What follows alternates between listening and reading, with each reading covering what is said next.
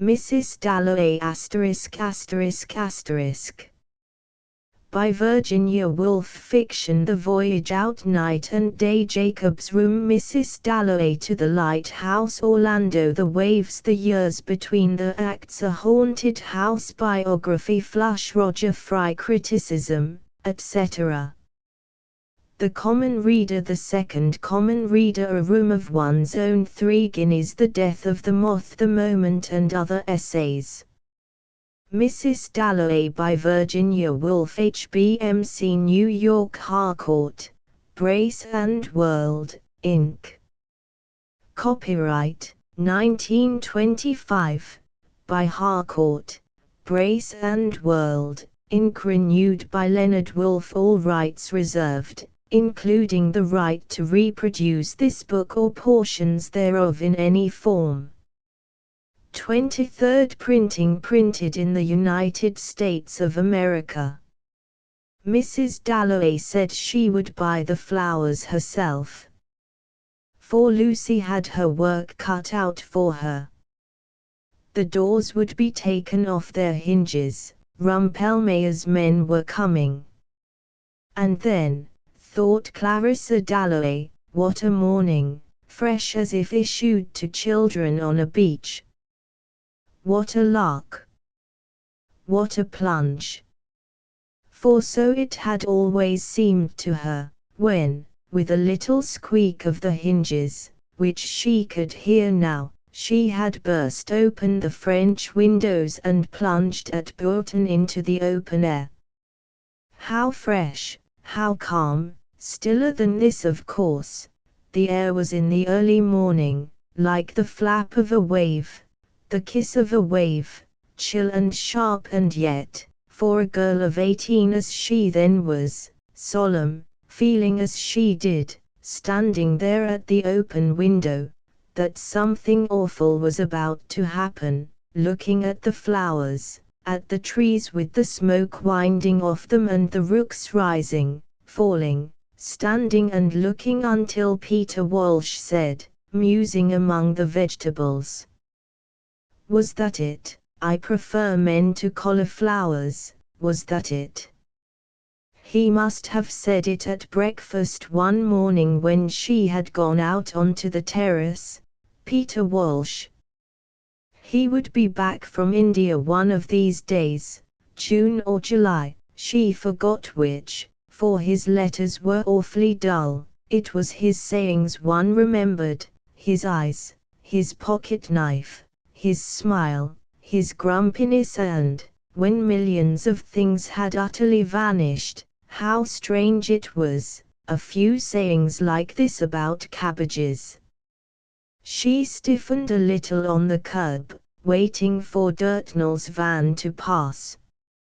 A charming woman, Scrope Purvis thought her, knowing her as one does know people who live next door to one in Westminster. A touch of the bird about her, of the jay, blue-green, light, vivacious, though she was over 50, and grown very white since her illness. There she perched, never seeing him, waiting to cross, very upright. For having lived in Westminster, how many years now? Over 20. One feels even in the midst of the traffic, or waking at night, Clarissa was positive, a particular hush, or solemnity, an indescribable pause, a suspense, but that might be her heart, affected, they said, by influenza, before Big Ben strikes. There! Out it boomed. First a warning, musical, then the hour, irrevocable. The leaden circles dissolved in the air. Such fools we are, she thought, crossing Victoria Street. For heaven only knows why one loves it so, how one sees it so, making it up, building it round one, tumbling it, creating it every moment afresh.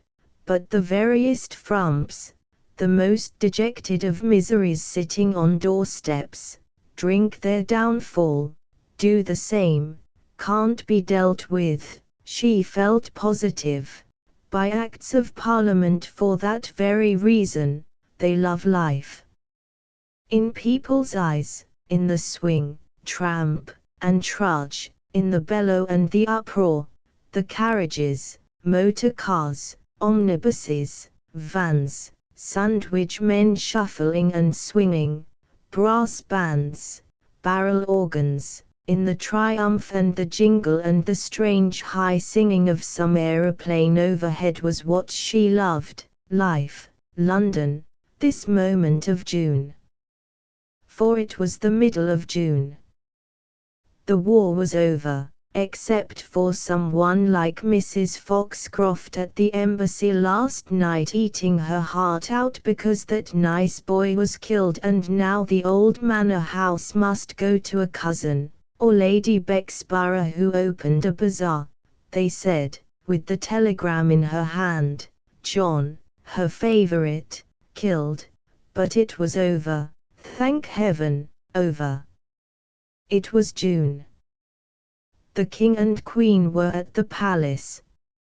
And everywhere, though it was still so early, there was a beating, a stirring of galloping ponies, tapping of cricket bats, Lords, Ascot, Ranelagh and all the rest of it, wrapped in the soft mesh of the grey-blue morning air, which, as the day wore on, would unwind them, and set down on their lawns and pitches the bouncing ponies, whose 4 feet just struck the ground and up they sprung, the whirling young men, and laughing girls in their transparent muslins, who, even now, after dancing all night, were taking their absurd woolly dogs for a run, and even now, at this hour, discreet old dowagers were shooting out in their motor cars on errands of mystery, and the shopkeepers were fidgeting in their windows with their paste and diamonds,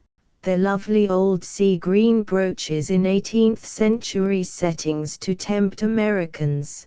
But one must economize, not buy things rashly for Elizabeth, and she, too, loving it as she did with an absurd and faithful passion, being part of it, since her people were courtiers once in the time of the Georges, she, too, was going that very night to kindle and illuminate, to give her party. But how strange, on entering the park, the silence, the mist, the hum, the slow-swimming happy ducks, the pouched birds waddling, and who should be coming along with his back against the government buildings, most appropriately, carrying a dispatch box stamped with the royal arms, who but Hugh Whitbread, her old friend Hugh, the admirable Hugh. "Good morning to you, Clarissa," said Hugh, rather extravagantly, for they had known each other as children. "Where are you off to?" "I love walking in London," said Mrs. Dalloway. "Really, it's better than walking in the country." They had just come up, unfortunately, to see doctors. Other people came to see pictures, go to the opera, take their daughters out. The Whitbreads came to see doctors. Times without number Clarissa had visited Evelyn Whitbread in a nursing home. Was Evelyn ill again? "Evelyn was a good deal out of sorts," said Hugh, intimating by a kind of pout or swell of his very well-covered, manly, extremely handsome, perfectly upholstered body. He was almost too well dressed always, but presumably had to be, with his little job at court, that his wife had some internal ailment, nothing serious, which, as an old friend, Clarissa Dalloway would quite understand without requiring him to specify. Ah yes, she did, of course. What a nuisance, and felt very sisterly and oddly conscious at the same time of her hat. Not the right hat for the early morning, was that it?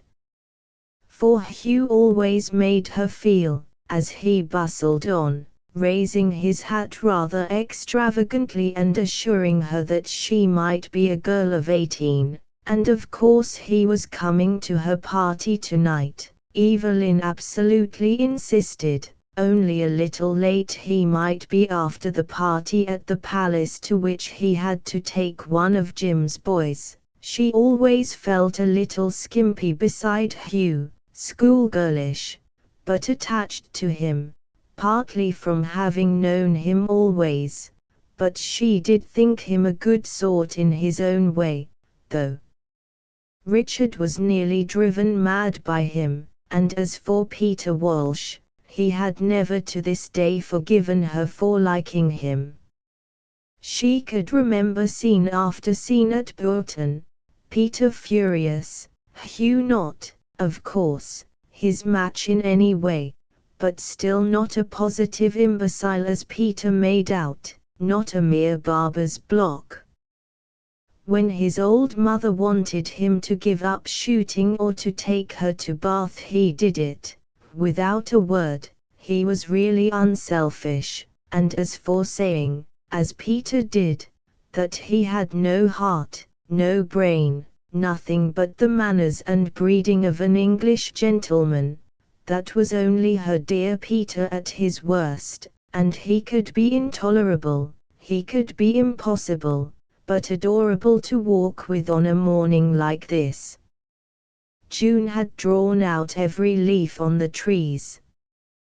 The mothers of Pimlico gave suck to their young.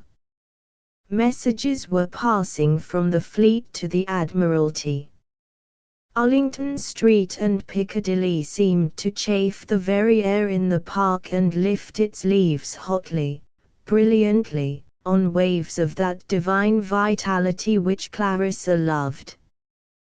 To dance, to ride, she had adored all that. For they might be parted for hundreds of years, she and Peter. She never wrote a letter and his were dry sticks, but suddenly it would come over her, if he were with me now what would he say? Some days, some sights bringing him back to her calmly, without the old bitterness, which perhaps was the reward of having cared for people.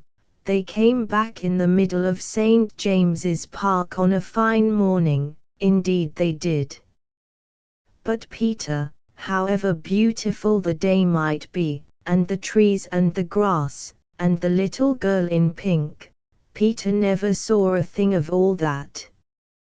He would put on his spectacles, if she told him to, he would look.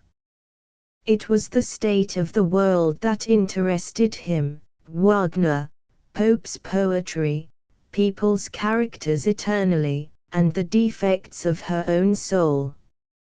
How he scolded her! How they argued! She would marry a prime minister and stand at the top of a staircase. The perfect hostess he called her. She had cried over it in her bedroom. She had the makings of the perfect hostess, he said. So she would still find herself arguing in St. James's Park, still making out that she had been right, and she had to, not to marry him. For in marriage a little license, a little independence there must be between people living together day in day out in the same house, which Richard gave her, and she him. Where was he this morning, for instance? Some committee, she never asked what. But with Peter everything had to be shared, everything gone into. And it was intolerable, and when it came to that scene in the little garden by the fountain, she had to break with him or they would have been destroyed, both of them ruined, she was convinced, though she had borne about with her for years like an arrow sticking in her heart the grief, the anguish, and then the horror of the moment when someone told her at a concert that he had married a woman met on the boat going to India. Never should she forget all that. Cold, heartless, a prude, he called her. Never could she understand how he cared. But those Indian women did, presumably, silly, pretty, flimsy nincompoops. And she wasted her pity. For he was quite happy, he assured her, perfectly happy, though he had never done a thing that they talked of. His whole life had been a failure. It made her angry still. She had reached the park gates. She stood for a moment, looking at the omnibuses in Piccadilly. She would not say of anyone in the world now that they were this or were that. She felt very young, at the same time unspeakably aged. She sliced like a knife through everything, at the same time was outside, looking on. She had a perpetual sense, as she watched the taxi cabs, of being out, far out to sea and alone. She always had the feeling that it was very, very dangerous to live even one day. Not that she thought herself clever, or much out of the ordinary.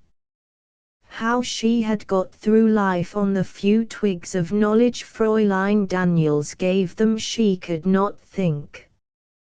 She knew nothing, no language, no history, she scarcely read a book now, except memoirs in bed, and yet to her it was absolutely absorbing, all this, the cabs passing, and she would not say of Peter, she would not say of herself, I am this, I am that. Her only gift was knowing people almost by instinct, she thought, walking on. If you put her in a room with someone, up went her back like a cat's, or she purred. Devonshire House, Bath House, the house with the china cockatoo, she had seen them all lit up once, and remembered Sylvia, Fred, Sally Seaton, such hosts of people, and dancing all night, and the wagons plodding past to market, and driving home across the park. She remembered once throwing a shilling into the Serpentine. But everyone remembered, what she loved was this, here, now, in front of her, the fat lady in the cab. Did it matter then, she asked herself, walking towards Bond Street, did it matter that she must inevitably cease completely, all this must go on without her?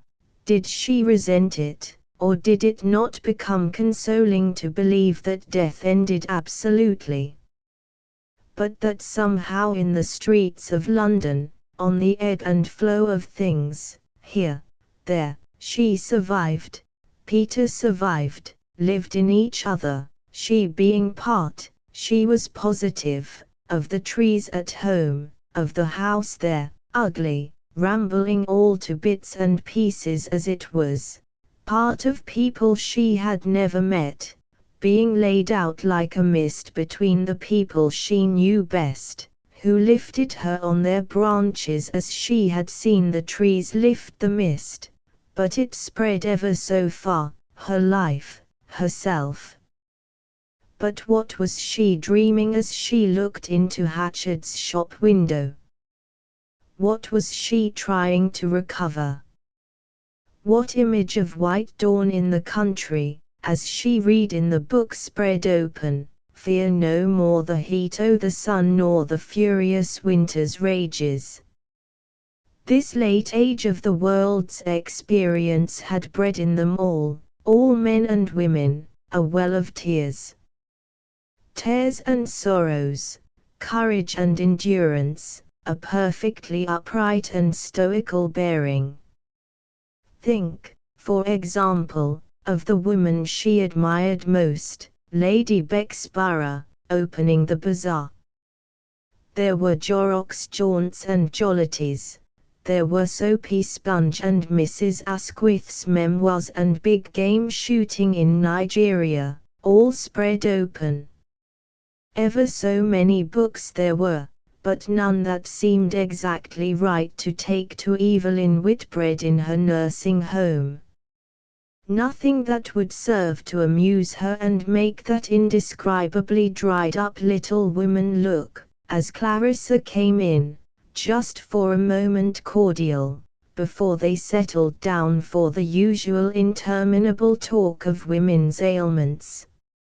How much she wanted it, that people should look pleased as she came in, Clarissa thought, and turned and walked back towards Bond Street, annoyed, because it was silly to have other reasons for doing things. Much rather would she have been one of those people like Richard who did things for themselves, whereas, she thought, waiting to cross, half the time she did things not simply, not for themselves, but to make people think this or that. Perfect idiocy she knew, and now the policeman held up his hand, for no one was ever for a second taken in. Oh, if she could have had her life over again! She thought, stepping onto the pavement, could have looked even differently.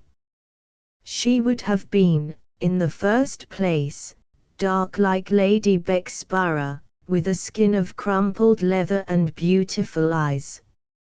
She would have been, like Lady Bexborough, slow and stately, rather large, interested in politics like a man, with a country house, very dignified, very sincere. Instead of which she had a narrow pea-stick figure, a ridiculous little face, beaked like a bird's.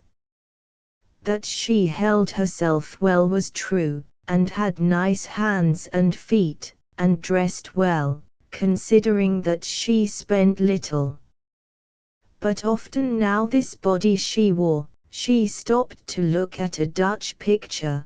This body, with all its capacities, seemed nothing, nothing at all.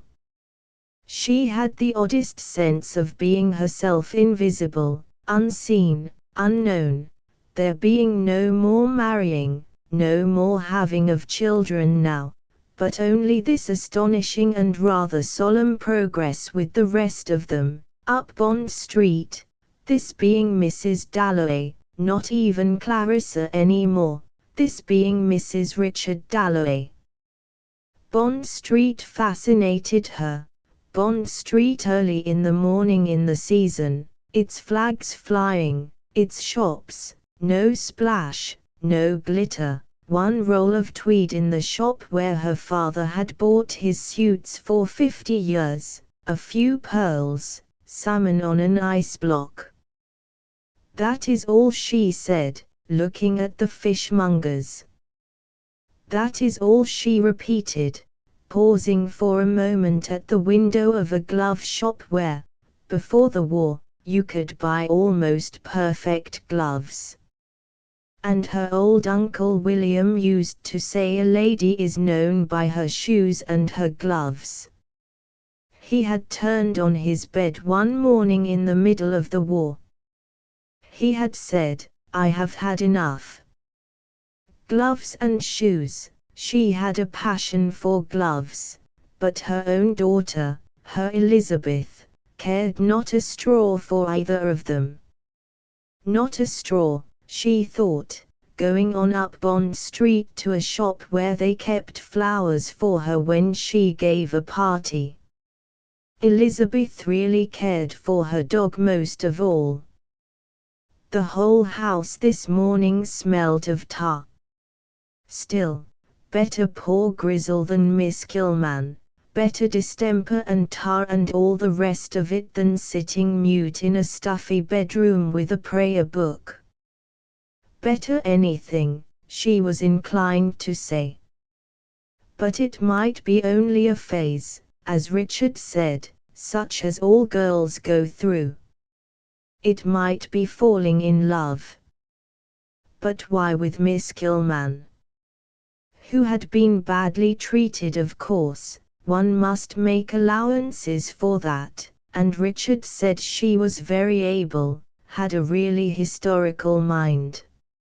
Anyhow they were inseparable, and Elizabeth, her own daughter, went to communion, and how she dressed, how she treated people who came to lunch, she did not care a bit, it being her experience that the religious ecstasy made people callous, so did causes, dulled their feelings, for Miss Kilman would do anything for the Russians, starved herself for the Austrians, but in private inflicted positive torture, so insensitive was she, dressed in a green mackintosh coat.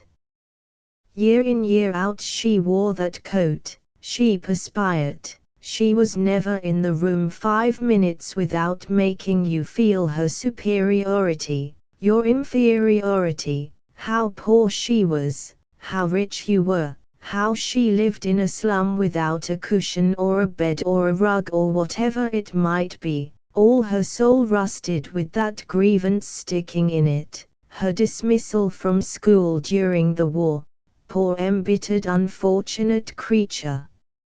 For it was not her one hated but the idea of her, which undoubtedly had gathered into itself a great deal that was not Miss Kilman, had become one of those spectres with which one battles in the night, one of those spectres who stand astride us and suck up half our life-blood, dominators and tyrants, for no doubt with another throw of the dice, had the black been uppermost and not the white, she would have loved Miss Kilman. But not in this world. No. It rasped her, though, to have stirring about in her this brutal monster. To hear twigs cracking and feel hooves planted down in the depths of that leaf-encumbered forest, the soul, never to be content quite, or quite secure, for at any moment the brute would be stirring, this hatred, which, especially since her illness, had power to make her feel scraped, hurt in her spine, gave her physical pain, and made all pleasure in beauty, in friendship, in being well, in being loved and making her home delightful rock, quiver, and bend as if indeed there were a monster grubbing at the roots, as if the whole panoply of content were nothing but self-love. This hatred. Nonsense, nonsense, she cried to herself, pushing through the swing doors of Mulberry's the florist's. She advanced, light, tall, very upright, to be greeted at once by button-faced Miss P.Y.M., whose hands were always bright red, as if they had been stood in cold water with the flowers. There were flowers, delphiniums, sweet peas, bunches of lilac, and carnations, masses of carnations. There were roses, there were irises. Ah yes, so she breathed in the earthy garden sweet smell as she stood talking to Miss P.Y.M. who owed her help, and thought her kind, for kind she had been years ago, very kind, but she looked older, this year, turning her head from side to side among the irises and roses and nodding tufts of lilac with her eyes half closed, snuffing in, after the street uproar, the delicious scent, the exquisite coolness. And then, opening her eyes, how fresh like frilled linen clean from a laundry laid in wicker trays the roses looked, and dark and prim the red carnations, holding their heads up, and all the sweet peas spreading in their bowls, tinged violet, snow white, pale, as if it were the evening and girls in muslin frocks came out to pick sweet peas and roses after the superb summer's day, with its almost blue-black sky, its delphiniums, its carnations, its arum lilies was over, and it was the moment between 6 and 7 when every flower, roses, carnations, irises, lilac, glows, white, violet, red, deep orange, every flower seems to burn by itself, softly, purely in the misty beds, and how she loved the grey-white moths spinning in and out, over the cherry pie, over the evening primroses. And as she began to go with Miss Pym from jar to jar, choosing, nonsense, nonsense, she said to herself, more and more gently, as if this beauty, this scent, this color, and Miss Pym liking her, trusting her, were a wave which she let flow over her and surmount that hatred, that monster, surmount it all, and it lifted her up and up when, oh! A pistol shot in the street outside. Dear, those motor cars, said Miss Pym, going to the window to look, and coming back and smiling apologetically with her hands full of sweet peas, as if those motor cars, those tires of motor cars, were all her fault. The violent explosion which made Mrs. Dalloway jump and Miss Pym go to the window and apologize came from a motor car which had drawn to the side of the pavement precisely opposite Mulberry's shop window.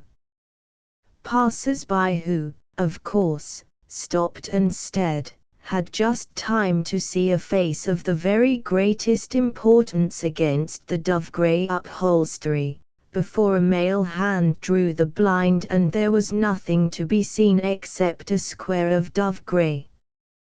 Yet rumours were at once in circulation from the middle of Bond Street to Oxford Street on one side, to Atkinson's scent shop on the other, passing invisibly, inaudibly, like a cloud, swift, veil-like upon hills, falling indeed with something of a cloud's sudden sobriety and stillness upon faces which a second before had been utterly disorderly.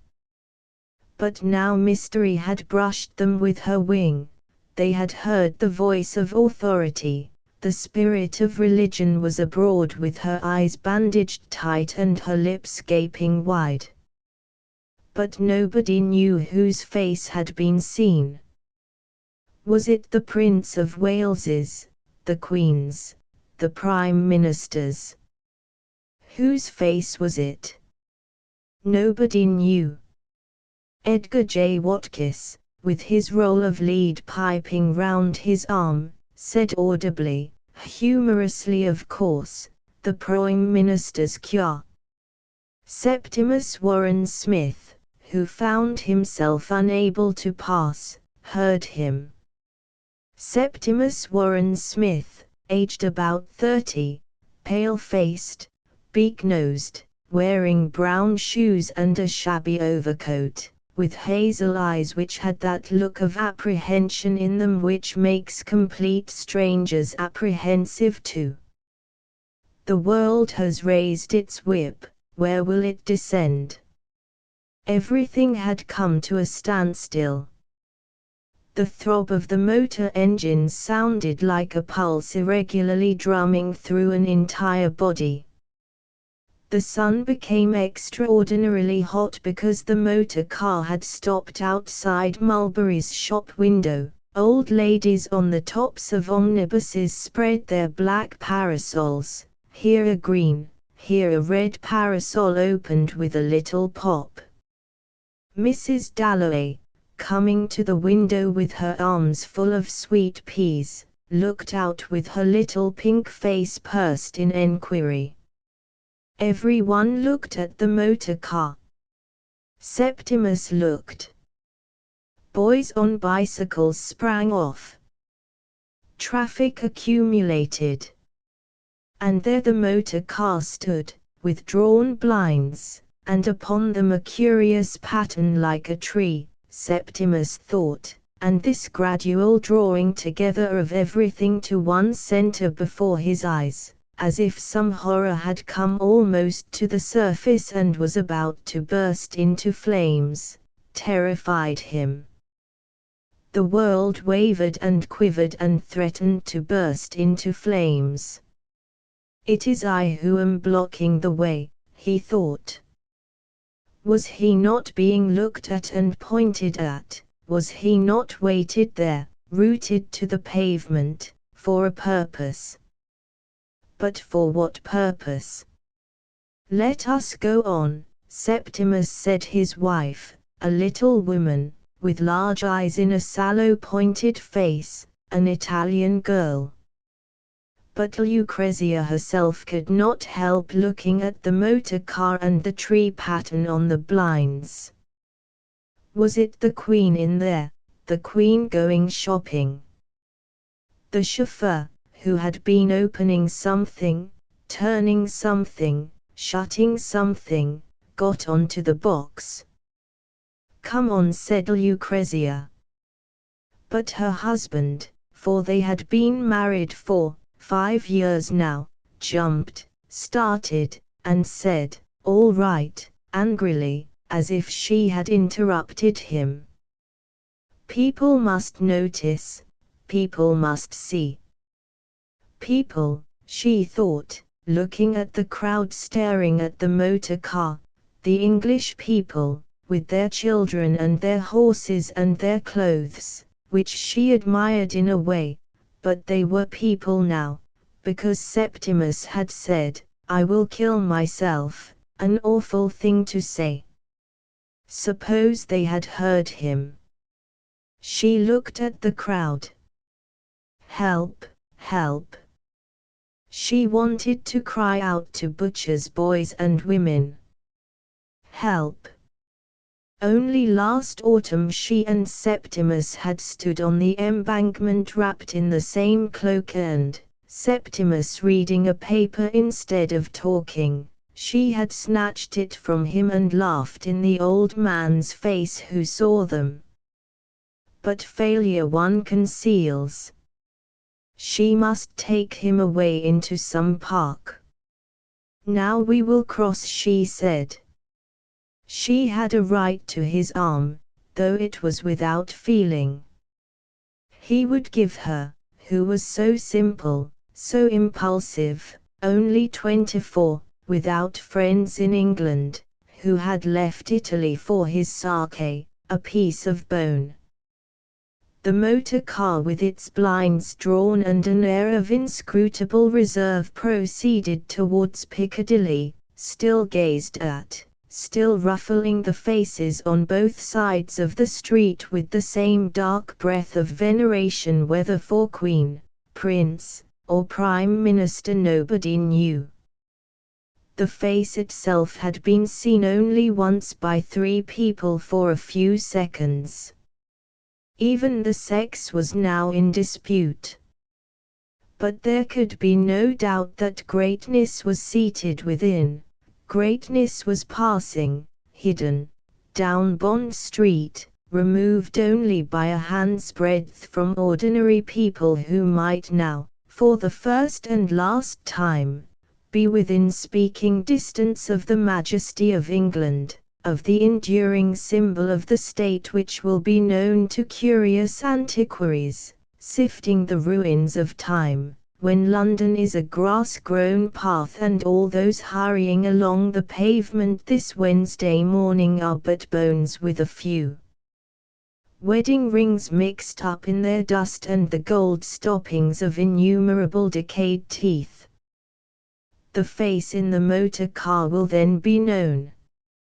It is probably the Queen, thought Mrs. Dalloway, coming out of Mulberry's with her flowers, the Queen. And for a second she wore a look of extreme dignity standing by the flower shop in the sunlight while the car passed at a foot's pace, with its blinds drawn. The Queen going to some hospital, the Queen opening some bazaar, thought Clarissa. The crush was terrific for the time of day. Lord's, Ascot, Hurlingham, what was it? She wondered, for the street was blocked. The British middle classes sitting sideways on the tops of omnibuses with parcels and umbrellas, yes, even furs on a day like this, were, she thought, more ridiculous, more unlike anything there has ever been than one could conceive, and the Queen herself held up, the Queen herself unable to pass. Clarissa was suspended on one side of Brook Street, Sir John Buckhurst, the old judge on the other, with the car between them.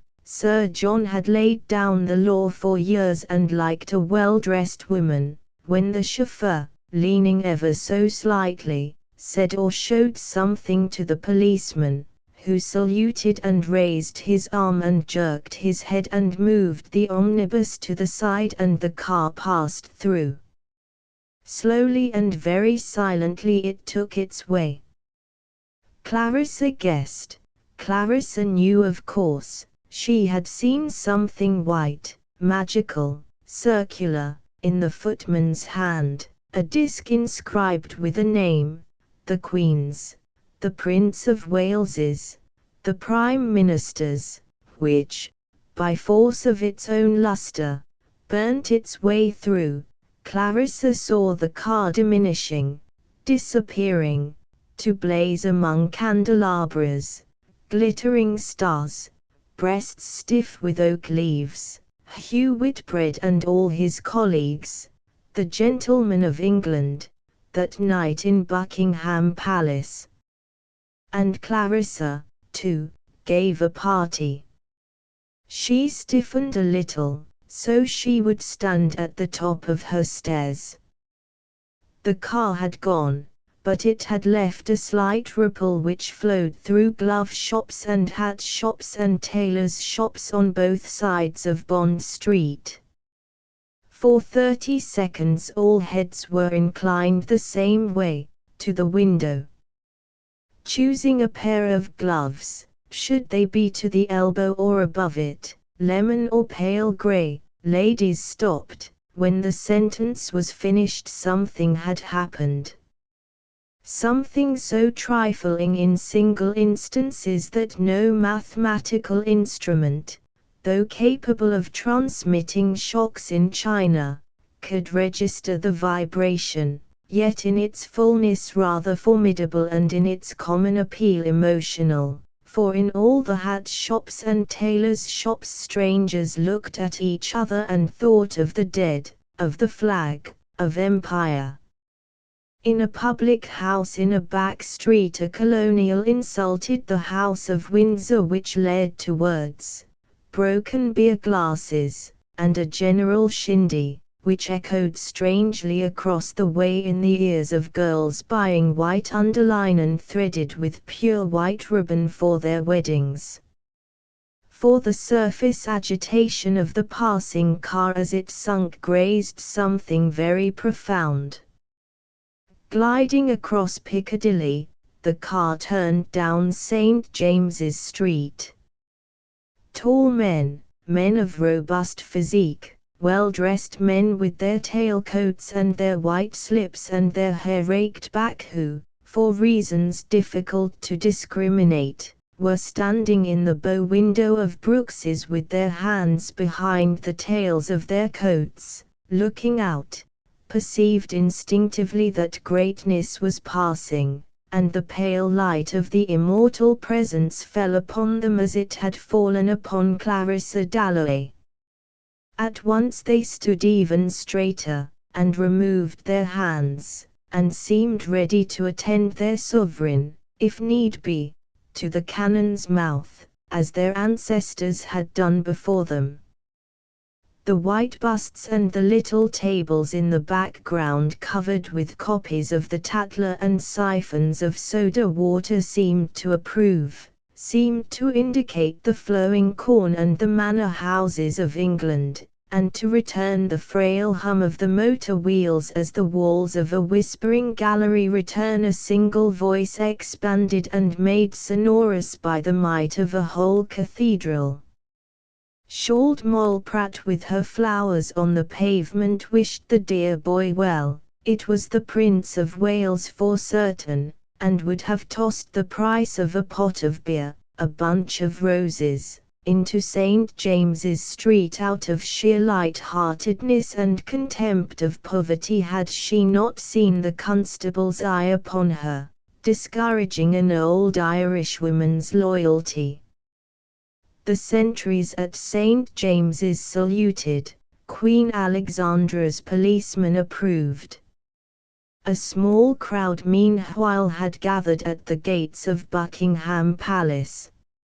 Listlessly, yet confidently, poor people all of them, they waited, looked at the palace itself with the flag flying, at Victoria, billowing on her mound, admired her shelves of running water, her geraniums, singled out from the motor cars in the mall first this one, then that, bestowed emotion, vainly, upon commoners out for a drive, recalled their tribute to keep it unspent while this car passed and that, and all the time let rumor accumulate in their veins and thrill the nerves in their thighs at the thought of royalty looking at them, the Queen bowing, the Prince saluting, at the thought of the heavenly life divinely bestowed upon kings, of the equerries and deep curtsies, of the Queen's old doll's house, of Princess Mary married to an Englishman, and the Prince, the Prince, who took wonderfully, they said, after old King Edward, but was ever so much slimmer. The Prince lived at St. James's, but he might come along in the morning to visit his mother. So Sarah Bletchley said with her baby in her arms, tipping her foot up and down as though she were by her own fender in Pimlico, but keeping her eyes on the Mall, while Emily Coates ranged over the palace windows and thought of the housemaids, the innumerable housemaids, the bedrooms, the innumerable bedrooms. Joined by an elderly gentleman with an Aberdeen terrier, by men without occupation, the crowd increased. Little Mr. Bowley, who had rooms in the Albany and was sealed with wax over the deeper sources of life but could be unsealed suddenly, inappropriately, sentimentally, by this sort of thing.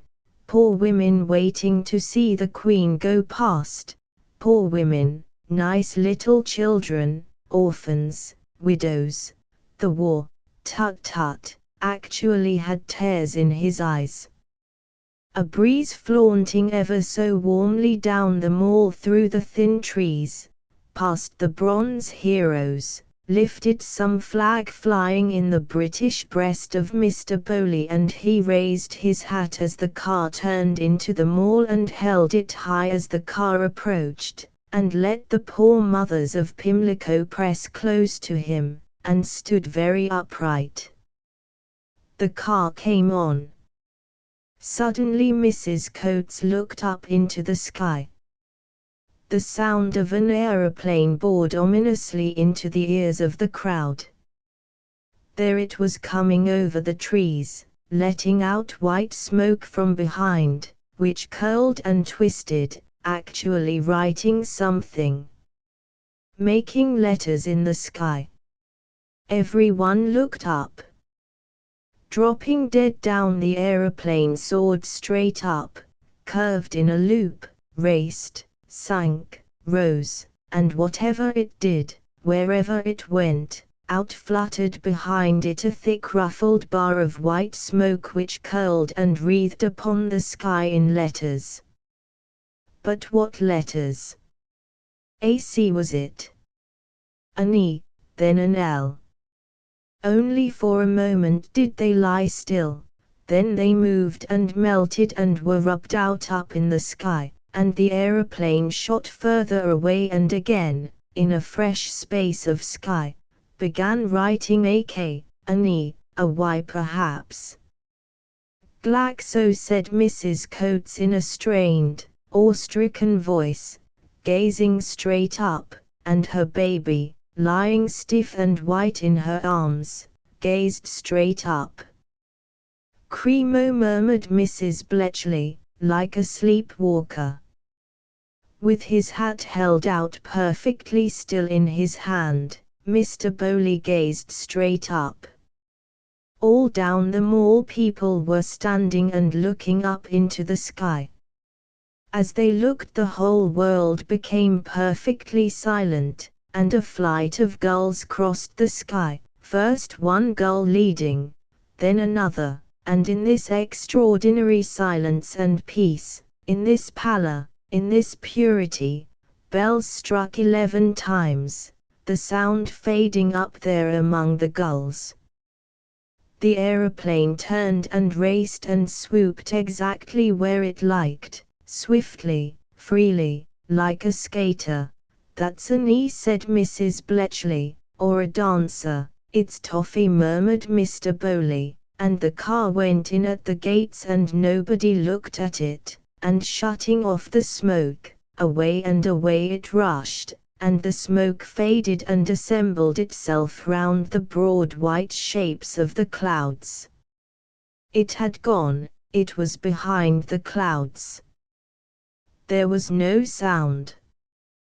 The clouds to which the letters E, G, or L had attached themselves moved freely, as if destined to cross from west to east on a mission of the greatest importance which would never be revealed. And yet certainly so it was, a mission of the greatest importance.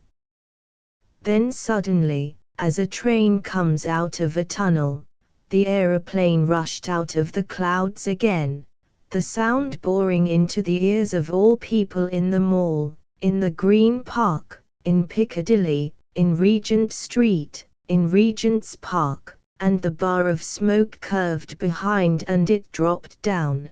And it soared up and wrote one letter after another, but what word was it writing? Lucrezia Warren Smith, sitting by her husband's side on a seat in Regent's Park in the Broad Walk, looked up. Look, look, Septimus, she cried. For Dr. Holmes had told her to make her husband, who had nothing whatever seriously the matter with him but was a little out of sorts, take an interest in things outside himself. So, thought Septimus, looking up, they are signaling to me. Not indeed in actual words, that is, he could not read the language yet, but it was plain enough, this beauty, this exquisite beauty. And tears filled his eyes as he looked at the smoke words languishing and melting in the sky and bestowing upon him in their inexhaustible charity and laughing goodness one shape after another of unimaginable beauty and signaling their intention to provide him, for nothing, forever, for looking merely, with beauty, more beauty. Tears ran down his cheeks. It was toffee, they were advertising toffee, a nursemaid told Rizia. Together they began to spell T-O-F-K. Ah, said the nursemaid, and Septimus heard her say K close to his ear, deeply, softly, like a mellow organ, but with a roughness in her voice like a grasshopper's, which rasped his spine deliciously and sent running up into his brain waves of sound which, concussing, broke. A marvelous discovery indeed, that the human voice in certain atmospheric conditions, for one must be scientific, above all scientific, can quicken trees into life. Happily Rizia put her hand with a tremendous weight on his knee so that he was weighted down.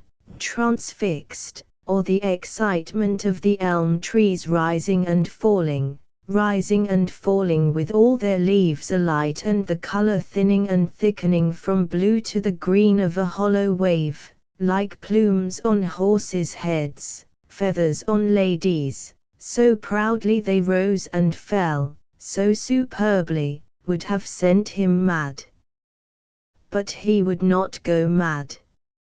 He would shut his eyes, he would see no more. But they beckoned, leaves were alive, trees were alive. And the leaves being connected by millions of fibers with his own body, there on the seat, fanned it up and down. When the branch stretched he, too, made that statement. The sparrows fluttering, rising, and falling in jagged fountains were part of the pattern, the white and blue, barred with black branches. Sounds made harmonies with premeditation, the spaces between them were as significant as the sounds. A child cried. Rightly far away a horn sounded. All taken together meant the birth of a new religion. Septimus, said Rosiah. He started violently. People must notice. I am going to walk to the fountain and back, she said. For she could stand it no longer. Dr. Holmes might say there was nothing the matter. Far rather would she that he were dead. She could not sit beside him when he stared so and did not see her and made everything terrible, sky and tree, children playing, dragging carts, blowing whistles, falling down, all were terrible. And he would not kill himself, and she could tell no one.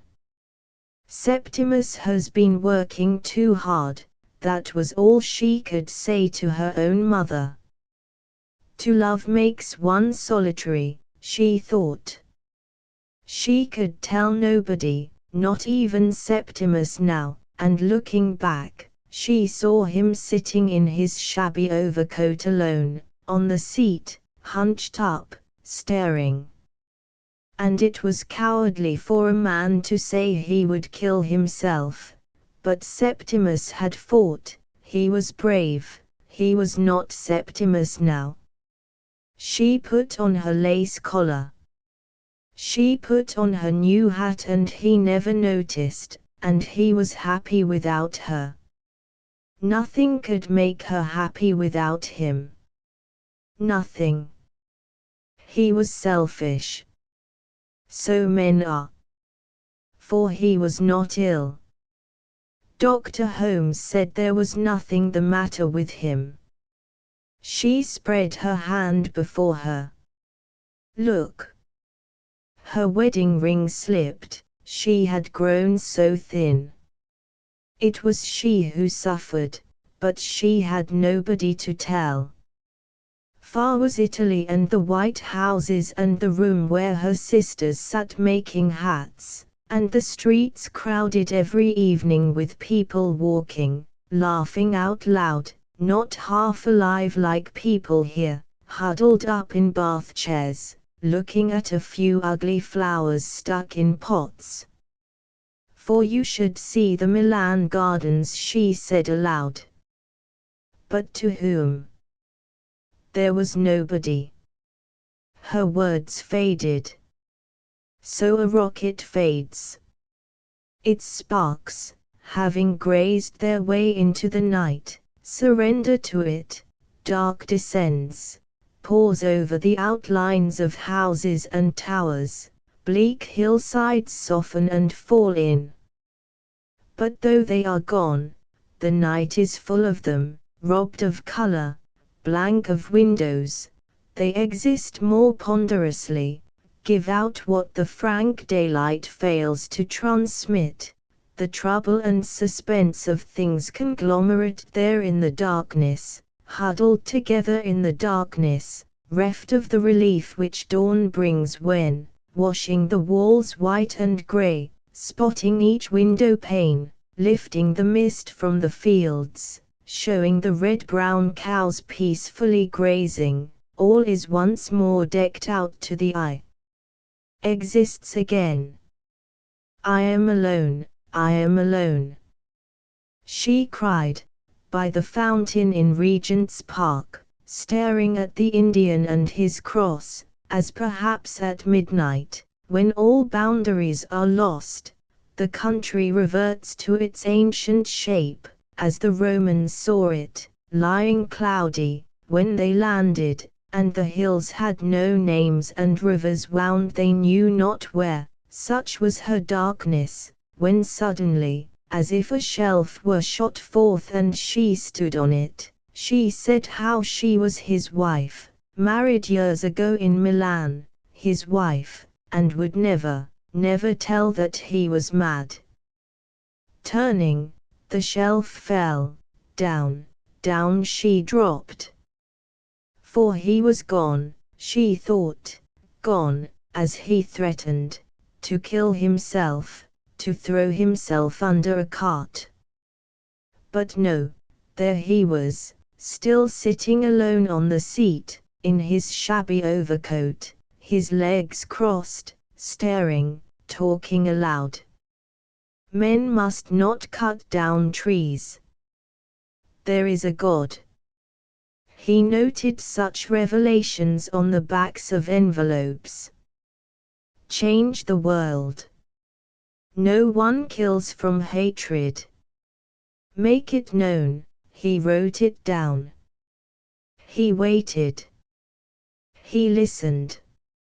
A sparrow perched on the railing opposite chirped Septimus, Septimus, 4 or 5 times over and went on, drawing its notes out, to sing freshly and piercingly in Greek words how there is no crime, and, joined by another sparrow, they sung in voices prolonged and piercing in Greek words, from trees in the meadow of life beyond a river where the dead walk, how there is no death.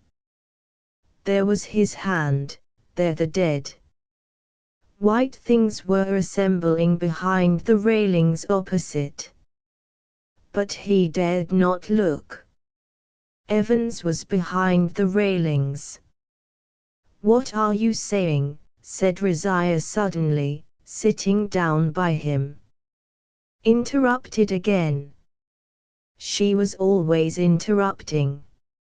Away from people, they must get away from people, he said, jumping up, right away over there, where there were chairs beneath a tree and the long slope of the park dipped like a length of green stuff with a ceiling cloth of blue and pink smoke high above, and there was a rampart of far irregular houses hazed in smoke.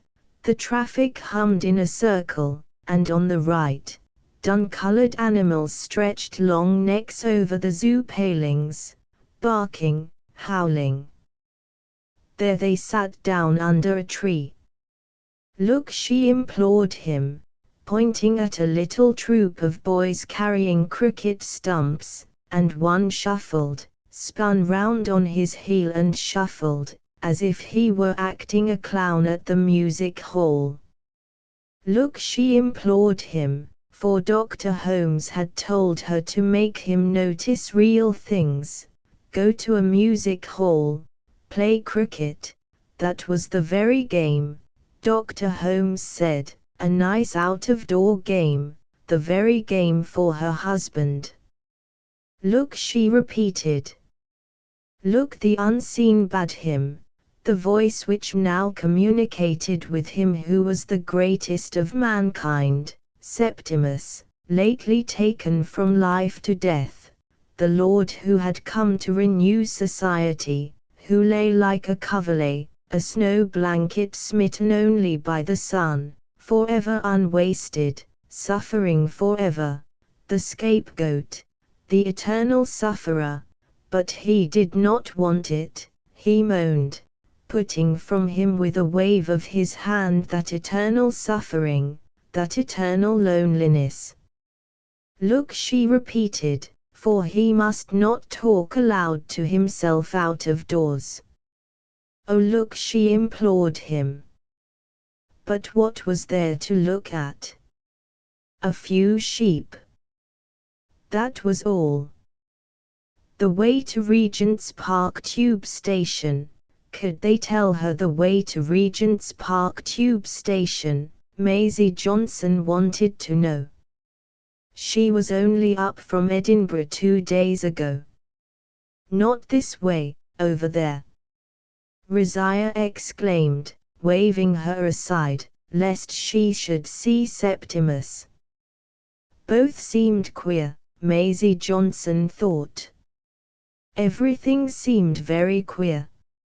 In London for the first time, come to take up a post at her uncle's in Leadenhall Street, and now walking through Regent's Park in the morning.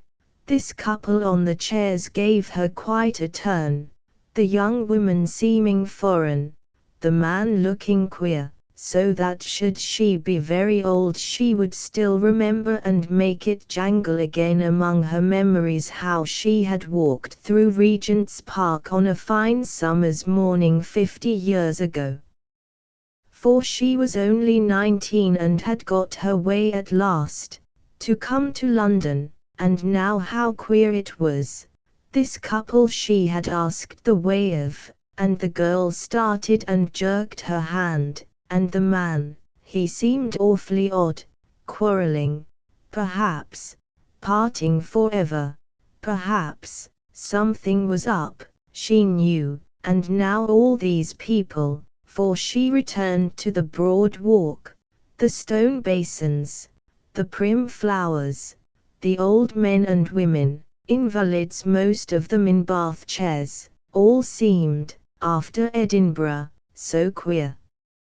And Maisie Johnson, as she joined that gently trudging, vaguely gazing, breeze-kissed company, squirrels perching and preening, sparrow fountains fluttering for crumbs, dogs busy with the railings, busy with each other, while the soft warm air washed over them and lent to the fixed unsurprised gaze with which they received life something whimsical and mollified. Maisie Johnson positively felt she must cry oh. For that young man on the seat had given her quite a turn. Something was up, she knew. Horror. Horror. She wanted to cry. She had left her people, they had warned her what would happen. Why hadn't she stayed at home? She cried, twisting the knob of the iron railing.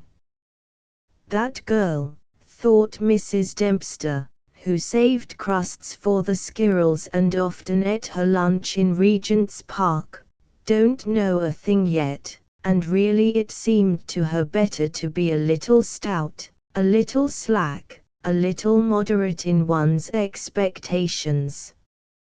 Percy drank.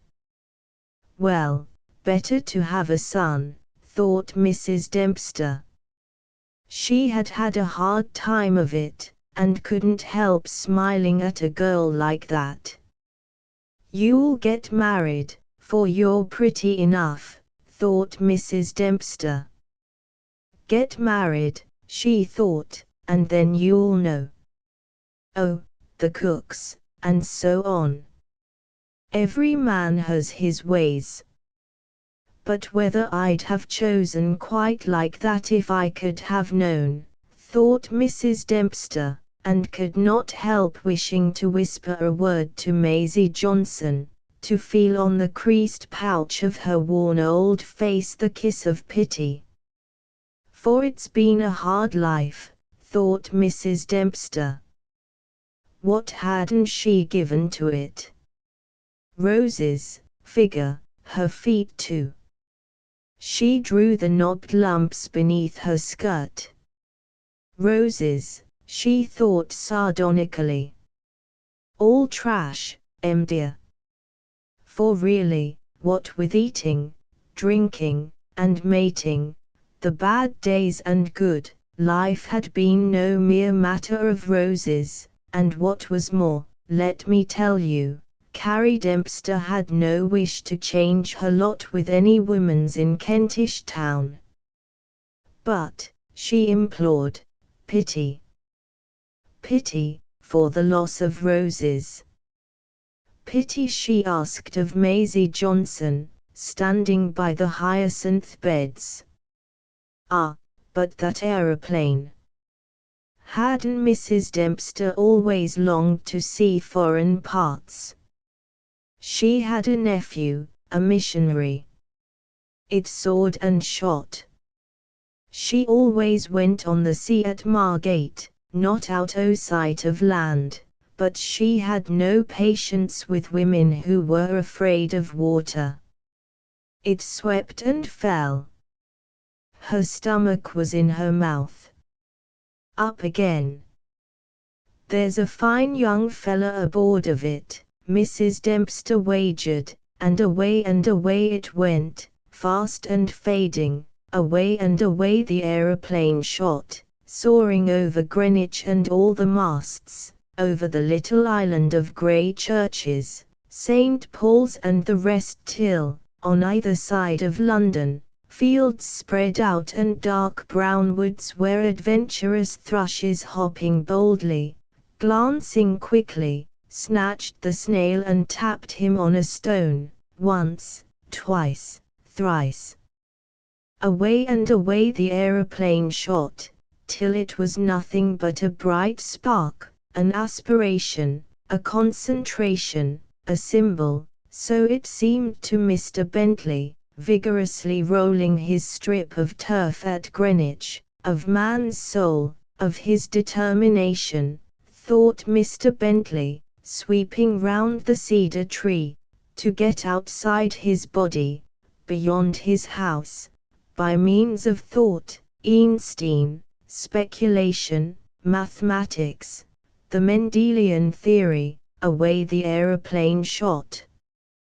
Then, while a seedy-looking nondescript man carrying a leather bag stood on the steps of St. Paul's Cathedral, and hesitated, for within was what balm, how great a welcome, how many tombs with banners waving over them, tokens of victories not over armies, but over, he thought, that plaguey spirit of truth-seeking which leaves me at present without a situation, and more than that, the cathedral offers company, he thought, invites you to membership of a society, great men belong to it, martyrs have died for it, why not enter in, he thought, put this leather bag stuffed with pamphlets before an altar, a cross, the symbol of something which has soared beyond seeking and questing and knocking of words together and has become all spirit,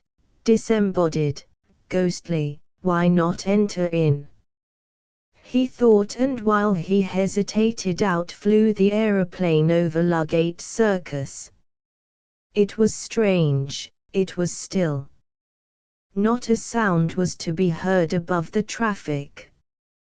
Unguided it seemed, sped of its own free will. And now, curving up and up, straight up, like something mounting in ecstasy, in pure delight, out from behind poured white smoke looping, writing 80, an O, an F. What are they looking at? Said Clarissa Dalloway to the maid who opened her door. The hall of the house was cool as a vault. Mrs. Dalloway raised her hand to her eyes, and, as the maid shut the door to, and she heard the swish of Lucy's skirts, she felt like a nun who has left the world and feels fold round her the familiar veils and the response to old devotions. The cook whistled in the kitchen. She heard the click of the typewriter. It was her life, and, bending her head over the whole table, she bowed beneath the influence, felt blessed and purified, saying to herself, as she took the pad with the telephone message on it. How moments like this are buds on the tree of life, flowers of darkness they are, she thought, as if some lovely rose had blossomed for her eyes only. Not for a moment did she believe in God, but all the more, she thought, taking up the pad, must one repay in daily life to servants, yes, to dogs and canaries, above all to Richard her husband, who was the foundation of it, of the gay sounds, of the green lights, of the cook even whistling, for Mrs. Walker was Irish and whistled all day long. One must pay back from this secret deposit of exquisite moments, she thought, lifting the pad, while Lucy stood by her, trying to explain how. Mr. Dalloway, Clarissa read on the telephone pad, Lady Bruton wishes to know if Mr. Dalloway will lunch with her today. Mr. Dalloway, told me to tell you he would be lunching out. Dear, said Clarissa, and Lucy shared as she meant her to her disappointment, but not the pang, felt the concord between them, took the hint, thought how the gentry love, gilded her own future with calm, and, taking Mrs. Dalloway's parasol, handled it like a sacred weapon which a goddess, having acquitted herself honorably in the field of battle, sheds, and placed it in the umbrella stand. Fear no more, said Clarissa. Fear no more the heat o' the sun, for the shock of Lady Bruton asking Richard to lunch without her made the moment in which she had stood shiver, as a plant on the riverbed feels the shock of a passing oar and shivers, so she rocked, so she shivered. Millicent Bruton, whose lunch parties were said to be extraordinarily amusing, had not asked her. No vulgar jealousy could separate her from Richard. But she feared time itself, and read on Lady Bruton's face, as if it had been a dial cut in impassive stone, the dwindling of life, how year by year her share was sliced, how little the margin that remained was capable any longer of stretching, of absorbing, as in the youthful years, the colors, salts, tones of existence, so that she filled the room she entered, and felt often as she stood hesitating one moment on the threshold of her drawing-room, an exquisite suspense, such as might stay a diver before plunging while the sea darkens and brightens beneath him, and the waves which threaten to break, but only gently split their surface, roll and conceal and encrust as they just turn over the weeds with pearl. She put the pad on the hall table. She began to go slowly upstairs, with her hand on the banisters, as if she had left a party, where now this friend now that had flashed back her face, her voice, had shut the door and gone out and stood alone, a single figure against the appalling night, or rather, to be accurate, against the stare of this matter-of-fact June morning, soft with the glow of rose petals for some, she knew, and felt it, as she paused by the open staircase window which let in blinds flapping, dogs barking, let in. She thought, feeling herself suddenly shriveled, aged, breastless, the grinding, blowing, flowering of the day, out of doors, out of the window, out of her body and brain which now failed, since Lady Bruton, whose lunch parties were said to be extraordinarily amusing, had not asked her.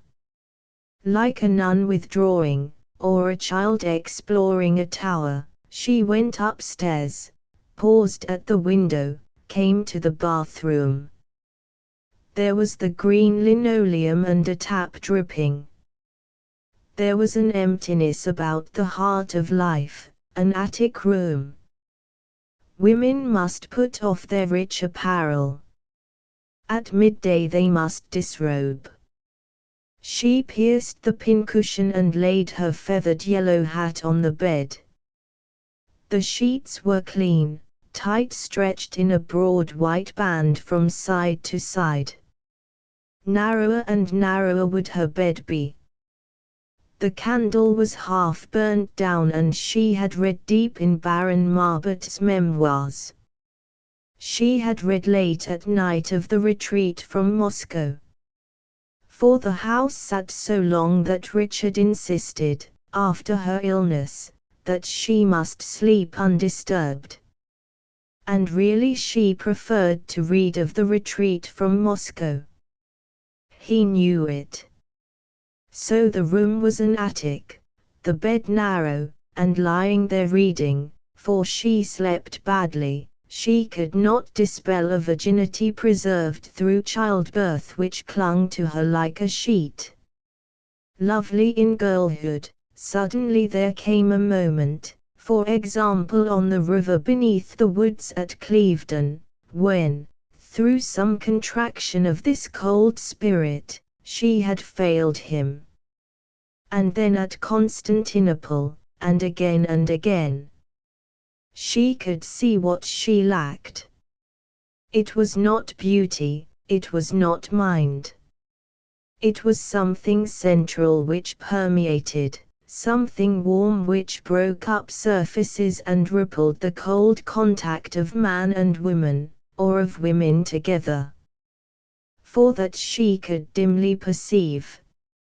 She resented it, had a scruple picked up heaven knows where, or, as she felt, sent by nature, who is invariably wise, yet she could not resist sometimes yielding to the charm of a woman, not a girl, of a woman confessing, as to her they often did, some scrape, some folly. And whether it was pity, or their beauty, or that she was older, or some accident, like a faint scent, or a violin next door, so strange is the power of sounds at certain moments, she did undoubtedly then feel what men felt. Only for a moment, but it was enough.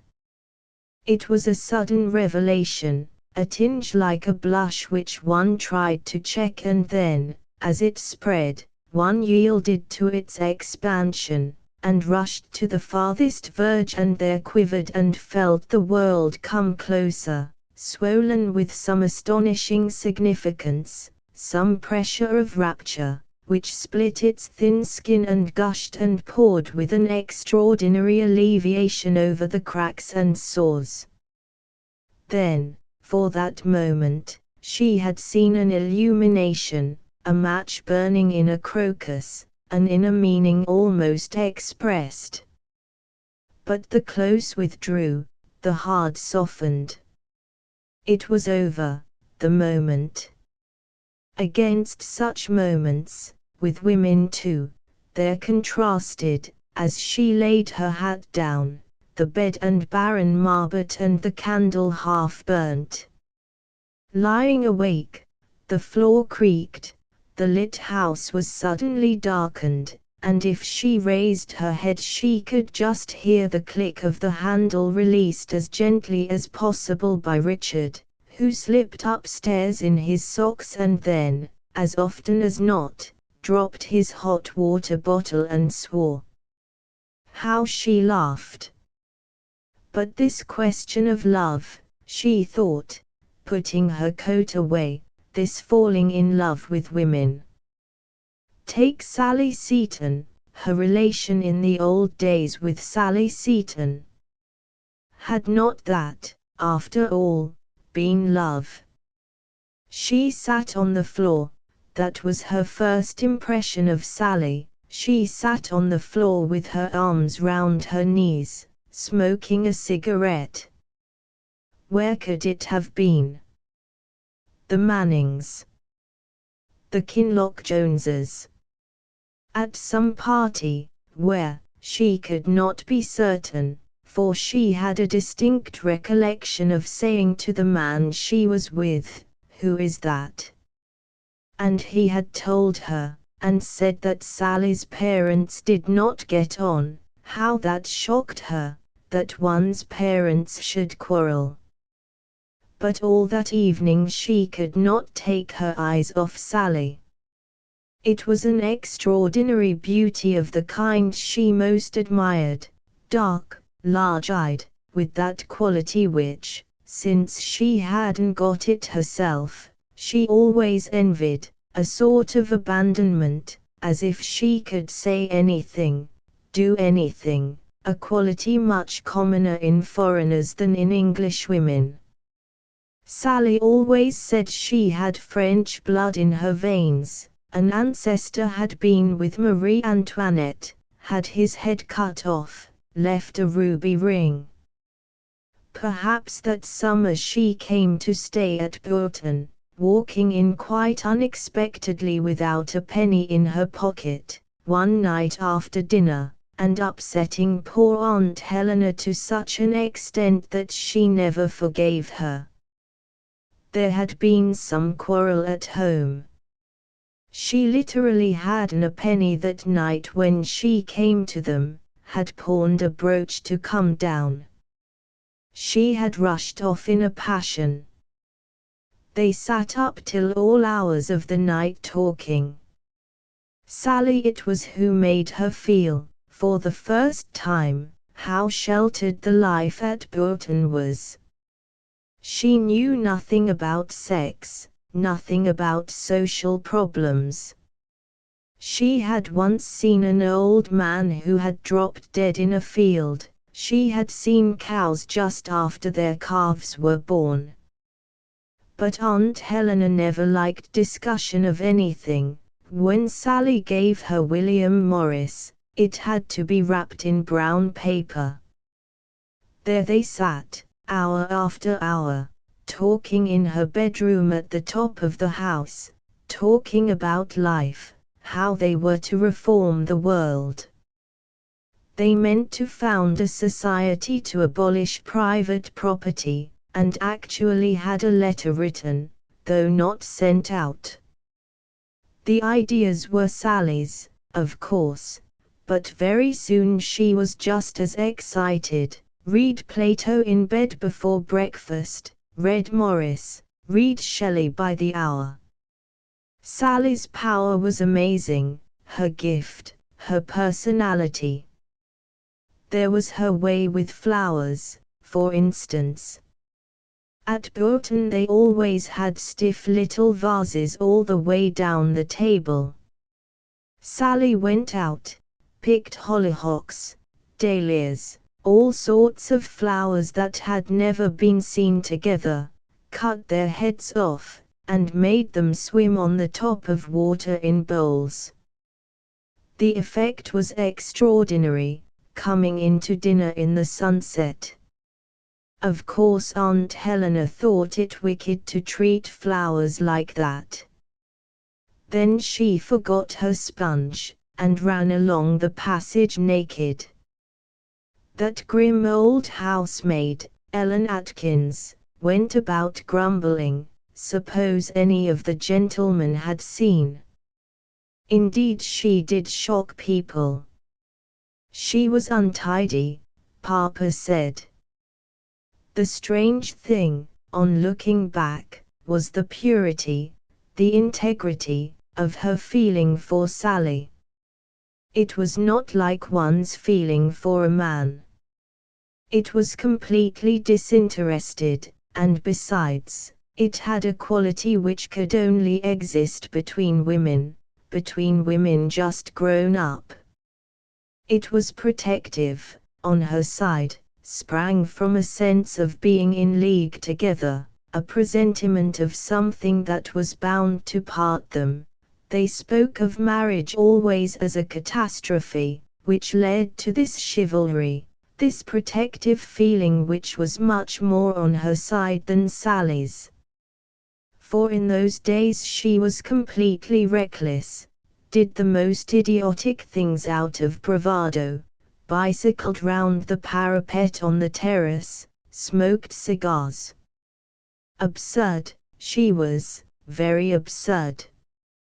But the charm was overpowering, to her at least, so that she could remember standing in her bedroom at the top of the house holding the hot water can in her hands and saying aloud, "She is beneath this roof. She is beneath this roof." No, the words meant absolutely nothing to her now. She could not even get an echo of her old emotion. But she could remember going cold with excitement, and doing her hair in a kind of ecstasy. Now the old feeling began to come back to her, as she took out her hairpins, laid them on the dressing table, began to do her hair, with the rooks flaunting up and down in the pink evening light, and dressing, and going downstairs, and feeling as she crossed the hall if it were now to die or now to be most happy. That was her feeling, Othello's feeling, and she felt it. She was convinced, as strongly as Shakespeare meant Othello to feel it, all because she was coming down to dinner in a white frock to meet Sally Seton. She was wearing pink gauze. Was that possible? She seemed, anyhow, all light, glowing, like some bird or air ball that has flown in, attached itself for a moment to a bramble. But nothing is so strange when one is in love, and what was this except being in love, as the complete indifference of other people? Aunt Helena just wandered off after dinner. Papa read the paper. Peter Walsh might have been there, and old Miss Cummings.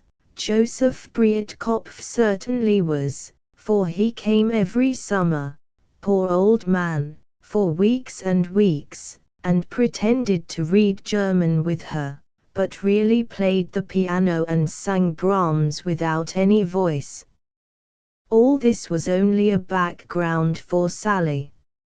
She stood by the fireplace talking, in that beautiful voice which made everything she said sound like a caress, to Papa, who had begun to be attracted rather against his will. He never got over lending her one of his books and finding it soaked on the terrace, when suddenly she said, "What a shame to sit indoors," and they all went out onto the terrace and walked up and down. Peter Walsh and Joseph Briatkopf went on about Wagner. She and Sally fell a little behind. Then came the most exquisite moment of her whole life, passing a stone urn with flowers in it. Sally stopped, picked a flower, kissed her on the lips. The whole world might have turned upside down. The others disappeared, there she was alone with Sally.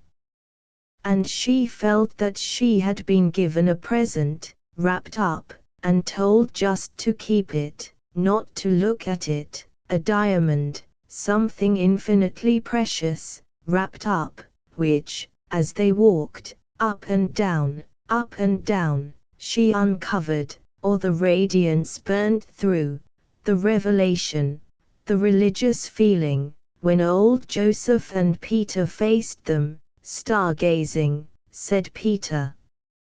It was like running one's face against a granite wall in the darkness. It was shocking, it was horrible. Not for herself.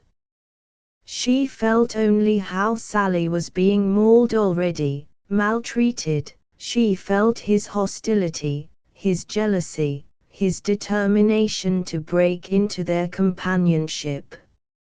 All this she saw as one sees a landscape in a flash of lightning, and Sally, never had she admired her so much, gallantly taking her way unvanquished. She laughed. She made old Joseph tell her the names of the stars, which he liked doing very seriously. She stood there, she listened. She heard the names of the stars. Oh, this horror, she said to herself, as if she had known all along that something would interrupt, would embitter her moment of happiness. Yet, after all, how much she owed to him later. Always when she thought of him she thought of their quarrels for some reason, because she wanted his good opinion so much, perhaps. She owed him words, sentimental, civilized, they started up every day of her life as if he guarded her.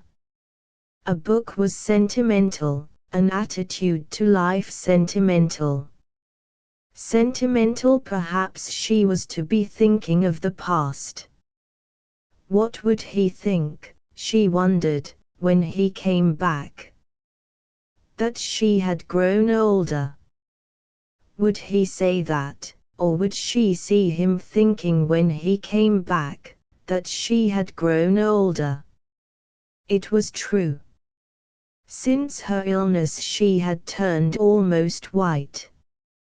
Laying her brooch on the table, she had a sudden spasm, as if, while she mused, the icy claws had had the chance to fix in her. She was not old yet. She had just broken into her 52nd year. Months and months of it were still untouched. June, July, August.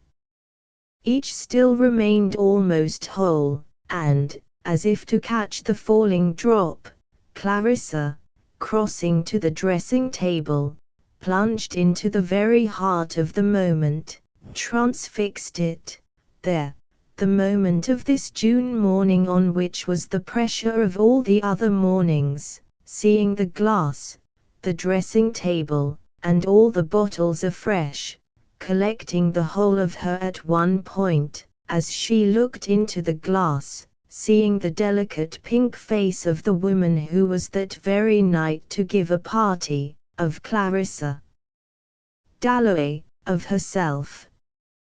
How many million times she had seen her face, and always with the same imperceptible contraction. She pursed her lips when she looked in the glass. It was to give her face point. That was herself, pointed, dart-like, definite. That was herself when some effort, some call on her to be herself, drew the parts together. She alone knew how different, how incompatible, and composed so for the world only into one center, one diamond. One woman who sat in her drawing room and made a meeting point, a radiancy no doubt in some dull lives, a refuge for the lonely to come to. Perhaps, she had helped young people, who were grateful to her, had tried to be the same always, never showing a sign of all the other sides of her. Faults, jealousies, vanities, suspicions, like this of Lady Bruton not asking her to lunch, which, she thought, combing her hair finally, is utterly base. Now, where was her dress? Her evening dresses hung in the cupboard. Clarissa, plunging her hand into the softness, gently detached the green dress and carried it to the window. She had torn it. Someone had trod on the skirt. She had felt it give at the embassy party at the top among the folds. By artificial light the green shone, but lost its color now in the sun. She would mend it. Her maids had too much to do. She would wear it tonight.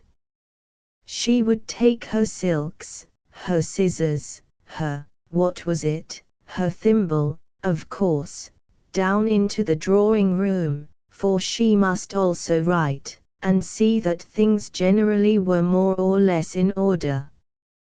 Strange, she thought, pausing on the landing, and assembling that diamond shape, that single person. Strange how a mistress knows the very moment, the very temper of her house. Faint sounds rose in spirals up the well of the stairs, the swish of a mop, tapping, knocking, a loudness when the front door opened, a voice repeating a message in the basement, the chink of silver on a tray, clean silver for the party. All was for the party. And Lucy, coming into the drawing-room with her tray held out, put the giant candlesticks on the mantelpiece, the silver casket in the middle, turned the crystal dolphin towards the clock. They would come, they would stand, they would talk in the mincing tones which she could imitate, ladies and gentlemen. Of all, her mistress was loveliest, mistress of silver, of linen, of china, for the sun, the silver, doors off their hinges, Rumpelmayer's men, gave her a sense, as she laid the paper knife on the inlaid table, of something achieved. Behold! Behold! She said, speaking to her old friends in the baker's shop, where she had first seen service at Caterham, prying into the glass. She was Lady Angela, attending Princess Mary, when in came Mrs. Dalloway. "Oh Lucy," she said, "the silver does look nice." And how she said, turning the crystal dolphin to stand straight, "How did you enjoy the play last night?" "Oh, they had to go before the end," she said. "They had to be back at 10, she said. "So they don't know what happened," she said. "That does seem hard luck," she said, for her servants stayed later, if they asked her. "That does seem rather a shame," she said, taking the old bald-looking cushion in the middle of the sofa and putting it in Lucy's arms, and giving her a little push, and crying, "Take it away. Give it to Mrs. Walker with my compliments. Take it away," she cried. And Lucy stopped at the drawing-room door, holding the cushion, and said, very shyly, turning a little pink, "Couldn't she help to mend that dress?" "But," said Mrs. Dalloway, "she had enough on her hands already, quite enough of her own to do without that." "But, thank you, Lucy, oh, thank you," said Mrs. Dalloway, "and thank you," she went on saying, sitting down on the sofa with her dress over her knees, her scissors, her silks, "thank you," she went on saying in gratitude to her servants generally for helping her to be like this, to be what she wanted, gentle, generous-hearted. Her servants liked her. And then this dress of hers, where was the tear? And now her needle to be threaded. This was a favorite dress, one of Sally Parker's, the last almost she ever made, alas, for Sally had now retired, living at Ealing, and if ever I have a moment, thought Clarissa, but never would she have a moment any more, I shall go and see her at Ealing. For she was a character, thought Clarissa, a real artist. She thought of little out-of-the-way things, yet her dresses were never queer. You could wear them at Hatfield, at Buckingham Palace. She had worn them at Hatfield, at Buckingham Palace. Quiet descended on her, calm, content, as her needle, drawing the silk smoothly to its gentle pause, collected the green folds together and attached them, very lightly, to the belt. So on a summer's day waves collect, overbalance, and fall, collect and fall, and the whole world seems to be saying that is all more and more ponderously, until even the heart in the body which lies in the sun on the beach says too, that is all. Fear no more, says the heart. Fear no more, says the heart, committing its burden to some sea, which sighs collectively for all sorrows, and renews, begins, collects, lets fall. And the body alone listens to the passing bee, the wave breaking, the dog barking, far away barking and barking. Heavens, the front door bell, exclaimed Clarissa, staying her needle. Roused, she listened. Mrs. Dalloway will see me, said the elderly man in the hall. Oh yes, she will see me, he repeated, putting Lucy aside very benevolently, and running upstairs ever so quickly. Yes, yes, yes, he muttered as he ran upstairs. She will see me. After 5 years in India, Clarissa will see me.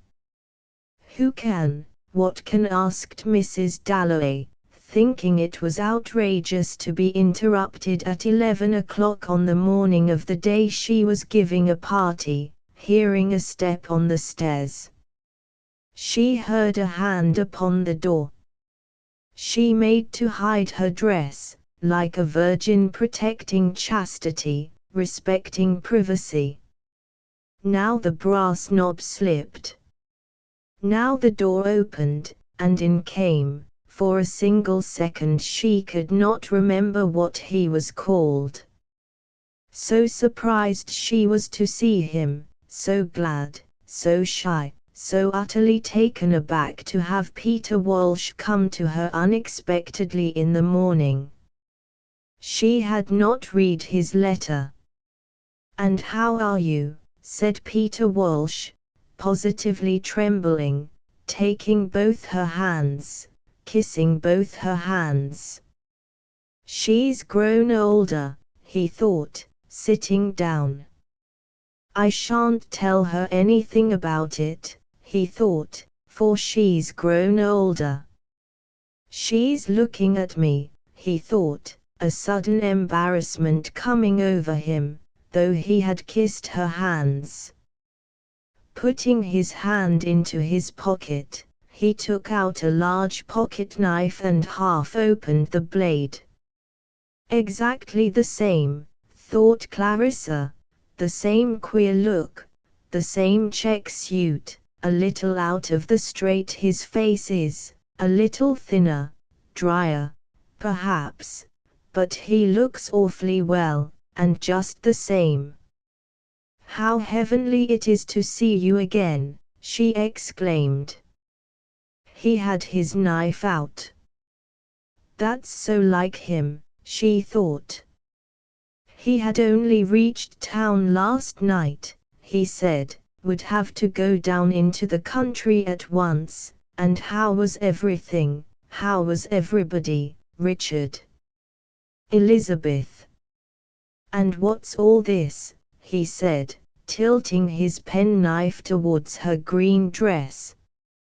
He's very well dressed, thought Clarissa, yet he always criticizes me.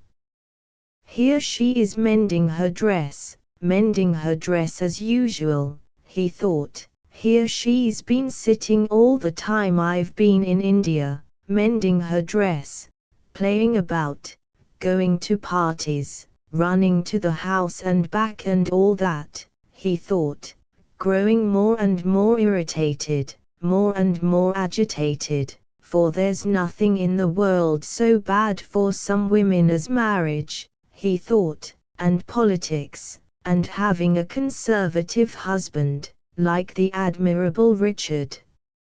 So it is, he thought, shutting his knife with a snap. Richard's very well. Richard's at a committee, said Clarissa. And she opened her scissors, and said, did he mind her just finishing what she was doing to her dress, for they had a party that night. Which I shan't ask you to, she said. My dear Peter, she said. But it was delicious to hear her say that, my dear Peter. Indeed, it was all so delicious, the silver, the chairs, all so delicious. Why wouldn't she ask him to her party? He asked. Now of course, thought Clarissa, he's enchanting.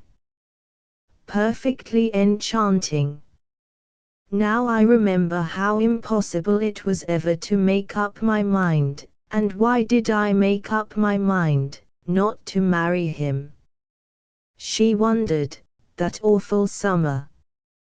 But it's so extraordinary that you should have come this morning, she cried, putting her hands, one on top of another, down on her dress. Do you remember, she said, how the blinds used to flap at Burton?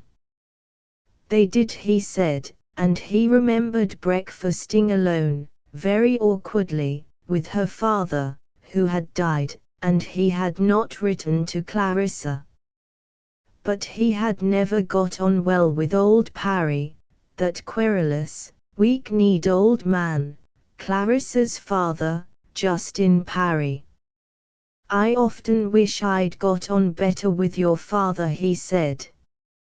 But he never liked anyone who, our friends, said Clarissa, and could have bitten her tongue for thus reminding Peter that he had wanted to marry her. Of course I did, thought Peter, it almost broke my heart too, he thought, and was overcome with his own grief, which rose like a moon looked at from a terrace, ghastly beautiful with light from the sunken day. I was more unhappy than I've ever been since, he thought.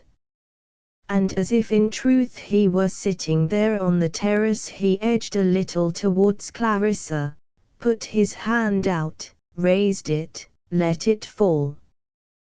There above them it hung, that moon. She too seemed to be sitting with him on the terrace, in the moonlight. Herbert has it now, she said. I never go there now, she said.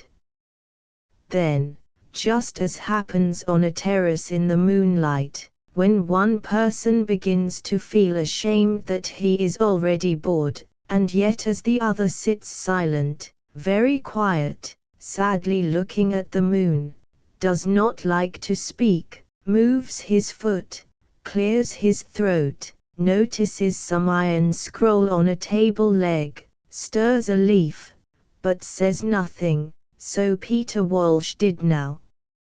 For why go back like this to the past? He thought. Why make him think of it again? Why make him suffer, when she had tortured him so infernally? Why? Do you remember the lake? She said, in an abrupt voice, under the pressure of an emotion which caught her heart, made the muscles of her throat stiff, and contracted her lips in a spasm as she said lake. For she was a child, throwing bread to the ducks, between her parents, and at the same time a grown woman coming to her parents who stood by the lake, holding her life in her arms which, as she neared them, grew larger and larger in her arms, until it became a whole life, a complete life, which she put down by them and said, "This is what I have made of it." This. And what had she made of it? What, indeed? Sitting there sewing this morning with Peter. She looked at Peter Walsh, her look, passing through all that time and that emotion, reached him doubtfully, settled on him tearfully, and rose and fluttered away, as a bird touches a branch and rises and flutters away. Quite simply she wiped her eyes. "Yes," said Peter. "Yes, yes, yes," he said, as if she drew up to the surface something which positively hurt him as it rose. "Stop! Stop!" He wanted to cry. For he was not old, his life was not over, not by any means. He was only just past 50. "Shall I tell her," he thought, "or not? He would like to make a clean breast of it all. But she is too cold," he thought, sewing, with her scissors. Daisy would look ordinary beside Clarissa. And she would think me a failure, which I am in their sense, he thought, in the Dalloways' sense. Oh yes, he had no doubt about that, he was a failure, compared with all this, the inlaid table, the mounted paper knife, the dolphin and the candlesticks, the chair covers and the old valuable English tinted prints. He was a failure. "I detest the smugness of the whole affair," he thought, "Richard's doing, not Clarissa's, save that she married him." Here Lucy came into the room, carrying silver, more silver, but charming, slender, graceful she looked, he thought, as she stooped to put it down. "And this has been going on all the time," he thought, "week after week, Clarissa's life, while he thought, and at once everything seemed to radiate from him, journeys, rides, quarrels, adventures, bridge parties, love affairs, work, work, work." And he took out his knife quite openly, his old horn-handled knife which Clarissa could swear he had had these 30 years, and clenched his fist upon it. What an extraordinary habit that was, Clarissa thought, always playing with a knife. Always making one feel, too, frivolous, empty-minded, a mere silly chatterbox, as he used. "But I too," she thought, and, taking up her needle, summoned, like a queen whose guards have fallen asleep and left her unprotected. She had been quite taken aback by this visit, it had upset her, so that anyone can stroll in and have a look at her where she lies with the brambles curving over her, summoned to her help the things she did, the things she liked, her husband, Elizabeth, herself, in short, which Peter hardly knew now, all to come about her and beat off the enemy. "Well, and what's happened to you?" she said. "So before a battle begins, the horses paw the ground, toss their heads, the light shines on their flanks, their necks curve." So Peter Walsh and Clarissa, sitting side by side on the blue sofa, challenged each other. His powers chafed and tossed in him. He assembled from different quarters all sorts of things, praise, his career at Oxford, his marriage, which she knew nothing whatever about, how he had loved, and altogether done his job. "Millions of things," he exclaimed, and, urged by the assembly of powers which were now charging this way and that and giving him the feeling at once frightening and extremely exhilarating of being rushed through the air on the shoulders of people he could no longer see, he raised his hands to his forehead. Clarissa sat very upright, drew in her breath. "I am in love," he said, not to her however, but to someone raised up in the dark so that you could not touch her but must lay your garland down on the grass in the dark. In love, he repeated, now speaking rather dryly to Clarissa Dalloway, in love with a girl in India. He had deposited his garland. Clarissa could make what she would of it. In love, she said. That he at his age should be sucked under in his little bow tie by that monster. And there's no flesh on his neck, his hands are red, and he's 6 months older than I am.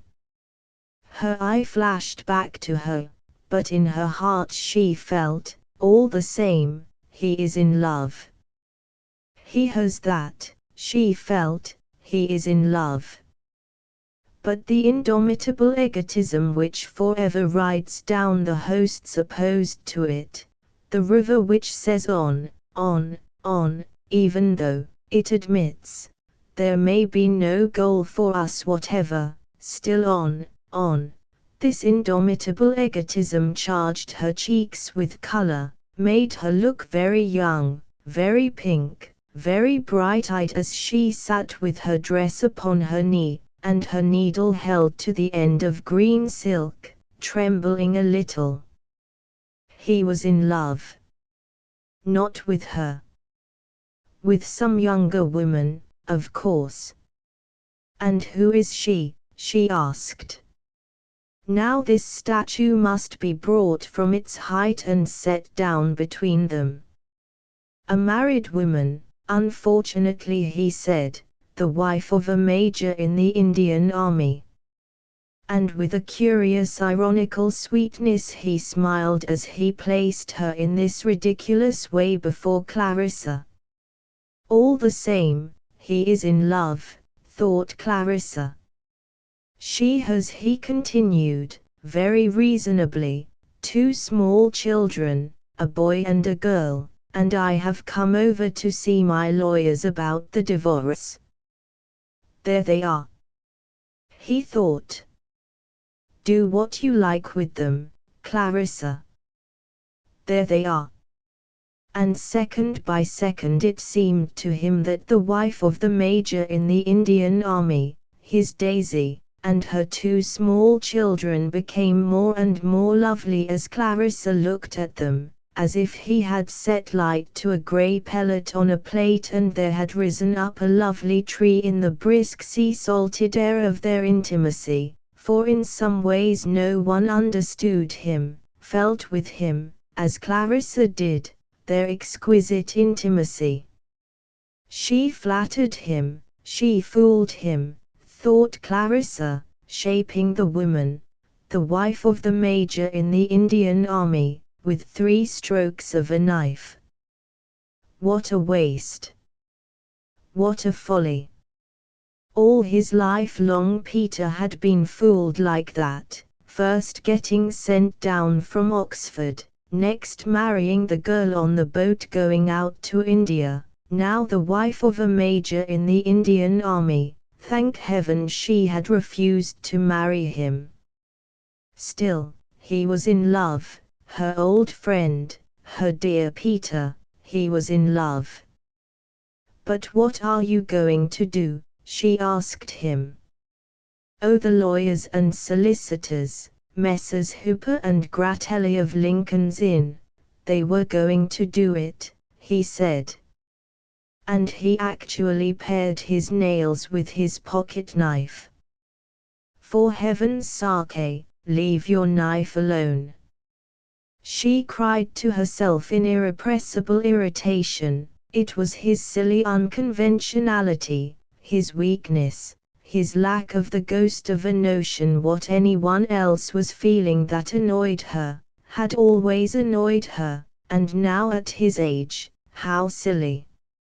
I know all that, Peter thought, I know what I'm up against, he thought, running his finger along the blade of his knife, Clarissa and Dalloway and all the rest of them, but I'll show Clarissa, and then to his utter surprise, Suddenly thrown by those uncontrollable forces thrown through the air, he burst into tears, wept without the least shame, sitting on the sofa, the tears running down his cheeks.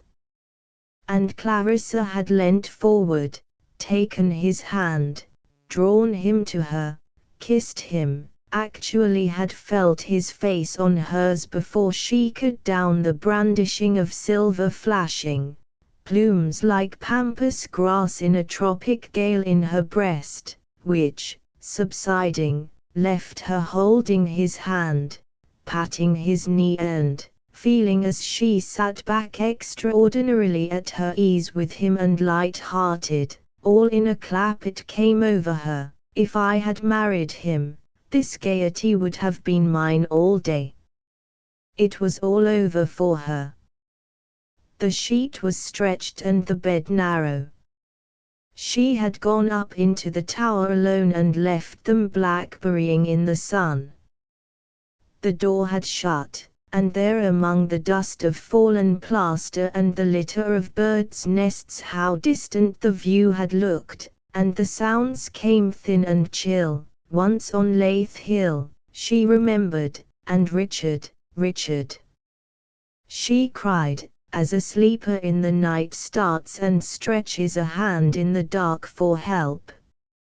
Lunching with Lady Bruton, it came back to her.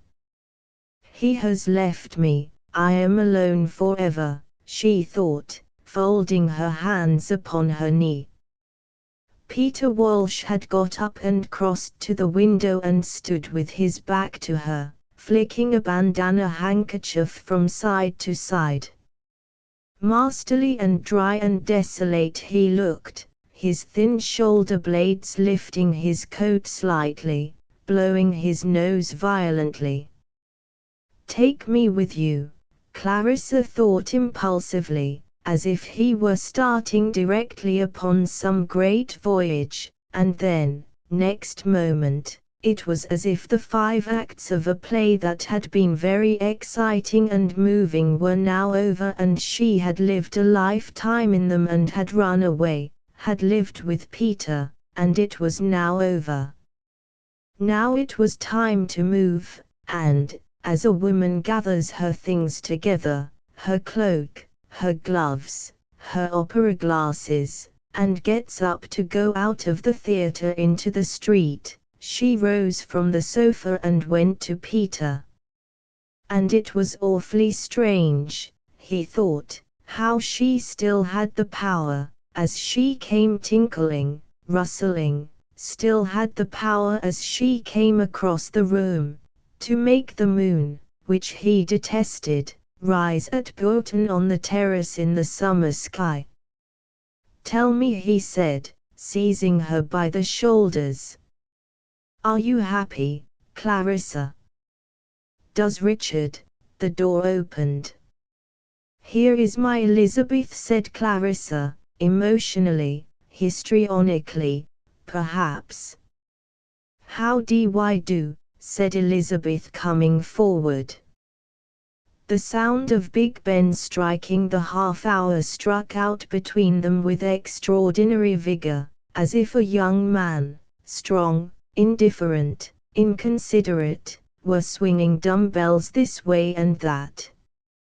Hello, Elizabeth, cried Peter, stuffing his handkerchief into his pocket, going quickly to her, saying goodbye, Clarissa without looking at her, leaving the room quickly, and running downstairs and opening the hall door. Peter! Peter! Cried Clarissa, following him out onto the landing. My party tonight.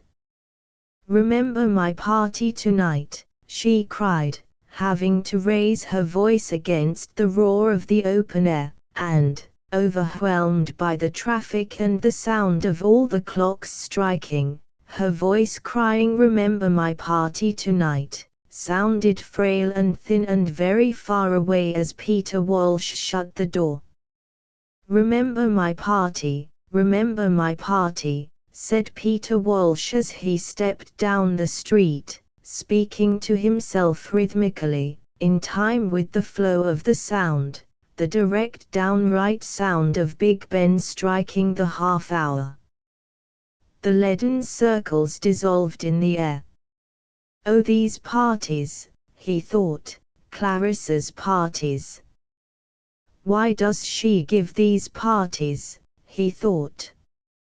Not that he blamed her or this effigy of a man in a tailcoat with a carnation in his buttonhole coming towards him. Only one person in the world could be as he was, in love. And there he was, this fortunate man, himself, reflected in the plate glass window of a motor car manufacturer in Victoria Street. All India lay behind him, plains, mountains, epidemics of cholera, a district twice as big as Ireland, decisions he had come to alone, he, Peter Walsh, who was now really for the first time in his life, in love. Clarissa had grown hard, he thought, and a trifle sentimental into the bargain, he suspected, looking at the great motor cars capable of doing, how many miles on how many gallons. For he had a turn for mechanics, had invented a plough in his district, had ordered wheelbarrows from England, but the coolies wouldn't use them, all of which Clarissa knew nothing whatever about. The way she said, "Here is my Elizabeth." That annoyed him. Why not "Here's Elizabeth" simply? It was insincere. And Elizabeth didn't like it either. Still, the last tremors of the great booming voice shook the air round him. The half-hour, still early, only 11:30 still. For he understood young people, he liked them. There was always something cold in Clarissa, he thought. She had always, even as a girl, a sort of timidity, which in middle age becomes conventionality, and then it's all up, he thought, looking rather drearily into the glassy depths, and wondering whether by calling at that hour he had annoyed her, overcome with shame suddenly at having been a fool, wept, been emotional, told her everything, as usual. As a cloud crosses the sun, silence falls on London, and falls on the mind. Effort ceases. Time flaps on the mast. There we stop, there we stand. Rigid, the skeleton of habit alone upholds the human frame. Where there is nothing, Peter Walsh said to himself, feeling hollowed out, utterly empty within. Clarissa refused me, he thought. He stood there thinking, Clarissa refused me. Ah, said St. Margaret's, like a hostess who comes into her drawing-room on the very stroke of the hour and finds her guests there already. I am not late. No, it is precisely 11:30, she says. Yet, though she is perfectly right, her voice, being the voice of the hostess, is reluctant to inflict its individuality. Some grief for the past holds it back, some concern for the present. It is 11:30, she says, and the sound of St. Margaret's glides into the recesses of the heart and buries itself in ring after ring of sound, like something alive which wants to confide itself, to disperse itself, to be, with a tremor of delight, at rest. Like Clarissa herself, thought Peter Walsh, coming down the stairs on the stroke of the hour in white. It is Clarissa herself, he thought, with a deep emotion, and an extraordinarily clear, yet puzzling, recollection of her, as if this spell had come into the room years ago, where they sat at some moment of great intimacy, and had gone from one to the other and had left, like a bee with honey, laden with the moment. But what room? What moment? And why had he been so profoundly happy when the clock was striking? Then, as the sound of St. Margaret's languished, he thought, she has been ill, and the sound expressed languor and suffering. It was her heart, he remembered, and the sudden loudness of the final stroke told for death that surprised in the midst of life, Clarissa falling where she stood, in her drawing-room. No! No! He cried. She is not dead. I am not old, he cried, and marched up Whitehall, as if there rolled down to him, vigorous, unending, his future. He was not old, or set, or dried in the least. As for caring what they said of him, the Dalloways, the Whitbreads, and their set, he cared not a straw, though it was true he would have, some time or other, to see whether Richard couldn't help him to some job. Striding, staring, he glared at the statue of the Duke of Cambridge. He had been sent down from Oxford, true. He had been a socialist, in some sense a failure, true. Still the future of civilization lies, he thought, in the hands of young men like that, of young men such as he was, 30 years ago, with their love of abstract principles, getting books sent out to them all the way from London to a peak in the Himalayas, reading science, reading philosophy. The future lies in the hands of young men like that, he thought. A patter like the patter of leaves in a wood came from behind, and with it a rustling, regular thudding sound, which as it overtook him drummed his thoughts, strict in step, up Whitehall, without his doing. Boys in uniform, carrying guns, marched with their eyes ahead of them, marched, their arms stiff, and on their faces an expression like the letters of a legend written round the base of a statue praising duty, gratitude, fidelity, love of England. It is, thought Peter Walsh, beginning to keep step with them, a very fine training. But they did not look robust. They were weedy for the most part, boys of 16, who might, tomorrow, stand behind bowls of rice, cakes of soap on counters. Now they wore on them unmixed with sensual pleasure or daily preoccupations the solemnity of the wreath which they had fetched from Finsbury Pavement to the empty tomb. They had taken their vow. The traffic respected it, vans were stopped. I can't keep up with them, Peter Walsh thought, as they marched up Whitehall, and sure enough, on they marched, past him, past every one, in their steady way, as if one will worked legs and arms uniformly, and life, with its varieties, its irreticences, had been laid under a pavement of monuments and wreaths and drugged into a stiff yet staring corpse by discipline. One had to respect it, one might laugh, but one had to respect it, he thought. There they go, thought Peter Walsh, pausing at the edge of the pavement, and all the exalted statues, Nelson, Gordon, Havelock, the black, the spectacular images of great soldiers stood looking ahead of them, as if they too had made the same renunciation. Peter Walsh felt he too had made it, the great renunciation, trampled under the same temptations, and achieved at length a marble stair.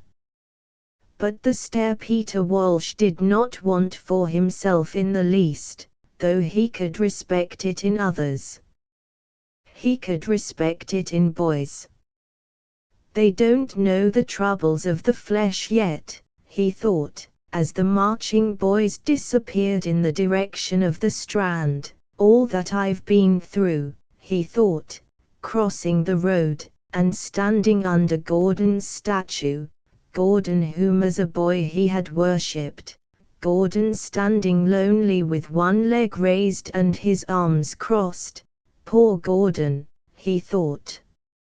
And just because nobody yet knew he was in London, except Clarissa, and the earth, after the voyage, still seemed an island to him, the strangeness of standing alone, alive, unknown, at 11:30 in Trafalgar Square overcame him. What is it? Where am I? And why, after all, does one do it? He thought, the divorce seeming all moonshine. And down his mind went flat as a marsh, and three great emotions bowled over him: understanding, a vast philanthropy, and finally, as if the result of the others, an irrepressible, exquisite delight, as if inside his brain by another hand strings were pulled, shutters moved, and he, having nothing to do with it, yet stood at the opening of endless avenues, down which if he chose he might wander. He had not felt so young for years. He had escaped. Was utterly free, as happens in the downfall of habit when the mind, like an unguarded flame, bows and bends and seems about to blow from its holding. I haven't felt so young for years, thought Peter, escaping, only of course for an hour or so, from being precisely what he was, and feeling like a child who runs out of doors, and sees, as he runs, his old nurse waving at the wrong window.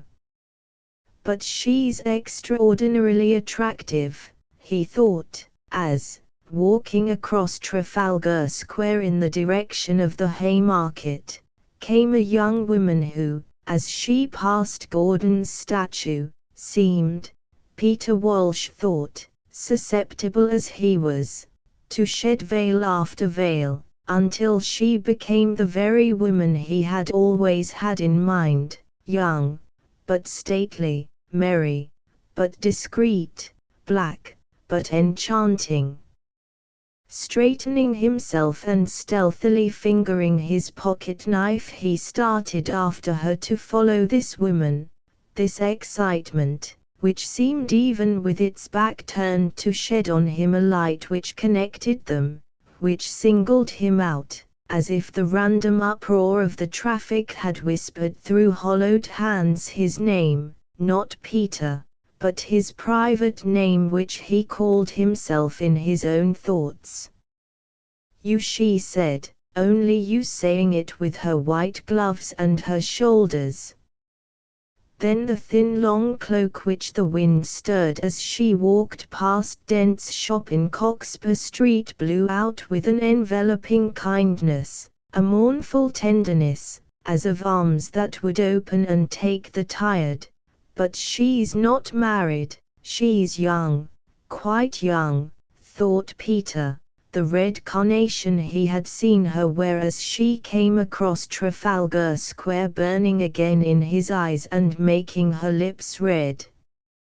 But she waited at the curbstone. There was a dignity about her. She was not worldly, like Clarissa, not rich, like Clarissa. Was she, he wondered as she moved, respectable? Witty, with a lizard's flickering tongue, he thought, for one must invent, must allow oneself a little diversion, a cool waiting wit, a darting wit, not noisy. She moved, she crossed, he followed her.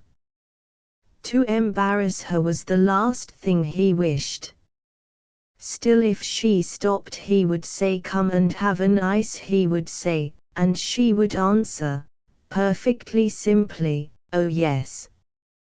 But other people got between them in the street, obstructing him, blotting her out. He pursued, she changed. There was color in her cheeks, mockery in her eyes. He was an adventurer, reckless, he thought, swift, daring, indeed, landed as he was last night from India, a romantic buccaneer, careless of all these damned proprieties, yellow dressing gowns, pipes, fishing rods, in the shop windows, and respectability and evening parties and spruce old men wearing white slips beneath their waistcoats. He was a buccaneer. On and on she went, across Piccadilly, and up Regent Street, ahead of him, her cloak, her gloves, her shoulders combining with the fringes and the laces and the feather bows in the windows to make the spirit of finery and whimsy which dwindled out of the shops onto the pavement, as the light of a lamp goes wavering at night over hedges in the darkness. Laughing and delightful, she had crossed Oxford Street and Great Portland Street and turned down one of the little streets, and now, the great moment was approaching, for now she slackened, opened her bag, and with one look in his direction, but not at him, one look that bade farewell, summed up the whole situation and dismissed it triumphantly, forever, had fitted her key, opened the door, and gone. Clarissa's voice saying, remember my party," sung in his ears. The house was one of those flat red houses with hanging flower baskets of vague impropriety. It was over. Well, I've had my fun, I've had it, he thought, looking up at the swinging baskets of pale geraniums. And it was smashed to atoms, his fun, for it was half made up, as he knew very well, invented, this escapade with the girl, made up, as one makes up the better part of life, he thought, making oneself up, making her up, creating an exquisite amusement, and something more. But odd it was, and quite true, all this one could never share, it smashed to atoms. He turned, went up the street, thinking to find somewhere to sit, till it was time for Lincoln's Inn, for Messrs. Hooper and Gratelli. Where should he go? No matter. Up the street, then, towards Regent's Park. His boots on the pavement struck out no matter, for it was early, still very early. It was a splendid morning too. Like the pulse of a perfect heart, life struck straight through the streets. There was no fumbling, no hesitation. Sweeping and swerving, accurately, punctually, noiselessly, there, precisely at the right instant, the motor car stopped at the door. The girl, silk-stockinged, feathered, evanescent, but not to him particularly attractive, for he had had his fling, alighted. Admirable butlers, tawny chow dogs, holes laid in black and white lozenges with white blinds blowing, Peter saw through the opened door and approved of. A splendid achievement in its own way, after all, London, the season, civilization. coming as he did from a respectable Anglo-Indian family which for at least 3 generations had administered the affairs of a continent. It's strange, he thought, what a sentiment I have about that, disliking India, and empire, and army as he did.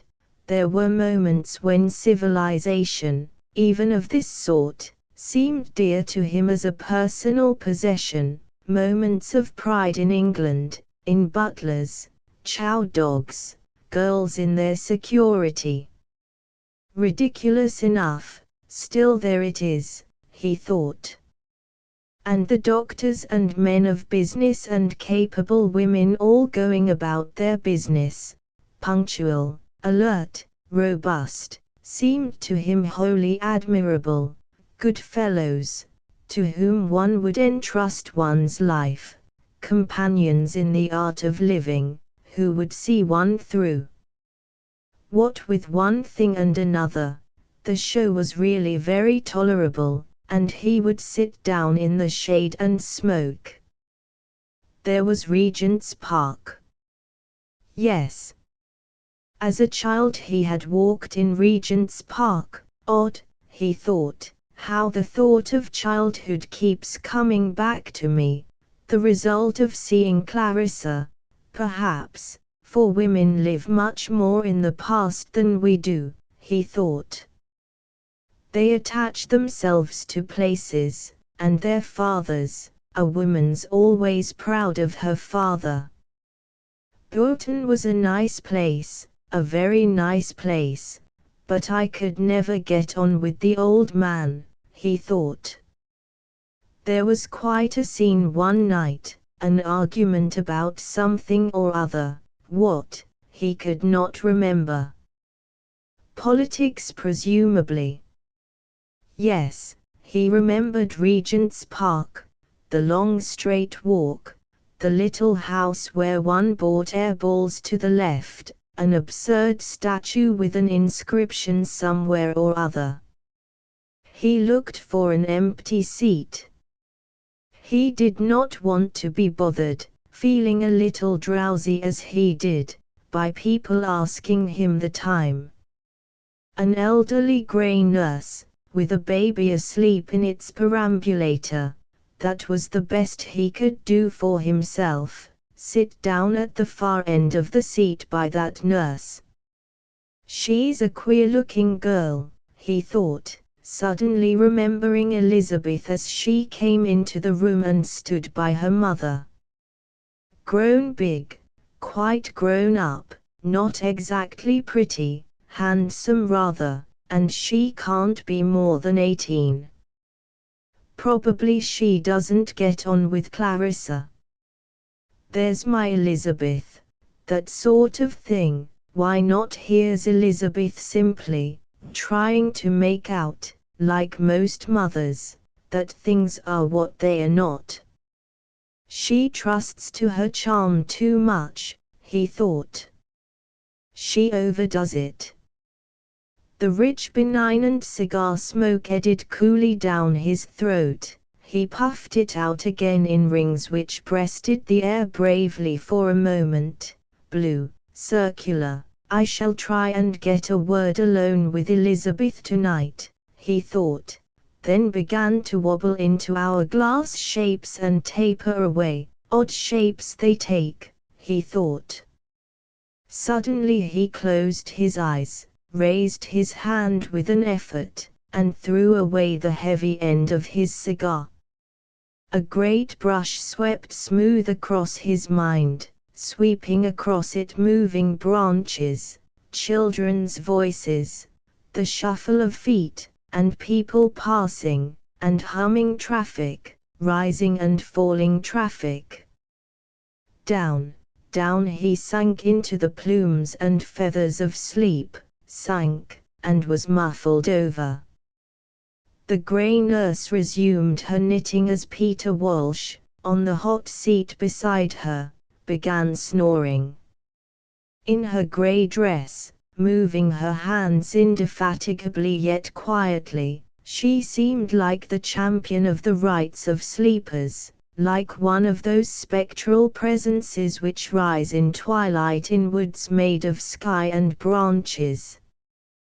The solitary traveller, haunter of lanes, disturber of ferns, and devastator of great hemlock plants, looking up, suddenly sees the giant figure at the end of the ride. By conviction an atheist perhaps, he is taken by surprise with moments of extraordinary exaltation.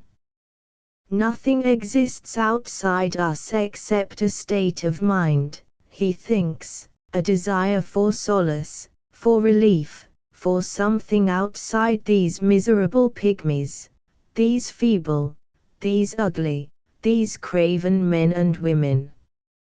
But if he can conceive of her, then in some sort she exists, he thinks, and advancing down the path with his eyes upon sky and branches he rapidly endows them with womanhood, sees with amazement how grave they become, how majestically, as the breeze stirs them, they dispense with a dark flutter of the leaves charity, comprehension, absolution, and then, flinging themselves suddenly aloft, confound the piety of their aspect with a wild caress.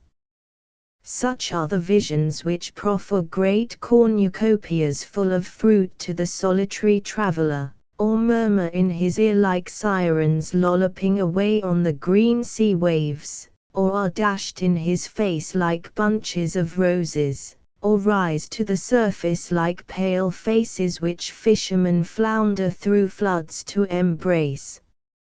Such are the visions which ceaselessly float up, pace beside, put their faces in front of, the actual thing, often overpowering the solitary traveller and taking away from him the sense of the earth, the wish to return, and giving him for substitute a general peace, as if, so he thinks as he advances down the forest ride, all this fever of living were simplicity itself, and myriads of things merged in one thing, and this figure, made of sky and branches as it is, had risen from the troubled sea.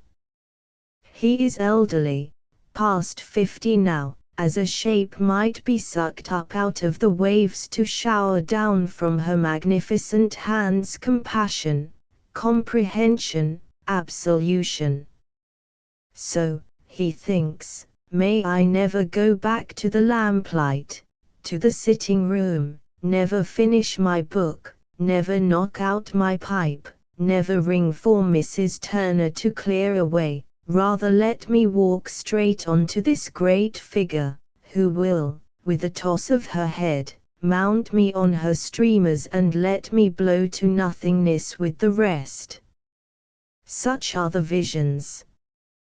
The solitary traveller is soon beyond the wood, and there, coming to the door with shaded eyes, possibly to look for his return, with hands raised, with white apron blowing, is an elderly woman who seems, so powerful is this infirmity, to seek, over a desert, a lost son, to search for a rider destroyed, to be the figure of the mother whose sons have been killed in the battles of the world. So, as the solitary traveller advances down the village street where the women stand knitting and the men dig in the garden, the evening seems ominous, the figures still, as if some august fate, known to them, awaited without fear, were about to sweep them into complete annihilation. Indoors among ordinary things, the cupboard, the table, the window-sill with its geraniums, suddenly the outline of the landlady, bending to remove the cloth, becomes soft with light, an adorable emblem which only the recollection of cold human contacts forbids us to embrace. She takes the marmalade, she shuts it in the cupboard. There is nothing more tonight, sir. But to whom does the solitary traveller make reply?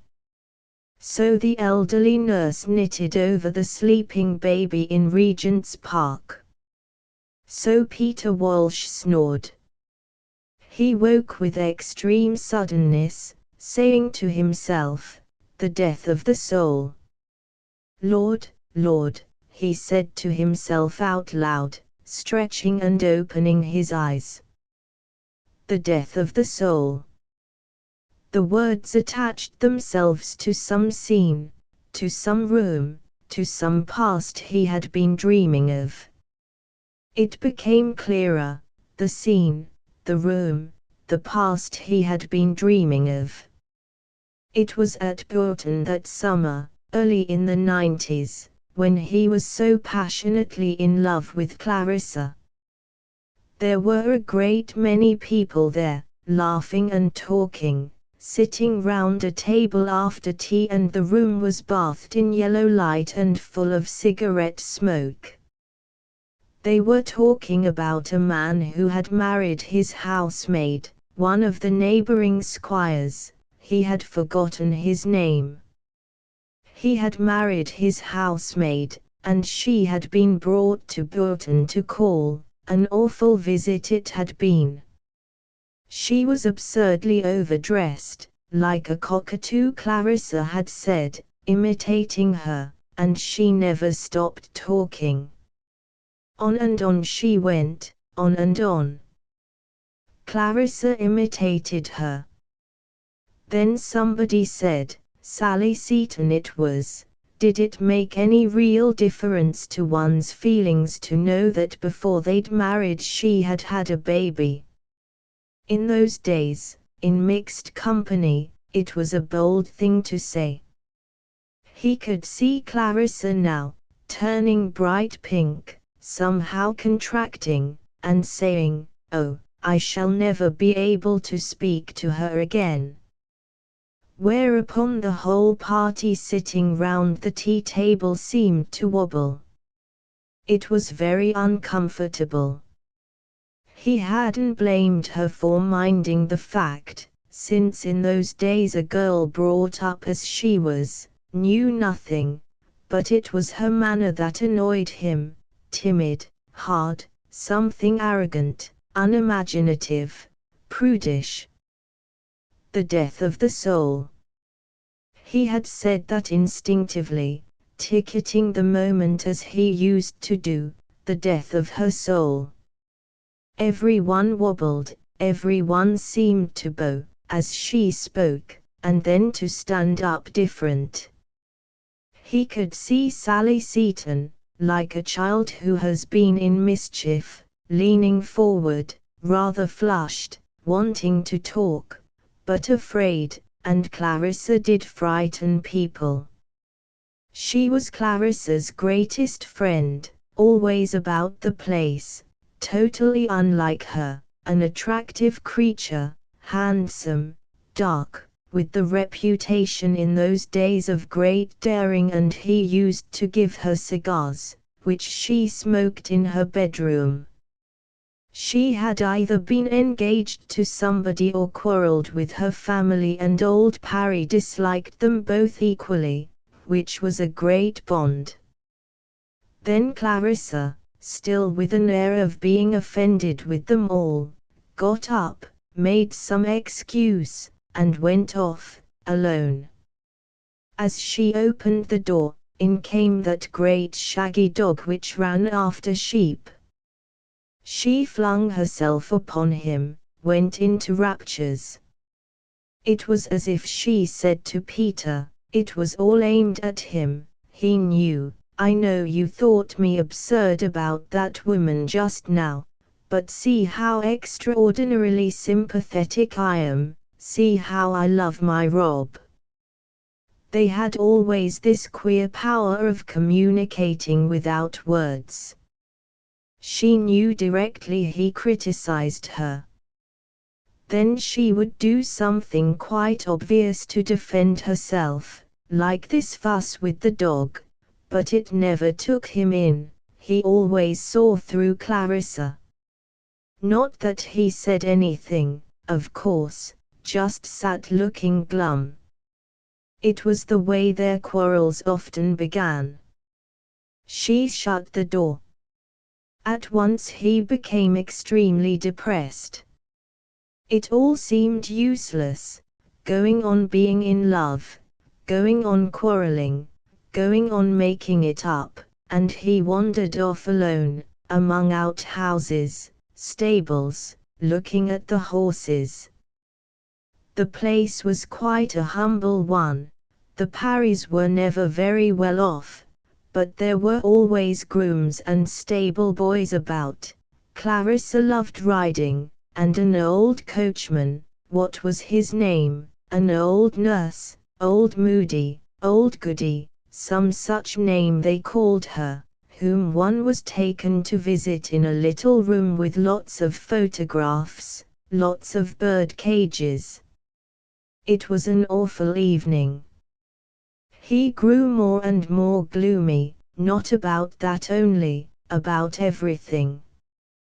And he couldn't see her, couldn't explain to her, couldn't have it out. There were always people about, she'd go on as if nothing had happened. That was the devilish part of her, this coldness, this woodenness, something very profound in her, which he had felt again this morning talking to her, an impenetrability. Yet heaven knows he loved her. She had some queer power of fiddling on one's nerves, turning one's nerves to fiddle strings, yes. He had gone into dinner rather late, from some idiotic idea of making himself felt, and had sat down by old Miss Parry, Aunt Helena, Mr. Parry's sister, who was supposed to preside.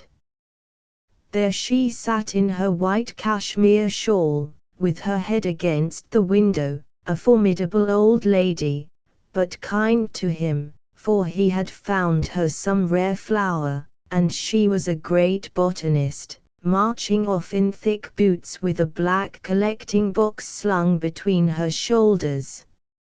He sat down beside her, and couldn't speak. Everything seemed to race past him, he just sat there, eating. And then halfway through dinner he made himself look across at Clarissa for the first time. She was talking to a young man on her right. He had a sudden revelation. She will marry that man, he said to himself. He didn't even know his name. For of course it was that afternoon, that very afternoon, that Dalloway had come over, and Clarissa called him Wickham. That was the beginning of it all. Somebody had brought him over, and Clarissa got his name wrong. She introduced him to everybody as Wickham. At last he said, "My name is Dalloway." That was his first view of Richard, a fair young man, rather awkward, sitting on a deck chair, and blurting out, "My name is Dalloway." Sally got hold of it, always after that she called him "My name is Dalloway." He was a prey to revelations at that time. This one, that she would marry Dalloway, was blinding, overwhelming at the moment. There was a sort of, how could he put it, a sort of ease in her manner to him, something maternal, something gentle. They were talking about politics. All through dinner he tried to hear what they were saying. Afterwards he could remember standing by old Miss Parry's chair in the drawing room. Clarissa came up, with her perfect manners, like a real hostess, and wanted to introduce him to someone, spoke as if they had never met before, which enraged him. Yet even then he admired her for it. He admired her courage, her social instinct, he admired her power of carrying things through. The perfect hostess, he said to her, whereupon she winced all over. But he meant her to feel it. He would have done anything to hurt her after seeing her with Dalloway. So she left him. And he had a feeling that they were all gathered together in a conspiracy against him, laughing and talking, behind his back. There he stood by Miss Parry's chair as though he had been cut out of wood, he talking about wildflowers. Never, never had he suffered so infernally. He must have forgotten even to pretend to listen. At last he woke up. He saw Miss Parry looking rather disturbed, rather indignant, with her prominent eyes fixed. He almost cried out that he couldn't attend because he was in hell. People began going out of the room.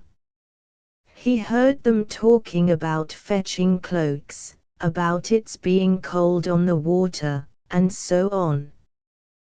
They were going boating on the lake by moonlight, one of Sally's mad ideas. He could hear her describing the moon. And they all went out. He was left quite alone. "Don't you want to go with them?" said Aunt Helena, old Miss Parry, she had guessed.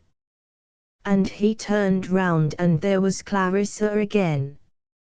She had come back to fetch him. He was overcome by her generosity, her goodness. "Come along," she said. "They're waiting." He had never felt so happy in the whole of his life. Without a word they made it up.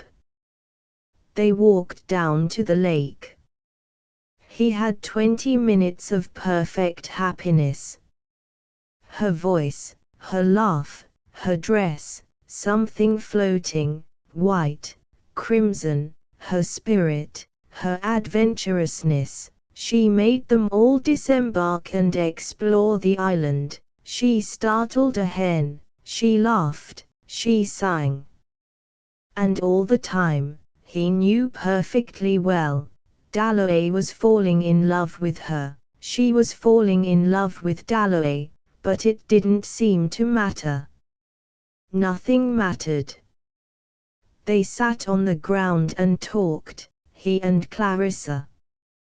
They went in and out of each other's minds without any effort. And then in a second it was over. He said to himself as they were getting into the boat, "She will marry that man dully, without any resentment," but it was an obvious thing. Dalloway would marry Clarissa. Dalloway wrote them in. He said nothing. But somehow as they watched him start, jumping onto his bicycle to ride 20 miles through the woods, wobbling off down the drive, waving his hand and disappearing, he obviously did feel, instinctively, tremendously, strongly, all that, the night, the romance, Clarissa. He deserved to have her. For himself, he was absurd. His demands upon Clarissa, he could see it now, were absurd. He asked impossible things. He made terrible scenes. She would have accepted him still, perhaps, if he had been less absurd. Sally thought so. She wrote him all that summer long letters, how they had talked of him, how she had praised him, how Clarissa burst into tears. It was an extraordinary summer, all letters, scenes, telegrams, arriving at Bourton early in the morning, hanging about till the servants were up, appalling tête-à-têtes with old Mr. Parry at breakfast, Aunt Helena formidable but kind, Sally sweeping him off for talks in the vegetable garden, Clarissa in bed with headaches. The final scene, the terrible scene which he believed had mattered more than anything in the whole of his life. It might be an exaggeration, but still so it did seem now, happened at 3 o'clock in the afternoon of a very hot day. It was a trifle that led up to it, Sally at lunch saying something about Dalloway, and calling him "my name is Dalloway," whereupon Clarissa suddenly stiffened, coloured, in a way she had, and rapped out sharply, "We've had enough of that feeble joke." That was all, but for him it was precisely as if she had said, "I'm only amusing myself with you, I've an understanding with Richard Dalloway." So he took it. He had not slept for nights. "It's got to be finished one way or the other," he said to himself. He sent a note to her by Sally asking her to meet him by the fountain at 3. "Something very important has happened," he scribbled at the end of it. The fountain was in the middle of a little shrubbery, far from the house, with shrubs and trees all round it. There she came, even before the time, and they stood with the fountain between them.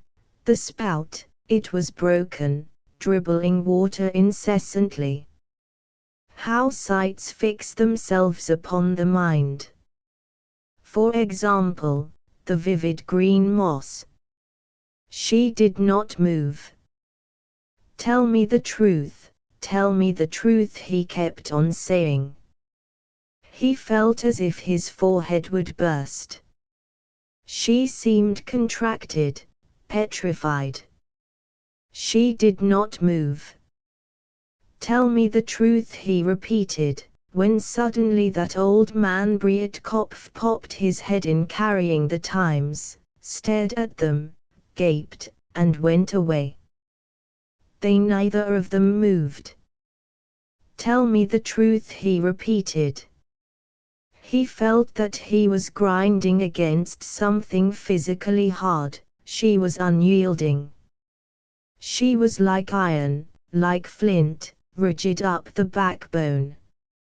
And when she said, "It's no use. It's no use.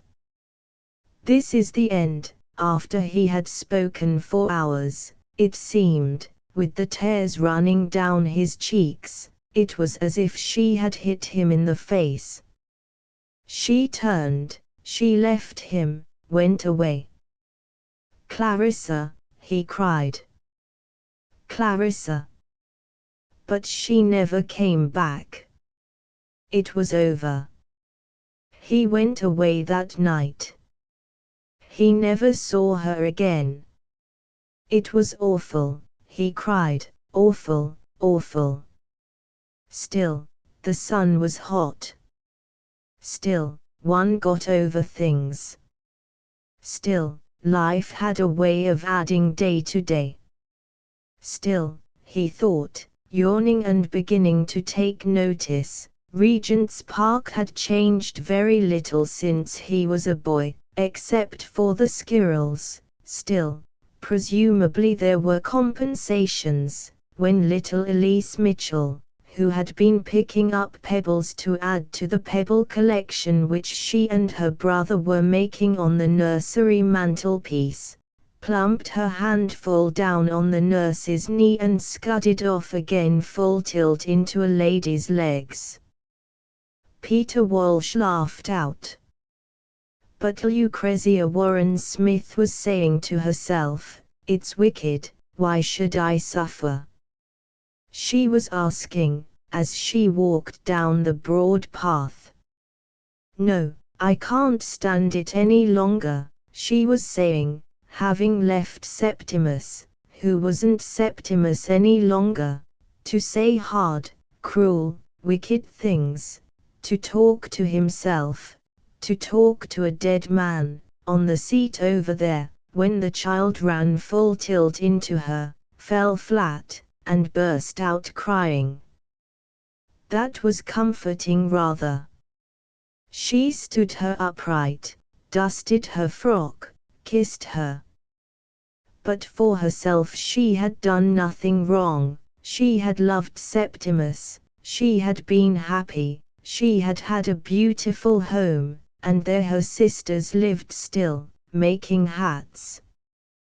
Why should she suffer? The child ran straight back to its nurse, and Rosiah saw her scolded, comforted, taken up by the nurse who put down her knitting, and the kind-looking man gave her his watch to blow open to comfort her. But why should she be exposed? Why not left in Milan? Why tortured? Why? Slightly waved by tears the broad path, the nurse, the man in grey, the perambulator, rose and fell before her eyes. To be rocked by this malignant torturer was her lot. But why? She was like a bird sheltering under the thin hollow of a leaf, who blinks at the sun when the leaf moves, starts at the crack of a dry twig. She was exposed, she was surrounded by the enormous trees, vast clouds of an indifferent world, exposed, tortured, and why should she suffer? Why? She frowned, she stamped her foot. She must go back again to Septimus since it was almost time for them to be going to Sir William Bradshaw. She must go back and tell him, go back to him sitting there on the green chair under the tree, talking to himself, or to that dead man Evans, whom she had only seen once for a moment in the shop. He had seemed a nice quiet man, a great friend of Septimus's, and he had been killed in the war. But such things happen to everyone. Everyone has friends who were killed in the war. Everyone gives up something when they marry. She had given up her home. She had come to live here, in this awful city. But Septimus let himself think about horrible things, as she could too, if she tried. He had grown stranger and stranger. He said people were talking behind the bedroom walls. Mrs. Filmer thought it odd. He saw things too. He had seen an old woman's head in the middle of a fern. Yet he could be happy when he chose. They went to Hampton Court on top of a bus, and they were perfectly happy. All the little red and yellow flowers were out on the grass, like floating lamps, he said, and talked and chattered and laughed, making up stories. Suddenly he said, "Now we will kill ourselves," when they were standing by the river, and he looked at it with a look which she had seen in his eyes when a train went by, or an omnibus, a look as if something fascinated him, and she felt he was going from her and she caught him by the arm. But going home he was perfectly quiet, perfectly reasonable. He would argue with her about killing themselves, and explain how wicked people were, how he could see them making up lies as they passed in the street. He knew all their thoughts, he said, he knew everything. He knew the meaning of the world, he said. Then when they got back he could hardly walk. He lay on the sofa and made her hold his hand to prevent him from falling down, down, he cried, into the flames. And saw faces laughing at him, calling him horrible disgusting names, from the walls, and hands pointing round the screen.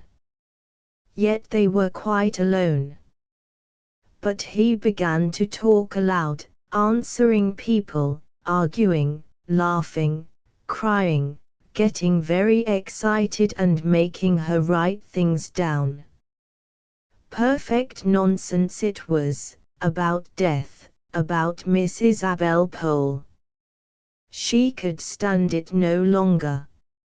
She would go back. She was close to him now, could see him staring at the sky, muttering, clasping his hands. Yet Dr. Holmes said there was nothing the matter with him. What then had happened? Why had he gone, then? Why, when she sat by him, did he start, frown at her, move away, and point at her hand, take her hand, look at it terrified? Was it that she had taken off her wedding ring? My hand has grown so thin, she said. I have put it in my purse, she told him. He dropped her hand. Their marriage was over, he thought, with agony, with relief. The rope was cut, he mounted, he was free, as it was decreed that he, Septimus, the Lord of men, should be free, alone, since his wife had thrown away her wedding ring, since she had left him, he, Septimus, was alone, called forth in advance of the mass of men to hear the truth, to learn the meaning, which now at last, after all the toils of civilization, Greeks, Romans, Shakespeare, Darwin, and now himself, was to be given whole to. To whom? He asked aloud. To the Prime Minister, the voices which rustled above his head replied. The supreme secret must be told to the cabinet, first that trees are alive, next there is no crime, next love, universal love, he muttered, gasping, trembling, painfully drawing out these profound truths which needed, so deep were they, so difficult, an immense effort to speak out, but the world was entirely changed by them forever. No crime, love, he repeated, fumbling for his card and pencil, when a Skye terrier snuffed his trousers and he started in an agony of fear. It was turning into a man. He could not watch it happen. It was horrible, terrible to see a dog become a man. At once the dog trotted away. Heaven was divinely merciful, infinitely benignant. It spared him, pardoned his weakness. But what was the scientific explanation? For one must be scientific above all things. Why could he see through bodies, see into the future, when dogs will become men? It was the heat wave, presumably, operating upon a brain made sensitive by eons of evolution. Scientifically speaking, the flesh was melted off the world. His body was macerated until only the nerve fibers were left. It was spread like a veil upon a rock. He lay back in his chair, exhausted but upheld. He lay resting, waiting, before he again interpreted, with effort, with agony, to mankind. He lay very high, on the back of the world. The earth thrilled beneath him. Red flowers grew through his flesh, their stiff leaves rustled by his head. Music began clanging against the rocks up here. It is a motor horn down in the street, he muttered, but up here it cannoned from rock to rock, divided, met in shocks of sound which rose in smooth columns. That music should be visible was a discovery, and became an anthem twined round now by a shepherd boy's piping. That's an old man playing a penny whistle by the public house, he muttered, which, as the boy stood still came bubbling from his pipe, and then, as he climbed higher, made its exquisite plaint while the traffic passed beneath. This boy's elegy is played among the traffic, thought Septimus. Now he withdraws up into the snows, and roses hang about him, the thick red roses which grow on my bedroom wall, he reminded himself. The music stopped. He has his penny, he reasoned it out, and has gone on to the next public house. But he himself remained high on his rock, like a drowned sailor on a rock. I leant over the edge of the boat and fell down, he thought. I went under the sea.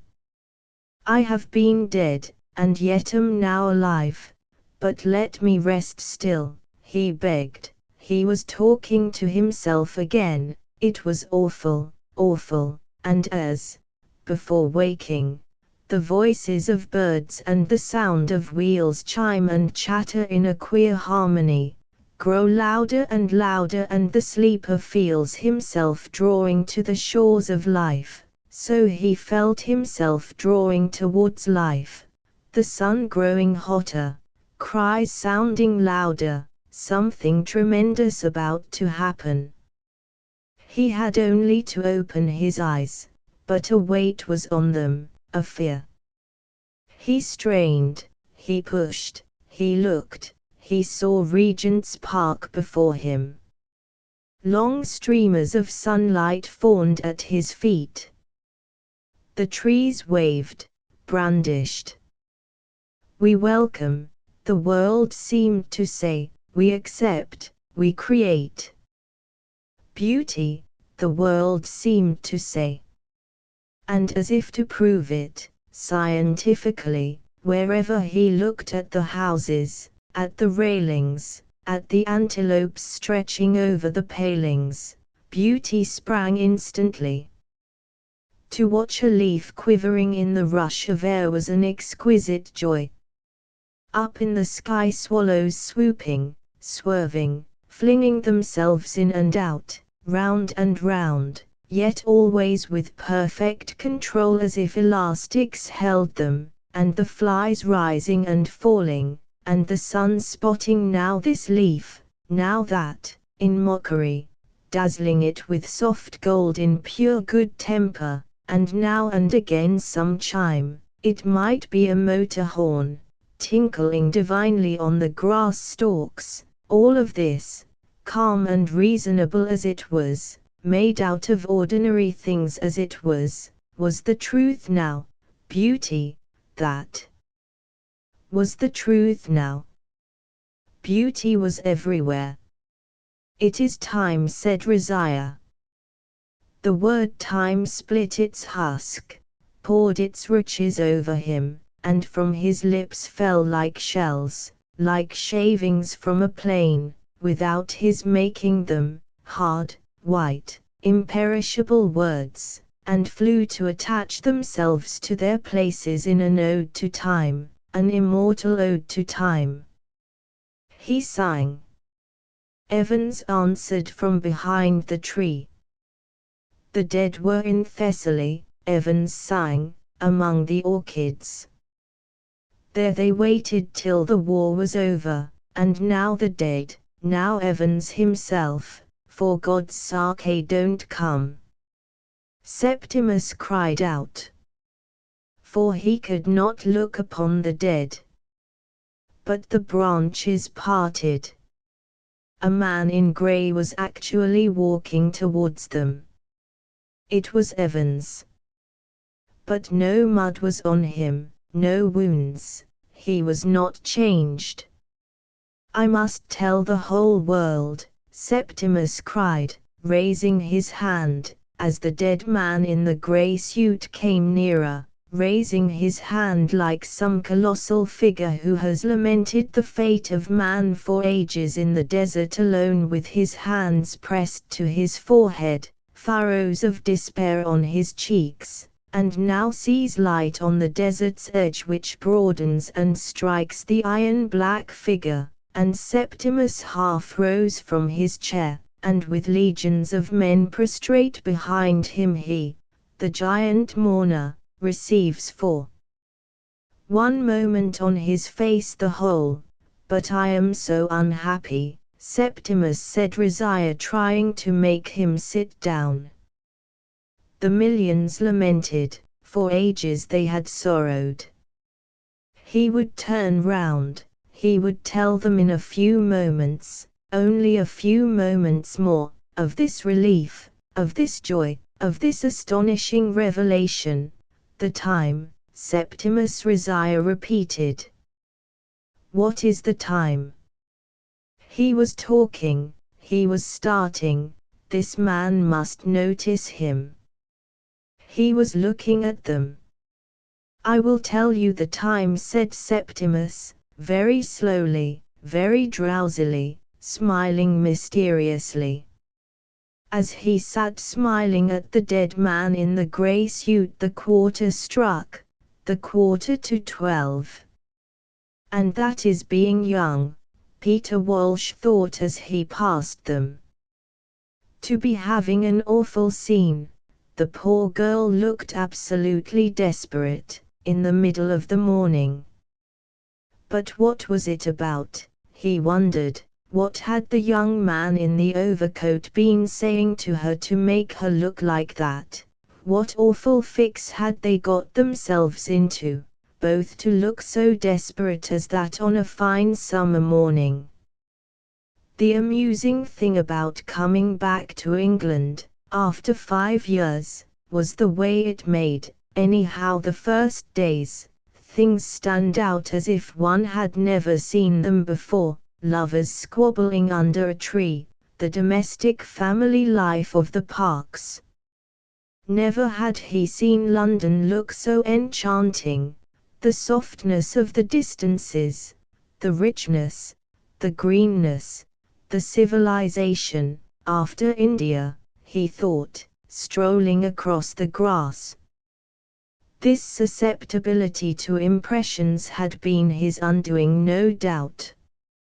Still at his age he had, like a boy or a girl even, these alternations of mood, good days, bad days, for no reason whatever, happiness from a pretty face, downright misery at the sight of a frump. After India, of course, one fell in love with every woman one met. There was a freshness about them, even the poorest dressed better than 5 years ago surely, and to his eye the fashions had never been so becoming, the long black cloaks, the slimness, the elegance, and then the delicious and apparently universal habit of paint. Every woman, even the most respectable, had roses blooming under glass, lips cut with a knife, curls of Indian ink. There was design, art, everywhere. A change of some sort had undoubtedly taken place. What did the young people think about? Peter Walsh asked himself. Those 5 years, 1918 to 1923, had been, he suspected, somehow very important. People looked different. Newspapers seemed different. Now, for instance, there was a man writing quite openly in one of the respectable weeklies about water closets. That you couldn't have done 10 years ago, written quite openly about water closets in a respectable weekly. And then this taking out a stick of rouge, or a powder puff and making up in public. On board ship coming home there were lots of young men and girls, Betty and Bertie he remembered in particular, carrying on quite openly, the old mother sitting and watching them with her knitting, cool as a cucumber. The girl would stand still and powder her nose in front of everyone. And they weren't engaged, just having a good time, no feelings hurt on either side. As hard as nails she was, Betty what's her name, but a thorough good sort. She would make a very good wife at 30, she would marry when it suited her to marry some rich man and live in a large house near Manchester. Who was it now who had done that? Peter Walsh asked himself, turning into the Broad Walk, married a rich man and lived in a large house near Manchester. Somebody who had written him a long, gushing letter quite lately about blue hydrangeas. It was seeing blue hydrangeas that made her think of him and the old days. Sally Seton, of course. It was Sally Seton, the last person in the world one would have expected to marry a rich man and live in a large house near Manchester, the wild, the daring, the romantic Sally. But of all that ancient lot, Clarissa's friends, Whitbreads, Kindalays, Cunninghams, Kinloch Joneses, Sally was probably the best. She tried to get hold of things by the right end anyhow. She saw through Hugh Whitbread anyhow, the admirable Hugh, when Clarissa and the rest were at his feet. The Whitbreads, he could hear her saying. Who are the Whitbreads? Coal merchants. Respectable tradespeople. Hugh she detested for some reason. He thought of nothing but his own appearance, she said. He ought to have been a duke. He would be certain to marry one of the royal princesses. And of course Hugh had the most extraordinary, the most natural, the most sublime respect for the British aristocracy of any human being he had ever come across. Even Clarissa had to own that. Oh, but he was such a dear, so unselfish, gave up shooting to please his old mother, remembered his aunt's birthdays, and so on. Sally, to do her justice, saw through all that. One of the things he remembered best was an argument one Sunday morning at Burton about women's rights, that antediluvian topic, when Sally suddenly lost her temper, flared up, and told Hugh that he represented all that was most detestable in British middle-class life. She told him that she considered him responsible for the state of those poor girls in Piccadilly. Hugh, the perfect gentleman, poor Hugh, never did a man look more horrified. She did it on purpose, she said afterwards, for they used to get together in the vegetable garden and compare notes. He's read nothing, thought nothing, felt nothing, he could hear her saying in that very emphatic voice which carried so much farther than she knew. The stable boys had more life in them than Hugh, she said. He was a perfect specimen of the public school type, she said. No country but England could have produced him. She was really spiteful, for some reason, had some grudge against him. Something had happened, he forgot what, in the smoking room. He had insulted her, kissed her. Incredible. Nobody believed a word against Hugh, of course. Who could? Kissing Sally in the smoking room. If it had been some Honourable Edith or Lady Violet, perhaps, but not that ragamuffin Sally without a penny to her name, and a father or a mother gambling at Monte Carlo. For of all the people he had ever met, Hugh was the greatest snob, the most obsequious. No, he didn't cringe exactly. He was too much of a prig for that. A first-rate valet was the obvious comparison, somebody who walked behind carrying suitcases, could be trusted to send telegrams, indispensable to hostesses. And he'd found his job, married his Honourable Evelyn, got some little post at court, looked after the king's cellars, polished the imperial shoe buckles, went about in knee breeches and lace ruffles. How remorseless life is! A little job at court. He had married this lady, the Honourable Evelyn, and they lived hereabouts, so he thought, looking at the pompous houses overlooking the park, for he had lunched there once in a house which had, like all Hugh's possessions, something that no other house could possibly have, linen cupboards it might have been. You had to go and look at them, you had to spend a great deal of time always admiring whatever it was, linen cupboards, pillowcases, old oak furniture, pictures, which Hugh had picked up for an old song.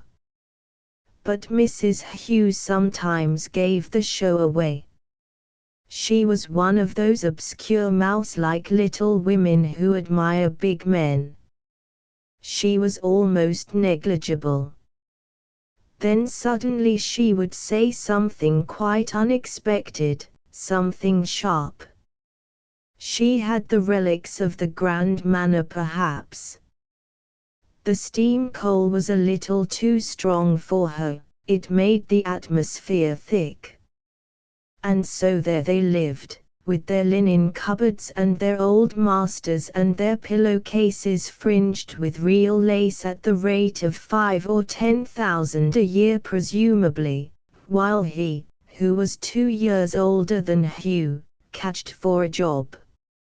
At 53 he had to come and ask them to put him into some secretary's office, to find him some usher's job teaching little boys Latin, at the beck and call of some mandarin in an office, something that brought in 500 a year, for if he married Daisy, even with his pension, they could never do on less. Whitbread could do it presumably, or Dalloway. He didn't mind what he asked Dalloway. He was a thorough good sort, a bit limited, a bit thick in the head, yes, but a thorough good sort. Whatever he took up he did in the same matter-of-fact sensible way, without a touch of imagination, without a spark of brilliancy, but with the inexplicable niceness of his type.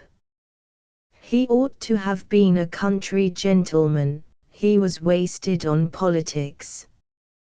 He was at his best out of doors, with horses and dogs. How good he was, for instance, when that great shaggy dog of Clarissa's got caught in a trap and had its paw half torn off, and Clarissa turned faint and Dalloway did the whole thing, bandaged, made splints, told Clarissa not to be a fool. That was what she liked him for perhaps, that was what she needed. Now, my dear, don't be a fool. Hold this, fetch that all the time talking to the dog as if it were a human being. But how could she swallow all that stuff about poetry? How could she let him hold forth about Shakespeare? Seriously and solemnly Richard Dalloway got on his hind legs and said that no decent man ought to read Shakespeare's sonnets because it was like listening at keyholes, besides the relationship was not one that he approved.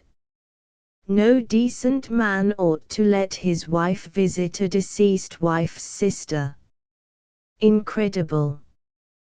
The only thing to do was to pelt him with sugared almonds. It was at dinner.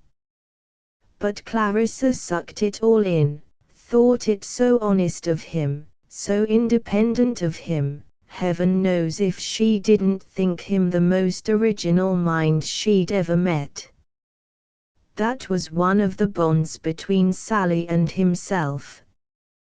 There was a garden where they used to walk, a walled-in place, with rose bushes and giant cauliflowers. He could remember Sally tearing off a rose, stopping to exclaim at the beauty of the cabbage leaves in the moonlight. It was extraordinary how vividly it all came back to him, things he hadn't thought of for years, while she implored him, half laughing of course, to carry off Clarissa, to save her from the Hughes and the Dalloways and all the other perfect gentlemen who would stifle her soul. She wrote reams of poetry in those days, make a mere hostess of her, encourage her worldliness. But one must do Clarissa justice. She wasn't going to marry Hugh anyhow. She had a perfectly clear notion of what she wanted. Her emotions were all on the surface. Beneath, she was very shrewd, a far better judge of character than Sally, for instance, and with it all, purely feminine, with that extraordinary gift, that woman's gift, of making a world of her own wherever she happened to be. She came into a room, she stood, as he had often seen her, in a doorway with lots of people round her. But it was Clarissa one remembered. Not that she was striking, not beautiful at all, there was nothing picturesque about her, she never said anything specially clever. There she was, however, there she was. No. No. He was not in love with her anymore. He only felt, after seeing her that morning, among her scissors and silks, making ready for the party, unable to get away from the thought of her, she kept coming back and back like a sleeper jolting against him in a railway carriage, which was not being in love, of course, it was thinking of her, criticizing her, starting again, after 30 years, trying to explain her. The obvious thing to say of her was that she was worldly, cared too much for rank and society and getting on in the world, which was true in a sense, she had admitted it to him. You could always get her to own up if you took the trouble, she was honest. What she would say was that she hated frumps, fogies, failures, like himself presumably, thought people had no right to slouch about with their hands in their pockets, must do something, be something, and these great swells, these duchesses, these hoary old countesses one met in her drawing-room, unspeakably remote as he felt them to be from anything that mattered a straw, stood for something real to her. Lady Bexborough, she said once, held herself upright, so did Clarissa herself, she never lounged in any sense of the word, she was straight as a dart, a little rigid in fact. She said they had a kind of courage which the older she grew the more she respected. In all this there was a great deal of Dalloway, of course, a great deal of the public-spirited, British Empire, tariff reform, governing class spirit, which had grown on her, as it tends to do. With twice his wits, she had to see things through his eyes. One of the tragedies of married life. With a mind of her own, she must always be quoting Richard, as if one couldn't know to a tittle what Richard thought by reading the Morning Post of a morning. These parties, for example, were all for him, or for her idea of him. To do Richard justice, he would have been happier farming in Norfolk. She made her drawing room a sort of meeting place. She had a genius for it. Over and over again he had seen her take some raw youth, twist him, turn him, wake him up, set him going. Infinite numbers of dull people conglomerated round her, of course. But odd unexpected people turned up, an artist sometimes a writer, queer fish in that atmosphere. And behind it all was that network of visiting, leaving cards, being kind to people, running about with bunches of flowers, little presents. So-and-so was going to France, must have an air cushion, a real drain on her strength, all that interminable traffic that women of her sort keep up, but she did it genuinely, from a natural instinct. Oddly enough, she was one of the most thoroughgoing skeptics he had ever met, and possibly, this was a theory he used to make up to account for her. So transparent in some ways, so inscrutable in others. Possibly, she said to herself, as we are a doomed race, chained to a sinking ship. Her favorite reading as a girl was Huxley and Tyndall, and they were fond of these nautical metaphors. As the whole thing is a bad joke, let us, at any rate, do our part, mitigate the sufferings of our fellow prisoners. Huxley again, decorate the dungeon with flowers and air cushions, be as decent as we possibly can. Those ruffians, the gods, shan't have it all their own way, her notion being that the gods, who never lost a chance of hurting, thwarting and spoiling human lives, were seriously put out if, all the same, you behaved like a lady. That phase came directly after Sylvia's death, that horrible affair. To see your own sister killed by a falling tree, all Justin Parry's fault, all his carelessness, before your very eyes, a girl too on the verge of life, the most gifted of them, Clarissa always said, was enough to turn one bitter. Later she wasn't so positive perhaps, she thought there were no gods, no one was to blame, and so she evolved this atheist's religion of doing good for the sake of goodness. And of course she enjoyed life immensely. It was her nature to enjoy, though goodness only knows, she had her reserves. It was a mere sketch, he often felt, that even he, after all these years, could make of Clarissa. Anyhow, there was no bitterness in her, none of that sense of moral virtue which is so repulsive in good women. She enjoyed practically everything. If you walked with her in Hyde Park now, it was a bed of tulips, now a child in a perambulator, now some absurd little drama she made up on the spur of the moment. Very likely, she would have talked to those lovers, if she had thought them unhappy. She had a sense of comedy that was really exquisite, but she needed people, always people, to bring it out, with the inevitable result that she frittered her time away, lunching, dining, giving these incessant parties of hers, talking nonsense, saying things she didn't mean, blunting the edge of her mind, losing her discrimination.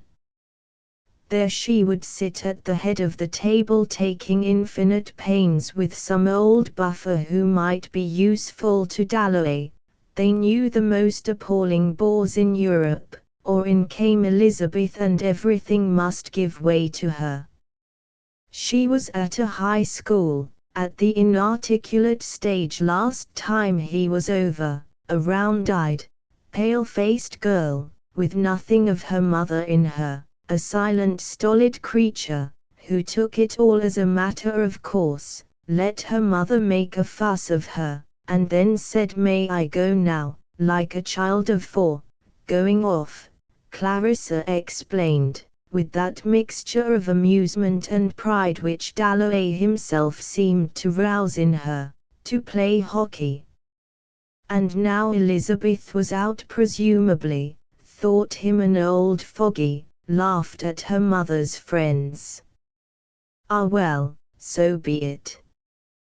The compensation of growing old, Peter Walsh thought, coming out of Regent's Park, and holding his hat in hand, was simply this, that the passions remain as strong as ever, but one has gained, at last, the power which adds the supreme flavor to existence, the power of taking hold of experience, of turning it round, slowly, in the light.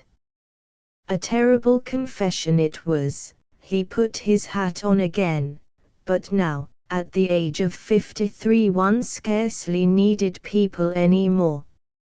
Life itself, every moment of it, every drop of it, here, this instant, now, in the sun, in Regent's Park, was enough. Too much indeed.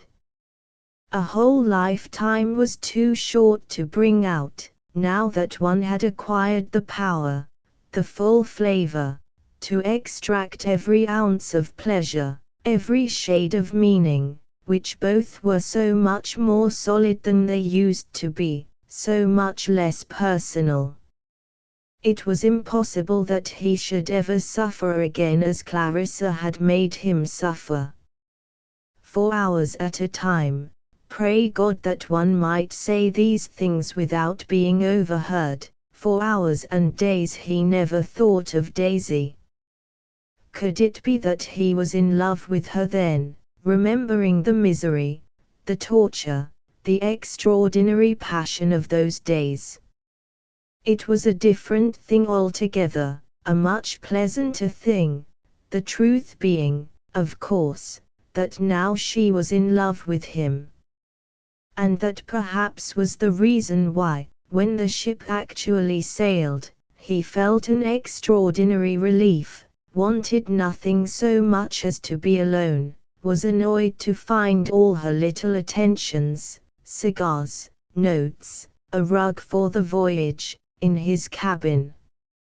Everyone, if they were honest, would say the same. One doesn't want people after 50, one doesn't want to go on telling women they are pretty. That's what most men of 50 would say, Peter Walsh thought, if they were honest. But then these astonishing accesses of emotion, bursting into tears this morning, what was all that about? What could Clarissa have thought of him? Thought him a fool presumably, not for the first time. It was jealousy that was at the bottom of it, jealousy which survives every other passion of mankind, Peter Walsh thought, holding his pocket knife at arm's length. She had been meeting Major Ord, Daisy said in her last letter, said it on purpose he knew, said it to make him jealous. He could see her wrinkling her forehead as she wrote, wondering what she could say to hurt him, and yet it made no difference, he was furious. All this pother of coming to England and seeing lawyers wasn't to marry her, but to prevent her from marrying anybody else. That was what tortured him, that was what came over him when he saw Clarissa so calm, so cold, so intent on her dress or whatever it was, realizing what she might have spared him, what she had reduced him to, a whimpering, sniveling old ass. But women, he thought, shutting his pocket knife, don't know what passion is. They don't know the meaning of it to men. Clarissa was as cold as an icicle. There she would sit on the sofa by his side, let him take her hand, give him one kiss. Here he was at the crossing. A sound interrupted him, a frail quivering sound, a voice bubbling up without direction, vigor, beginning or end, running weakly and shrilly and with an absence of all human meaning into far so fu sui tu emo, the voice of no age or sex, the voice of an ancient spring spouting from the earth, which issued, just opposite Regent's Park Tube Station from a tall quivering shape, like a funnel, like a rusty pump, like a wind-beaten tree forever barren of leaves which lets the wind run up and down its branches singing far so fu sui tu emo, and rocks and creaks and moans in the eternal breeze. Through all ages, when the pavement was grass, when it was swamp, through the age of tusk and mammoth, through the age of silent sunrise, the battered woman, for she wore a skirt, with her right hand exposed, her left clutching at her side, stood singing of love, love which has lasted 1,000,000 years. She sang, love which prevails, and millions of years ago, her lover, who had been dead these centuries, had walked, she crooned, with her in May, but in the course of ages, long as summer days, and flaming, she remembered, with nothing but red asters, he had gone.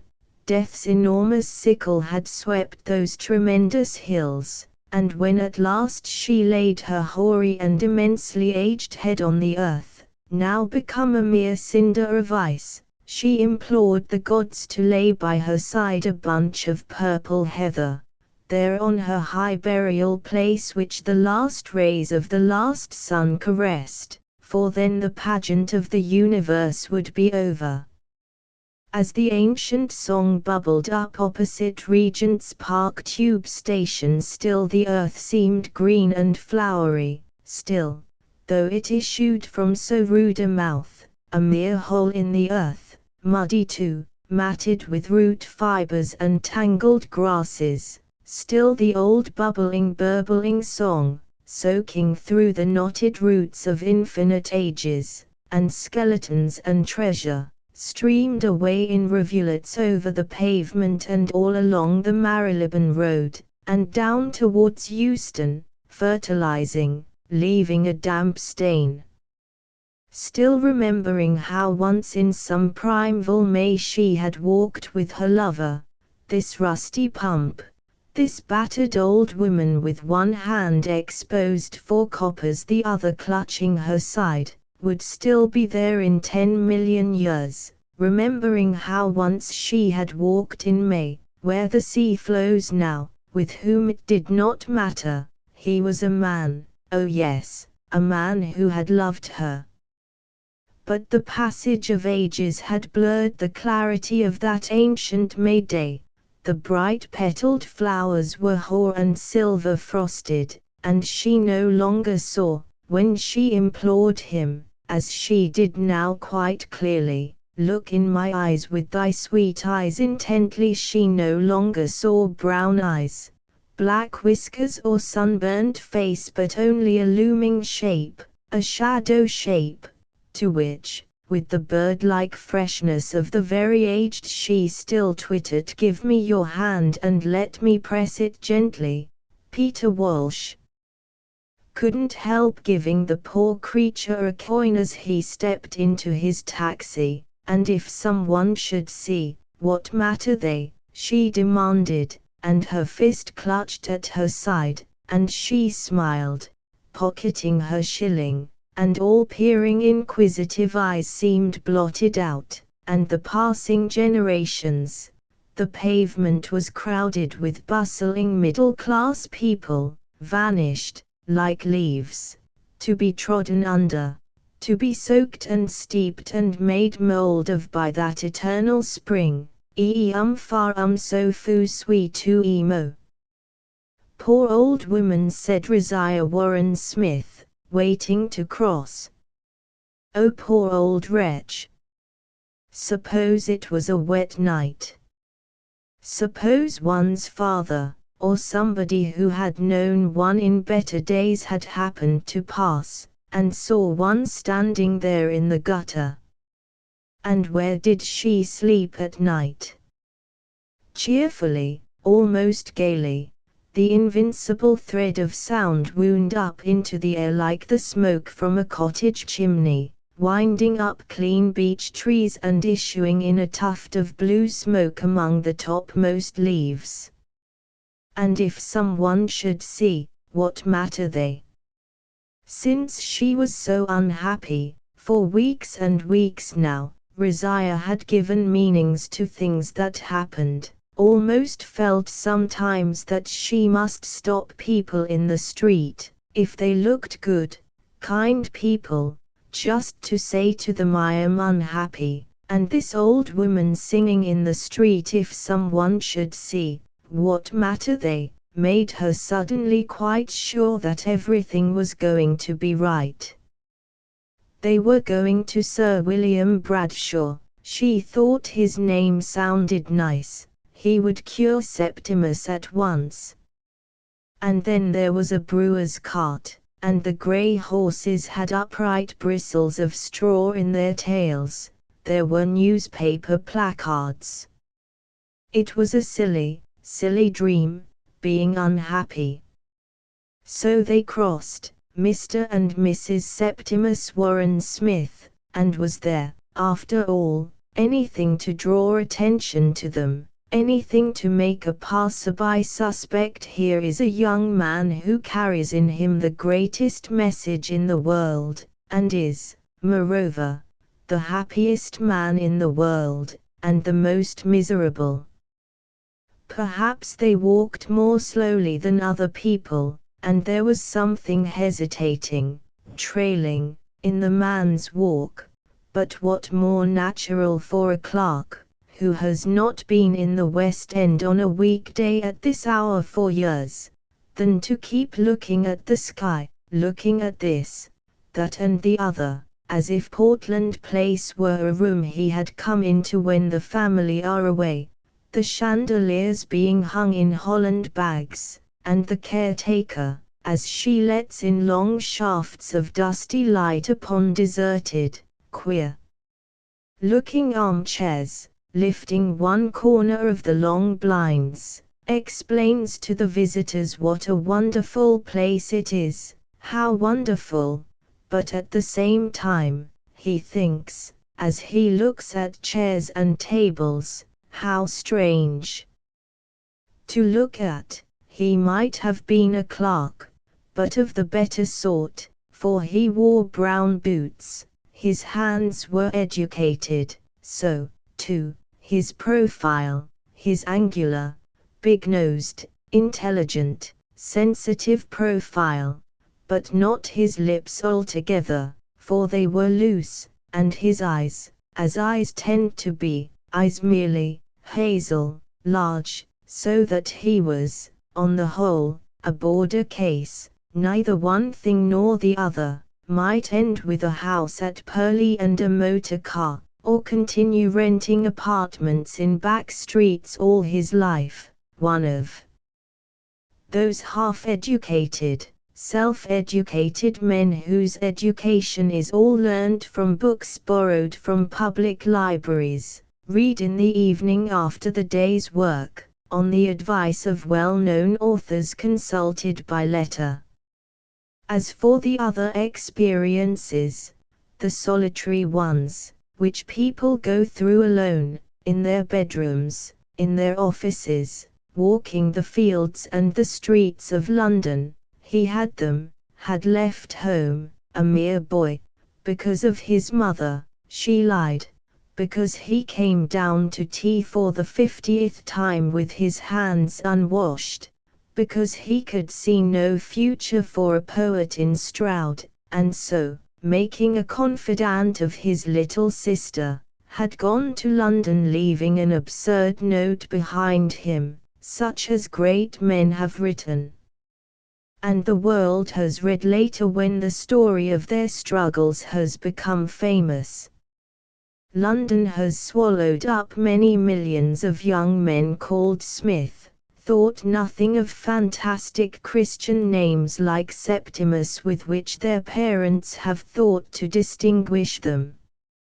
Lodging off the Euston Road, there were experiences, again experiences, such as change a face in 2 years from a pink innocent oval to a face lean, contracted, hostile. But of all this what could the most observant of friends have said except what a gardener says when he opens the conservatory door in the morning and finds a new blossom on his plant? It has flowered from vanity, ambition, idealism, passion, loneliness, courage, laziness, the usual seeds, which all muddled up, in a room off the Euston Road, made him shy and stammering, made him anxious to improve himself, made him fall in love with Miss Isabel Pole, lecturing in the Waterloo Road upon Shakespeare.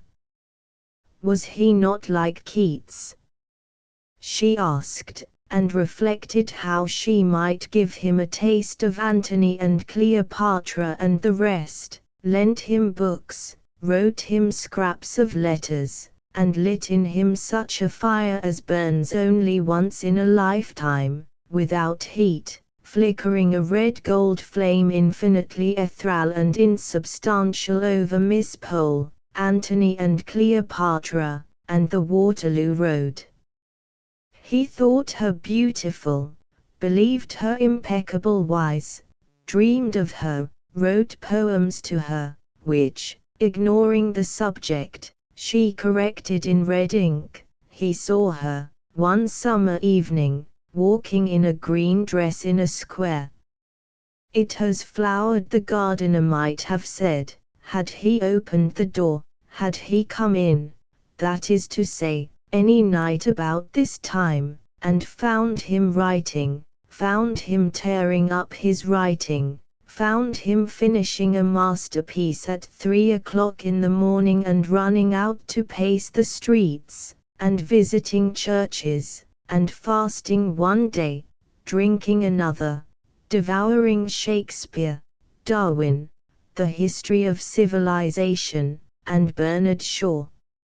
Something was up, Mr. Brewer knew. Mr. Brewer, managing clerk at Sibley's and Arrowsmith's, auctioneers, valuers, land and estate agents, something was up, he thought, and, being paternal with his young men, and thinking very highly of Smith's abilities, and prophesying that he would, in 10 or 15 years, succeed to the leather armchair in the inner room under the skylight with the deed boxes round him, if he keeps his health, said Mr. Brewer, and that was the danger. He looked weakly. Advised football, invited him to supper, and was seeing his way to consider recommending a rise of salary, when something happened which threw out many of Mr. Brewer's calculations, took away his ablest young fellows, and eventually, so prying and insidious were the fingers of the European war, smashed a plaster cast of Ceres, ploughed a hole in the geranium beds, and utterly ruined the cook's nerves at Mr. Brewer's establishment at Muswell Hill. Septimus was one of the first to volunteer. He went to France to save an England which consisted almost entirely of Shakespeare's plays and Miss Isabel Pole in a green dress walking in a square.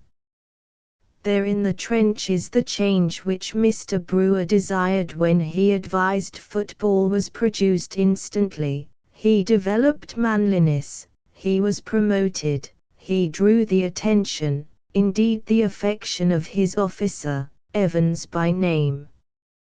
It was a case of two dogs playing on a hearthrug, one worrying a paper screw, snarling, snapping, giving a pinch, now and then, at the old dog's ear, the other lying somnolent, blinking at the fire, raising a paw, turning and growling good-temperedly.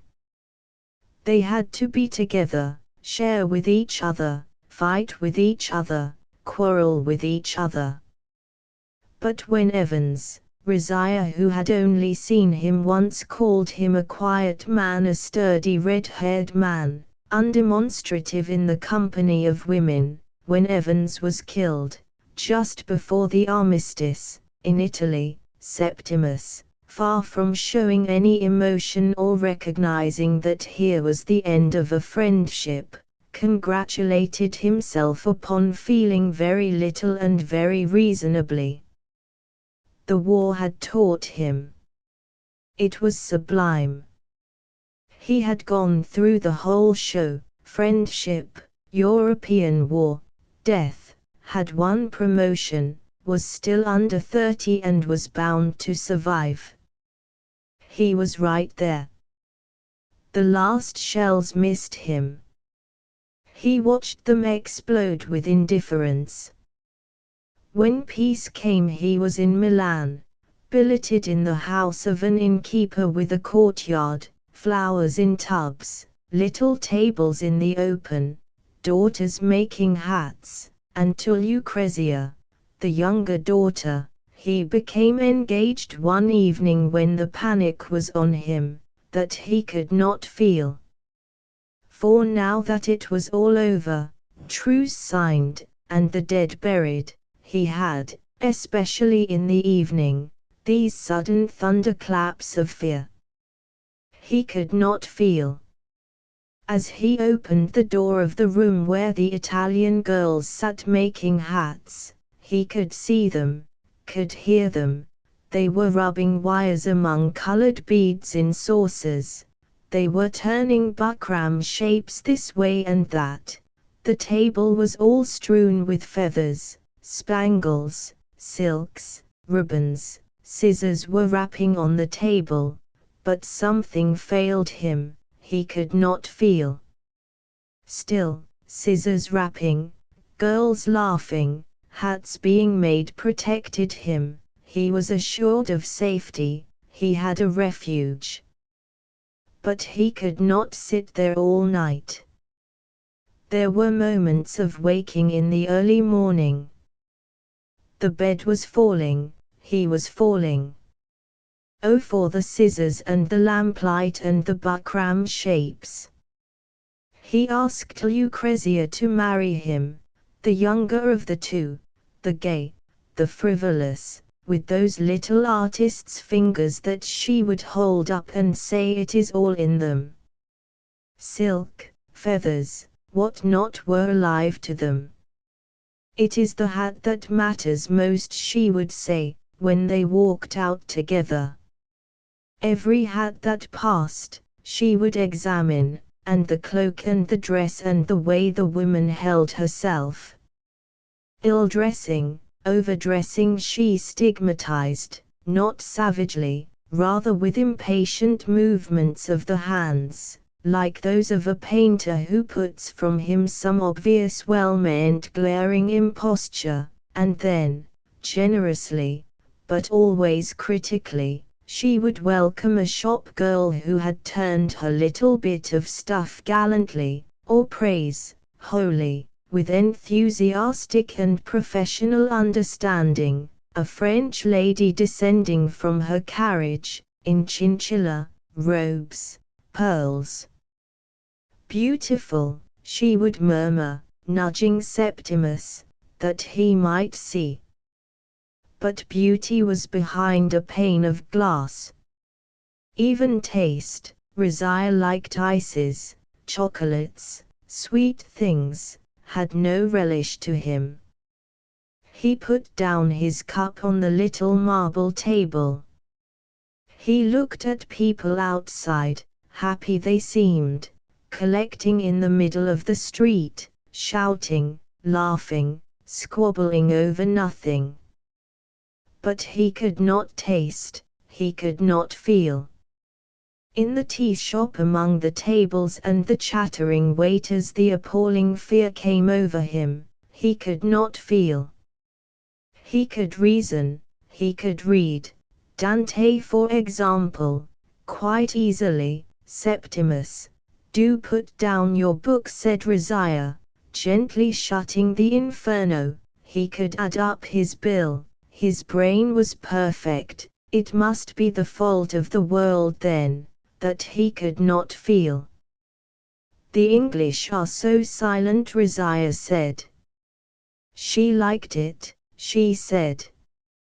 She respected these Englishmen, and wanted to see London, and the English horses, and the tailor-made suits, and could remember hearing how wonderful the shops were, from an aunt who had married and lived in Soho. It might be possible, Septimus thought, looking at England from the train window, as they left New Haven, it might be possible that the world itself is without meaning. At the office they advanced him to a post of considerable responsibility. They were proud of him, he had won crosses.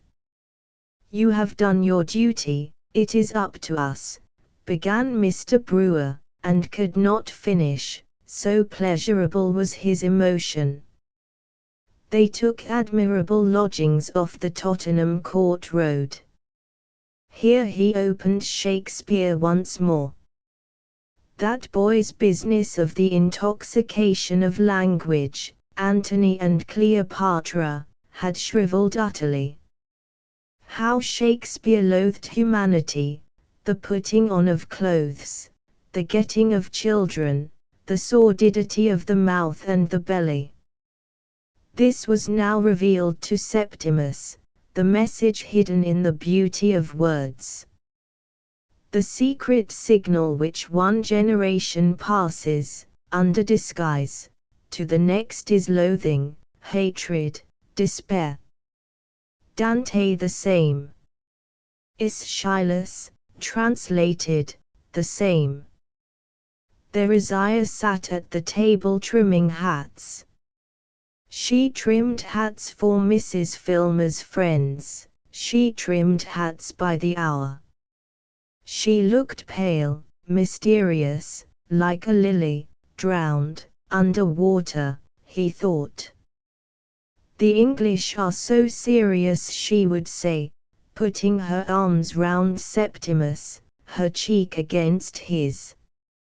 Love between man and woman was repulsive to Shakespeare. The business of copulation was filth to him before the end. But, Rosiah said, she must have children. They had been married 5 years. They went to the Tower together, to the Victoria and Albert Museum, stood in the crowd to see the King open Parliament.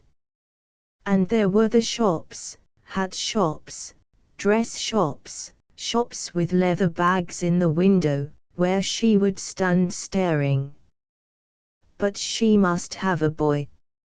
She must have a son like Septimus, she said. But nobody could be like Septimus, so gentle, so serious, so clever. Could she not read Shakespeare too? Was Shakespeare a difficult author? She asked. One cannot bring children into a world like this.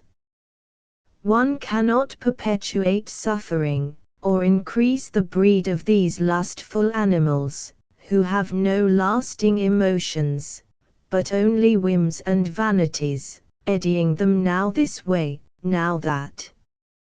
He watched her snip, shape, as one watches a bird hop, flit in the grass, without daring to move a finger. For the truth is, let her ignore it, that human beings have neither kindness, nor faith, nor charity beyond what serves to increase the pleasure of the moment. They hunt in packs.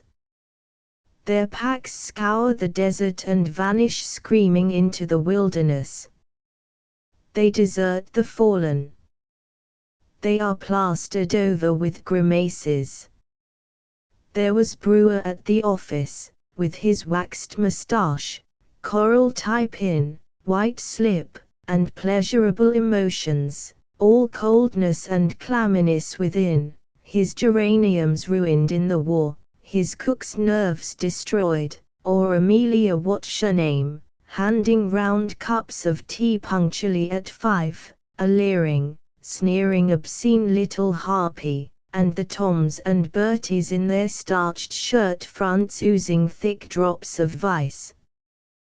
They never saw him drawing pictures of them naked at their antics in his notebook. In the street, vans roared past him, brutality blared out on placards, men were trapped in mines, women burnt alive, and once a maimed file of lunatics being exercised or displayed for the diversion of the populace, who laughed aloud, ambled and nodded and grinned past him, in the Tottenham Court Road, each half apologetically, yet triumphantly, inflicting his hopeless woe. And would he go mad? At tea Rizia told him that Mrs. Filmer's daughter was expecting a baby. She could not grow old and have no children. She was very lonely, she was very unhappy. She cried for the first time since they were married. Far away he heard her sobbing, he heard it accurately, he noticed it distinctly. He compared it to a piston thumping. But he felt nothing. His wife was crying, and he felt nothing, only each time she sobbed in this profound, this silent, this hopeless way, he descended another step into the pit. At last, with a melodramatic gesture which he assumed mechanically and with complete consciousness of its insincerity, he dropped his head on his hands. Now he had surrendered, now other people must help him. People must be sent for. He gave in. Nothing could rouse him. Rizia put him to bed. She sent for a doctor, Mrs. Filmer's Dr. Holmes. Dr. Holmes examined him. There was nothing whatever the matter, said Dr. Holmes. Oh, what a relief! What a kind man, what a good man! Thought Rizia. When he felt like that he went to the music hall, said Dr. Holmes. He took a day off with his wife and played golf. Why not try 2 tabloids of bromide dissolved in a glass of water at bedtime? These old Bloomsbury houses, said Dr. Holmes, tapping the wall, are often full of very fine panelling, which the landlords have the folly to paper over. Only the other day, visiting a patient, somebody something in Bedford Square, so there was no excuse, nothing whatever the matter, except the sin for which human nature had condemned him to death, that he did not feel.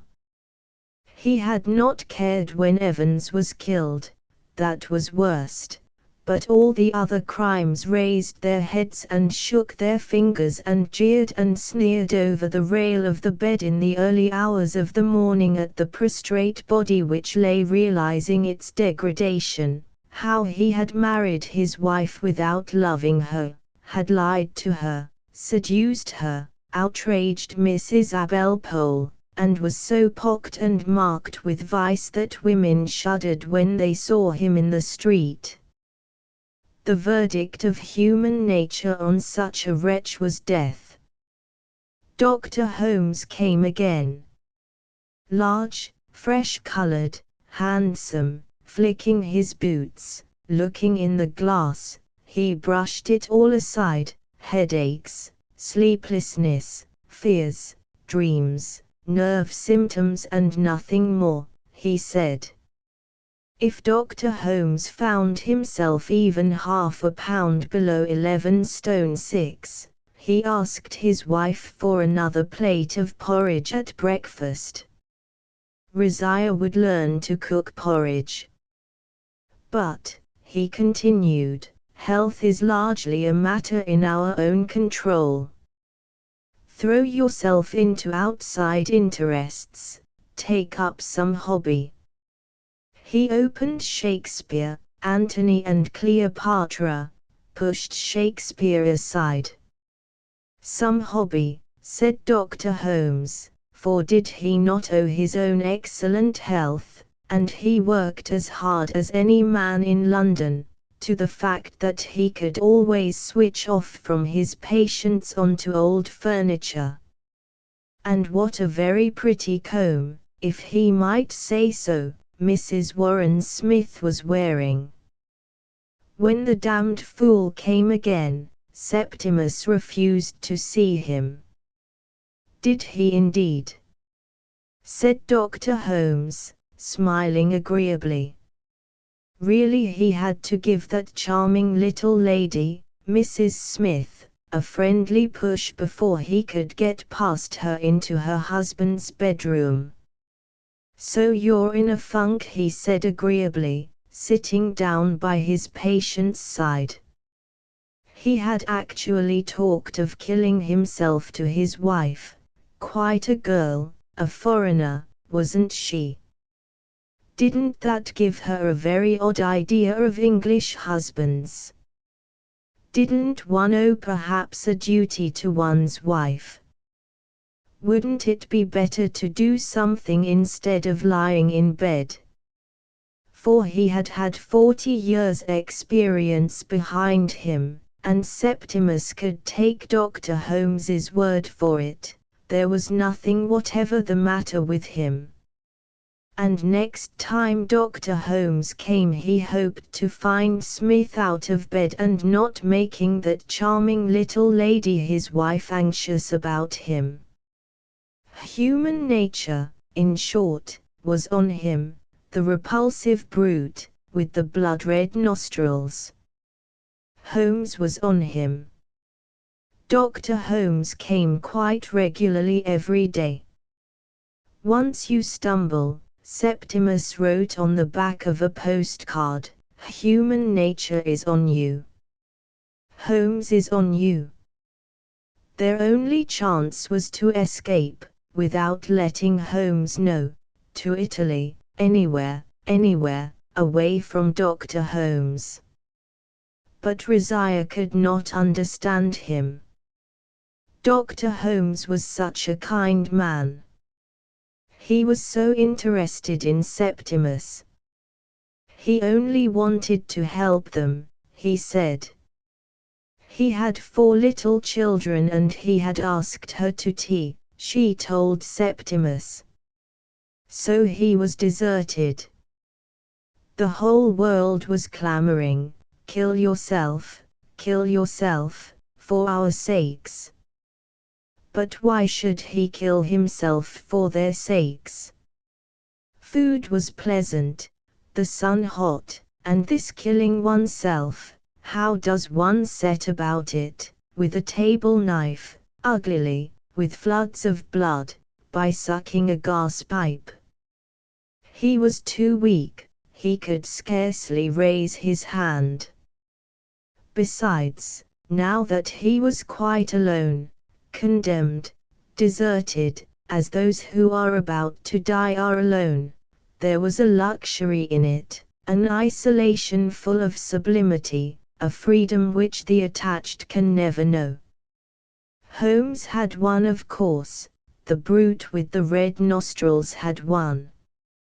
But even Holmes himself could not touch this last relic straying on the edge of the world, this outcast, who gazed back at the inhabited regions, who lay, like a drowned sailor, on the shore of the world. It was at that moment, Rizia gone shopping, that the great revelation took place. A voice spoke from behind the screen. Evans was speaking. The dead were with him. "Evans, Evans," he cried. Mr. Smith was talking aloud to himself. Agnes the servant girl cried to Mrs. Filmer in the kitchen. "Evans, Evans," he had said as she brought in the tray. She jumped, she did. She scuttled downstairs. And Rizia came in, with her flowers, and walked across the room, and put the roses in a vase, upon which the sun struck directly, and it went laughing, leaping round the room. She had had to buy the roses, Rizia said, from a poor man in the street. But they were almost dead already, she said, arranging the roses. So there was a man outside, Evans presumably, and the roses, which Rizia said were half dead, had been picked by him in the fields of Greece. Communication is health, communication is happiness, communication, he muttered. "What are you saying, Septimus?" Rizia asked, wild with terror, for he was talking to himself. She sent Agnes running for Dr. Holmes. Her husband, she said, was mad. He scarcely knew her. "You brute! You brute!" cried Septimus, seeing human nature, that is Dr. Holmes, enter the room. "Now what's all this about?" said Dr. Holmes in the most amiable way in the world. "Talking nonsense to frighten your wife." But he would give him something to make him sleep. "And if they were rich people," said Dr. Holmes, looking ironically round the room, "by all means let them go to Harley Street." "If they had no confidence in him," said Dr. Holmes, looking not quite so kind. It was precisely 12 o'clock, 12 by Big Ben, whose stroke was wafted over the northern part of London, blent with that of other clocks, mixed in a thin ethereal way with the clouds and wisps of smoke, and died up there among the seagulls. 12 o'clock struck as Clarissa Dalloway laid her green dress on her bed, and the Warren Smiths walked down Harley Street. 12 was the hour of their appointment. Probably, Rizia thought, that was Sir William Bradshaw's house with the grey motor car in front of it. The leaden circles dissolved in the air.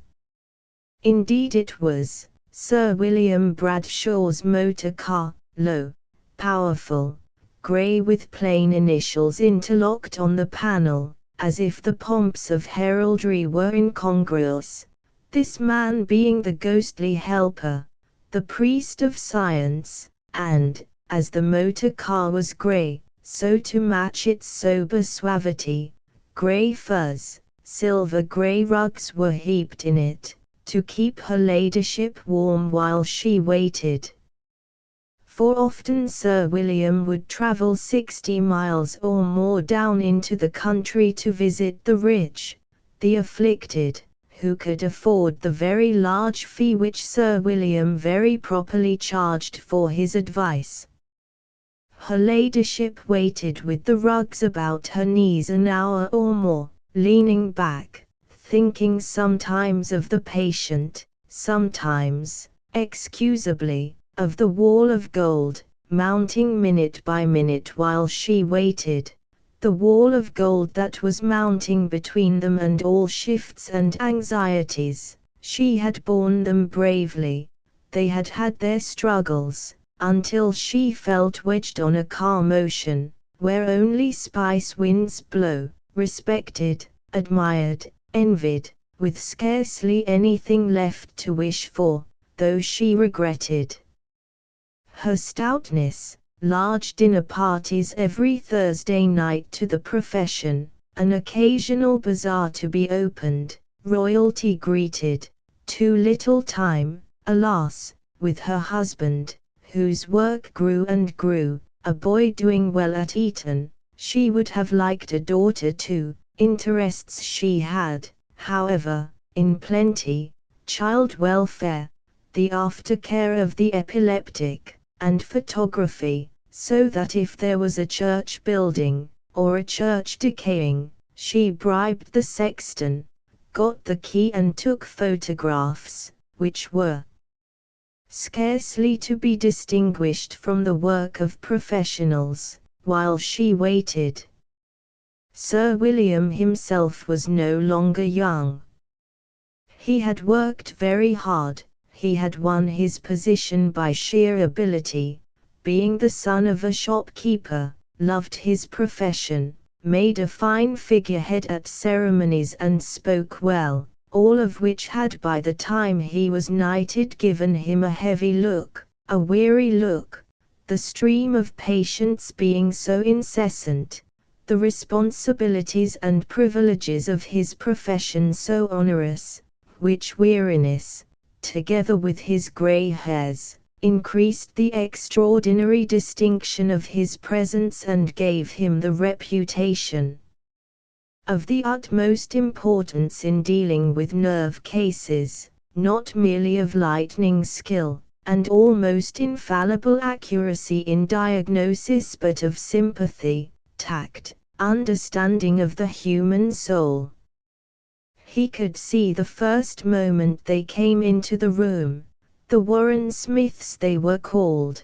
He was certain directly he saw the man, it was a case of extreme gravity.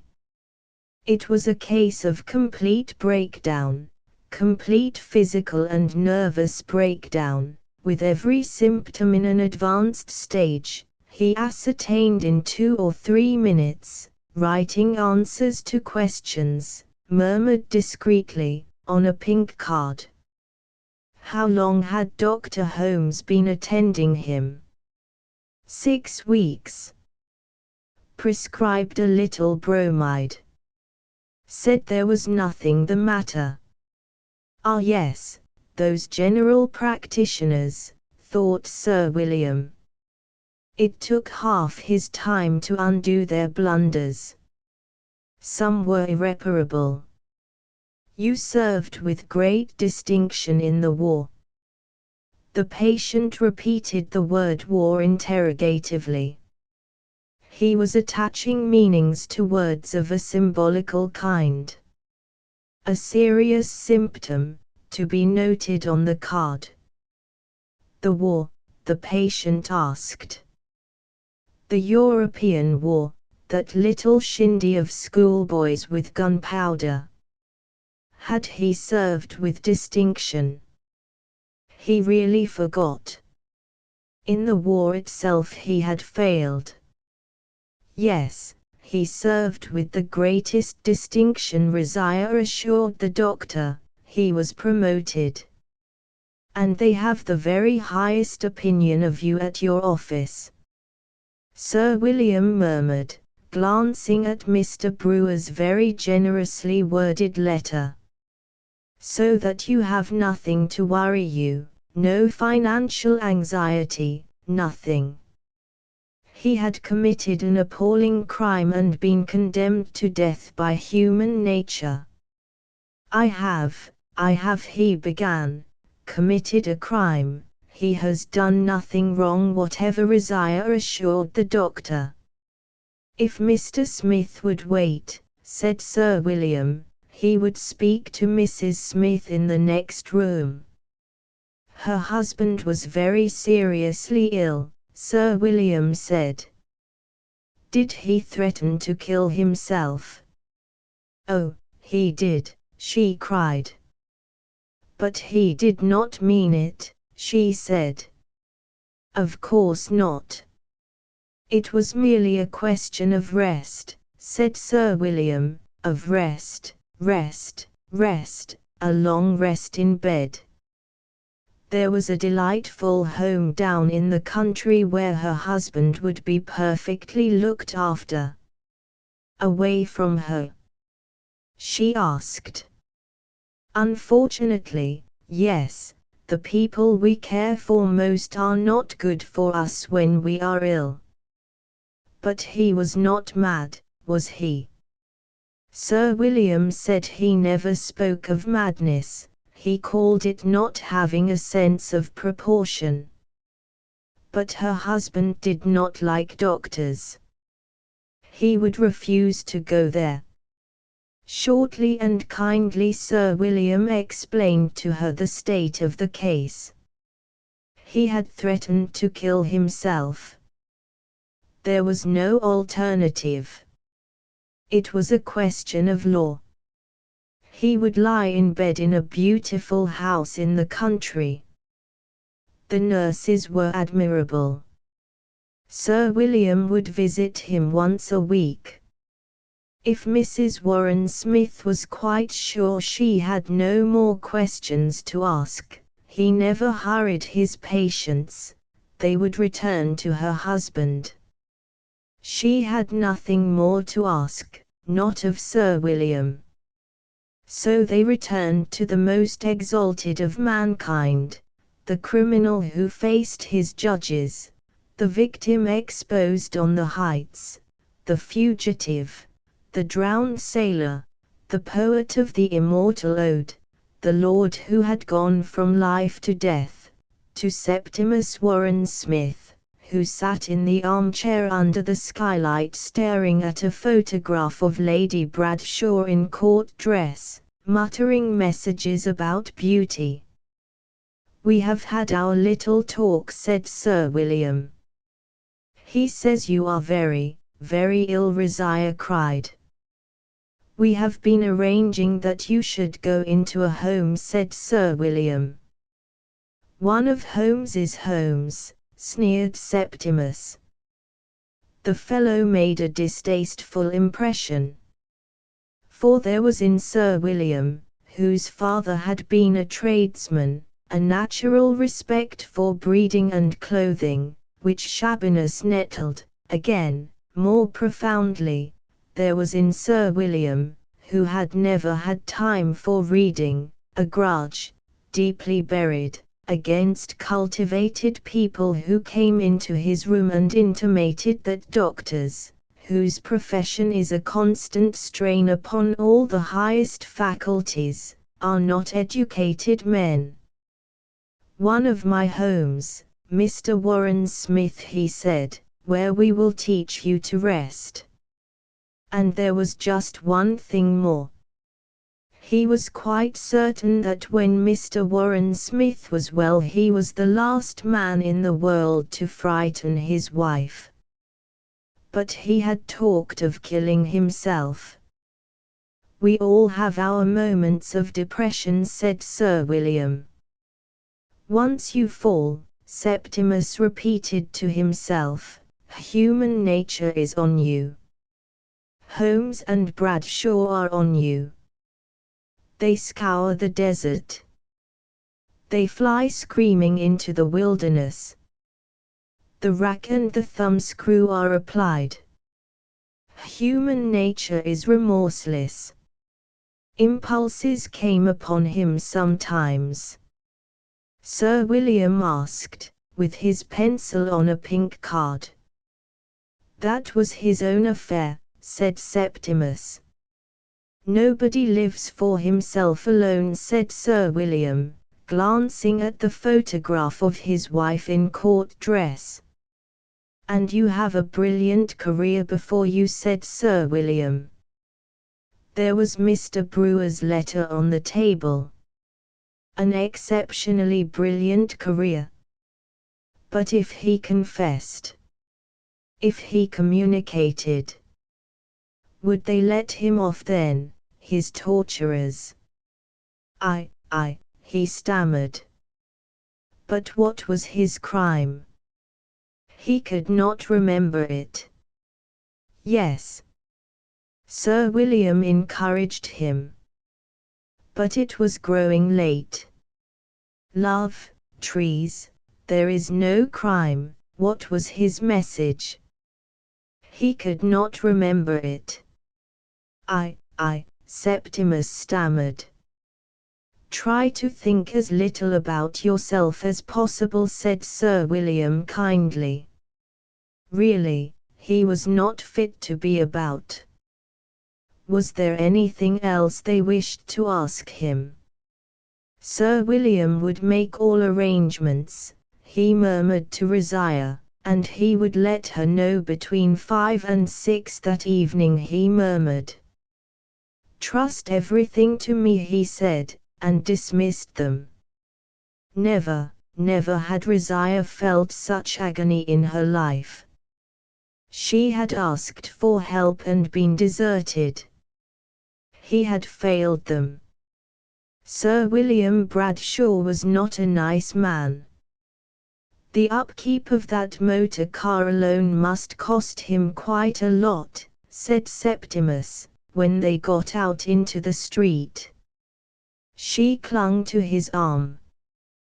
They had been deserted. But what more did she want?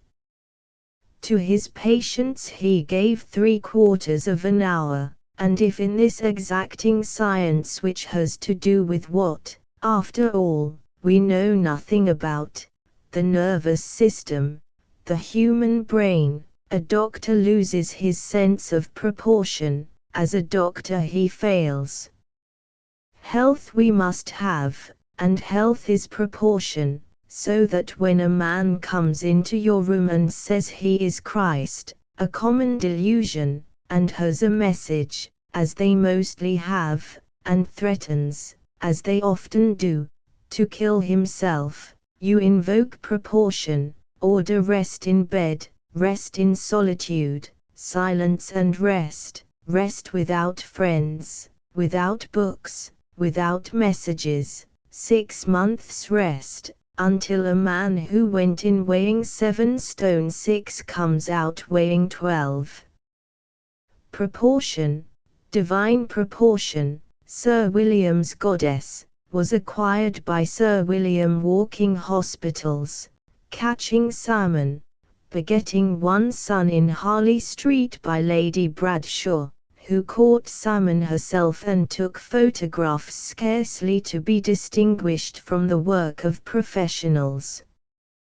Worshipping proportion, Sir William not only prospered himself but made England prosper, secluded her lunatics, forbade childbirth, penalized despair, made it impossible for the unfit to propagate their views until they, too, shared his sense of proportion, his, if they were men, Lady Bradshaw's if they were women. She embroidered, knitted, spent 4 nights out of 7 at home with her son, so that not only did his colleagues respect him, his subordinates fear him, but the friends and relations of his patients felt for him the keenest gratitude for insisting that these prophetic Christs and Christuses, who prophesied the end of the world, or the advent of God, should drink milk in bed, as Sir William ordered.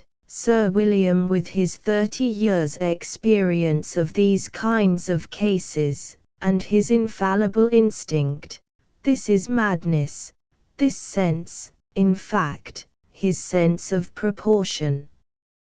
But proportion has a sister, less smiling, more formidable, a goddess even now engaged, in the heat and sands of India, the mud and swamp of Africa, the purlieus of London, wherever in short the climate or the devil tempts men to fall from the true belief which is her own, is even now engaged in dashing down shrines, smashing idols, and setting up in their place her own stern countenance.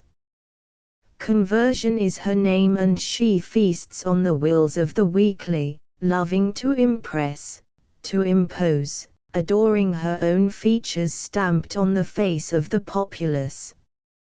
At Hyde Park Corner on a tub she stands preaching, shrouds herself in white and walks penitentially disguised as brotherly love through factories and parliaments, offers help, but desires power, smites out of her way roughly the dissentient, or dissatisfied, bestows her blessing on those who, looking upward, catch submissively from her eyes the light of their own.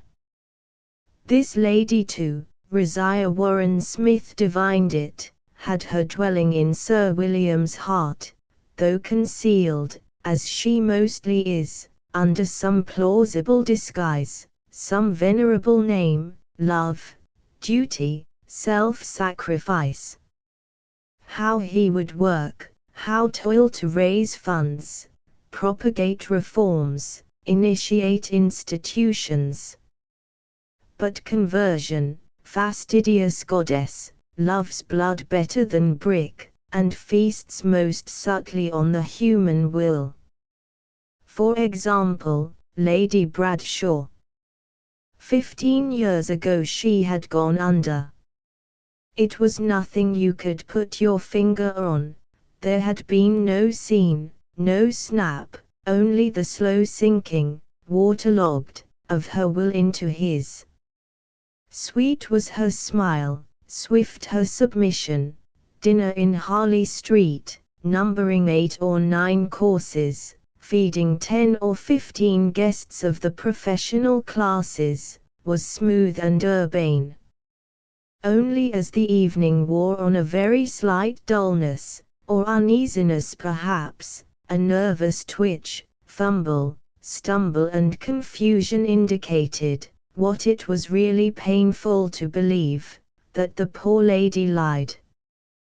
Once, long ago, she had caught salmon freely, now, quick to minister to the craving which lit her husband's eye so oilily for dominion, for power, she cramped, squeezed, pared, pruned, drew back, peeped through, so that without knowing precisely what made the evening disagreeable, and caused this pressure on the top of the head, which might well be imputed to the professional conversation, or the fatigue of a great doctor whose life, Lady Bradshaw said, is not his own but his patient's. Disagreeable it was, so that guests, when the clock struck 10, breathed in the air of Harley Street even with rapture, which relief, however, was denied to his patients. There in the grey room, with the pictures on the wall, and the valuable furniture, under the ground-glass skylight, they learned the extent of their transgressions, huddled up in armchairs, they watched him go through, for their benefit, a curious exercise with the arms, which he shot out, brought sharply back to his hip, to prove, if the patient was obstinate, that Sir William was master of his own actions, which the patient was not. There some weakly broke down, sobbed, submitted, others, inspired by heaven knows what intemperate madness, called Sir William to his face a damnable humbug, questioned, even more impiously, life itself. Why live? They demanded. Sir William replied that life was good. Certainly Lady Bradshaw in ostrich feathers hung over the mantelpiece, and as for his income it was quite 12,000 a year. But to us, they protested, life has given no such bounty. He acquiesced. They lacked a sense of proportion. And perhaps, after all, there is no God. He shrugged his shoulders. In short, this living or not living is an affair of our own. But there they were mistaken. Sir William had a friend in Surrey where they taught, what Sir William frankly admitted was a difficult art, a sense of proportion. There were, moreover, family affection, honor, courage, and a brilliant career. All of these had in Sir William a resolute champion. If they failed him, he had to support police and the good of society, which, he remarked very quietly, would take care, down in Surrey, that these unsocial impulses, bred more than anything by the lack of good blood, were held in control. And then stole out from her hiding place and mounted her throne, that goddess whose lust is to override opposition, to stamp indelibly in the sanctuaries of others the image of herself. Naked, defenseless, the exhausted, the friendless received the impress of Sir William's will. He swooped, he devoured. He shut people up. It was this combination of decision and humanity that ended Sir William so greatly to the relations of his victims. But Rosiah Warren Smith cried, walking down Harley Street, that she did not like that man. Shredding and slicing, dividing and subdividing, the clocks of Harley Street nibbled at the June day, counselled submission, upheld authority, and pointed out in chorus the supreme advantages of a sense of proportion, until the mound of time was so far diminished that a commercial clock, suspended above a shop in Oxford Street, announced, genially and fraternally, as if it were a pleasure to Messrs. Rigby and Loans to give the information gratis, that it was 1:30. Looking up, it appeared that each letter of their names stood for one of the hours. Subconsciously one was grateful to Rigby and Loans for giving one time ratified by Greenwich, and this gratitude, so Hugh Whitbread ruminated, dallying there in front of the shop window, naturally took the form later of buying off Rigby and Loans socks or shoes. So he ruminated. It was his habit. He did not go deeply. He brushed surfaces, the dead languages, the living, life in Constantinople, Paris, Rome, riding, shooting, tennis, it had been once. The malicious asserted that he now kept guard at Buckingham Palace, dressed in silk stockings and knee breeches, over what nobody knew. But he did it extremely efficiently. He had been afloat on the cream of English society for 55 years. He had known prime ministers. His affections were understood to be deep. And if it were true that he had not taken part in any of the great movements of the time or held important office, one or two humble reforms stood to his credit. An improvement in public shelters was one, the protection of owls in Norfolk another. Servant girls had reason to be grateful to him, and his name at the end of letters to the Times, asking for funds, appealing to the public to protect, to preserve, to clear up litter, to abate smoke, and stamp out immorality in parks, commanded respect. A magnificent figure he cut to, pausing for a moment, as the sound of the half-hour died away, to look critically, magisterially, at socks and shoes, impeccable, substantial, as if he beheld the world from a certain eminence, and dressed to match, but realized the obligations which size, wealth, health, entail, and observed punctiliously even when not absolutely necessary, little courtesies, old-fashioned ceremonies which gave a quality to his manner, something to imitate, something to remember him by, for he would never lunch, for example, with Lady Bruton, whom he had known these 20 years, without bringing her in his outstretched hand a bunch of carnations and asking Miss Brush, Lady Bruton's secretary, after her brother in South Africa, which, for some reason, Miss Brush, deficient though she was in every attribute of female charm, so much resented that she said thank you, he's doing very well in South Africa when, for half a dozen years, he had been doing badly in Portsmouth. Lady Bruton herself preferred Richard Dalloway, who arrived at the next moment. Indeed, they met on the doorstep. Lady Bruton preferred Richard Dalloway, of course. He was made of much finer material. But she wouldn't let them run down her poor dear Hugh. She could never forget his kindness. He had been really remarkably kind. She forgot precisely upon what occasion. But he had been remarkably kind. Anyhow, the difference between one man and another does not amount to much.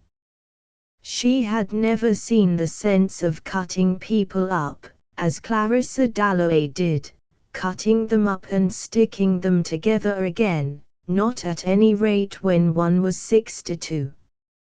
She took Hugh's carnations with her angular grim smile. There was nobody else coming, she said. She had got them there on false pretenses, to help her out of a difficulty, but let us eat first, she said. And so there began a soundless and exquisite passing to and fro through swing doors of aproned white-capped maids, handmaidens not of necessity, but adepts in a mystery or grand deception practiced by hostesses in Mayfair from 1:30 to 2, when, with a wave of the hand, the traffic ceases, and there rises instead this profound illusion in the first place about the food, how it is not paid for, and then that the table spreads itself voluntarily with glass and silver, little mats, saucers of red fruit, films of brown cream masked turbot, in casseroles severed chickens swim, colored, undomestic, the fire burns, and with the wine and the coffee, not paid for, rise jocund visions before musing eyes, gently speculative eyes, eyes to whom life appears musical, mysterious, eyes now kindled to observe genially the beauty of the red carnations which Lady Bruton, whose movements were always angular, had laid beside her plate, so that Hugh Whitbread, feeling at peace with the entire universe, and at the same time completely sure of his standing, said, resting his fork, "Wouldn't they look charming against your lace?" Miss Brush resented this familiarity intensely. She thought him an underbred fellow. She made Lady Bruton laugh. Lady Bruton raised the carnations, holding them rather stiffly with much the same attitude with which the General held the scroll in the picture behind her. She remained fixed, tranced. Which was she now, the General's great-granddaughter? Great-great-granddaughter? Richard Dalloway asked himself. Sir Roderick, Sir Miles, Sir Talbot, that was it. It was remarkable how in that family the likeness persisted in the women. She should have been a general of dragoons herself. And Richard would have served under her, cheerfully. He had the greatest respect for her. He cherished these romantic views about well-set-up old women of pedigree, and would have liked, in his good-humoured way, to bring some young hotheads of his acquaintance to lunch with her, as if a type like hers could be bred of amiable tea-drinking enthusiasts. He knew her country. He knew her people. There was a vine, still bearing, which either Lovelace or Herrick, she never read a word of poetry herself, but so the story ran, had sat under. Better wait to put before them the question that bothered her, about making an appeal to the public, if so, in what terms and so on. Better wait until they have had their coffee, Lady Bruton thought, and so laid the carnations down beside her plate. "How's Clarissa?" she asked abruptly. Clarissa always said that Lady Bruton did not like her.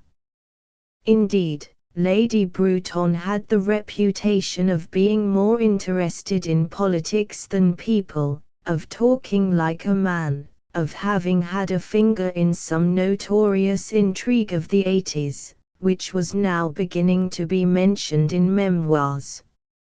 Certainly there was an alcove in her drawing-room, and a table in that alcove, and a photograph upon that table of General Sir Talbot Moore, now deceased, who had written there, one evening in the 80s, in Lady Bruton's presence, with her cognizance, perhaps advice, a telegram ordering the British troops to advance upon an historical occasion. She kept the pen and told the story.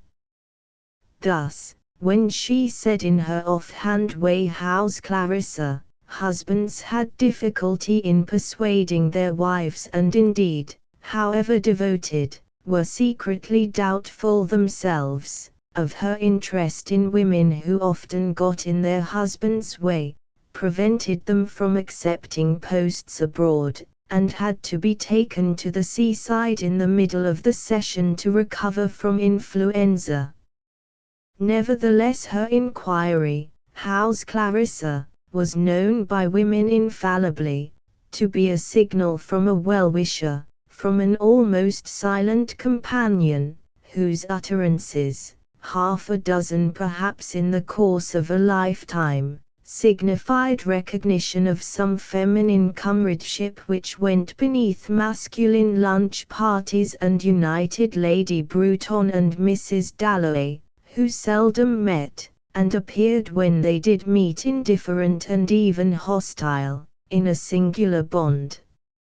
"I met Clarissa in the park this morning," said Hugh Whitbread, diving into the casserole, anxious to pay himself this little tribute, for he had only to come to London and he met everybody at once, but greedy, one of the greediest men she had ever known, Millie Brush thought, who observed men with unflinching rectitude, and was capable of everlasting devotion, to her own sex in particular, being knobbed, scraped, angular, and entirely without feminine charm. "Do you know who's in town?" said Lady Bruton, suddenly bethinking her. "Our old friend, Peter Walsh." They all smiled. Peter Walsh. And Mr. Dalloway was genuinely glad, Millie Brush thought, and Mr. Whitbread thought only of his chicken. Peter Walsh. All three, Lady Bruton, Hugh Whitbread, and Richard Dalloway, remembered the same thing, how passionately Peter had been in love, been rejected, gone to India, come a cropper, made a mess of things, and Richard Dalloway had a very great liking for the dear old fellow too. Millie Brush saw that, saw a depth in the brown of his eyes, saw him hesitate, consider, which interested her, as Mr. Dalloway always interested her, for what was he thinking, she wondered, about Peter Walsh? That Peter Walsh had been in love with Clarissa, that he would go back directly after lunch and find Clarissa, that he would tell her, in so many words, that he loved her. Yes, he would say that. Millie Brush once might almost have fallen in love with these silences, and Mr. Dalloway was always so dependable, such a gentleman too. Now, being 40, Lady Bruton had only to nod, or turn her head a little abruptly, and Millie Brush took the signal, however deeply she might be sunk in these reflections of a detached spirit, of an uncorrupted soul whom life could not bamboozle, because life had not offered her a trinket of the slightest value, not a curl, smile, lip, cheek, nose, nothing whatever. Lady Bruton had only to nod, and Perkins was instructed to quicken the coffee. "Yes, Peter Walsh has come back," said Lady Bruton. It was vaguely flattering to them all. He had come back, battered, unsuccessful, to their secure shores. But to help him, they reflected, was impossible. There was some flaw in his character. Hugh Whitbread said one might of course mention his name to so-and-so. He wrinkled lugubriously, consequentially, at the thought of the letters he would write to the heads of government offices about my old friend, Peter Walsh, and so on. But it wouldn't lead to anything, not to anything permanent, because of his character. "In trouble with some woman," said Lady Bruton.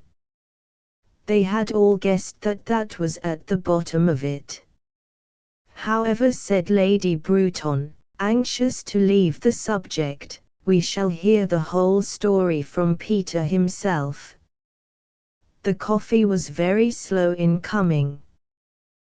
"The address," murmured Hugh Whitbread, and there was at once a ripple in the grey tide of service which washed round Lady Bruton day in, day out, collecting, intercepting, enveloping her in a fine tissue which broke concussions, mitigated interruptions, and spread round the house in Brook Street a fine net where things lodged and were picked out accurately, instantly, by grey-haired Perkins, who had been with Lady Bruton these 30 years and now wrote down the address, handed it to Mr.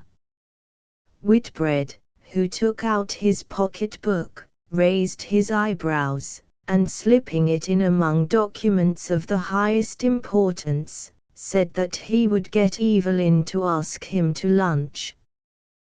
They were waiting to bring the coffee until Mr. Whitbread had finished. Hugh was very slow, Lady Bruton thought. He was getting fat, she noticed. Richard always kept himself in the pink of condition. She was getting impatient. The whole of her being was setting positively, undeniably, domineeringly brushing aside all this unnecessary trifling, Peter Walsh and his affairs, upon that subject which engaged her attention, and not merely her attention, but that fibre which was the ramrod of her soul, that essential part of her without which Millicent Bruton would not have been Millicent Bruton, that project for emigrating young people of both sexes born of respectable parents and setting them up with a fair prospect of doing well in Canada. She exaggerated. She had perhaps lost her sense of proportion. Emigration was not to others the obvious remedy, the sublime conception. It was not to them, not to Hugh, or Richard, or even to devoted Miss Brush, the liberator of the pentegotism, which a strong martial woman, well-nourished, well-descended, of direct impulses, downright feelings, and little introspective power, broad and simple. Why could not everyone be broad and simple, she asked. Feels rise within her, once youth is past, and must eject upon some object. It may be emigration, it may be emancipation, but whatever it be, this object round which the essence of her soul is daily secreted, becomes inevitably prismatic, lustrous, half looking glass, half precious stone, now carefully hidden in case people should sneer at it, now proudly displayed. Emigration had become, in short, largely Lady Bruton. But she had to write. And one letter to the Times, she used to say to Miss Brush, cost her more than to organize an expedition to South Africa, which she had done in the war.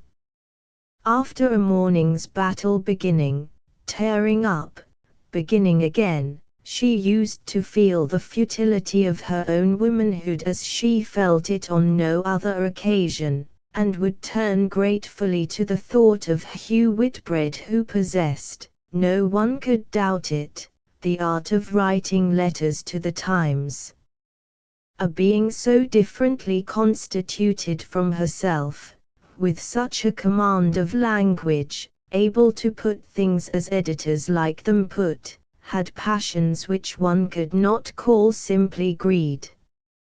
Lady Bruton often suspended judgment upon men in deference to the mysterious accord in which they, but no woman, stood to the laws of the universe, knew how to put things, knew what was said, so that if Richard advised her, and Hugh wrote for her, she was sure of being somehow right. So she let Hugh eat his souffle, asked after poor Evelyn, waited until they were smoking, and then said, "Milly, would you fetch the papers?" And Miss Brush went out, came back, laid papers on the table, and Hugh produced his fountain pen, his silver fountain pen, which had done 20 years' service, he said, unscrewing the cap. It was still in perfect order. He had shown it to the makers. There was no reason, they said, why it should ever wear out, which was somehow to Hugh's credit, and to the credit of the sentiments which his pen expressed. So Richard Dalloway felt, as Hugh began carefully writing capital letters with rings round them in the margin, and thus marvellously reduced Lady Bruton's tangles to sense, to grammar such as the editor of the Times, Lady Bruton felt, watching the marvelous transformation, must respect. Hugh was slow. Hugh was pertinacious. Richard said one must take risks. Hugh proposed modifications in deference to people's feelings, which, he said rather tartly when Richard laughed, had to be considered and read out how. Therefore, we are of opinion that the times are ripe. The superfluous youth of our ever-increasing population, what we owe to the dead, which Richard thought all stuffing and bunkum, but no harm in it, of course, and Hugh went on drafting sentiments in alphabetical order of the highest nobility, brushing the cigar ash from his waistcoat, and summing up now and then the progress they had made until, finally, he read out the draft of a letter which Lady Bruton felt certain was a masterpiece. Could her own meaning sound like that? Hugh could not guarantee that the editor would put it in, but he would be meeting somebody at luncheon. Whereupon Lady Bruton, who seldom did a graceful thing, stuffed all Hugh's carnations into the front of her dress, and flinging her hands out called him my Prime Minister. What she would have done without them both she did not know. They rose. And Richard Dalloway strolled off as usual to have a look at the General's portrait, because he meant, whenever he had a moment of leisure, to write a history of Lady Bruton's family. And Millicent Bruton was very proud of her family. But they could wait, she said, looking at the picture, meaning that her family, of military men, administrators, admirals, had been men of action, who had done their duty, and Richard's first duty was to his country. But it was a fine face, she said, and all the papers were ready for Richard down at Old Mixton whenever the time came, the Labour government she meant. Ah, the news from India, she cried. And then, as they stood in the hall taking yellow gloves from the bowl on the malachite table and Hugh was offering Miss Brush with quite unnecessary courtesy some discarded ticket or other compliment, which she loathed from the depths of her heart and blushed brick red, Richard turned to Lady Bruton, with his hat in his hand, and said, "We shall see you at our party tonight." Whereupon Lady Bruton resumed the magnificence which letter-writing had shattered. She might come, or she might not come. Clarissa had wonderful energy. Parties terrified Lady Bruton. But then, she was getting old. So she intimated, standing at her doorway, handsome, very erect, while her chow stretched behind her, and Miss Brush disappeared into the background with her hands full of papers. And Lady Bruton went ponderously, majestically, up to her room, lay, one arm extended, on the sofa. She sighed, she snored, not that she was asleep, only drowsy and heavy, like a field of clover in the sunshine this hot June day, with the bees going round and about and the yellow butterflies. Always she went back to those fields down in Devonshire, where she had jumped the brooks on Patty, her pony, with Mortimer and Tom, her brothers. And there were the dogs, there were the rats, there were her father and mother on the lawn under the trees, with the tea things out, and the beds of dahlias, the hollyhocks, the pampas grass, and they, little wretches, always up to some mischief. Stealing back through the shrubbery, so as not to be seen, all bedraggled from some roguery. What old nurse used to say about her frocks? Ah dear, she remembered, it was Wednesday in Brook Street. Those kind good fellows, Richard Dalloway, Hugh Whitbread, had gone this hot day through the streets whose growl came up to her lying on the sofa. Power was hers, position, income. She had lived in the forefront of her time. She had had good friends, known the ablest men of her day. Murmuring London flowed up to her, and her hand, lying on the sofa back, curled upon some imaginary baton such as her grandfather's might have held, holding which she seemed, drowsy and heavy, to be commanding battalions marching to Canada, and those good fellows walking across London, that territory of theirs, that little bit of carpet, Mayfair.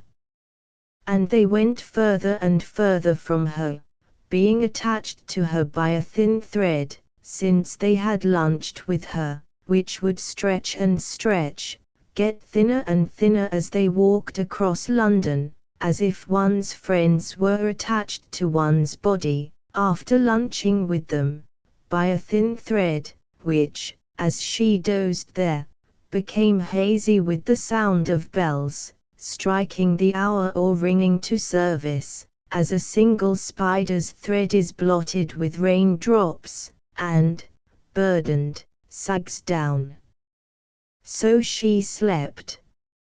And Richard Dalloway and Hugh Whitbread hesitated at the corner of Conduit Street at the very moment that Millicent Bruton, lying on the sofa, let the thread snap, snored. Contrary winds buffeted at the street corner. They looked in at a shop window. They did not wish to buy or to talk but to part, only with contrary winds buffeting the street corner, with some sort of lapse in the tides of the body, two forces meeting in a swirl, morning and afternoon, they paused.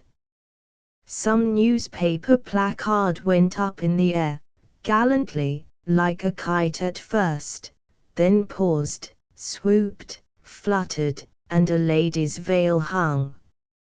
Yellow awnings trembled. The speed of the morning traffic slackened, and single carts rattled carelessly down half-empty streets. In Norfolk, of which Richard Dalloway was half thinking, a soft warm wind blew back the petals, confused the waters, ruffled the flowering grasses.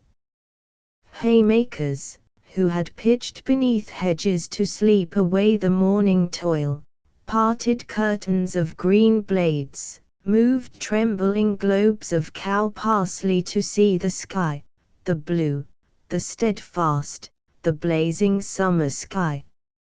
Aware that he was looking at a silver two-handled Jacobean mug, and that Hugh Whitbread admired condescendingly with airs of connoisseurship a Spanish necklace which he thought of asking the price of in case Evelyn might like it, still Richard was torpid, could not think or move. Life had thrown up this wreckage, shop windows full of coloured paste, and one stood stark with the lethargy of the old, stiff with the rigidity of the old, looking in. Evelyn Whitbread might like to buy this Spanish necklace, so she might. Yawn he must. Hugh was going into the shop. Right you are, said Richard, following. Goodness knows he didn't want to go buying necklaces with Hugh. But there are tides in the body. Morning meets afternoon. Born like a frail shallop on deep, deep floods, Lady Bruton's great-grandfather and his memoir and his campaigns in North America were whelmed and sunk. And Millicent Bruton too. She went under. Richard didn't care a straw what became of emigration, about that letter, whether the editor put it in or not. The necklace hung stretched between Hugh's admirable fingers. Let him give it to a girl, if he must buy jewels, any girl in the street. For the worthlessness of this life did strike Richard pretty forcibly, buying necklaces for Evelyn. If he'd had a boy he'd have said, work, work. But he had his Elizabeth, he adored his Elizabeth. I should like to see Mr. Dewbonnet, said Hugh in his curt worldly way. It appeared that this Dewbonnet had the measurements of Mrs. Whitbread's neck, or, more strangely still, knew her views upon Spanish jewellery and the extent of her possessions in that line, which Hugh could not remember. All of which seemed to Richard Dalloway awfully odd. For he never gave Clarissa presents, except a bracelet 2 or 3 years ago, which had not been a success. She never wore it. It pained him to remember that she never wore it.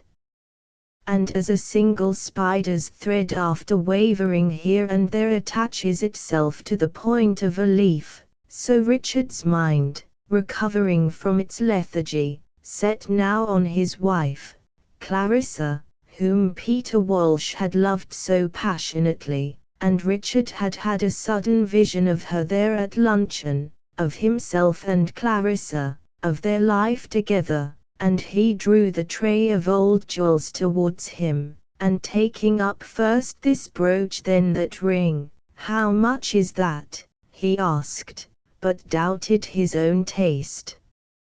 He wanted to open the drawing-room door and come in holding out something, a present for Clarissa. Only what? But Hugh was on his legs again. He was unspeakably pompous. Really, after dealing here for 35 years, he was not going to be put off by a mere boy who did not know his business. For Dewbonnet, it seemed, was out, and Hugh would not buy anything until Mr. Dewbonnet chose to be in, at which the youth flushed and bowed his correct little bow. It was all perfectly correct. And yet Richard couldn't have said that to save his life. Why these people stood that damned insolence he could not conceive. Hugh was becoming an intolerable ass. Richard Dalloway could not stand more than an hour of his society.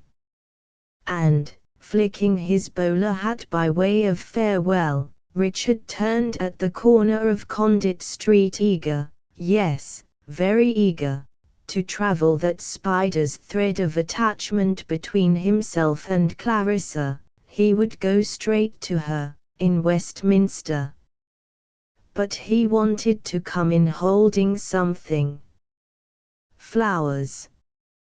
Yes, flowers, since he did not trust his taste in gold, any number of flowers, roses, orchids, to celebrate what was, reckoning things as you will, an event. This feeling about her when they spoke of Peter Walsh at luncheon, and they never spoke of it. Not for years had they spoken of it, which, he thought, grasping his red and white roses together, a vast bunch in tissue paper, is the greatest mistake in the world. The time comes when it can't be said, one's too shy to say it, he thought, pocketing his sixpence or two of change, setting off with his great bunch held against his body to Westminster to say straight out in so many words, whatever she might think of him, holding out his flowers, "I love you."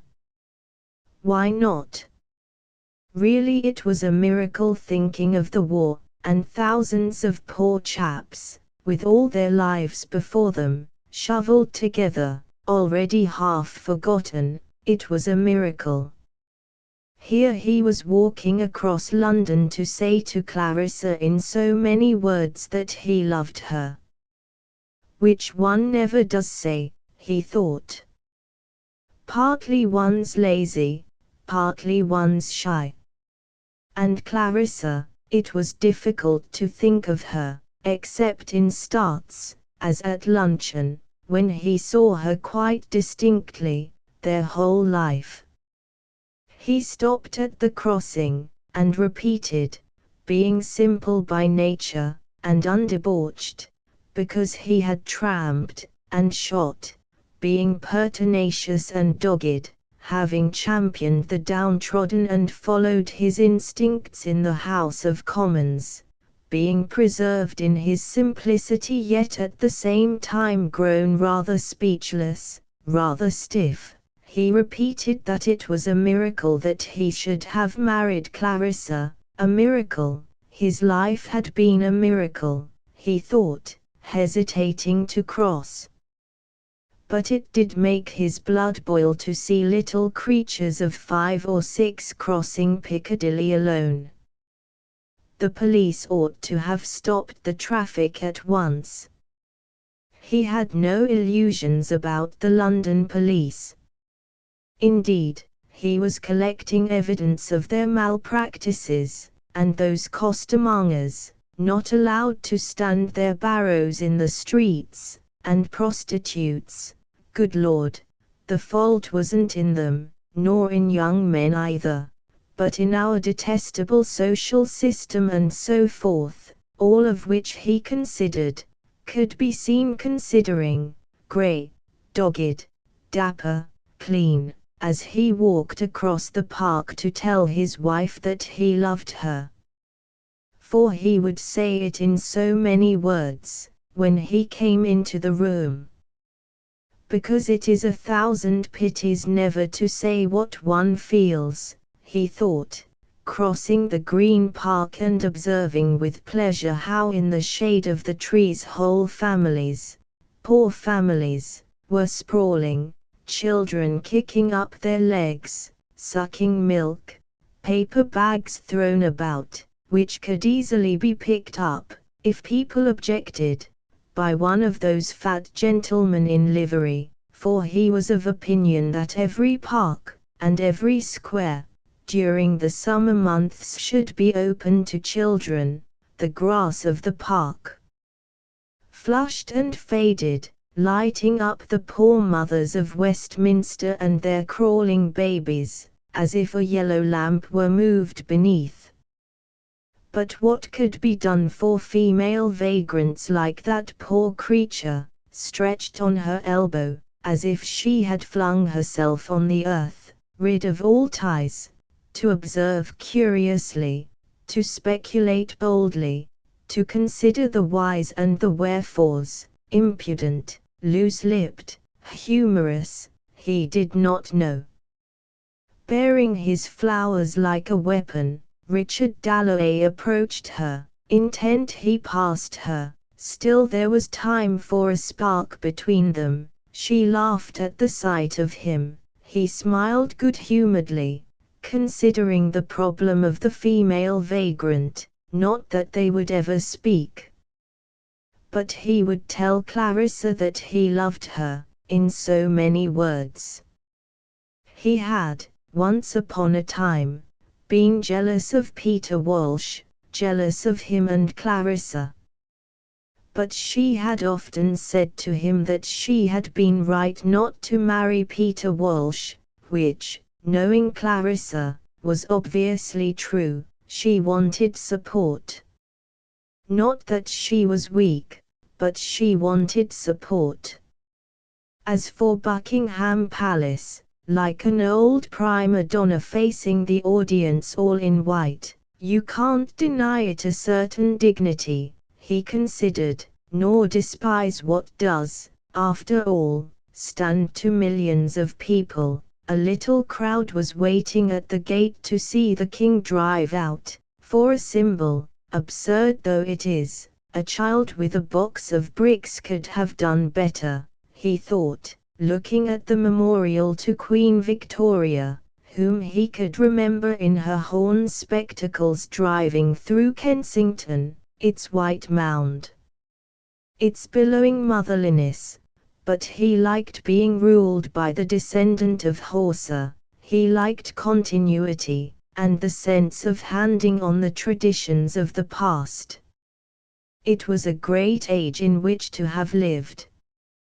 Indeed, his own life was a miracle, let him make no mistake about it. Here he was, in the prime of life, walking to his house in Westminster to tell Clarissa that he loved her.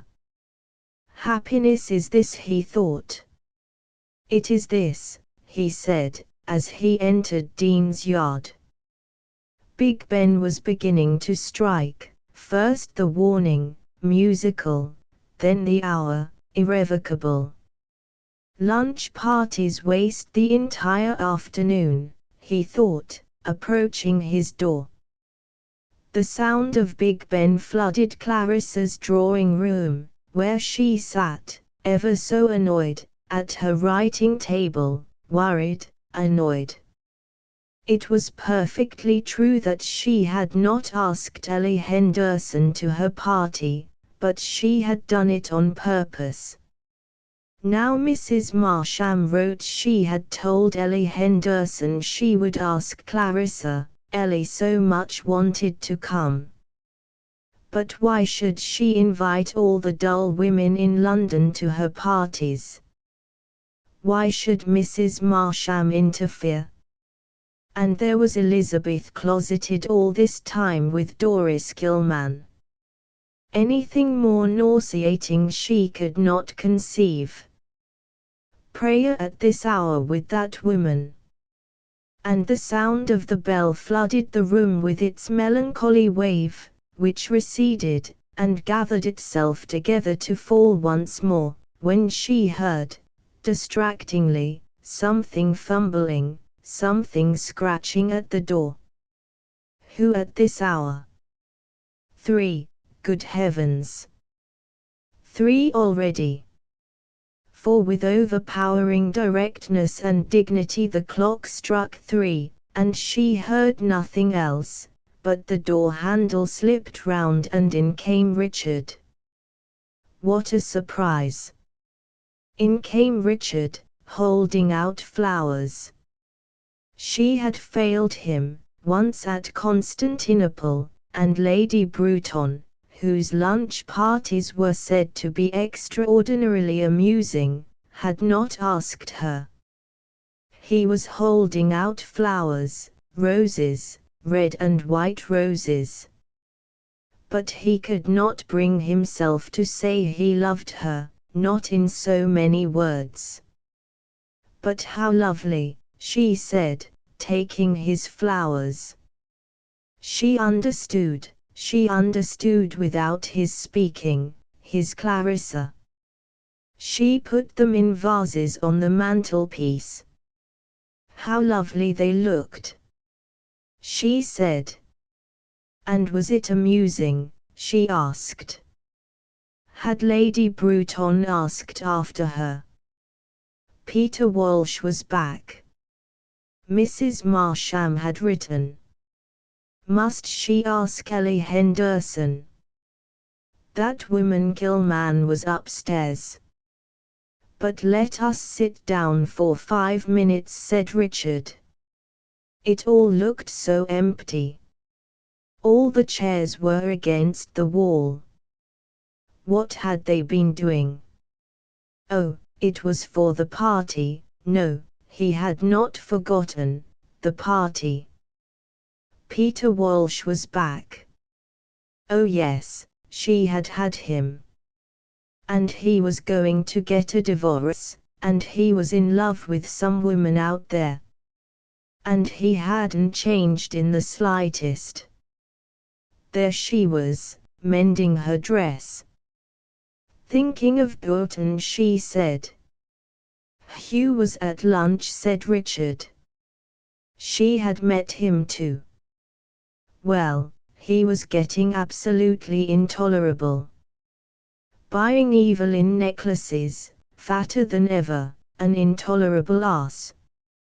And it came over me I might have married you, she said, thinking of Peter sitting there in his little bow tie, with that knife, opening it, shutting it. Just as he always was, you know. They were talking about him at lunch, said Richard. But he could not tell her he loved her. He held her hand. Happiness is this, he thought. They had been writing a letter to the Times for Millicent Bruton. That was about all Hugh was fit for. And our dear Miss Gilman, he asked. Clarissa thought the roses absolutely lovely, first bunched together, now of their own accord starting apart. Gilman arrives just as we've done lunch, she said. Elizabeth turns pink. They shut themselves up. I suppose they're praying. Lord. He didn't like it, but these things pass over if you let them. In a mackintosh with an umbrella, said Clarissa. He had not said I love you, but he held her hand. Happiness is this, he thought. But why should I ask all the dull women in London to my parties, said Clarissa. And if Mrs. Marsham gave a party, did she invite her guests? Poor Ellie Henderson, said Richard. It was a very odd thing how much Clarissa minded about her parties, he thought. But Richard had no notion of the look of a room. However, what was he going to say? If she worried about these parties he would not let her give them. Did she wish she had married Peter? But he must go. He must be off, he said, getting up.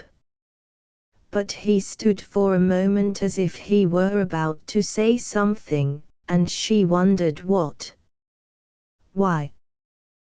There were the roses. Some committee, she asked, as he opened the door. Armenians, he said, or perhaps it was Albanians.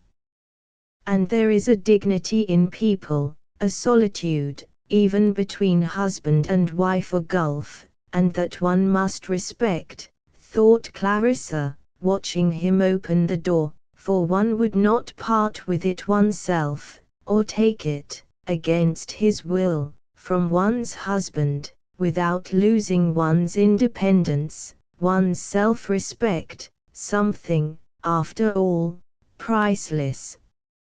He returned with a pillow and a quilt. An hour's complete rest after luncheon, he said. And he went. How like him! He would go on saying an hour's complete rest after luncheon to the end of time, because a doctor had ordered it once. It was like him to take what doctors said literally, part of his adorable, divine simplicity, which no one had to the same extent, which made him go and do the thing while she and Peter frittered their time away bickering. He was already halfway to the House of Commons, to his Armenians, his Albanians, having settled her on the sofa, looking at his roses. And people would say, Clarissa Dalloway is spoilt. She cared much more for her roses than for the Armenians. Hunted out of existence, maimed, frozen, the victims of cruelty and injustice, she had heard Richard say so over and over again. No, she could feel nothing for the Albanians, or was it the Armenians? But she loved her roses. Didn't that help the Armenians? The only flowers she could bear to see cut. But Richard was already at the House of Commons, at his committee, having settled all her difficulties. But no, alas, that was not true. He did not see the reasons against asking Ellie Henderson. She would do it, of course, as he wished it. Since he had brought the pillows, she would lie down. But, why did she suddenly feel, for no reason that she could discover, desperately unhappy? As a person who has dropped some grain of pearl or diamond into the grass and parts the tall blades very carefully, this way and that, and searches here and there vainly, and at last spies it there at the roots, so she went through one thing and another. No, it was not Sally Seton saying that Richard would never be in the cabinet because he had a second-class brain. It came back to her. No, she did not mind that, nor was it to do with Elizabeth either and Doris Kilman. Those were facts. It was a feeling, some unpleasant feeling, earlier in the day perhaps, something that Peter had said, combined with some depression of her own, in her bedroom, taking off her hat, and what Richard had said had added to it, but what had he said? There were his roses. Her parties. That was it. Her parties. Both of them criticized her very unfairly, laughed at her very unjustly, for her parties. That was it. That was it. Well, how was she going to defend herself? Now that she knew what it was, she felt perfectly happy. They thought, or Peter at any rate thought, that she enjoyed imposing herself, liked to have famous people about her, great names, was simply a snob in short. Well, Peter might think so. Richard merely thought it foolish of her to like excitement when she knew it was bad for her heart. It was childish, he thought.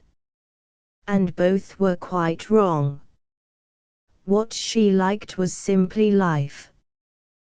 That's what I do it for, she said, speaking aloud, to life. Since she was lying on the sofa, cloistered, exempt, the presence of this thing which she felt to be so obvious became physically existent, with ropes of sound from the street, sunny, with hot breath, whispering, blowing out the blinds. But suppose Peter said to her, "Yes, yes, but your parties, what's the sense of your parties?" All she could say was, "And nobody could be expected to understand they are an offering," which sounded horribly vague. But who was Peter to make out that life was all plain sailing? Peter always in love with the wrong woman. "What's your love?" she might say to him. And she knew his answer, how it is the most important thing in the world, and no woman possibly understood it. Very well. But could any man understand what she meant either? About life. She could not imagine Peter or Richard taking the trouble to give a party for no reason whatever. But to go deeper, beneath what people said, and these judgments, how superficial, how fragmentary they are, in her own mind now, what did it mean to her, this thing she called life? Oh, it was very queer. Here was so-and-so in South Kensington, someone up in Bayswater, and somebody else, say, in Mayfair. And she felt quite continuously a sense of their existence, and she felt what a waste, and she felt what a pity, and she felt if only they could be brought together, so she did it. And it was an offering, to combine, to create, but to whom? An offering for the sake of offering, perhaps. Anyhow, it was her gift. Nothing else had she of the slightest importance, could not think, write, even play the piano. She muddled Armenians and Turks, loved success, hated discomfort, must be liked, talked oceans of nonsense, and to this day, ask her what the equator was, and she did not know. All the same, that one day should follow another, Wednesday, Thursday, Friday, Saturday, that one should wake up in the morning, see the sky, walk in the park, meet Hugh Whitbread, then suddenly in came Peter, then these roses, it was enough. After that, how unbelievable death was, that it must end, and no one in the whole world would know how she had loved it all, how, every instant. The door opened. Elizabeth knew that her mother was resting. She came in very quietly. She stood perfectly still. Was it that some Mongol had been wrecked on the coast of Norfolk, as Mrs. Hilbery said, had mixed with the Dalloway ladies, perhaps, 100 years ago? For the Dalloways, in general, were fair-haired, blue-eyed. Elizabeth, on the contrary, was dark, had Chinese eyes in a pale face, an Oriental mystery, was gentle, considerate, still. As a child, she had had a perfect sense of humor, but now at 17, why, Clarissa could not in the least understand. She had become very serious, like a hyacinth, sheathed in glossy green, with buds just tinted, a hyacinth which has had no sun. She stood quite still and looked at her mother, but the door was ajar, and outside the door was Miss Kilman, as Clarissa knew, Miss Kilman in her mackintosh, listening to whatever they said. Yes, Miss Kilman stood on the landing, and wore a mackintosh, but had her reasons. First, it was cheap. Second, she was over 40, and did not, after all, dress to please. She was poor, moreover, degradingly poor. Otherwise she would not be taking jobs from people like the Dalloways, from rich people, who liked to be kind. Mr. Dalloway, to do him justice, had been kind. But Mrs. Dalloway had not. She had been merely condescending. She came from the most worthless of all classes, the rich, with a smattering of culture. They had expensive things everywhere, pictures, carpets, lots of servants. She considered that she had a perfect right to anything that the Dalloways did for her. She had been cheated. Yes, the word was no exaggeration, for surely a girl has a right to some kind of happiness. And she had never been happy, what with being so clumsy and so poor. And then, just as she might have had a chance at Miss Dolby's school, the war came, and she had never been able to tell lies. Miss Dolby thought she would be happier with people who shared her views about the Germans. She had had to go. It was true that the family was of German origin, spelled the name Kielman in the 18th century, but her brother had been killed.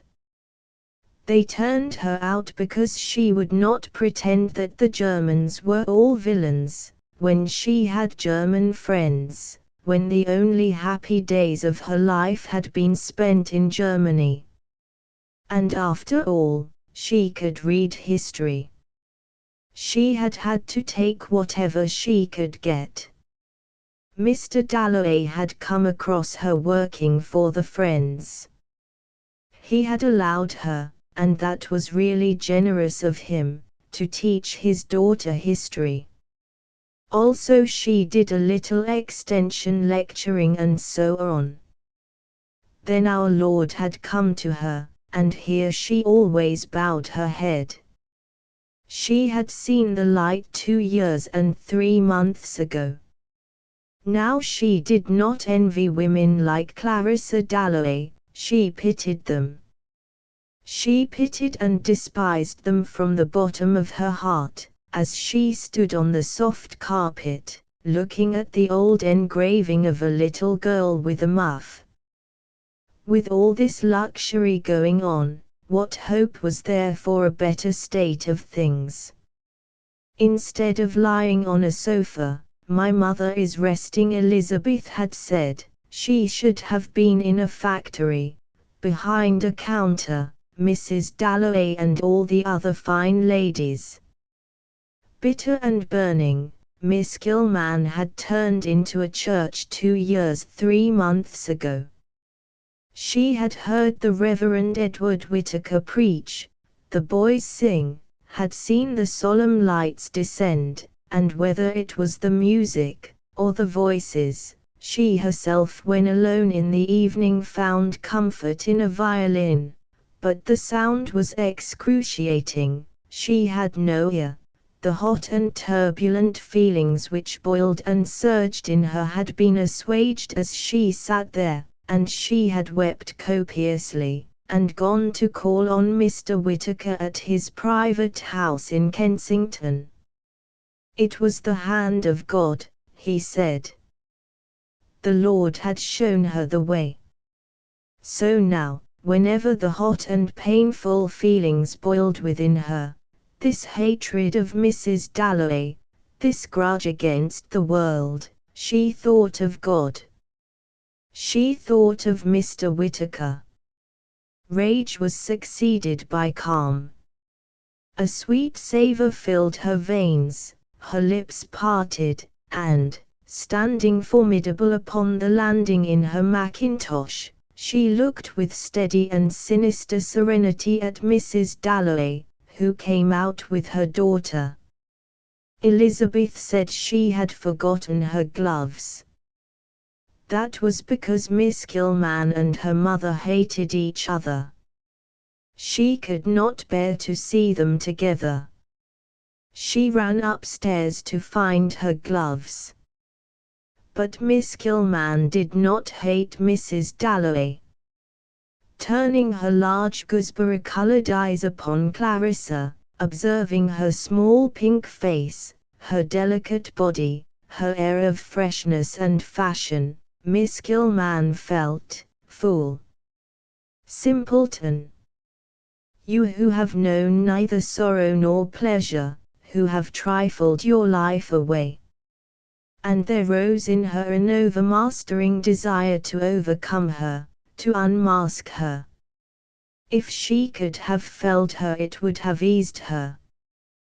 But it was not the body, it was the soul and its mockery that she wished to subdue, make feel her mastery. If only she could make her weep, could ruin her, humiliate her, bring her to her knees crying, "You are right." But this was God's will, not Miss Gilman's. It was to be a religious victory. So she glared, so she glowered. Clarissa was really shocked. This a Christian, this woman. This woman had taken her daughter from her. She in touch with invisible presences.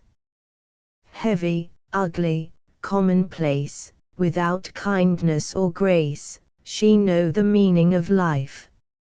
You are taking Elizabeth to the stores, Mrs. Dalloway said.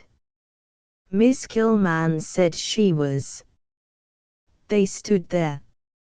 Miss Gilman was not going to make herself agreeable. She had always earned her living. Her knowledge of modern history was thorough in the extreme. She did out of her meager income set aside so much for causes she believed in, whereas this woman did nothing, believed nothing, brought up her daughter, but here was Elizabeth, rather out of breath, the beautiful girl. So they were going to the stores.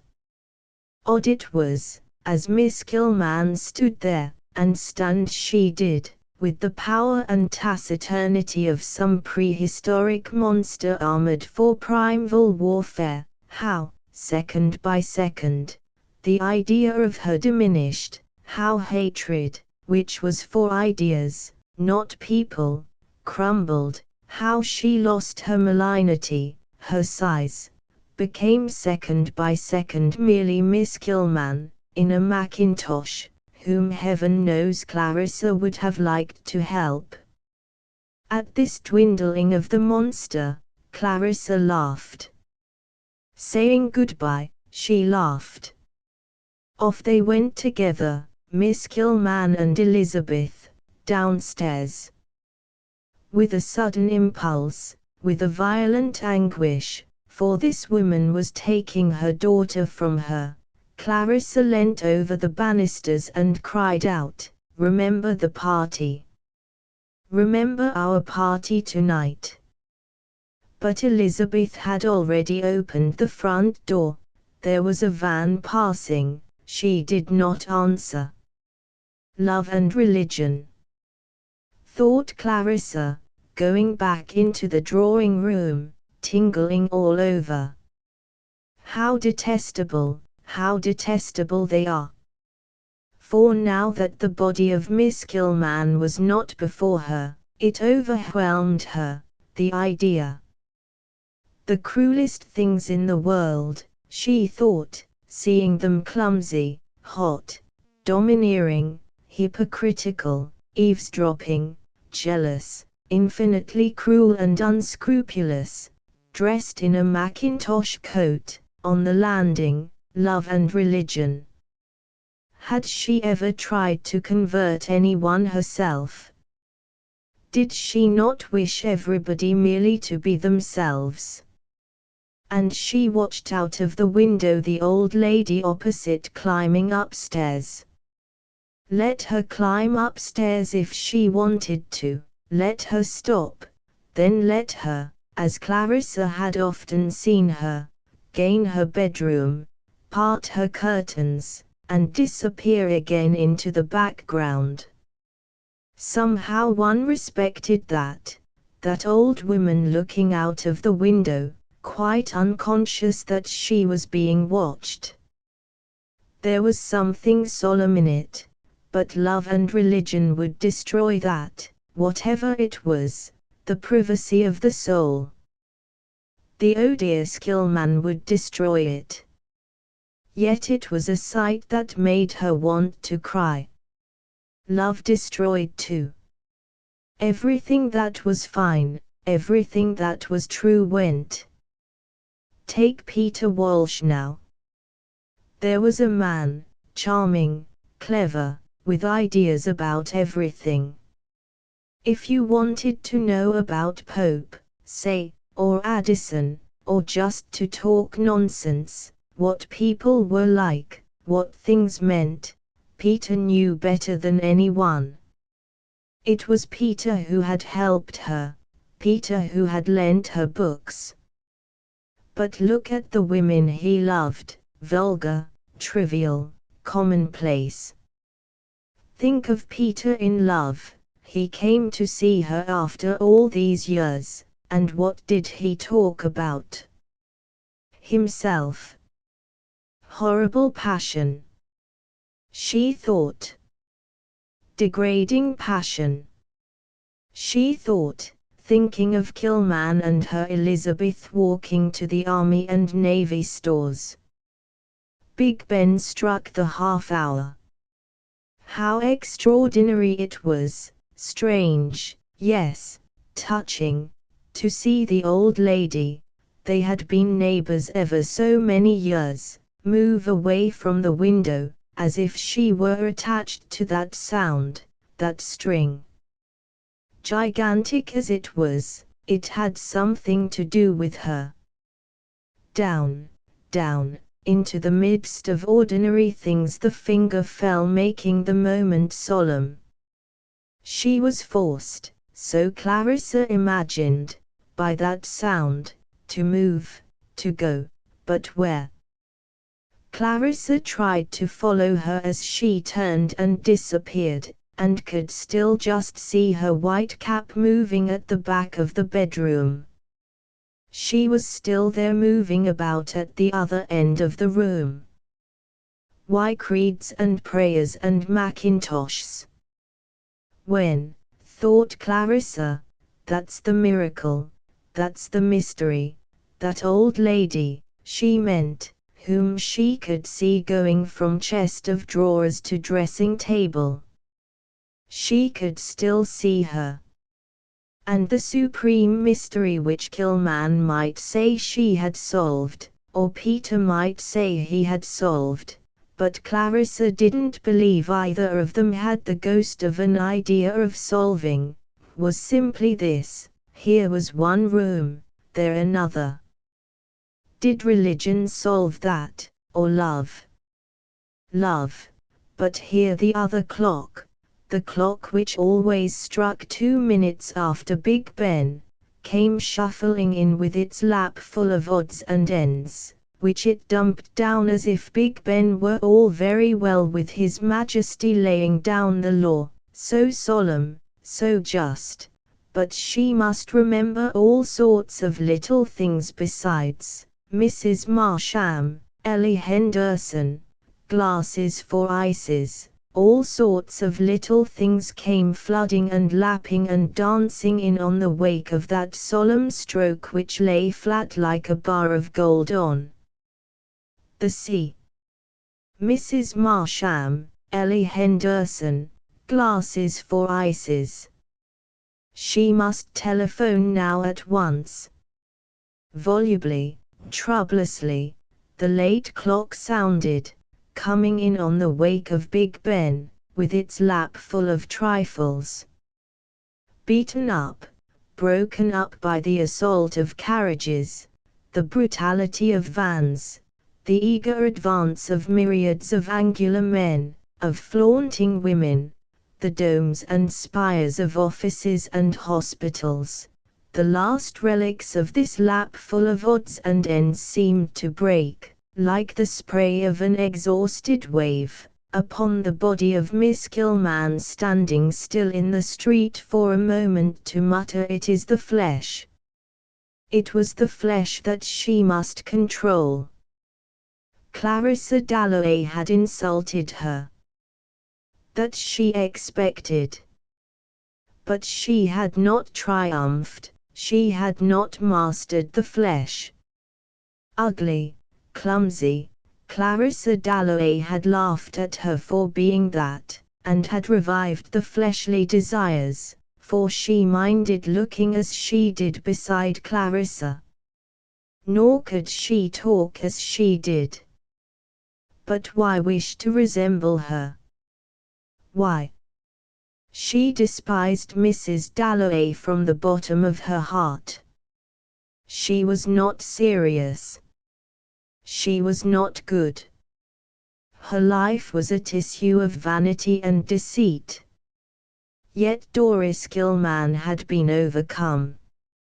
She had, as a matter of fact, very nearly burst into tears when Clarissa Dalloway laughed at her. "It is the flesh, it is the flesh," she muttered, it being her habit to talk aloud, trying to subdue this turbulent and painful feeling as she walked down Victoria Street. She prayed to God. She could not help being ugly, she could not afford to buy pretty clothes. Clarissa Dalloway had laughed, but she would concentrate her mind upon something else until she had reached the pillar box. At any rate she had got Elizabeth. But she would think of something else, she would think of Russia, until she reached the pillar box. How nice it must be, she said, in the country, struggling, as Mr. Whittaker had told her, with that violent grudge against the world which had scorned her, sneered at her, cast her off, beginning with this indignity, the infliction of her unlovable body which people could not bear to see. Do her hair as she might, her forehead remained like an egg, bald, white. No clothes suited her. She might buy anything.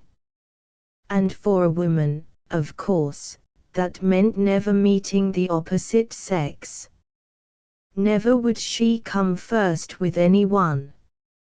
Sometimes lately it had seemed to her that, except for Elizabeth, her food was all that she lived for, her comforts, her dinner, her tea, her hot water bottle at night.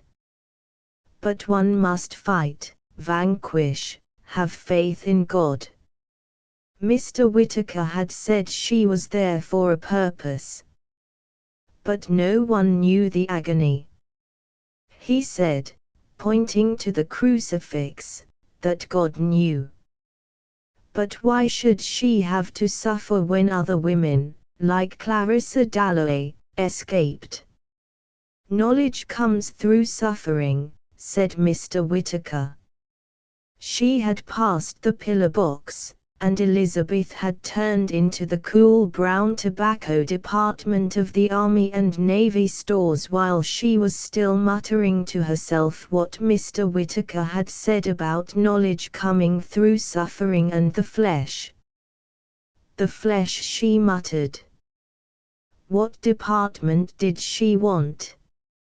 Elizabeth interrupted her. Petticoats, she said abruptly, and stalked straight onto the lift. Up they went. Elizabeth guided her this way and that, guided her in her abstraction as if she had been a great child, an unwieldy battleship. There were the petticoats, brown, decorous, striped, frivolous, solid, flimsy, and she chose, in her abstraction, portentously, and the girl serving thought her mad. Elizabeth rather wondered, as they did up the parcel, what Miss Gilman was thinking. They must have their tea, said Miss Gilman, rousing, collecting herself. They had their tea. Elizabeth rather wondered whether Miss Gilman could be hungry. It was her way of eating with intensity, then looking, again and again, at a plate of sugared cakes on the table next them. Then, when a lady and a child sat down and the child took the cake, could Miss Gilman really mind it? Yes, Miss Gilman did mind it. She had wanted that cake, the pink one.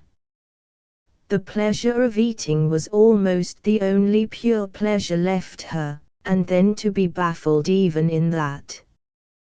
When people are happy, they have a reserve, she had told Elizabeth, upon which to draw, whereas she was like a wheel without a tire. She was fond of such metaphors, jolted by every pebble. So she would say, staying on after the lesson, standing by the fireplace with her bag of books, her satchel she called it, on a Tuesday morning, after the lesson was over. And she talked too about the war. After all, there were people who did not think the English invariably right. There were books. There were meetings. There were other points of view. Would Elizabeth like to come with her to listen to so-and-so, a most extraordinary-looking old man? Then Miss Gilman took her to some church in Kensington and they had tea with a clergyman. She had lent her books. Law, medicine, politics, all professions are open to women of your generation, said Miss Gilman. But for herself, her career was absolutely ruined, and was it her fault? Good gracious, said Elizabeth, no. And her mother would come calling to say that a hamper had come from Burton and would Miss Gilman like some flowers. To Miss Gilman she was always very, very nice. But Miss Gilman squashed the flowers all in a bunch, and hadn't any small talk, and what interested Miss Gilman bored her mother, and Miss Gilman and she were terrible together, and Miss Gilman swelled and looked very plain. But then Miss Gilman was frightfully clever. Elizabeth had never thought about the poor. They lived with everything they wanted. Her mother had breakfast in bed every day, Lucy carried it up, and she liked old women because they were duchesses, and being descended from some lord. But Miss Kilman said, one of those Tuesday mornings when the lesson was over, my grandfather kept an oil and colour shop in Kensington. Miss Kilman made one feel so small.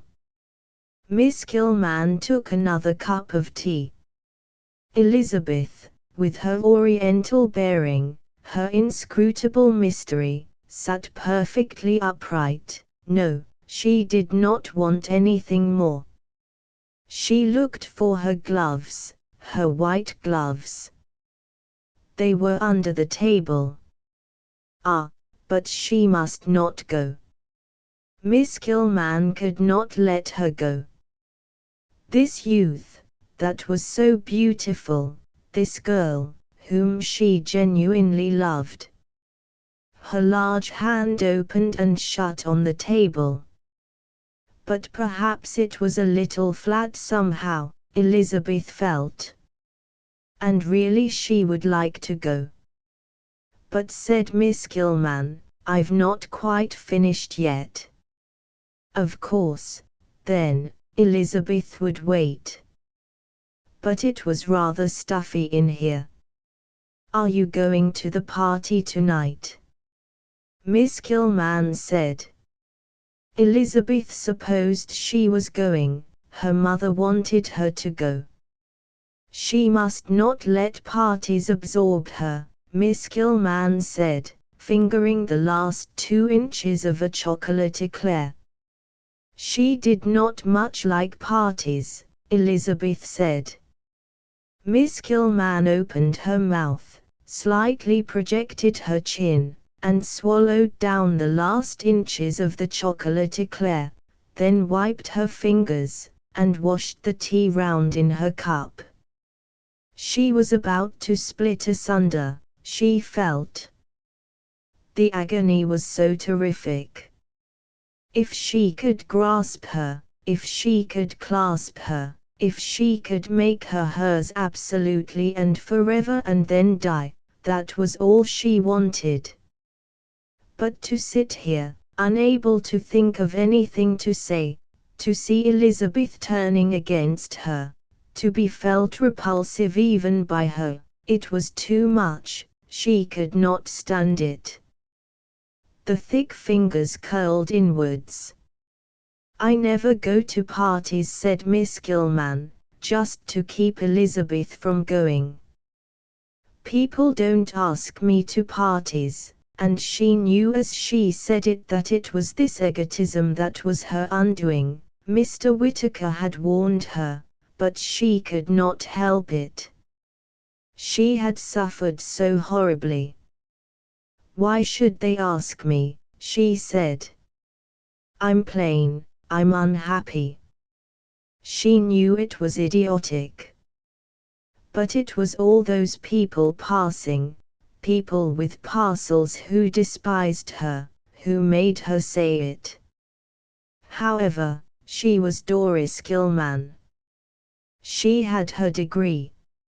She was a woman who had made her way in the world.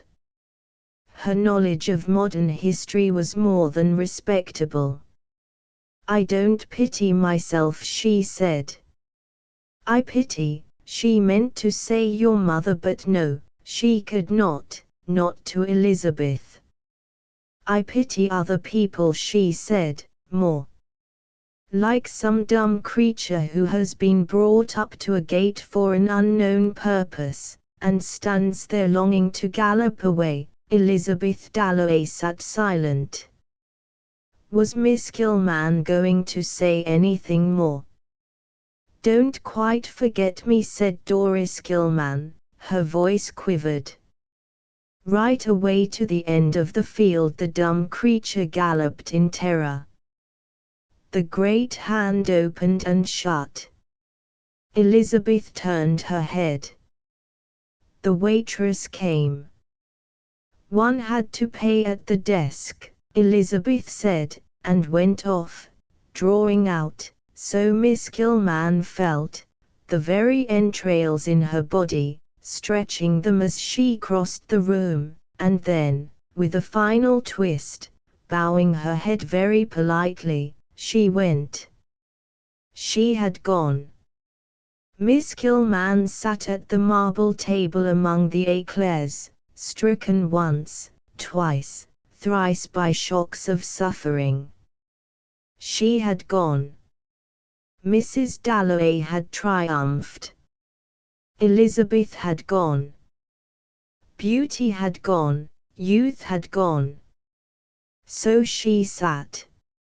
She got up, blundered off among the little tables, rocking slightly from side to side, and somebody came after her with her petticoat, and she lost her way, and was hemmed in by trunks specially prepared for taking to India, next got among the accouchement sets, and baby linen, through all the commodities of the world, perishable and permanent, hams, drugs, flowers, stationery, variously smelling, now sweet, now sour. She lurched, saw herself thus lurching with her hat askew, very red in the face, full length in a looking-glass, and at last came out into the street.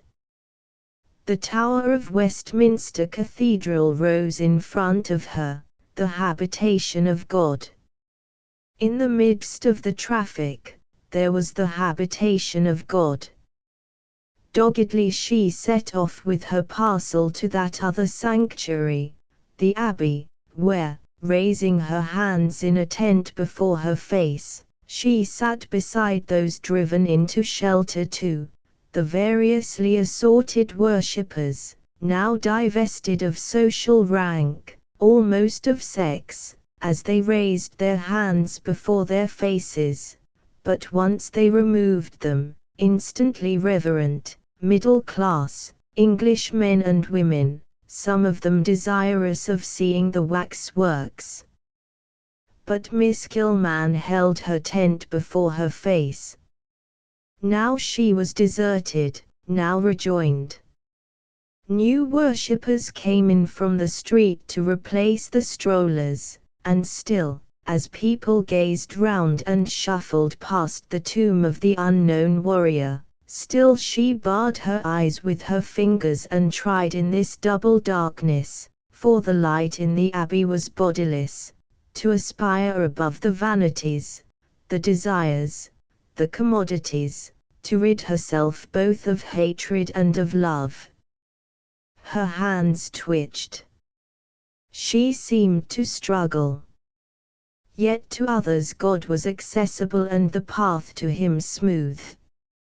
Mr. Fletcher, retired, of the Treasury, Mrs. Gorham, widow of the famous Casey, approached him simply, and having done their praying, leant back, enjoyed the music, the organ pealed sweetly, and saw Miss Kilman at the end of the row, praying, and, being still on the threshold of their underworld, thought of her sympathetically as a soul haunting the same territory, a soul cut out of immaterial substance, not a woman, a soul. But Mr. Fletcher had to go. He had to pass her, and being himself neat as a new pin, could not help being a little distressed by the poor lady's disorder, her hair down, her parcel on the floor. She did not at once let him pass. But, as he stood gazing about him, at the white marbles, grey window panes, and accumulated treasures, for he was extremely proud of the Abbey, her largeness, robustness, and power as she sat there shifting her knees from time to time, it was so rough the approach to her God, so tough her desires, impressed him, as they had impressed Mrs. Dalloway. She could not get the thought of her out of her mind that afternoon. The Reverend Edward Whittaker, and Elizabeth too. And Elizabeth waited in Victoria Street for an omnibus. It was so nice to be out of doors. She thought perhaps she need not go home just yet. It was so nice to be out in the air. So she would get onto an omnibus. And already, even as she stood there, in her very well-cut clothes, it was beginning. People were beginning to compare her to poplar trees, early dawn, hyacinths, fawns, running water, and garden lilies, and it made her life a burden to her, for she so much preferred being left alone to do what she liked in the country. But they would compare her to lilies, and she had to go to parties, and London was so dreary compared with being alone in the country with her father and the dogs. Buses swooped, settled, were off, garish caravans, glistening with red and yellow varnish. But which should she get onto? She had no preferences. Of course, she would not push her way. She inclined to be passive. It was expression she needed, but her eyes were fine, Chinese, Oriental, and, as her mother said, with such nice shoulders and holding herself so straight, she was always charming to look at, and lately, in the evening especially, when she was interested, for she never seemed excited, she looked almost beautiful, very stately, very serene. What could she be thinking? Every man fell in love with her, and she was really awfully bored. For it was beginning. Her mother could see that, the compliments were beginning.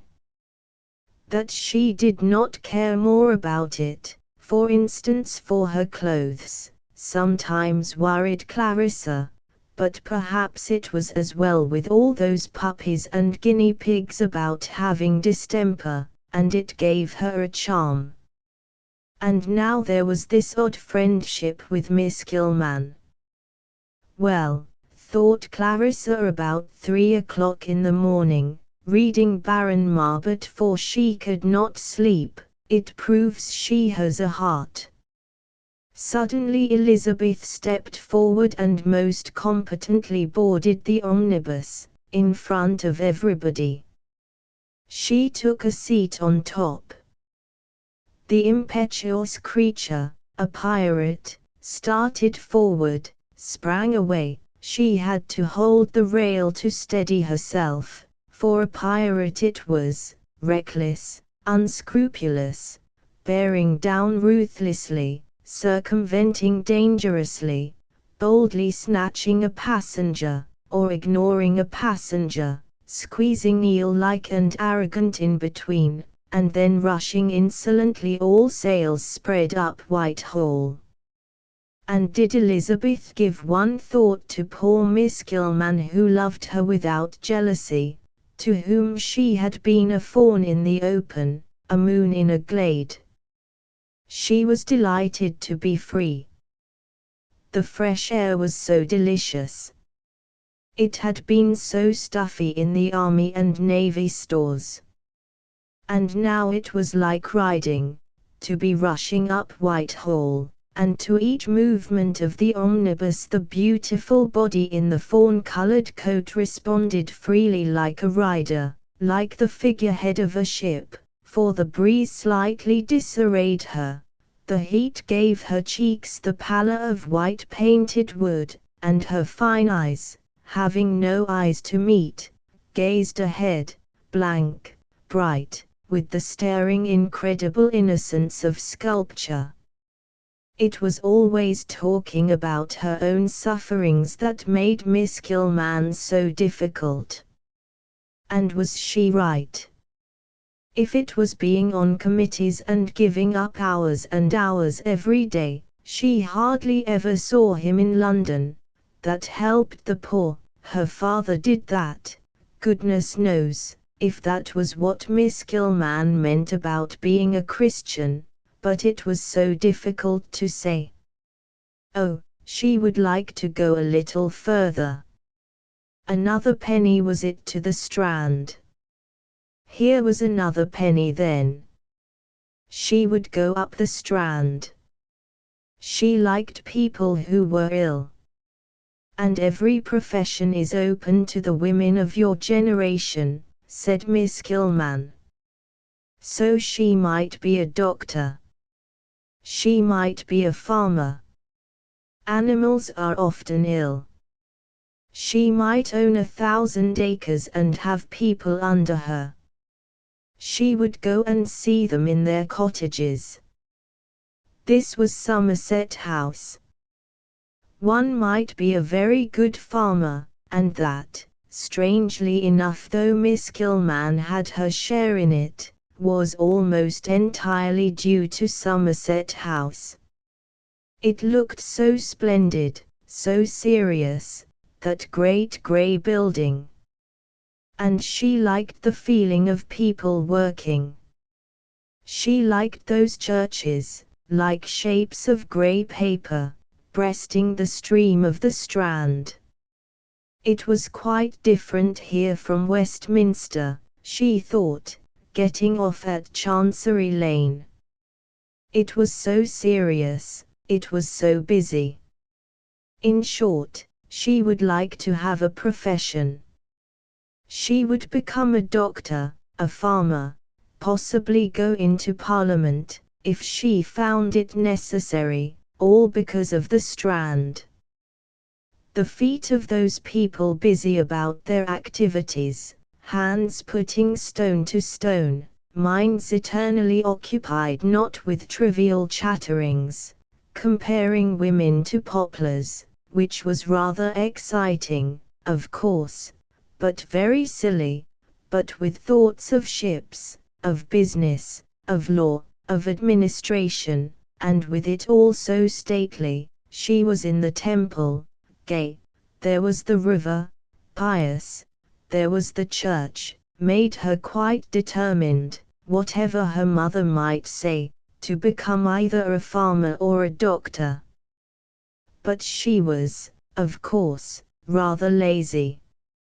And it was much better to say nothing about it. It seemed so silly.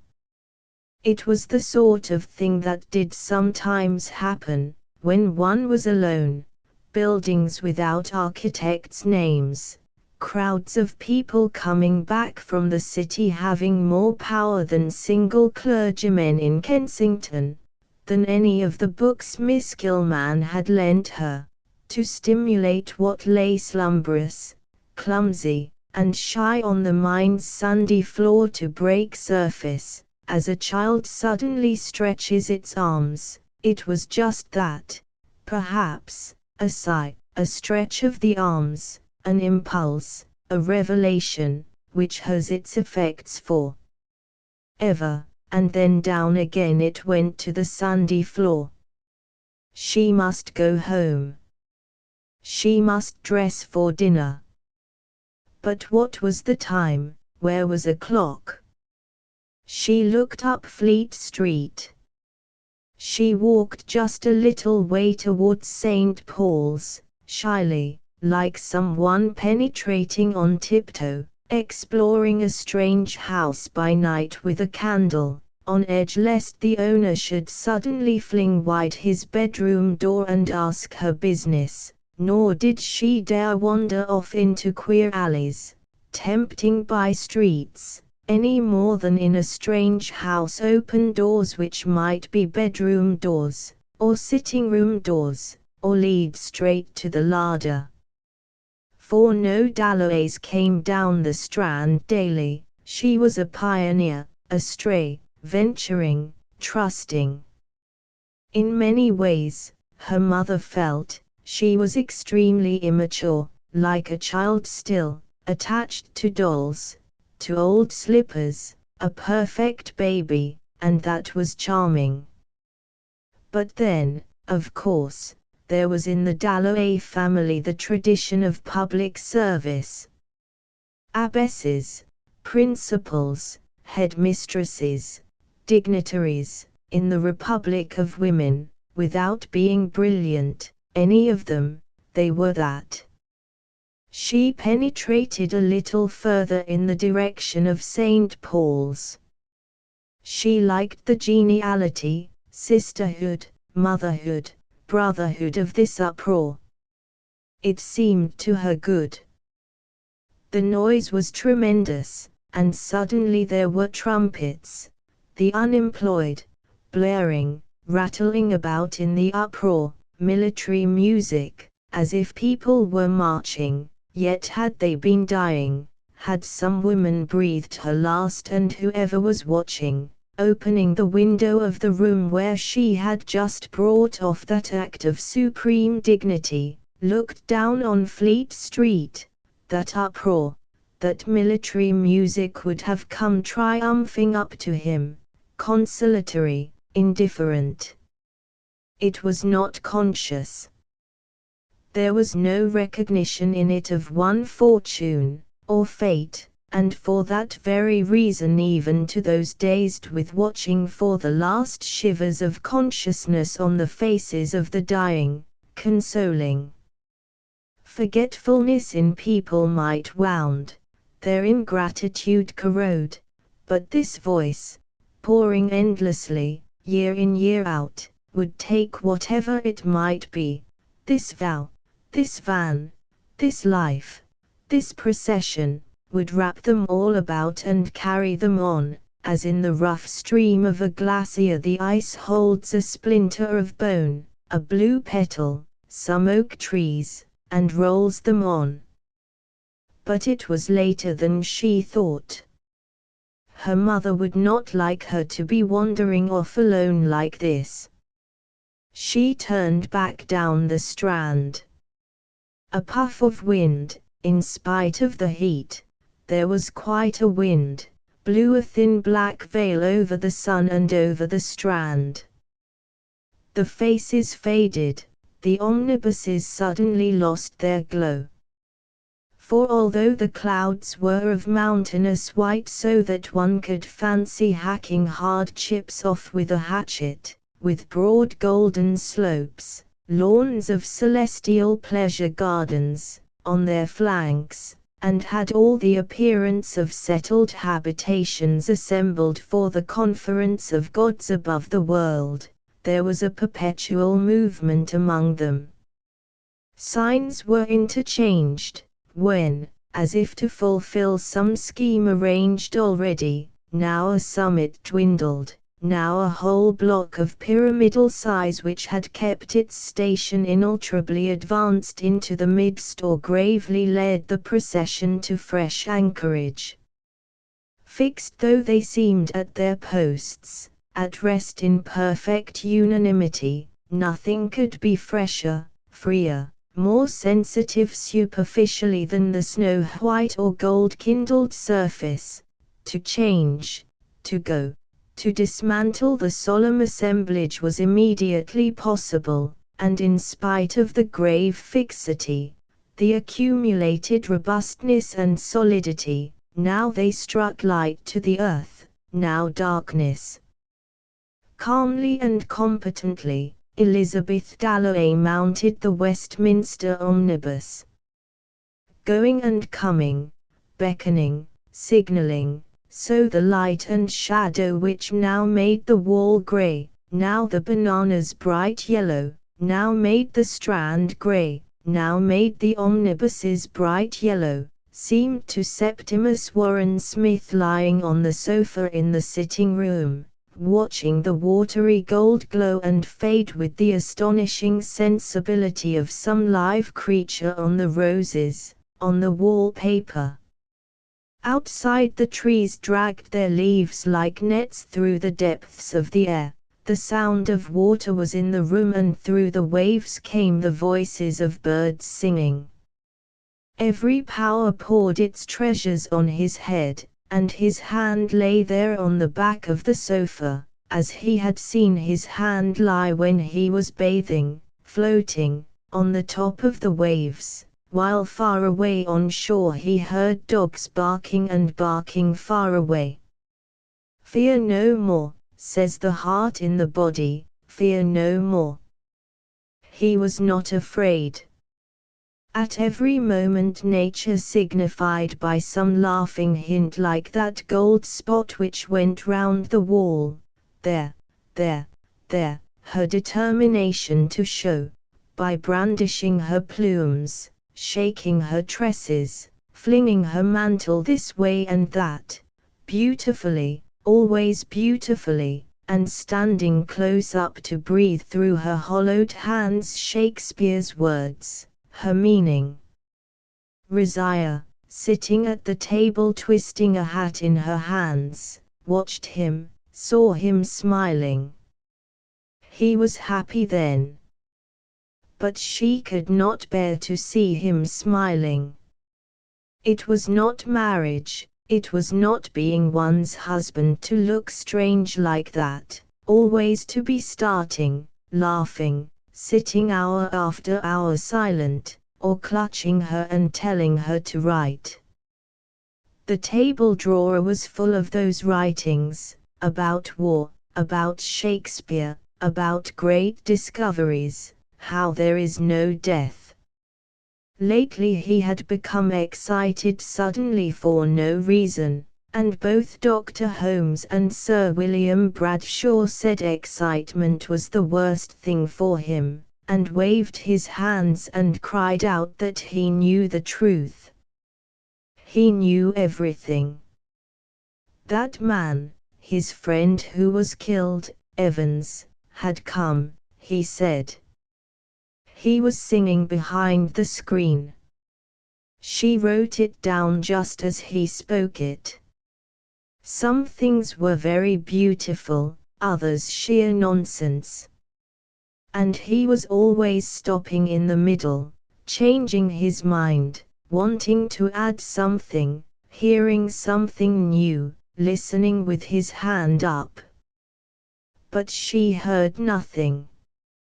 And once they found the girl who did the room reading one of these papers in fits of laughter. It was a dreadful pity. For that made Septimus cry out about human cruelty, how they tear each other to pieces. The fallen, he said, they tear to pieces. Holmes is on us, he would say, and he would invent stories about Holmes. Holmes eating porridge, Holmes reading Shakespeare, making himself roar with laughter or rage, for Dr. Holmes seemed to stand for something horrible to him. Human nature he called him. Then there were the visions. He was drowned, he used to say, and lying on a cliff with the gulls screaming over him. He would look over the edge of the sofa down into the sea. Or he was hearing music. Really it was only a barrel organ or some man crying in the street. But lovely, he used to cry, and the tears would run down his cheeks, which was to her the most dreadful thing of all, to see a man like Septimus, who had fought, who was brave, crying. And he would lie listening until suddenly he would cry that he was falling down, down into the flames. Actually she would look for flames, it was so vivid. But there was nothing. They were alone in the room. It was a dream, she would tell him, and so quiet him at last, but sometimes she was frightened too. She sighed as she sat sewing.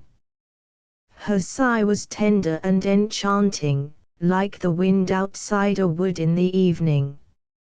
Now she put down her scissors, now she turned to take something from the table. A little stir, a little crinkling, a little tapping built up something on the table there, where she sat sewing.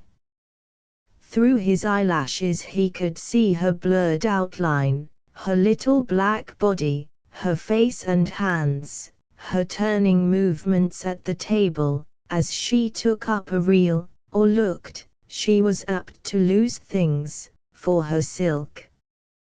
She was making a hat for Mrs. Filmer's married daughter, whose name was, he had forgotten her name.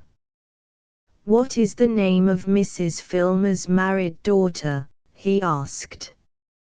"Mrs. Peters," said Rizia. She was afraid it was too small, she said, holding it before her. Mrs. Peters was a big woman, but she did not like her. It was only because Mrs. Filmer had been so good to them. "She gave me grapes this morning," she said, that Rizia wanted to do something to show that they were grateful. She had come into the room the other evening and found Mrs. Peters, who thought they were out, playing the gramophone. "Was it true?" he asked. She was playing the gramophone. Yes, she had told him about it at the time. She had found Mrs. Peters playing the gramophone. He began, very cautiously, to open his eyes, to see whether a gramophone was really there. But real things were too exciting. He must be cautious. He would not go mad. First he looked at the fashion papers on the lower shelf, then, gradually at the gramophone with the green trumpet. Nothing could be more exact. And so, gathering courage, he looked at the sideboard, the plate of bananas, the engraving of Queen Victoria and the Prince Consort, at the mantelpiece, with the jar of roses. None of these things moved. All were still, all were real. "She is a woman with a spiteful tongue," said Rizia. "What does Mr. Peters do?" Septimus asked. "Ah," said Rizia, trying to remember. She thought Mrs. Filmer had said that he travelled for some company. "Just now he is in Hull," she said. "Just now." She said that with her Italian accent. She said that herself. He shaded his eyes so that he might see only a little of her face at a time, first the chin, then the nose, then the forehead, in case it were deformed, or had some terrible mark on it. But no, there she was, perfectly natural, sewing, with the pursed lips that women have, the set, the melancholy expression, when sewing. But there was nothing terrible about it, he assured himself, looking a second time, a third time at her face, her hands, for what was frightening or disgusting in her as she sat there in broad daylight, sewing? Mrs. Peters had a spiteful tongue. Mr. Peters was in Hull. Why then rage and prophesy? Why fly scourged and outcast? Why be made to tremble and sob by the clouds? Why seek truths and deliver messages when Rizia sat sticking pins into the front of her dress, and Mr. Peters was in Hull? Miracles, revelations, agonies, loneliness, falling through the sea, down, down into the flames, all were burnt out, for he had a sense, as he watched Rizia trimming the straw hat for Mrs. Peters, of a coverlay of flowers. "It's too small for Mrs. Peters," said Septimus. For the first time for days he was speaking as he used to do. "Of course it was, absurdly small," she said. But Mrs. Peters had chosen it. He took it out of her hands. He said it was an organ grinder's monkey's hat. How it rejoiced her that. Not for weeks had they laughed like this together, poking fun privately like married people. What she meant was that if Mrs. Filmer had come in, or Mrs. Peters or anybody, they would not have understood what she and Septimus were laughing at. There, she said, pinning a rose to one side of the hat. Never had she felt so happy. Never in her life. But that was still more ridiculous, Septimus said. Now the poor woman looked like a pig at a fair. Nobody ever made her laugh as Septimus did. What had she got in her workbox? She had ribbons and beads, tassels, artificial flowers. She tumbled them out on the table. He began putting odd colors together, for though he had no fingers, could not even do up a parcel, he had a wonderful eye, and often he was right, sometimes absurd, of course, but sometimes wonderfully right. She shall have a beautiful hat, he murmured, taking up this and that, Rizia kneeling by his side, looking over his shoulder. Now it was finished, that is to say the design, she must stitch it together. But she must be very, very careful, he said, to keep it just as he had made it. So she sewed. When she sewed, he thought, she made a sound like a kettle on the hob, bubbling, murmuring, always busy, her strong little pointed fingers pinching and poking, her needle flashing straight. The sun might go in and out, on the tassels, on the wallpaper, but he would wait, he thought, stretching out his feet, looking at his ringed sock at the end of the sofa, he would wait in this warm place, this pocket of still air, which one comes on at the edge of a wood sometimes in the evening, when, because of a fall in the ground, or some arrangement of the trees, one must be scientific above all, scientific, warmth lingers, and the air buffet the cheek like the wing of a bird. There it is, said Rizia, twirling Mrs. Peters' hat on the tips of her fingers. That'll do for the moment. Later, her sentence bubbled away drip, drip, drip, like a contented tap left running. It was wonderful. Never had he done anything which made him feel so proud. It was so real, it was so substantial, Mrs. Peters' hat. Just look at it, he said.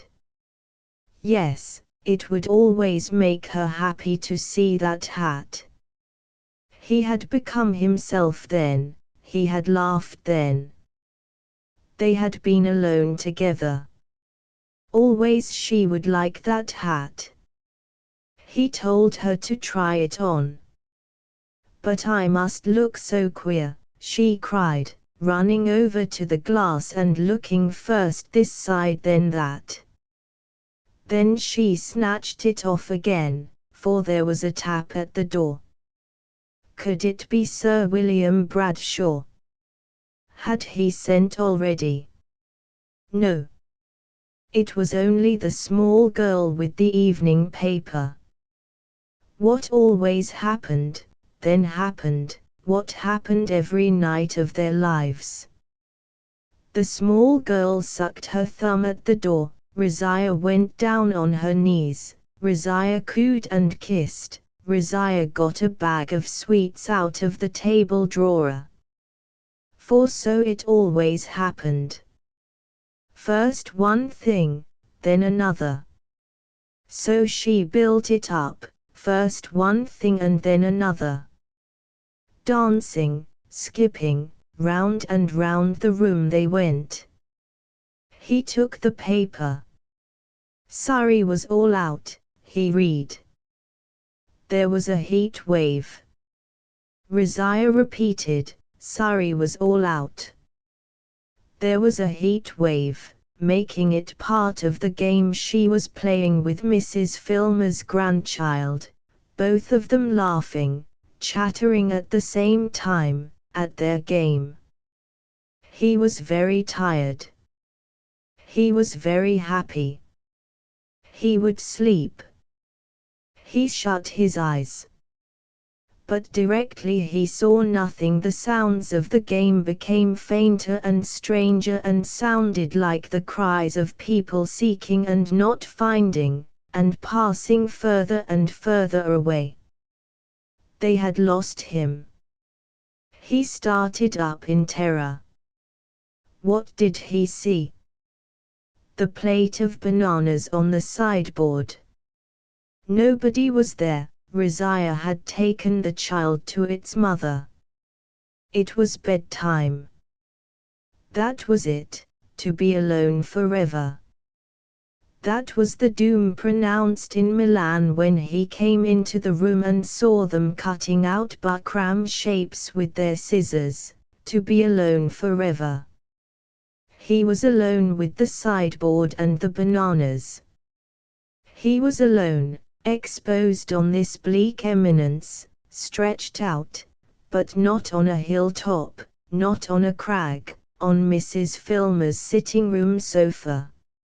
As for the visions, the faces, the voices of the dead, where were they? There was a screen in front of him, with black bulrushes and blue swallows. Where he had once seen mountains, where he had seen faces, where he had seen beauty, there was a screen. "Evans," he cried. There was no answer. A mouse had squeaked, or a curtain rustled. Those were the voices of the dead. The screen, the coal scuttle, the sideboard remained to him.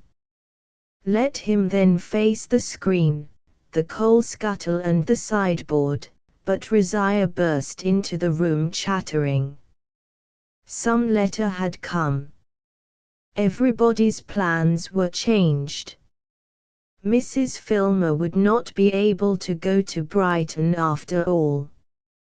There was no time to let Mrs. Williams know, and really Rizia thought it very, very annoying, when she caught sight of the hat and thought, perhaps, she might just make a little. Her voice died out in contented melody. "Ah, damn," she cried, it was a joke of theirs, her swearing, the needle had broken. Hat, child, Brighton, needle. She built it up, first one thing, then another, she built it up, sewing. She wanted him to say whether by moving the rows she had improved the hat. She sat on the end of the sofa. They were perfectly happy now, she said, suddenly, putting the hat down. For she could say anything to him now. She could say whatever came into her head. That was almost the first thing she had felt about him, that night in the cafe when he had come in with his English friends. He had come in, rather shyly, looking round him, and his hat had fallen when he hung it up. That she could remember. She knew he was English, though not one of the large Englishmen her sister admired, for he was always thin, but he had a beautiful fresh color, and with his big nose, his bright eyes, his way of sitting a little hunched made her think, she had often told him, of a young hawk, that first evening she saw him, when they were playing dominoes, and he had come in, of a young hawk, but with her he was always very gentle.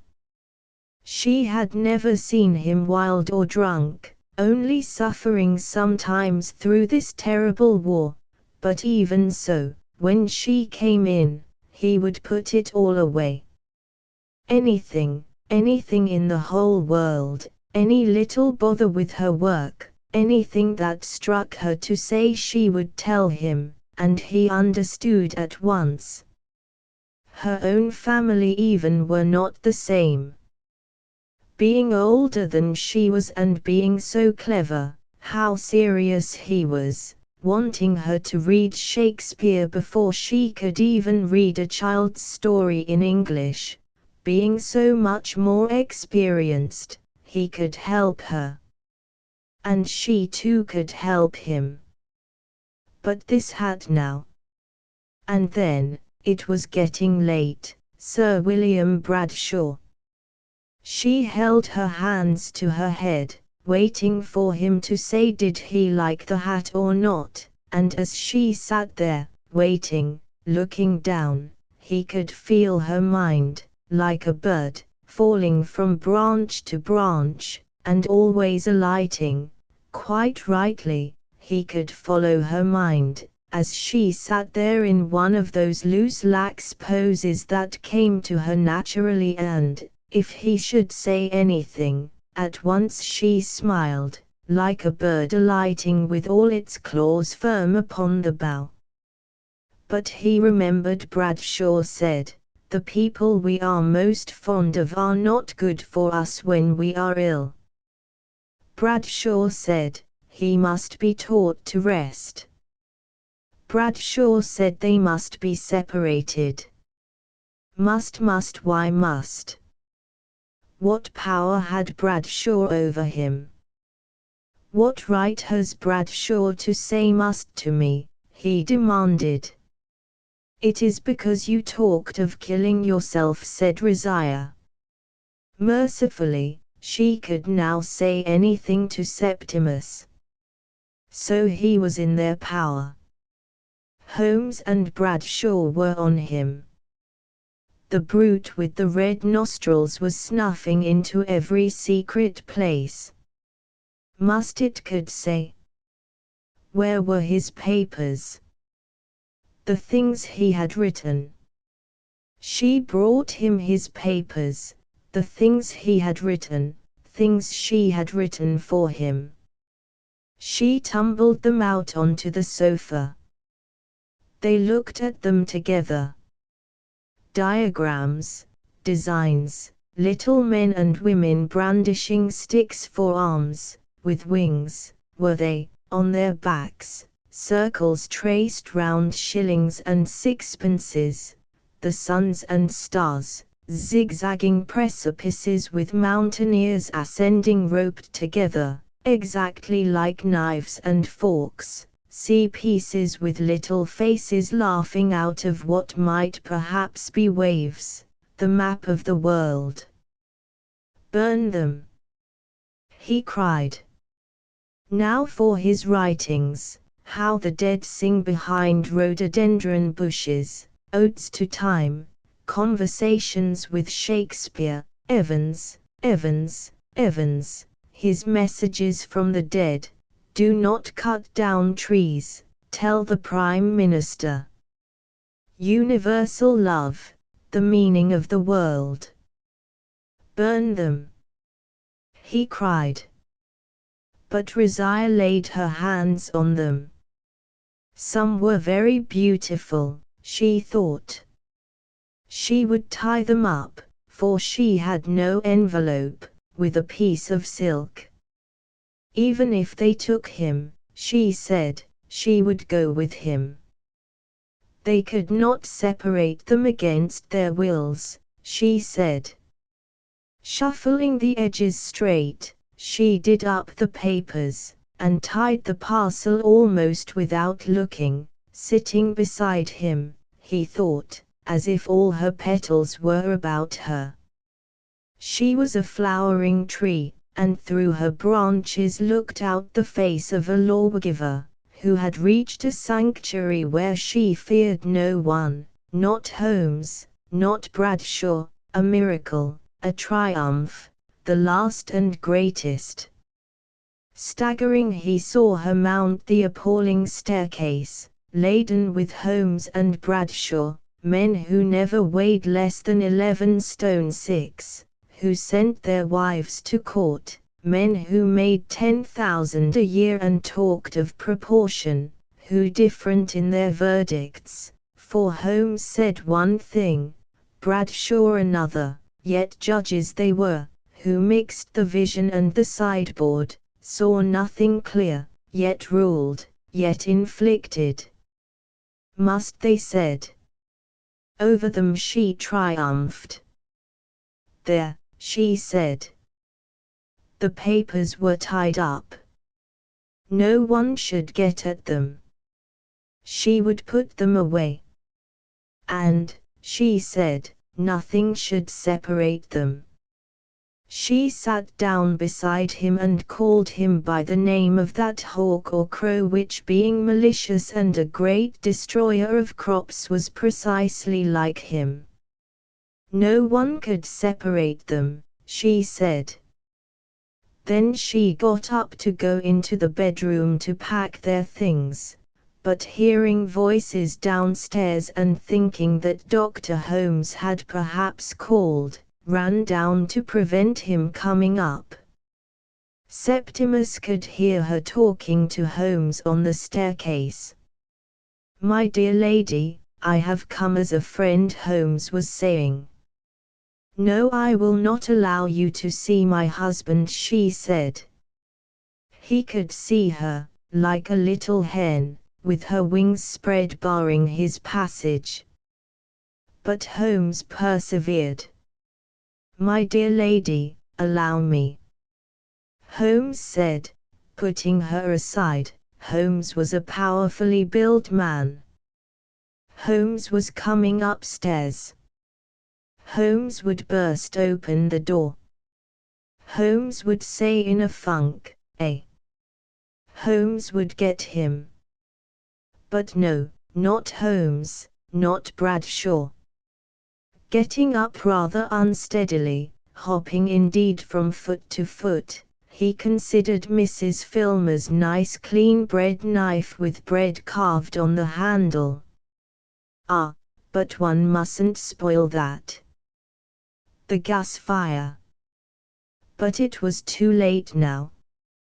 Holmes was coming. Razors he might have got, but Rosiah, who always did that sort of thing, had packed them. There remained only the window, the large Bloomsbury lodging house window, the tiresome, the troublesome, and rather melodramatic business of opening the window and throwing himself out. It was their idea of tragedy, not his or Rosiah's, for she was with him. Holmes and Bradshaw like that sort of thing. He sat on the sill. But he would wait till the very last moment. He did not want to die. Life was good. The sun hot. Only human beings, what did they want? Coming down the staircase opposite, an old man stopped and stared at him. Holmes was at the door. "I'll give it you," he cried, and flung himself vigorously, violently down onto Mrs. Filmer's area railings. "The coward!" cried Dr. Holmes, bursting the door open. Rosiah ran to the window. She saw, she understood. Dr. Holmes and Mrs. Filmer collided with each other. Mrs. Filmer flapped her apron and made her hide her eyes in the bedroom. There was a great deal of running up and down stairs. Dr. Holmes came in, white as a sheet, shaking all over, with a glass in his hand. "She must be brave and drink something," he said. What was it? Something sweet, for her husband was horribly mangled, would not recover consciousness, she must not see him, must be spared as much as possible, would have the inquest to go through, poor young woman. Who could have foretold it? A sudden impulse, no one was in the least to blame, he told Mrs. Filmer. And why the devil he did it, Dr. Holmes could not conceive. It seemed to her as she drank the sweet stuff that she was opening long windows, stepping out into some garden. But where? The clock was striking, 1, 2, 3, how sensible the sound was, compared with all this thumping and whispering, like Septimus himself. She was falling asleep. But the clock went on striking, 4, 5, 6, and Mrs. Filmer waving her apron. They wouldn't bring the body in here, would they? Seemed part of that garden, or a flag. She had once seen a flag slowly rippling out from a mast when she stayed with her aunt at Venice. Men killed in battle were thus saluted, and Septimus had been through the war. Of her memories, most were happy. She put on her hat, and ran through cornfields. Where could it have been? Onto some hill, somewhere near the sea, for there were ships, gulls, butterflies, they sat on a cliff. In London too, there they sat, and, half dreaming, came to her through the bedroom door, rain falling, whisperings, stirrings among dry corn, the caress of the sea, as it seemed to her, hollowing them in its arched shell and murmuring to her laid on shore, strewn she felt, like flying flowers over some tomb. He is dead, she said, smiling at the poor old woman who guarded her with her honest light blue eyes fixed on the door. They wouldn't bring him in here, would they? But Mrs. Filmer pooh-poohed. Oh no, oh no. They were carrying him away now. Ought she not to be told? Married people ought to be together, Mrs. Filmer thought. But they must do as the doctor said. Let her sleep, said Dr. Holmes, feeling her pulse. She saw the large outline of his body standing dark against the window. So that was Dr. Holmes. One of the triumphs of civilization, Peter Walsh thought. It is one of the triumphs of civilization, as the light high bell of the ambulance sounded. Swiftly, cleanly the ambulance sped to the hospital, having picked up instantly, humanely, some poor devil, some one hit on the head, struck down by disease, knocked over perhaps a minute or so ago at one of these crossings, as might happen to oneself. That was civilization. It struck him coming back from the East, the efficiency, the organization, the communal spirit of London. Every cart or carriage of its own accord drew aside to let the ambulance pass. Perhaps it was morbid, or was it not touching rather, the respect which they showed this ambulance with its victim inside, busy men hurrying home yet instantly bethinking them as it passed of some wife, or presumably how easily it might have been them there, stretched on a shelf with a doctor and a nurse. Ah, but thinking became morbid, sentimental, directly one began conjuring up doctors, dead bodies, a little glow of pleasure, a sort of lust too over the visual impression warned one not to go on with that sort of thing any more, fatal to art, fatal to friendship. True. And yet, thought Peter Walsh, as the ambulance turned the corner, though the light high bell could be heard down the next street and still farther as it crossed the Tottenham Court Road, chiming constantly, it is the privilege of loneliness, in privacy one may do as one chooses. One might weep if no one saw. It had been his undoing, this susceptibility, in Anglo-Indian society, not weeping at the right time, or laughing either. I have that in me, he thought, standing by the pillar box, which could now dissolve in tears. Why, heaven knows. Beauty of some sort probably, and the weight of the day, which beginning with that visit to Clarissa had exhausted him with its heat, its intensity, and the drip, drip, of one impression after another down into that cellar where they stood, deep, dark, and no one would ever know. Partly for that reason, its secrecy, complete and inviolable, he had found life like an unknown garden, full of turns and corners, surprising. Yes, really it took one's breath away, these moments, their coming to him by the pillar box opposite the British Museum, one of them, a moment, in which things came together, this ambulance, and life and death. It was as if he were sucked up to some very high roof by that rush of emotion, and the rest of him, like a white shell-sprinkled beach, left bare. It had been his undoing in Anglo-Indian society, this susceptibility. Clarissa once, going on top of an omnibus with him somewhere, Clarissa superficially at least, so easily moved, now in despair, now in the best of spirits, all aquiver in those days and such good company, spotting queer little scenes, names, people from the top of a bus, for they used to explore London and bring back bags full of treasures from the Caledonian market. Clarissa had a theory in those days. They had heaps of theories, always theories, as young people have. It was to explain the feeling they had of dissatisfaction, not knowing people, not being known.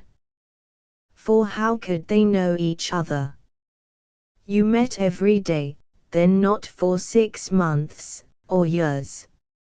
It was unsatisfactory, they agreed, how little one knew people. But she said, sitting on the bus going up Shaftesbury Avenue, she felt herself everywhere, not here, here, here, and she tapped the back of the seat, but everywhere. She waved her hand, going up Shaftesbury Avenue. She was all that. So that to know her, or anyone, one must seek out the people who completed them, even the places. Odd affinities she had with people she had never spoken to, some woman in the street, some man behind a counter, even trees, or barns.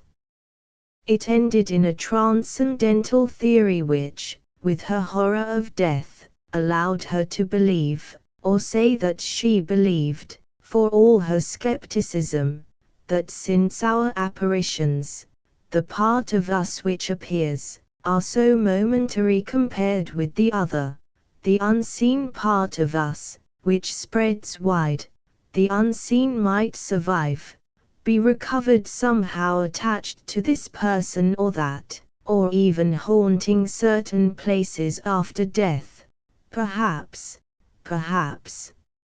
Looking back over that long friendship of almost 30 years, her theory worked to this extent. Brief, broken, often painful as their actual meetings had been, what with his absences and interruptions. This morning, for instance, in came Elizabeth, like a long-legged colt, handsome, dumb. Just as he was beginning to talk to Clarissa, the effect of them on his life was immeasurable. There was a mystery about it. You were given a sharp, acute, uncomfortable grain. The actual meeting, horribly painful as often as not, yet in absence, in the most unlikely places, it would flower out, open, shed its scent, let you touch, taste, look about you, get the whole feel of it and understanding, after years of lying lost. Thus she had come to him, on board ship, in the Himalayas, suggested by the oddest things, so Sally Seton, generous, enthusiastic goose, thought of him when she saw blue hydrangeas. She had influenced him more than any person he had ever known. And always in this way coming before him without his wishing it, cool, ladylike, critical, or ravishing, romantic, recalling some field or English harvest. He saw her most often in the country, not in London. One scene after another at Burton. He had reached his hotel. He crossed the hall, with its mounds of reddish chairs and sofas, its spike-leaved, withered-looking plants. He got his key off the hook. The young lady handed him some letters. He went upstairs. He saw her most often at Burton, in the late summer, when he stayed there for a week, or fortnight even, as people did in those days. First on top of some hill there she would stand, hands clapped to her hair, her cloak blowing out, pointing, crying to them, she saw the seven beneath. Or in a wood, making the kettle boil, very ineffective with her fingers, the smoke curtsying, blowing in their faces, her little pink face showing through, begging water from an old woman in a cottage, who came to the door to watch them go. They walked always, the others drove. She was bored driving, disliked all animals, except that dog. They tramped miles along roads. She would break off to get her bearings, pilot him back across country, and all the time they argued, discussed poetry, discussed people, discussed politics. She was a radical then, never noticing a thing except when she stopped, cried out at a view or a tree, and made him look with her, and so on again, through stubble fields, she walking ahead, with a flower for her aunt, never tired of walking for all her delicacy, to drop down on Burton in the dusk. Then, after dinner, old Breitkopf would open the piano and sing without any voice, and they would lie sunk in armchairs, trying not to laugh, but always breaking down and laughing, laughing at nothing. Breitkopf was supposed not to see. And then in the morning, flirting up and down like a wagtail in front of the house. Oh, it was a letter from her. This blue envelope, that was her hand. And he would have to read it. Here was another of those meetings, bound to be painful. To read her letter needed the devil of an effort. How heavenly it was to see him. She must tell him that. That was all. But it upset him. It annoyed him. He wished she hadn't written it. Coming on top of his thoughts, it was like a nudge in the ribs. Why couldn't she let him be? After all, she had married Dalloway, and lived with him in perfect happiness all these years. These hotels are not consoling places. Far from it. Any number of people had hung up their hats on those pegs. Even the flies, if you thought of it, had settled on other people's noses. As for the cleanliness which hit him in the face, it wasn't cleanliness, so much as bareness, frigidity, a thing that had to be. Some arid matron made her rounds at dawn sniffing, peering, causing blue-nosed maids to scour, for all the world as if the next visitor were a joint of meat to be served on a perfectly clean platter. For sleep, one bed; for sitting in, one armchair; for cleaning one's teeth and shaving one's chin, one tumbler, one looking-glass. Books, letters, dressing-gown, slipped about on the impersonality of the horsehair like incongruous impertinences. And it was Clarissa's letter that made him see all this. Heavenly to see you. She must say so. He folded the paper, pushed it away. Nothing would induce him to read it again.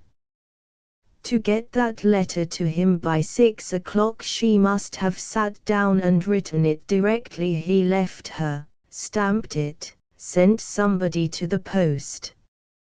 It was, as people say, very like her. She was upset by his visit. She had felt a great deal, had for a moment, when she kissed his hand, regretted, envied him even, remembered possibly, for he saw her look it, something he had said, how they would change the world if she married him perhaps, whereas, it was this, it was middle age, it was mediocrity, then forced herself with her indomitable vitality to put all that aside, there being in her a thread of life which for toughness, endurance, power to overcome obstacles, and carry her triumphantly through he had never known the like of. Yes, but there would come a reaction directly he left the room.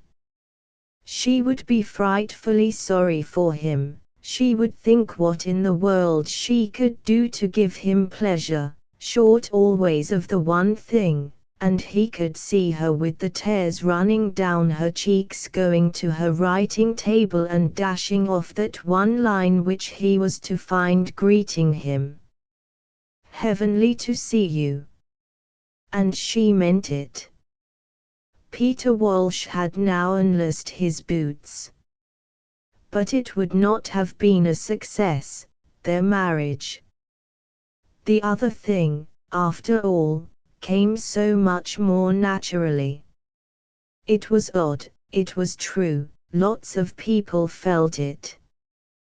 Peter Walsh, who had done just respectably, filled the usual posts adequately, was liked, but thought a little cranky, gave himself airs. It was odd that he should have had, especially now that his hair was grey, a contented look, a look of having reserves. It was this that made him attractive to women who liked the sense that he was not altogether manly. There was something unusual about him, or something behind him. It might be that he was bookish, never came to see you without taking up the book on the table he was now reading, with his bootlaces trailing on the floor, or that he was a gentleman, which showed itself in the way he knocked the ashes out of his pipe, and in his manners of course to women. For it was very charming and quite ridiculous how easily some girl without a grain of sense could twist him round her finger. But at her own risk. That is to say, though he might be ever so easy, and indeed with his gaiety and good breeding fascinating to be with, it was only up to a point. She said something, no, he saw through that. He wouldn't stand that, no. Then he could shout and rock and hold his sides together over some joke with men. He was the best judge of cooking in India. He was a man. But not the sort of man one had to respect, which was a mercy, not like Major Simmons, for instance, not in the least like that, Daisy thought, when, in spite of her two small children, she used to compare them. He pulled off his boots. He emptied his pockets. Out came with his pocket knife a snapshot of Daisy on the veranda, Daisy all in white, with a fox terrier on her knee, very charming, very dark, the best he had ever seen of her. It did come, after all, so naturally, so much more naturally than Clarissa. No fuss. No bother. No finicking and fidgeting. All plain sailing. And the dark, adorably pretty girl on the veranda exclaimed, he could hear her. Of course she would give him everything. She cried, she had no sense of discretion, everything he wanted. She cried, running to meet him, whoever might be looking. And she was only 24. And she had 2 children. Well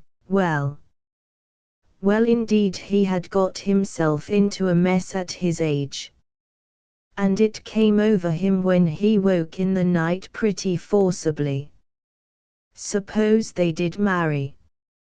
For him it would be all very well, but what about her? Mrs. Burgess, a good sort and no chatterbox, in whom he had confided, thought this absence of his in England, ostensibly to see lawyers, might serve to make Daisy reconsider, think what it meant. It was a question of her position, Mrs. Burgess said, the social barrier, giving up her children. She'd be a widow with a past one of these days, draggling about in the suburbs, or more likely, indiscriminate, you know, she said, what such women get like, with too much paint. But Peter Walsh pooh-poohed all that. He didn't mean to die yet. Anyhow, she must settle for herself, judge for herself, he thought, padding about the room in his socks, smoothing out his dress shirt, for he might go to Clarissa's party, or he might go to one of the halls, or he might settle in and read an absorbing book written by a man he used to know at Oxford. And if he did retire, that's what he'd do, write books. He would go to Oxford and poke about in the Bodleian. Vainly the dark, adorably pretty girl ran to the end of the terrace, vainly waved her hand, vainly cried she didn't care a straw what people said.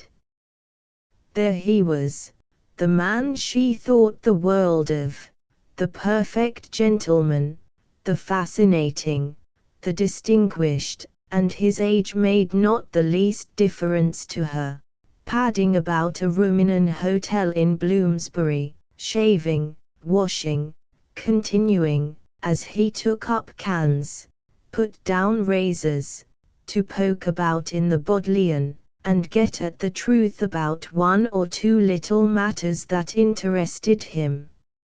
And he would have a chat with whoever it might be, and so come to disregard more and more precise hours for lunch, and miss engagements, and when Daisy asked him, as she would, for a kiss, a scene, fail to come up to the scratch, though he was genuinely devoted to her. In short, it might be happier, as Mrs. Burgess said, that she should forget him, or merely remember him as he was in August 1922, like a figure standing at the crossroads at dusk, which grows more and more remote as the dog-cart spins away, carrying her securely fastened to the back seat, though her arms are outstretched, and as she sees the figure dwindle and disappear still she cries out how she would do anything in the world,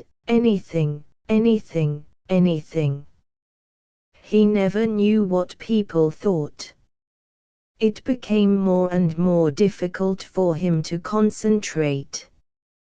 He became absorbed, he became busied with his own concerns, now surly, now gay, dependent on women, absent-minded, moody, less and less able, so he thought as he shaved, to understand why Clarissa couldn't simply find them a lodging and be nice to Daisy, introduce her.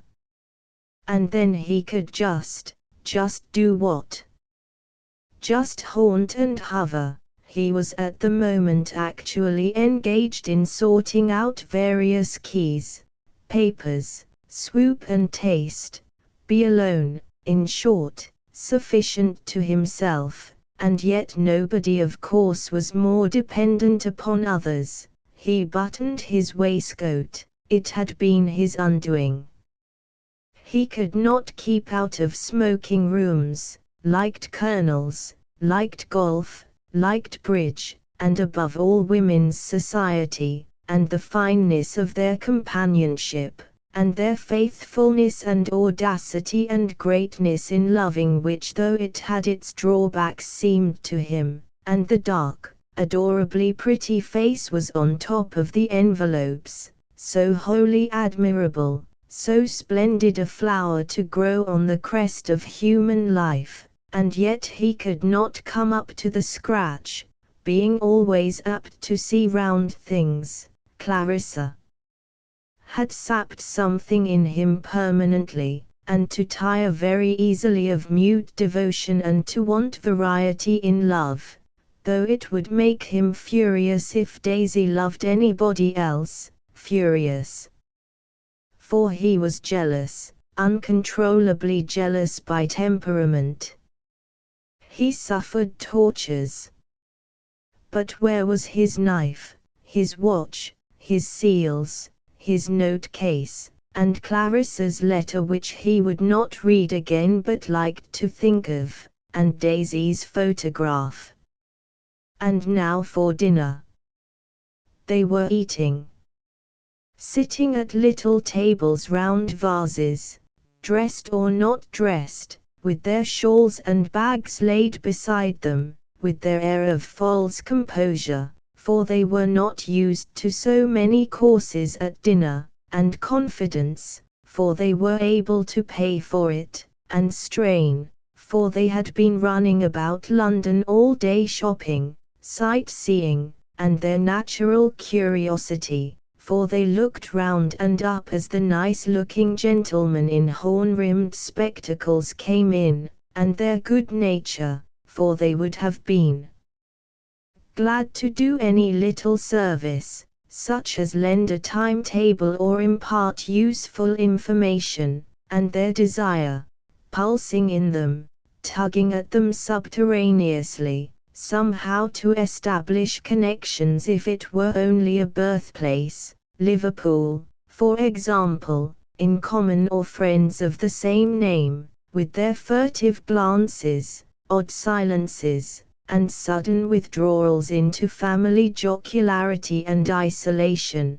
There they sat eating dinner when Mr. Walsh came in and took his seat at a little table by the curtain.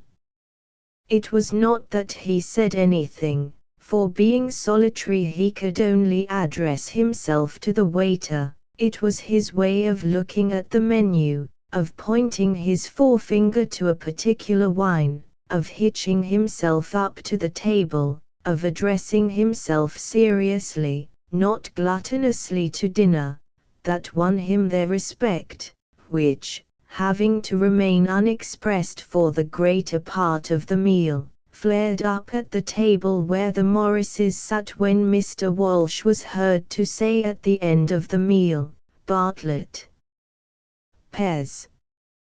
Why he should have spoken so moderately yet firmly, with the air of a disciplinarian well within his rights which are founded upon justice, neither young Charles Morris, nor old Charles, neither Miss Elaine nor Mrs. Morris knew. But when he said, Bartlett Pears sitting alone at his table, they felt that he counted on their support in some lawful demand, was champion of a cause which immediately became their own, so that their eyes met his eyes sympathetically, and when they all reached the smoking room simultaneously, a little talk between them became inevitable. It was not very profound, only to the effect that London was crowded, had changed in 30 years, that Mr. Morris preferred Liverpool, that Mrs. Morris had been to the Westminster Flower Show, and that they had all seen the Prince of Wales. Yet, thought Peter Walsh, no family in the world can compare with the Morrises, none whatever, and their relations to each other are perfect, and they don't care a hang for the upper classes, and they like what they like, and Elaine is training for the family business, and the boy has won a scholarship at Leeds, and the old lady, who is about his own age, has 3 more children at home, and they have 2 motor cars. But Mr. Morris still mends the boots on Sunday. It is superb, it is absolutely superb, thought Peter Walsh, swaying a little backwards and forwards with his liqueur glass in his hand among the hairy red chairs and ashtrays, feeling very well pleased with himself, for the Morrises liked him. Yes, they liked a man who said, Bartlett Pears. They liked him. He felt. He would go to Clarissa's party. The Morrises moved off, but they would meet again. He would go to Clarissa's party, because he wanted to ask Richard what they were doing in India, the conservative duffers. And what's being acted. And music. Oh yes, and mere gossip. For this is the truth about our soul, he thought, our self, who fish-like inhabits deep seas and plies among obscurities, threading her way between the bowls of giant weeds, over sun-flickered spaces and on into gloom, cold, deep, inscrutable. Suddenly she shoots to the surface and sports on the wind-wrinkled waves, that is, has a positive need to brush, scrape, kindle herself, gossiping. What did the government mean, Richard Dalloway would know, to do about India? Since it was a very hot night and the paper boys went by with placards proclaiming in huge red letters that there was a heat wave, wicker chairs were placed on the hotel steps and there, sipping, smoking, detached gentlemen sat. Peter Walsh sat there. One might fancy that day, the London day, was just beginning. Like a woman who had slipped off her print dress and white apron to array herself in blue and pearls, the day changed, put off stuff, took gauze, changed to evening, and with the same sigh of exhilaration that a woman breathes, tumbling petticoats on the floor, it too shed dust, heat, color, the traffic thinned, motor cars, tinkling, darting, succeeded the lumber of vans, and here and there among the thick foliage of the squares an intense light hung. I resign, the evening seemed to say, as it paled and faded above the battlements and prominences, molded, pointed, of hotel, flat, and block of shops. I fade, she was beginning, I disappear. But London would have none of it, and rushed her bayonets into the sky, pinioned her, constrained her to partnership in her revelry. for the great revolution of Mr. Willett's summer-time had taken place since Peter Walsh's last visit to England. The prolonged evening was new to him. It was inspiriting, rather. For as the young people went by with their dispatch boxes, awfully glad to be free, proud too, dumbly, of stepping this famous pavement, joy of a kind, cheap, tinselly, if you like, but all the same rapture, flushed their faces. They dressed well too, pink stockings, pretty shoes. They would now have 2 hours at the pictures. It sharpened, it refined them, the yellow-blue evening light, and on the leaves in the square shone lurid, livid. They looked as if dipped in sea water, the foliage of a submerged city. He was astonished by the beauty. It was encouraging too, for where the returned Anglo-Indians sat by rights, he knew crowds of them, in the Oriental Club biliously summing up the ruin of the world. Here was he, as young as ever, envying young people their summer-time and the rest of it, and more than suspecting from the words of a girl, from a housemaid's laughter, intangible things you couldn't lay your hands on, that shift in the whole pyramidal accumulation which in his youth had seemed immovable. On top of them it had pressed, weighed them down, the women especially, like those flowers Clarissa's Aunt Helena used to press between sheets of grey blotting paper with Littress dictionary on top, sitting under the lamp after dinner. She was dead now. He had heard of her, from Clarissa, losing the sight of one eye. It seemed so fitting, one of nature's masterpieces, that old Miss Parry should turn to glass. She would die like some bird in a frost gripping her perch.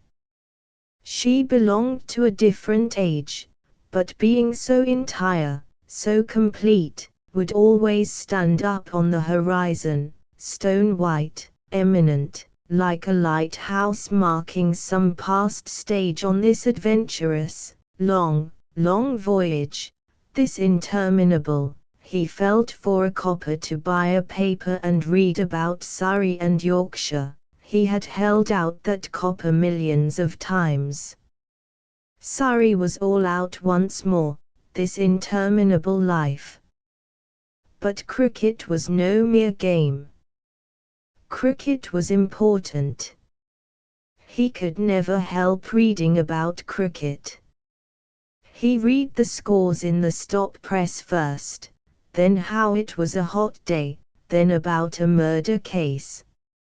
Having done things millions of times enriched them, though it might be said to take the surface off.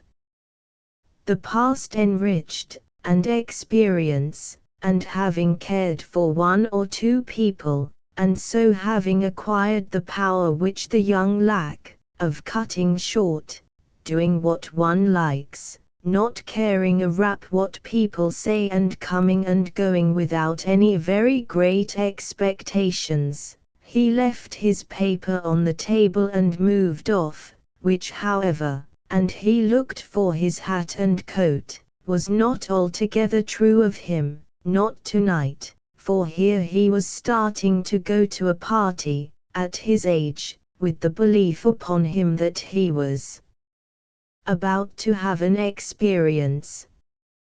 But what? Beauty anyhow. Not the crude beauty of the eye. It was not beauty pure and simple, Bedford Place leading into Russell Square.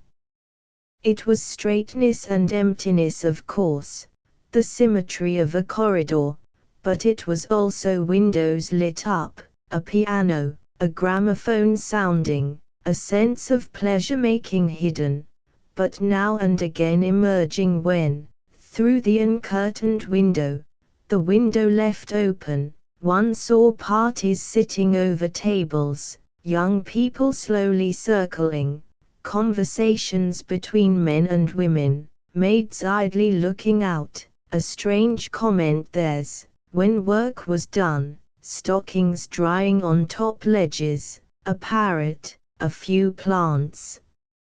Absorbing, mysterious, of infinite richness, this life. And in the large square where the cabs shot and swerved so quick, there were loitering couples, dallying, embracing, shrunk up under the shower of a tree that was moving, so silent, so absorbed, that one passed, discreetly, timidly, as if in the presence of some sacred ceremony to interrupt which would have been impious. That was interesting. And so on into the flare and glare. His light overcoat blew open, he stepped with indescribable idiosyncrasy, leant a little forward, tripped, with his hands behind his back and his eyes still a little hawk-like, he tripped through London, towards Westminster, observing. Was everybody dining out, then? Doors were being opened here by a footman to let issue a high-stepping old dame, in buckled shoes, with 3 purple ostrich feathers in her hair. Doors were being opened for ladies wrapped like mummies in shawls with bright flowers on them, ladies with bare heads. And in respectable quarters with stucco pillars through small front gardens lightly swathed with combs in their hair, having run up to see the children, women came, men waited for them, with their coats blowing open, and the motor started. Everybody was going out. What with these doors being opened, and the descent and the start, it seemed as if the whole of London were embarking in little boats moored to the bank, tossing on the waters, as if the whole place were floating off in carnival. And Whitehall was skated over, silver-beaten as it was, skated over by spiders, and there was a sense of midges round the arc lamps. It was so hot that people stood about talking. And here in Westminster was a retired judge, presumably, sitting foursquare at his house door dressed all in white. An Anglo-Indian presumably. And here a shindy of brawling women, drunken women, here only a policeman and looming houses, high houses, domed houses, churches, parliaments, and the hoot of a steamer on the river, a hollow misty cry. But it was her street, this, Clarissa's. Cabs were rushing round the corner, like water round the piers of a bridge, drawn together, it seemed to him because they bore people going to her party, Clarissa's party. The cold stream of visual impressions failed him now as if the eye were a cup that overflowed and let the rest run down its china walls unrecorded. The brain must wake now. The body must contract now, entering the house, the lighted house, where the door stood open, where the motor cars were standing, and bright women descending. The soul must brave itself to endure. He opened the big blade of his pocket knife. Lucy came running full tilt downstairs, having just nipped into the drawing-room to smooth a cover, to straighten a chair, to pause a moment and feel whoever came in must think how clean, how bright, how beautifully cared for, when they saw the beautiful silver, the brass fire irons, the new chair covers, and the curtains of yellow chintz. She appraised each, heard a roar of voices, people already coming up from dinner. She must fly. The Prime Minister was coming, Agnes said, so she had heard them say in the dining room. She said, coming in with a tray of glasses. Did it matter?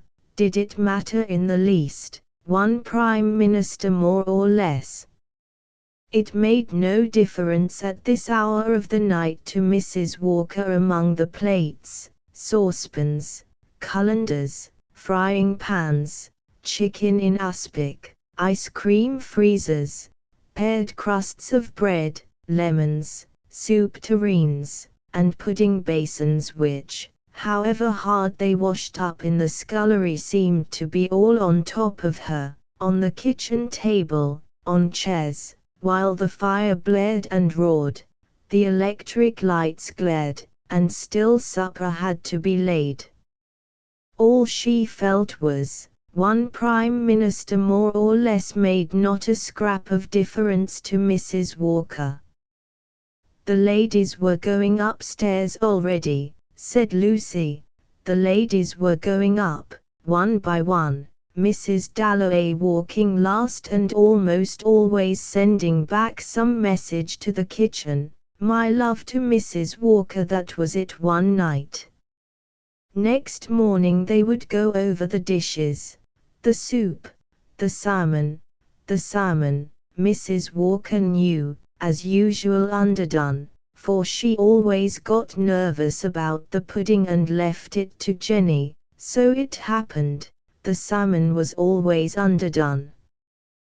But some lady with fair hair and silver ornaments had said, Lucy said, about the entry, was it really made at home? But it was the salmon that bothered Mrs. Walker, as she spun the plates round, and pulled in dampers and pulled out dampers, and there came a burst of laughter from the dining room, a voice speaking, then another burst of laughter, the gentlemen enjoying themselves when the ladies had gone. "The Tokai," said Lucy, running in.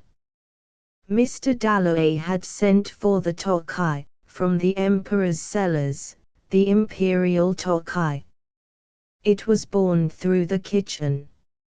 Over her shoulder Lucy reported how Miss Elizabeth looked quite lovely. She couldn't take her eyes off her, in her pink dress, wearing the necklace Mr. Dalloway had given her. Jenny must remember the dog, Miss Elizabeth's fox terrier, which, since it bit, had to be shut up and might, Elizabeth thought, want something. Jenny must remember the dog. But Jenny was not going upstairs with all those people about. There was a motor at the door already. There was a ring at the bell, and the gentlemen still in the dining room, drinking Tokai. There, they were going upstairs. That was the first to come, and now they would come faster and faster, so that Mrs. Parkinson, hired for parties, would leave the hall door ajar, and the hall would be full of gentlemen waiting. They stood waiting, sleeking down their hair, while the ladies took their cloaks off in the room along the passage, where Mrs. Barnett helped them, old Ellen Barnett, who had been with the family for 40 years, and came every summer to help the ladies, and remembered mothers when they were girls, and though very unassuming did shake hands, said milady very respectfully, yet had a humorous way with her, looking at the young ladies, and ever so tactfully helping Lady Lovejoy, who had some trouble with her underbodice. And they could not help feeling, Lady Lovejoy and Miss Alice, that some little privilege in the matter of brush and comb was awarded them, having known Mrs. Barnett 30 years. Milady Mrs. Barnett supplied her. Young ladies did not use to rouge, said Lady Lovejoy, when they stayed at Burton in the old days. And Miss Alice didn't need rouge, said Mrs. Barnett, looking at her fondly. There Mrs. Barnett would sit, in the cloakroom, patting down the furs, smoothing out the Spanish shawls, tidying the dressing table, and knowing perfectly well, in spite of the furs and the embroideries, which were nice ladies, which were not. "The dear old body," said Lady Lovejoy, mounting the stairs, "Clarissa's old nurse." And then Lady Lovejoy stiffened. "Lady and Miss Lovejoy," she said to Mr. Wilkins, "hired for parties." He had an admirable manner, as he bent and straightened himself and announced with perfect impartiality Lady and Miss Lovejoy. Sir John and Lady Needham. Miss Weld. Mr. Walsh. His manner was admirable, his family life must be irreproachable, except that it seemed impossible that a being with greenish lips and shaven cheeks could ever have blundered into the nuisance of children. "How delightful to see you," said Clarissa. She said it to every one. "How delightful to see you." She was at her worst, effusive, insincere. It was a great mistake to have come. He should have stayed at home and read his book, thought Peter Walsh, should have gone to a music hall. He should have stayed at home, for he knew no one.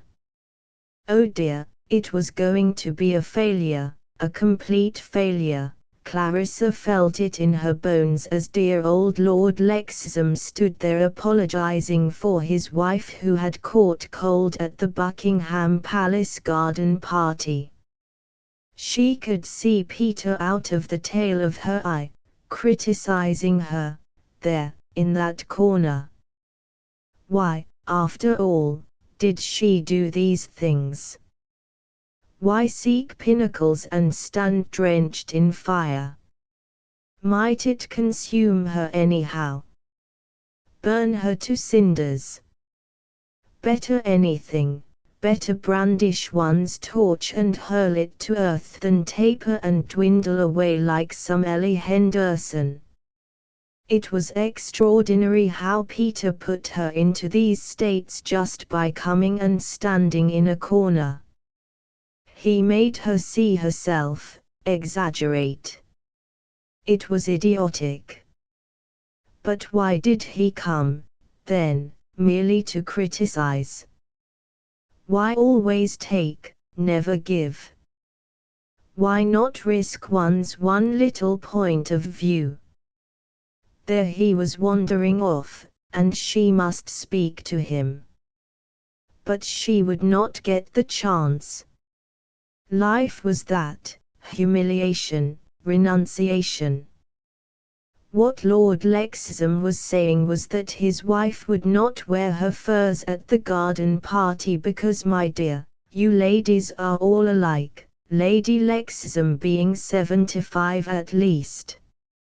It was delicious, how they petted each other, that old couple. She did like old Lord Lexham. She did think it mattered, her party, and it made her feel quite sick to know that it was all going wrong, all falling flat. Anything, any explosion, any horror was better than people wandering aimlessly, standing in a bunch at a corner like Ellie Henderson, not even caring to hold themselves upright. Gently the yellow curtain with all the birds of paradise blew out, and it seemed as if there were a flight of wings into the room, right out, then sucked back. For the windows were open. Was it draughty? Ellie Henderson wondered. She was subject to chills. But it did not matter that she should come down sneezing tomorrow. It was the girls with their naked shoulders she thought of, being trained to think of others by an old father, an invalid, late vicar of Bourton, but he was dead now, and her chills never went to her chest, never. It was the girls she thought of, the young girls with their bare shoulders, she herself having always been a wisp of a creature, with her thin hair and meager profile, though now, past 50, there was beginning to shine through some mild beam, something purified into distinction by years of self-abnegation but obscured again, perpetually, by her distressing gentility, her panic fear, which arose from £300 income, and her weaponless state. She could not earn a penny, and it made her timid, and more disqualified year by year to meet well-dressed people who did this sort of thing every night of the season, merely telling their maids I'll wear so and so, whereas Ellie Henderson ran out nervously and bought cheap pink flowers, half a dozen, and then threw a shawl over her old black dress. For her invitation to Clarissa's party had come at the last moment. She was not quite happy about it. She had a sort of feeling that Clarissa had not meant to ask her this year. Why should she? There was no reason really, except that they had always known each other. Indeed, they were cousins. But naturally they had rather drifted apart, Clarissa being so sought after. It was an event to her, going to a party. It was quite a treat just to see the lovely clothes. Wasn't that Elizabeth, grown up, with her hair done in the fashionable way, in the pink dress? Yet she could not be more than 17. She was very, very handsome. But girls when they first came out didn't seem to wear white as they used. She must remember everything to tell Edith.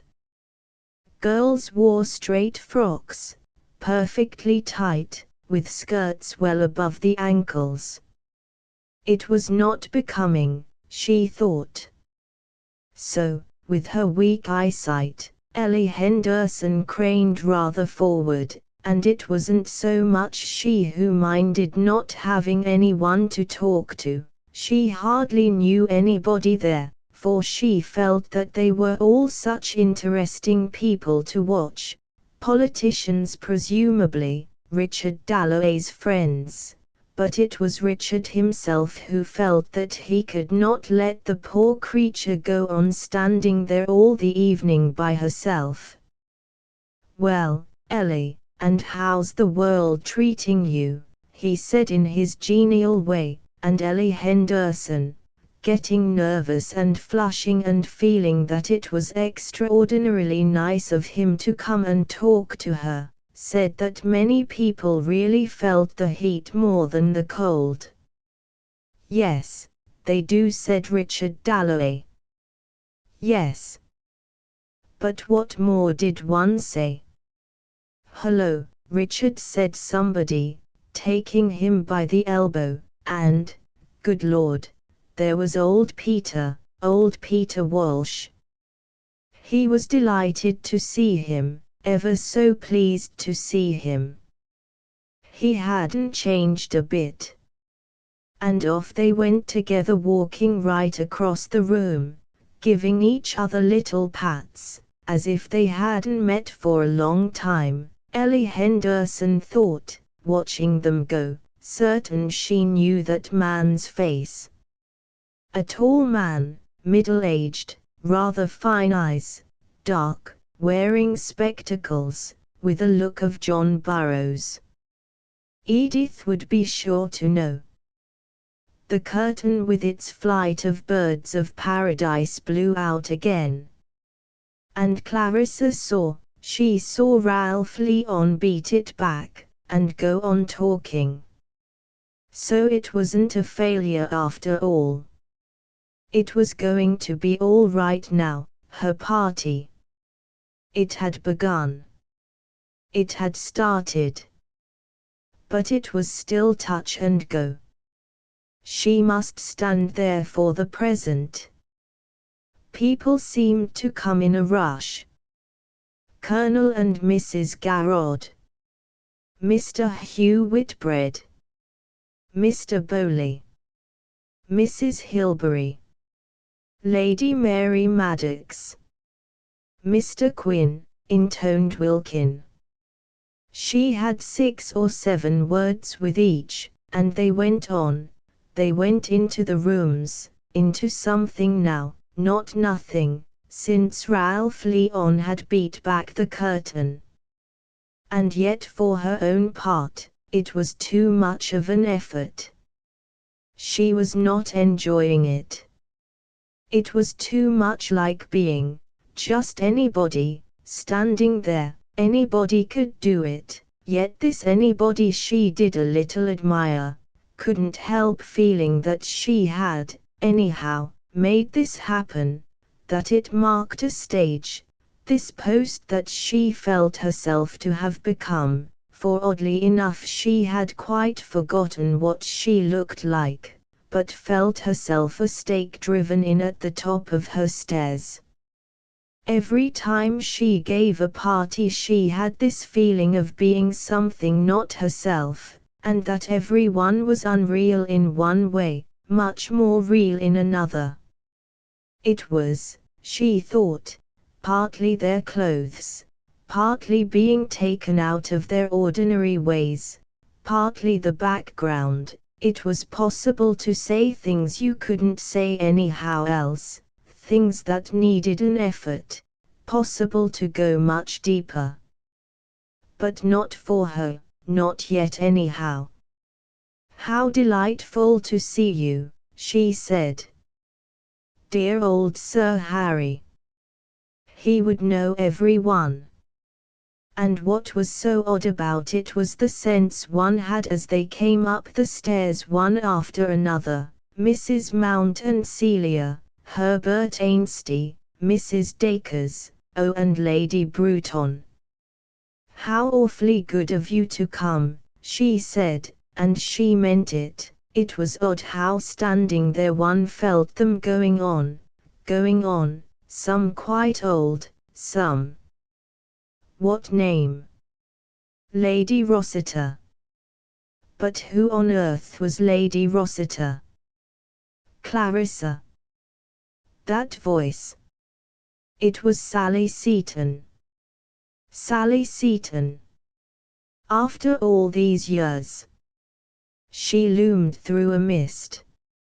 For she hadn't looked like that, Sally Seton, when Clarissa grasped the hot water can. To think of her under this roof. Not like that. All on top of each other, embarrassed, laughing, words tumbled out. Passing through London, heard from Clara Haydon, "What a chance of seeing you." So I thrust myself in, without an invitation. One might put down the hot water can quite composedly. The luster had gone out of her. Yet it was extraordinary to see her again, older, happier, less lovely. They kissed each other, first this cheek then that, by the drawing-room door, and Clarissa turned, with Sally's hand in hers, and saw her rooms full, heard the roar of voices, saw the candlesticks, the blowing curtains, and the roses which Richard had given her.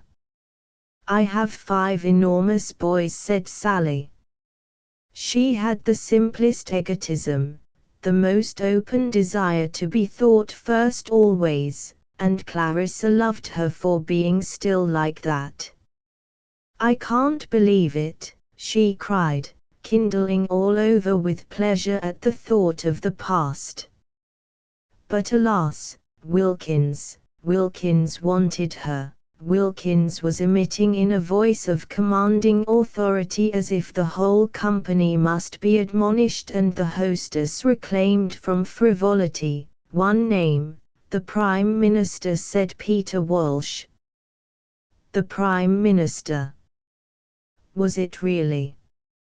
Ellie Henderson marveled. What a thing to tell Edith. One couldn't laugh at him. He looked so ordinary. You might have stood him behind a counter and bought biscuits, poor chap, all rigged up in gold lace. And to be fair, as he went his rounds, first with Clarissa then with Richard escorting him, he did it very well. He tried to look somebody. It was amusing to watch. Nobody looked at him. They just went on talking, yet it was perfectly plain that they all knew, felt to the marrow of their bones, this majesty passing, this symbol of what they all stood for, English society. Old Lady Bruton, and she looked very fine too, very stalwart in her lace, swam up, and they withdrew into a little room which at once became spied upon, guarded, and a sort of stir and rustle rippled through every one, openly, the Prime Minister. Lord, Lord, the snobbery of the English, thought Peter Walsh, standing in the corner. How they loved dressing up in gold lace and doing homage. There. That must be, by Jove it was, Hugh Whitbread, snuffing round the precincts of the great, grown rather fatter, rather whiter, the admirable Hugh.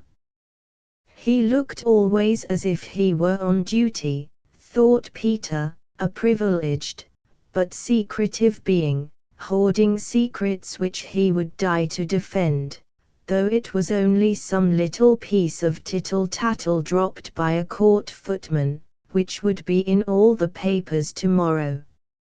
Such were his rattles, his baubles, in playing with which he had grown white, come to the verge of old age, enjoying the respect and affection of all who had the privilege of knowing this type of the English public school man. Inevitably one made up things like that about Hugh. That was his style, the style of those admirable letters which Peter had read thousands of miles across the sea in the Times, and had thanked God he was out of that pernicious hubble-bubble if it were only to hear baboons chatter and coolies beat their wives. An olive-skinned youth from one of the universities stood obsequiously by. Him he would patronize, initiate, teach how to get on. For he liked nothing better than doing kindnesses, making the hearts of old ladies palpitate with the joy of being thought of in their age, their affliction, thinking themselves quite forgotten. Yet here was dear Hugh driving up and spending an hour talking of the past, remembering trifles, praising the home-made cake, though Hugh might eat cake with a duchess any day of his life, and, to look at him, probably did spend a good deal of time in that agreeable occupation. The all-judging, the all-merciful, might excuse. Peter Walsh had no mercy. Villains there must be, and God knows the rascals who get hanged for battering the brains of a girl out in a train do less harm on the whole than Hugh Whitbread and his kindness.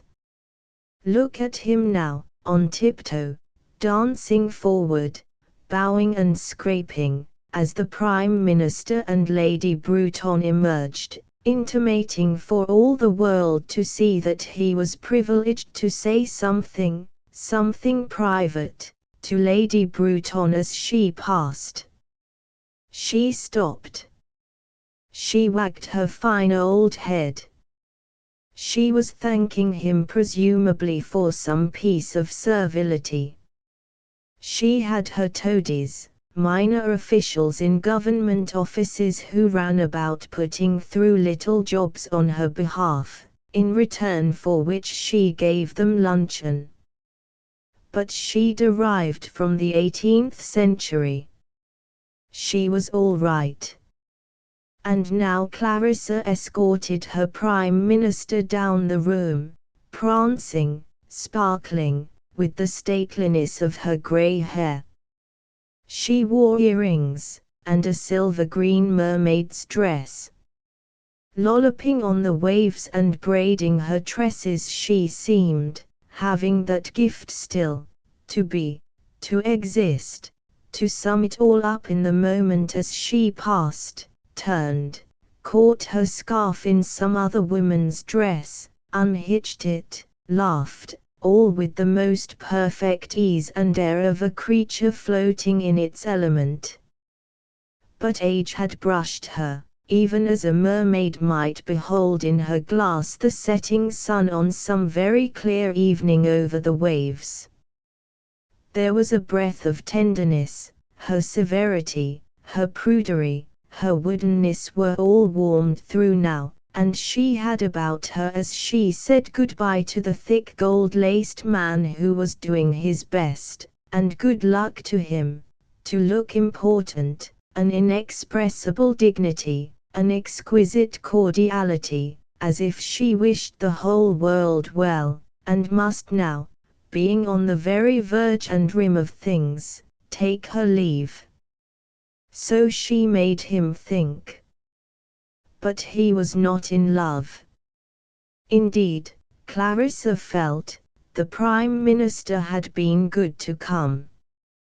And, walking down the room with him, with Sally there and Peter there and Richard very pleased, with all those people rather inclined, perhaps, to envy, she had felt that intoxication of the moment, that dilatation of the nerves of the heart itself till it seemed to quiver, steeped, upright, yes, but after all it was what other people felt, that, for, though she loved it and felt it tingle and sting, still these semblances, these triumphs, dear old Peter, for example, thinking her so brilliant, had a hollowness. At arm's length they were, not in the heart, and it might be that she was growing old, but they satisfied her no longer as they used, and suddenly, as she saw the Prime Minister go down the stairs,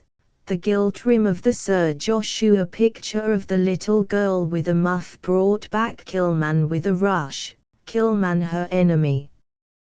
That was satisfying, that was real. Ah, how she hated her, hot, hypocritical, corrupt, with all that power, Elizabeth's seducer, the woman who had crept in to steal and defile, Richard would say, what nonsense. She hated her, she loved her. It was enemies one wanted, not friends, not Mrs. Durant and Clara, Sir William and Lady Bradshaw, Miss Trellock and Eleanor Gibson, whom she saw coming upstairs. They must find her if they wanted her. She was for the party. There was her old friend Sir Harry. Dear Sir Harry, she said, going up to the fine old fellow who had produced more bad pictures than any other two academicians in the whole of St. John's Wood. They were always of cattle, standing in sunset pools absorbing moisture, or signifying, for he had a certain range of gesture, by the raising of one foreleg and the toss of the antlers, the approach of the stranger. All his activities, dining out, racing, were founded on cattle standing absorbing moisture in sunset pools. What are you laughing at? She asked him. For Willie Titcombe and Sir Harry and Herbert Ainsty were all laughing. But no. Sir Harry could not tell Clarissa Dalloway, much though he liked her. Of her type he thought her perfect, and threatened to paint her, his stories of the music hall stage. He chaffed her about her party. He missed his brandy. These circles, he said, were above him. But he liked her, respected her, in spite of her damnable, difficult upper-class refinement, which made it impossible to ask Clarissa Dalloway to sit on his knee. And up came that wandering will-o'-the-wisp, that vagueless phosphorescence, old Mrs. Hilbery, stretching her hands to the blaze of his laughter, about the Duke and the lady, which, as she heard it across the room, seemed to reassure her on a point which sometimes bothered her if she woke early in the morning and did not like to call her maid for a cup of tea. How it is certain we must die. They won't tell us their stories, said Clarissa. Dear Clarissa, exclaimed Mrs. Hilbery. She looked tonight, she said, so like her mother as she first saw her walking in a garden in a grey hat. And really Clarissa's eyes filled with tears. Her mother, walking in a garden. But alas, she must go. For there was Professor Brierly, who lectured on Milton, talking to little Jim Hutton, who was unable even for a party like this to compass both tie and waistcoat or make his hair lie flat, and even at this distance they were quarrelling, she could see. For Professor Brierly was a very queer fish. With all those degrees, honours, lectureships between him and the scribblers, he suspected instantly an atmosphere not favourable to his queer compound, his prodigious learning and timidity, his wintry charm without cordiality, his innocence blent with snobbery. He quivered if made conscious by a lady's unkempt hair, a youth's boots, of an underworld, very creditable doubtless, of rebels, of ardent young people, of would-be geniuses, and intimated with a little toss of the head, with a sniff. Humph, the value of moderation, of some slight training in the classics in order to appreciate Milton. Professor Brierly, Clarissa could see, wasn't hitting it off with little Jim Hutton, who wore red socks, his black being at the laundry, about Milton. She interrupted. She said she loved Bach. So did Hutton. That was the bond between them, and Hutton, a very bad poet, always felt that Mrs. Dalloway was far the best of the great ladies who took an interest in art. It was odd how strict she was. About music she was purely impersonal. She was rather a prig. But how charming to look at. She made her house so nice if it weren't for her professors. Clarissa had half a mind to snatch him off and set him down at the piano in the back room. For he played divinely. But the noise, she said. The noise. The sign of a successful party. Nodding urbanely, the professor stepped delicately off. He knows everything in the whole world about Milton, said Clarissa. Does he indeed, said Hutton, who would imitate the professor throughout Hampstead, the professor on Milton, the professor on moderation, the professor stepping delicately off. But she must speak to that couple, said Clarissa, Lord Gayton and Nancy Blow. Not that they added perceptibly to the noise of the party. They were not talking, perceptibly, as they stood side by the yellow curtains. They would soon be off elsewhere, together, and never had very much to say in any circumstances. They looked, that was all.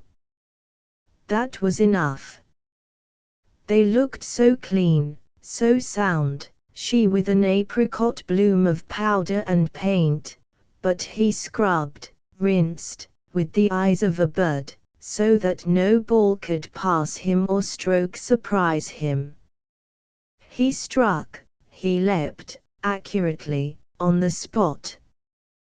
Ponies' mouths quivered at the end of his reins. He had his honours, ancestral monuments, banners hanging in the church at home. He had his duties, his tenants, a mother and sisters, had been all day at Lord's, and that was what they were talking about, cricket, cousins, the movies, when Mrs. Dalloway came up. Lord Gayton liked her most awfully. So did Miss Blow. She had such charming manners. "It is angelic, it is delicious of you to have come," she said. She loved lords, she loved youth, and Nancy, dressed at enormous expense by the greatest artists in Paris, stood there looking as if her body had merely put forth, of its own accord, a green frill. "I had meant to have dancing," said Clarissa. For the young people could not talk. And why should they? Shout, embrace, swing, be up at dawn, carry sugar to ponies, kiss and caress the snouts of adorable chows, and then all tingling and streaming, plunge and swim. But the enormous resources of the English language, the power it bestows, after all, of communicating feelings, at their age, she and Peter would have been arguing all the evening, was not for them. They would solidify young.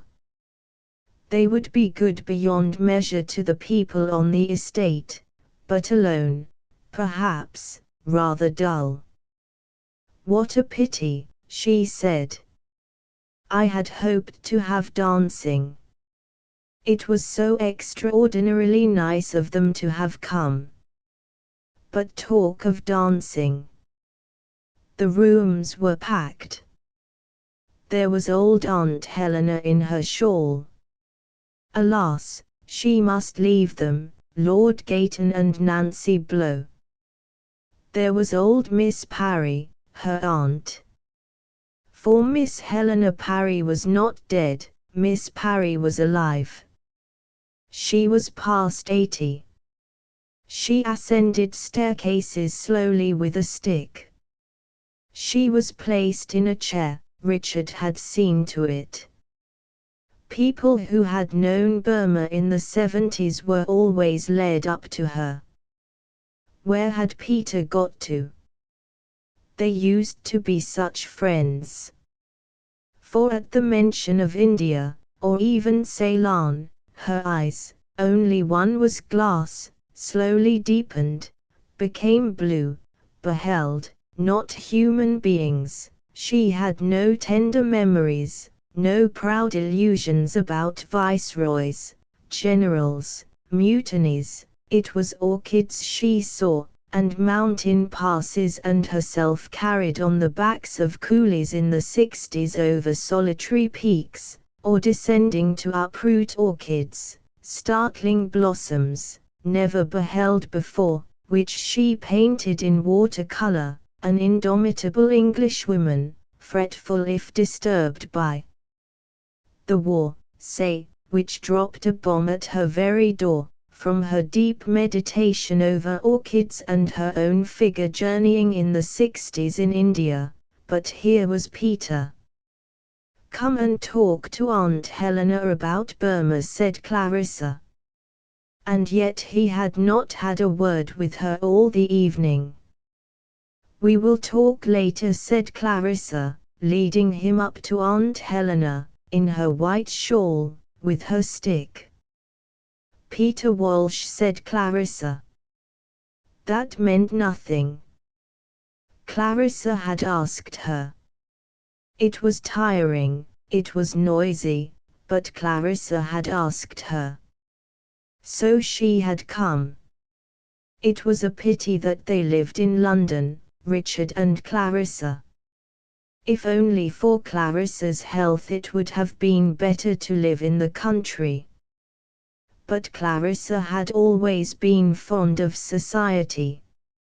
"He has been in Burma," said Clarissa. Ah! She could not resist recalling what Charles Darwin had said about her little book on the orchids of Burma. Clarissa must speak to Lady Bruton. No doubt it was forgotten now, her book on the orchids of Burma, but it went into 3 editions before 1870, she told Peter. She remembered him now.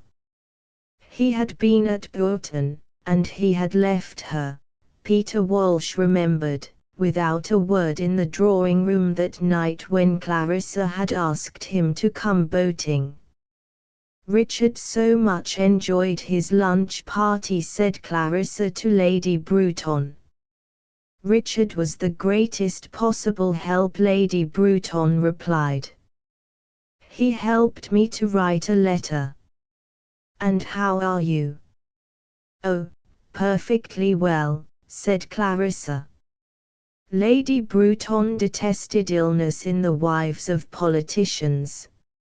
"And there's Peter Walsh," said Lady Bruton, for she could never think of anything to say to Clarissa, though she liked her.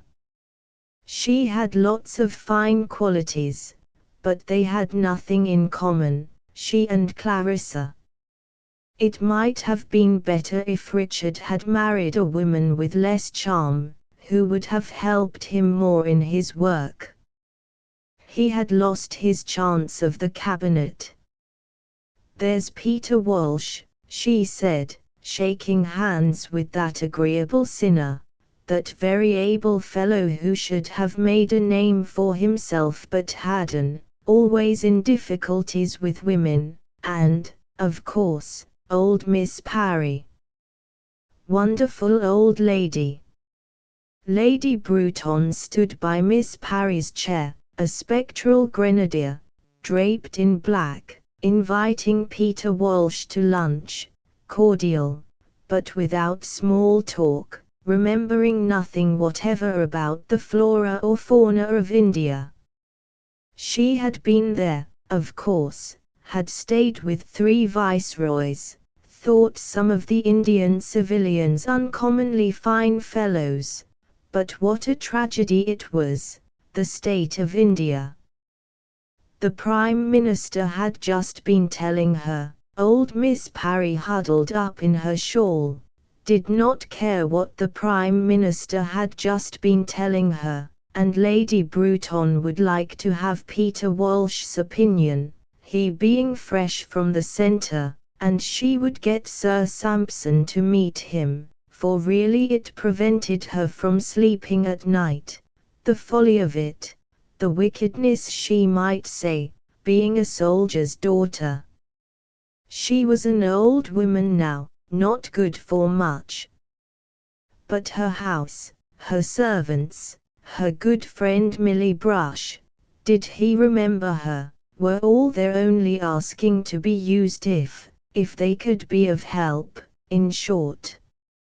For she never spoke of England, but this Isle of Men, this dear, dear land, was in her blood, without reading Shakespeare, and if ever a woman could have worn the helmet and shot the arrow, could have led troops to attack, ruled with indomitable justice barbarian hordes and lain under a shield noseless in a church, or made a green grass mound on some primeval hillside, that woman was Millicent Bruton. Debarred by her sex and some truancy, too, of the logical faculty, She found it impossible to write a letter to the Times. She had the thought of empire always at hand, and had acquired from her association with that armored goddess her ramrod bearing, her robustness of demeanor, so that one could not figure her even in death parted from the earth or roaming territories over which, in some spiritual shape, the Union Jack had ceased to fly. To be not English even among the dead, no, no. Impossible. But was it Lady Bruton, whom she used to know?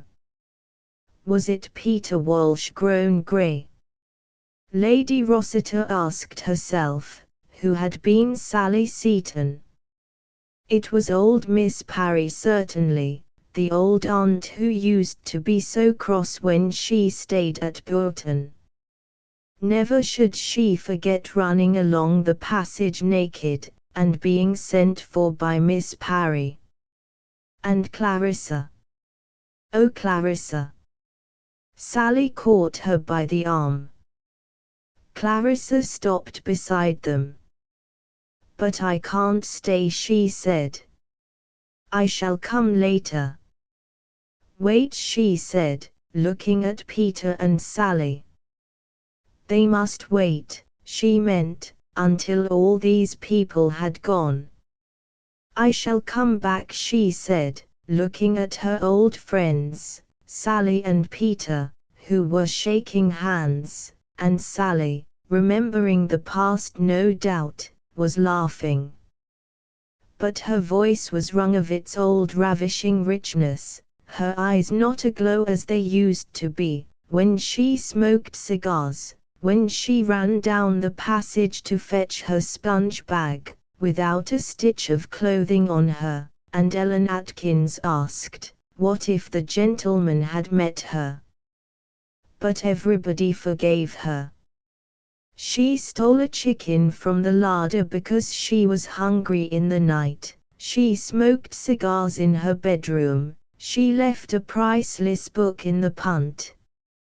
But everybody adored her, except perhaps Papa.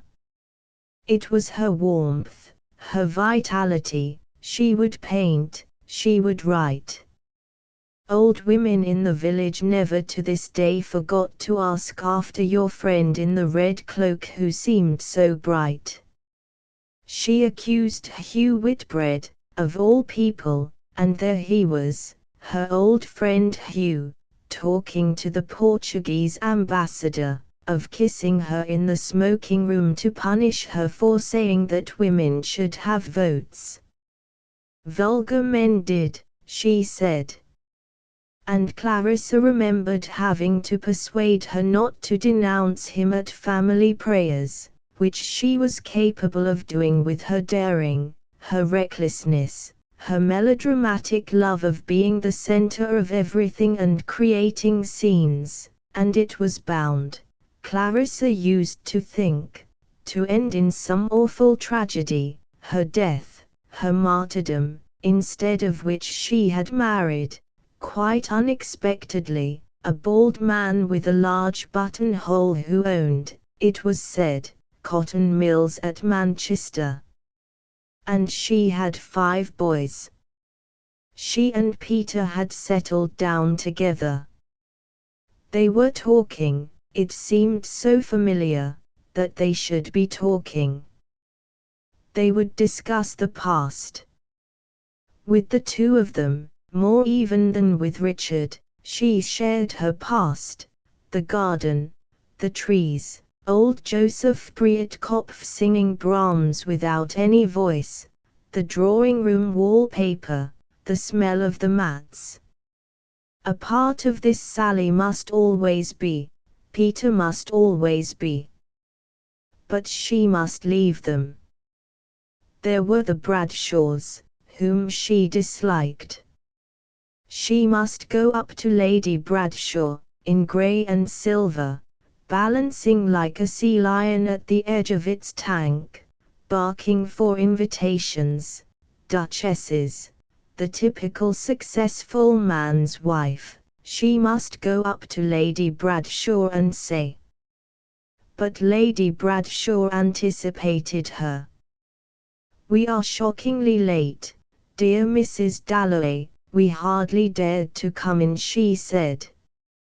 And Sir William, who looked very distinguished, with his grey hair and blue eyes, said yes, they had not been able to resist the temptation. He was talking to Richard about that bill probably, which they wanted to get through the Commons. Why did the sight of him, talking to Richard, curl her up? He looked what he was, a great doctor. A man absolutely at the head of his profession, very powerful, rather worn. For think what cases came before him, people in the uttermost depths of misery, people on the verge of insanity, husbands and wives. He had to decide questions of appalling difficulty.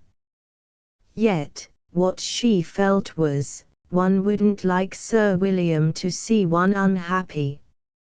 No, not that man. "How is your son at Eton?" she asked Lady Bradshaw. "He had just missed his 11, said Lady Bradshaw, because of the mumps. His father minded even more than he did, she thought, being, she said, nothing but a great boy himself." Clarissa looked at Sir William, talking to Richard. He did not look like a boy, not in the least like a boy. She had once gone with someone to ask his advice. He had been perfectly right, extremely sensible. But heavens, what a relief to get out to the street again. There was some poor wretch sobbing, she remembered, in the waiting room. But she did not know what it was, about Sir William, what exactly she disliked. Only Richard agreed with her, didn't like his taste, didn't like his smell. But he was extraordinarily able. They were talking about this bill. Some case, Sir William was mentioning, lowering his voice. It had its bearing upon what he was saying about the deferred effects of shell shock. There must be some provision in the bill. Sinking her voice, drawing Mrs. Dalloway into the shelter of a common femininity, a common pride in the illustrious qualities of husbands and their sad tendency to overwork, Lady Bradshaw, poor goose, one didn't dislike her, murmured how, just as we were starting, my husband was called up on the telephone, a very sad case.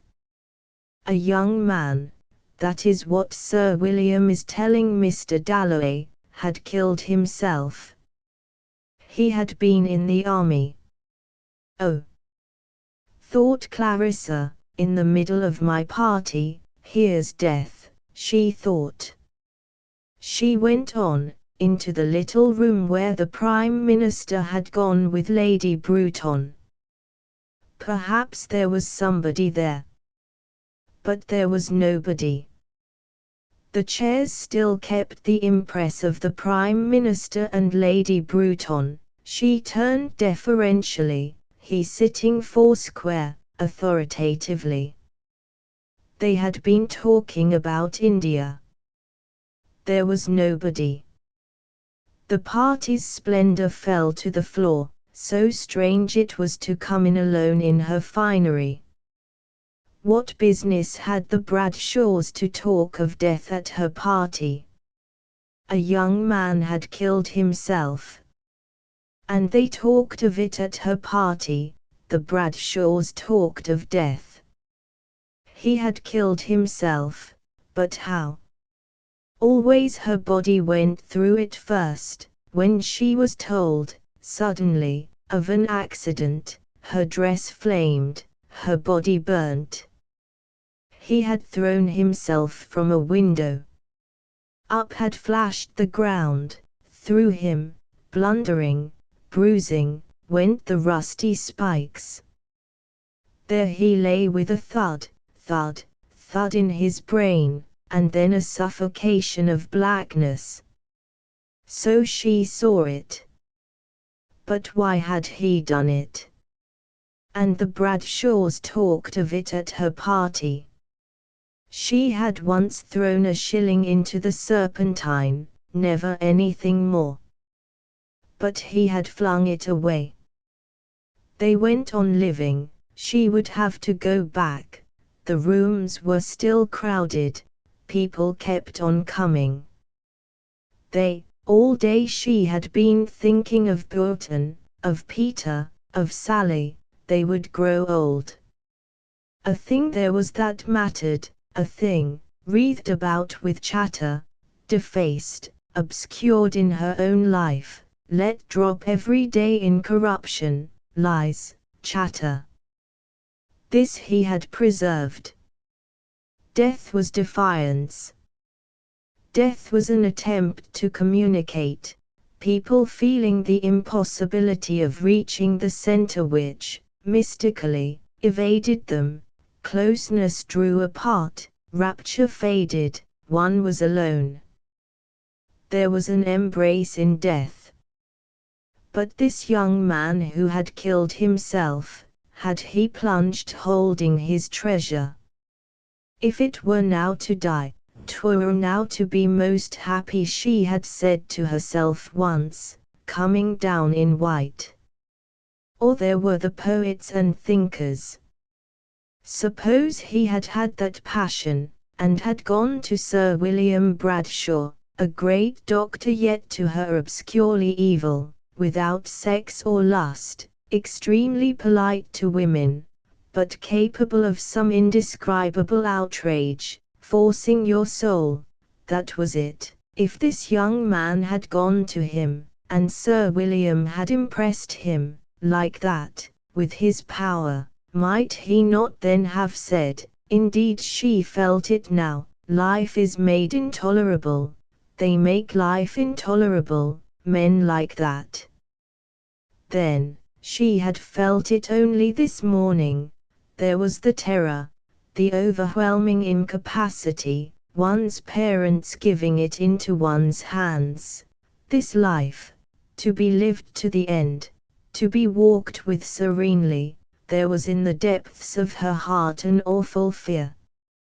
Even now, quite often if Richard had not been there reading the Times, so that she could crouch like a bird and gradually revive, send roaring up that immeasurable delight, rubbing stick to stick, one thing with another, she must have perished.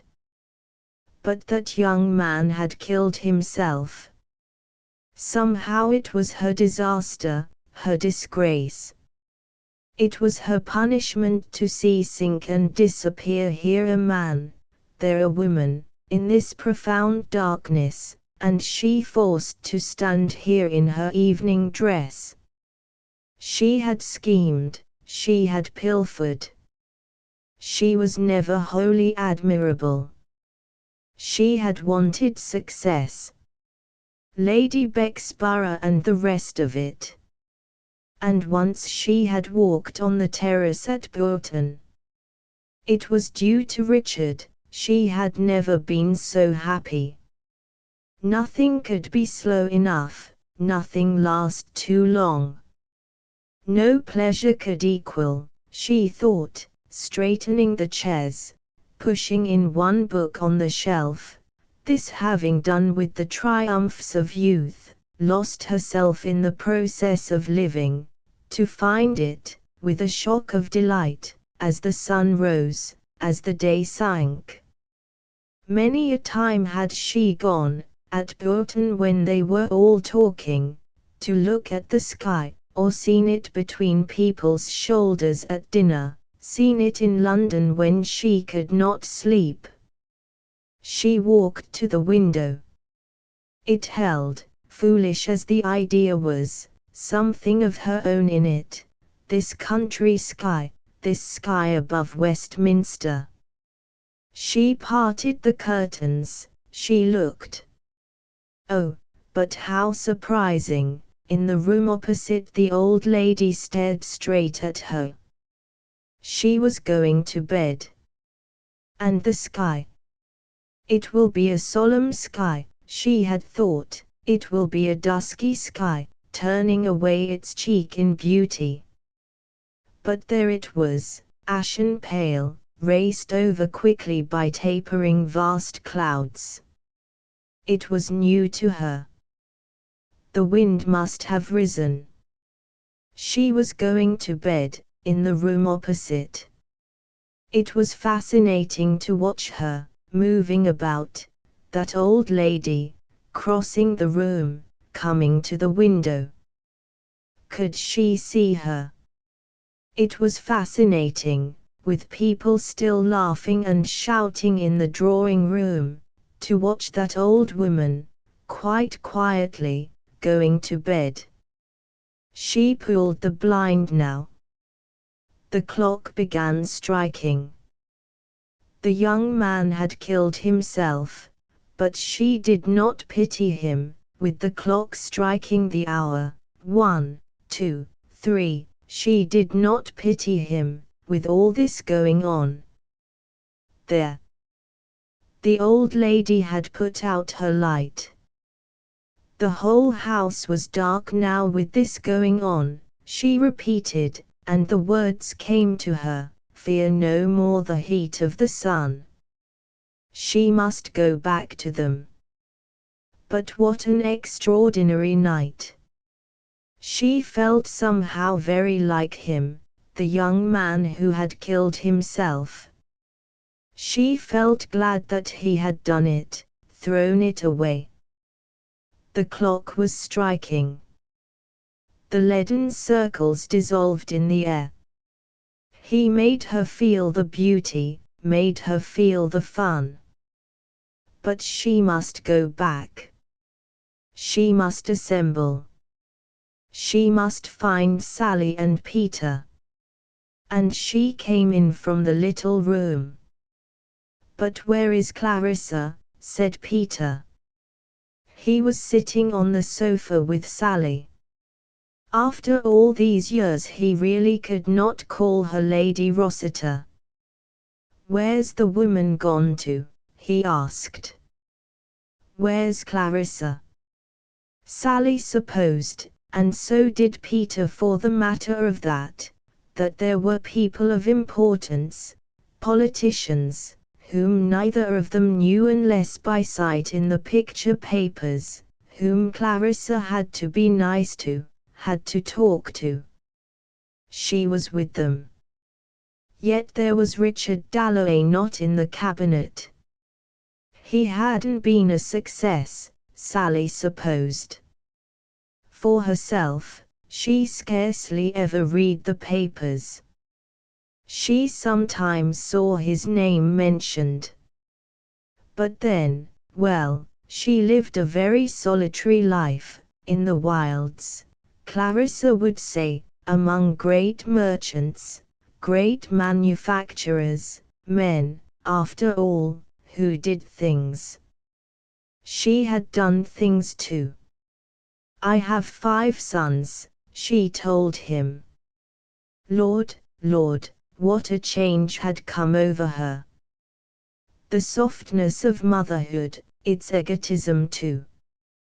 Last time they met, Peter remembered, had been among the cauliflowers in the moonlight, the leaves like rough bronze she had said, with her literary turn, and she had picked a rose. She had marched him up and down that awful night. After the scene by the fountain, he was to catch the midnight train. Heavens, he had wept. That was his old trick, opening a pocket knife, thought Sally, always opening and shutting a knife when he got excited. They had been very, very intimate, she and Peter Walsh, when he was in love with Clarissa, and there was that dreadful, ridiculous scene over Richard Dalloway at lunch. She had called Richard Wickham. Why not call Richard Wickham? Clarissa had flared up. And indeed they had never seen each other since, she and Clarissa, not more than half a dozen times perhaps in the last 10 years. And Peter Walsh had gone off to India, and she had heard vaguely that he had made an unhappy marriage, and she didn't know whether he had any children, and she couldn't ask him, for he had changed. He was rather shriveled looking, but kinder, she felt, and she had a real affection for him, for he was connected with her youth, and she still had a little Emily Bronte he had given her, and he was to write, surely. In those days he was to write. "Have you written?" she asked him, spreading her hand, her firm and shapely hand, on her knee in a way he recalled. "Not a word," said Peter Walsh, and she laughed. She was still attractive, still a personage, Sally Seton. But who was this Rossiter? He wore 2 camellias on his wedding day, that was all Peter knew of him. They have myriads of servants, miles of conservatories, Clarissa wrote, something like that. Sally owned it with a shout of laughter. "Yes, I have 10,000 a year, whether before the tax was paid or after," she couldn't remember, "for her husband, whom you must meet," she said, "whom you would like," she said, did all that for her.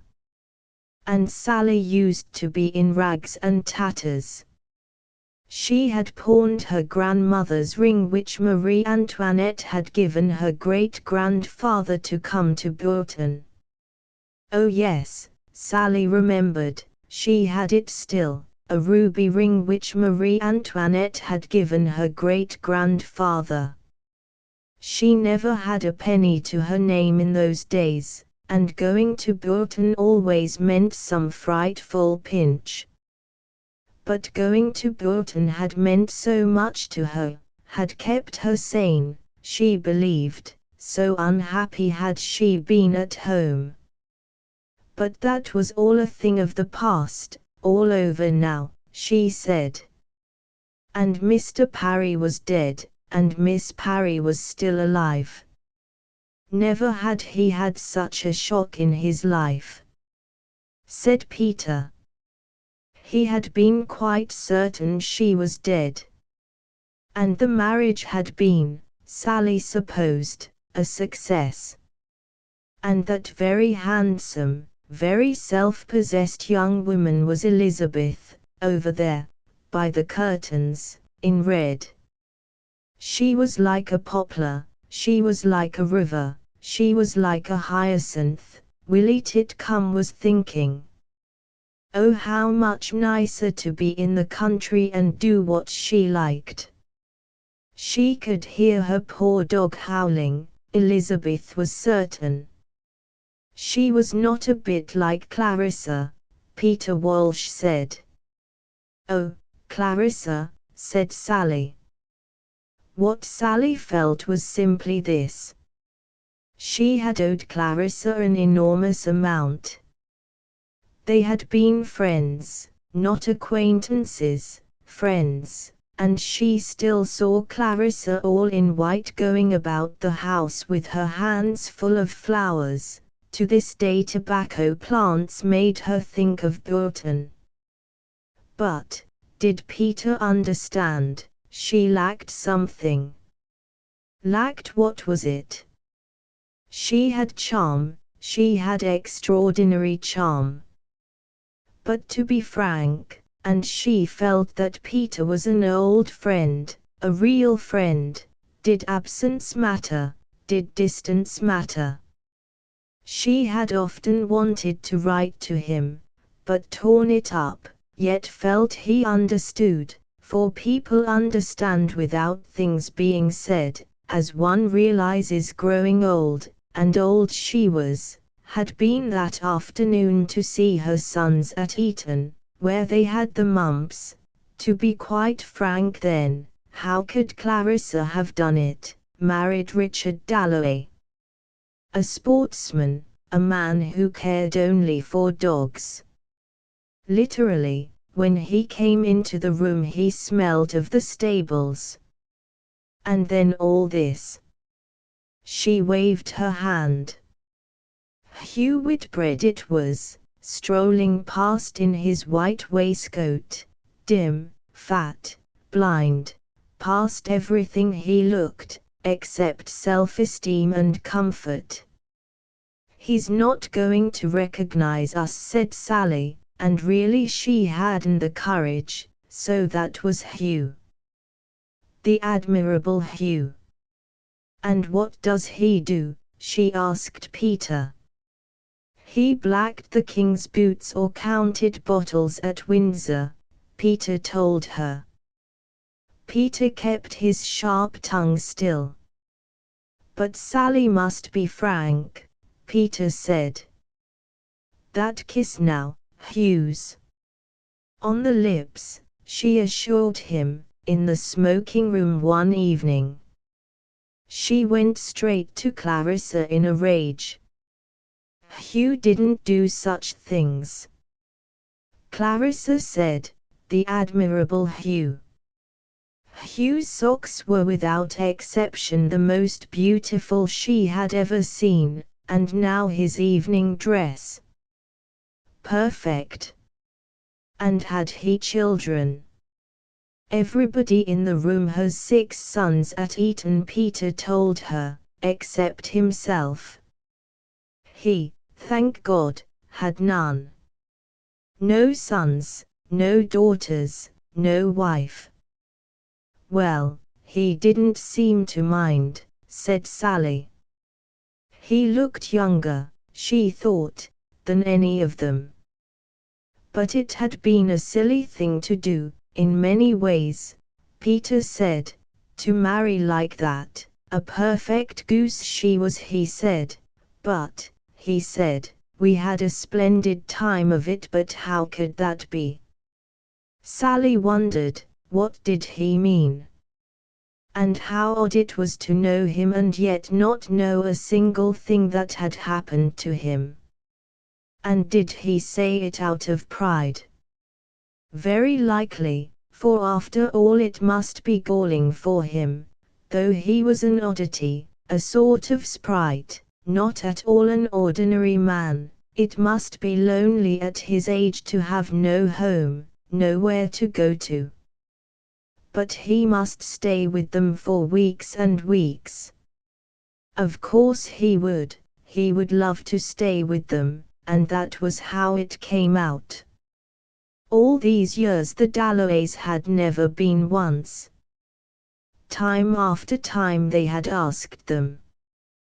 Clarissa, for it was Clarissa of course, would not come. "For," said Sally, "Clarissa was at heart a snob, one had to admit it, a snob. And it was that was between them, she was convinced. Clarissa thought she had married beneath her, her husband being, she was proud of it, a miner's son. Every penny they had he had earned. As a little boy, her voice trembled, he had carried great sacks. And so she would go on, Peter felt, hour after hour. The miner's son. People thought she had married beneath her 5 sons, and what was the other thing? Plants, hydrangeas, syringas, very, very rare hibiscus lilies that never grow north of the Suez Canal. But she, with one gardener in a suburb near Manchester, had beds of them, positively beds. Now all that Clarissa had escaped, unmaternal as she was. A snob was she. Yes, in many ways. Where was she, all this time? It was getting late. Yet, said Sally, when I heard Clarissa was giving a party, I felt I couldn't not come, must see her again, and I'm staying in Victoria Street, practically next door. So I just came without an invitation." "But," she whispered, "tell me, do. Who is this?" It was Mrs. Hilbery, looking for the door. For how late it was getting. "And," she murmured, as the night grew later, as people went, one found old friends, quiet nooks and corners, and the loveliest views. Did they know, she asked, that they were surrounded by an enchanted garden? Lights and trees and wonderful gleaming lakes and the sky. Just a few fairy lamps, Clarissa Dalloway had said, in the back garden. But she was a magician. It was a park. And she didn't know their names, but friends she knew they were, friends without names, songs without words, always the best. But there were so many doors, such unexpected places, she could not find her way. "Old Mrs. Hilbery," said Peter, but who was that? That lady standing by the curtain all the evening, without speaking. He knew her face, connected her with Gorton. Surely she used to cut up underclothes at the large table in the window. Davidson, was that her name? "Oh, that is Ellie Henderson," said Sally. Clarissa was really very hard on her. She was a cousin, very poor. Clarissa was hard on people. "She was rather," said Peter. "Yet," said Sally, in her emotional way, with a rush of that enthusiasm which Peter used to love her for, yet dreaded a little now, so effusive she might become, how generous to her friends Clarissa was. And what a rare quality one found it, and how sometimes at night or on Christmas Day, when she counted up her blessings, she put that friendship first. They were young, that was it. Clarissa was pure-hearted, that was it. Peter would think her sentimental. So she was. For she had come to feel that it was the only thing worth saying, what one felt. Cleverness was silly. One must say simply what one felt. "But I do not know," said Peter Walsh, "what I feel." Poor Peter, thought Sally. Why did not Clarissa come and talk to them? That was what he was longing for. She knew it. All the time he was thinking only of Clarissa, and was fidgeting with his knife. He had not found life simple, Peter said. His relations with Clarissa had not been simple. It had spoilt his life, he said. They had been so intimate, he and Sally Seton, it was absurd not to say it. One could not be in love twice, he said. And what could she say? Still, it is better to have loved, but he would think her sentimental, he used to be so sharp. He must come and stay with them in Manchester. That is all very true, he said. All very true. He would love to come and stay with them, directly he had done what he had to do in London. And Clarissa had cared for him more than she had ever cared for Richard. Sally was positive of that. No, no, no, said Peter, Sally should not have said that, she went too far. That good fellow, There he was at the end of the room, holding forth, the same as ever, dear old Richard. Who was he talking to? Sally asked. That very distinguished-looking man. Living in the wilds as she did, she had an insatiable curiosity to know who people were. But Peter did not know. He did not like his looks, he said, probably a cabinet minister. Of them all, Richard seemed to him the best, he said, the most disinterested. But what has he done? Sally asked. Public work, she supposed. And were they happy together? Sally asked. She herself was extremely happy, for, she admitted, she knew nothing about them, only jumped to conclusions, as one does, for what can one know even of the people one lives with every day? She asked. Are we not all prisoners? She had read a wonderful play about a man who scratched on the wall of his cell, and she had felt that was true of life, one scratched on the wall. Despairing of human relationships, people were so difficult, she often went into her garden and got from her flowers a piece which men and women never gave her. But no, he did not like cabbages, he preferred human beings, Peter said. Indeed, the young are beautiful, Sally said, watching Elizabeth cross the room. How unlike Clarissa at her age. Could he make anything of her? She would not open her lips. Not much, not yet, Peter admitted.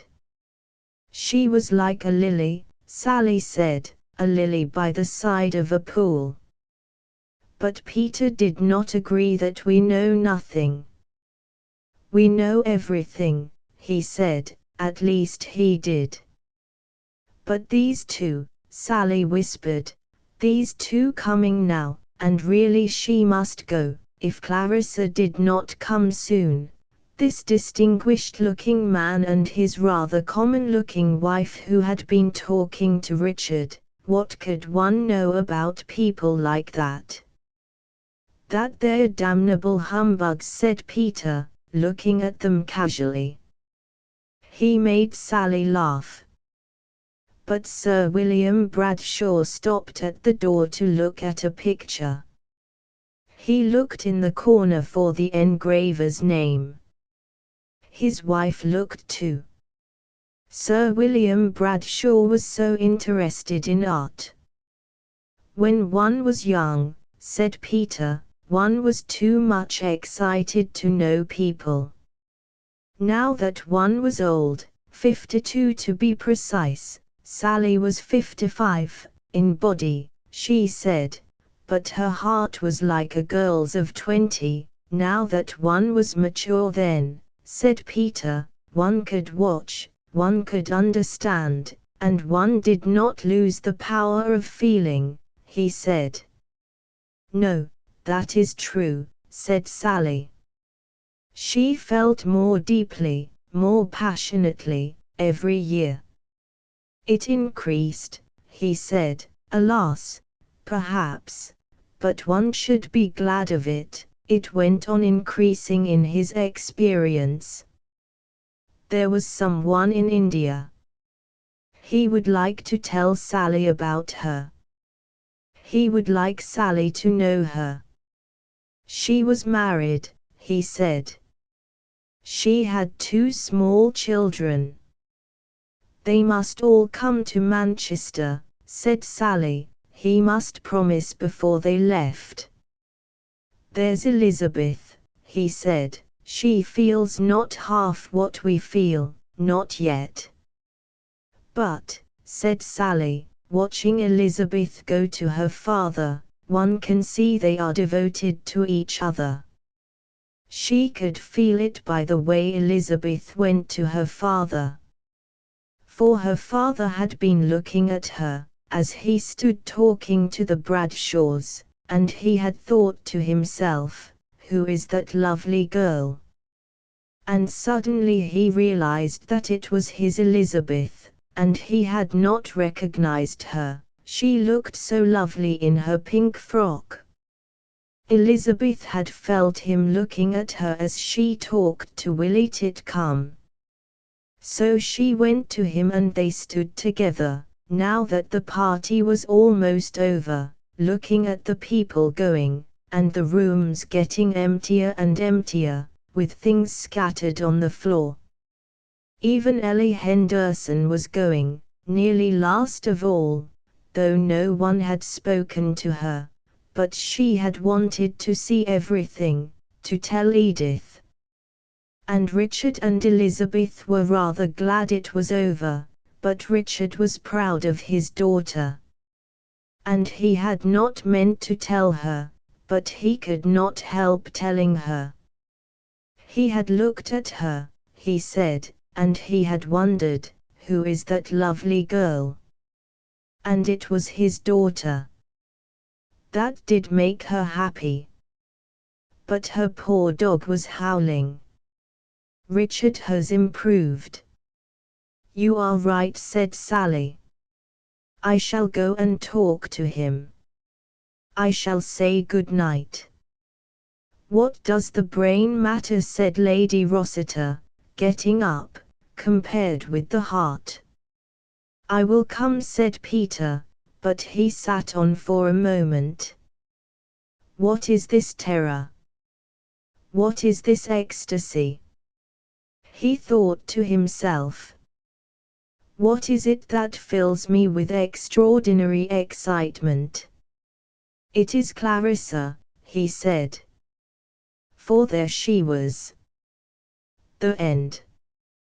Transcriber's note: minor punctuation errors have been changed without notice. Inconsistencies in hyphenation have been standardized. The following printer errors have been changed. Changed from to page 159, word poetry of herself, word of poetry herself, page 248, lent a little forward, all other inconsistencies are as in the original. Asterisk asterisk asterisk end of the Project Gutenberg ebook Mrs. Dalloway asterisk asterisk asterisk updated editions will replace the previous one, the old editions will be renamed. Creating the works from print editions not protected by U.S. copyright law means that no one owns a United States copyright in these works, so the Foundation, and you, can copy and distribute it in the United States without permission and without paying copyright royalties. Special rules, set forth in the general terms of use part of this license, apply to copying and distributing Project Gutenberg trademark symbol electronic works to protect the Project Gutenberg trademark symbol concept and trademark. Project Gutenberg is a registered trademark, and may not be used if you charge for an ebook, except by following the terms of the trademark license, including paying royalties for use of the Project Gutenberg trademark. If you do not charge anything for copies of this ebook, complying with the trademark license is very easy. You may use this ebook for nearly any purpose, such as creation of derivative works, reports, performances and research. Project Gutenberg ebooks may be modified and printed and given away. You may do practically anything in the United States with ebooks not protected by U.S. copyright law. Redistribution is subject to the trademark license, especially commercial redistribution. Start. Full license. The full Project Gutenberg license. Please read this before you distribute or use this work to protect the Project Gutenberg trademark symbol mission of promoting the free distribution of electronic works. By using or distributing this work, or any other work associated in any way with the phrase Project Gutenberg, you agree to comply with all the terms of the full Project Gutenberg trademark symbol license available with this file or online at www.gutenberg.org/license. Section 1. General Terms of Use and Redistributing Project Gutenberg Trademark Symbol Electronic Works 1.0. By reading or using any part of this Project Gutenberg trademark symbol electronic work, you indicate that you have read, understand, agree to and accept all the terms of this license and intellectual property, trademark/copyright, agreement. If you do not agree to abide by all the terms of this agreement, you must cease using and return or destroy all copies of Project Gutenberg trademark symbol electronic works in your possession. If you paid a fee for obtaining a copy of or access to a Project Gutenberg trademark symbol electronic work and you do not agree to be bound by the terms of this agreement, you may obtain a refund from the person or entity to whom you paid the fee as set forth in paragraph 1.e.8. 1.b. Project Gutenberg is a registered trademark. It may only be used on or associated in any way with an electronic work by people who agree to be bound by the terms of this agreement. There are a few things that you can do with most Project Gutenberg trademark symbol electronic works even without complying with the full terms of this agreement. See paragraph 1.c below. There are a lot of things you can do with Project Gutenberg trademark symbol electronic works if you follow the terms of this agreement and help preserve free future access to Project Gutenberg trademark symbol electronic works. See paragraph 1.e below. 1.c. The Project Gutenberg Literary Archive Foundation, the Foundation or PGLAF, owns a compilation copyright in the collection of Project Gutenberg trademark symbol electronic works. Nearly all the individual works in the collection are in the public domain in the United States. If an individual work is unprotected by copyright law in the United States and you are located in the United States, we do not claim a right to prevent you from copying, distributing, performing, displaying or creating derivative works based on the work as long as all references to Project Gutenberg are removed. Of course, we hope that you will support the Project Gutenberg trademark symbol mission of promoting free access to electronic works by freely sharing Project Gutenberg trademark symbol works in compliance with the terms of this agreement for keeping the Project Gutenberg trademark symbol name associated with the work. You can easily comply with the terms of this agreement by keeping this work in the same format with its attached full Project Gutenberg trademark symbol license when you share it without charge with others. 1.d. The copyright laws of the place where you are located also govern what you can do with this work. Copyright laws in most countries are in a constant state of change. If you are outside the United States, Check the laws of your country in addition to the terms of this agreement before downloading, copying, displaying, performing, distributing or creating derivative works based on this work or any other Project Gutenberg trademark symbol work. The Foundation makes no representations concerning the copyright status of any work in any country other than the United States. 1.e Unless you have removed all references to Project Gutenberg, 1.e.1. The following sentence, with active links to, or other immediate access to, the full Project Gutenberg trademark symbol license must appear prominently whenever any copy of a Project Gutenberg trademark symbol work, any work on which the phrase Project Gutenberg appears, or with which the phrase Project Gutenberg is associated, is accessed, displayed, performed, viewed, copied or distributed. This ebook is for the use of anyone anywhere in the United States and most other parts of the world at no cost and with almost no restrictions whatsoever.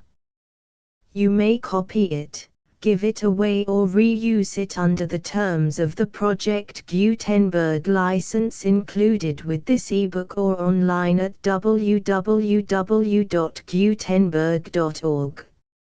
If you are not located in the United States, you will have to check the laws of the country where you are located before using this ebook. 1.e.2.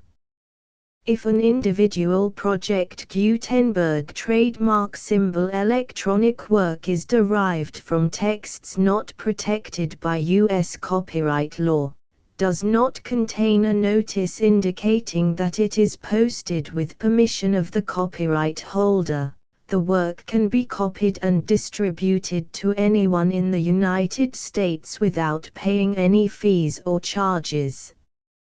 If you are redistributing or providing access to a work with the phrase Project Gutenberg associated with or appearing on the work, you must comply either with the requirements of paragraphs 1.e.1 through 1.e.7 or obtain permission for the use of the work and the Project Gutenberg trademark symbol trademark as set forth in paragraphs 1.e.8 or 1.e.9.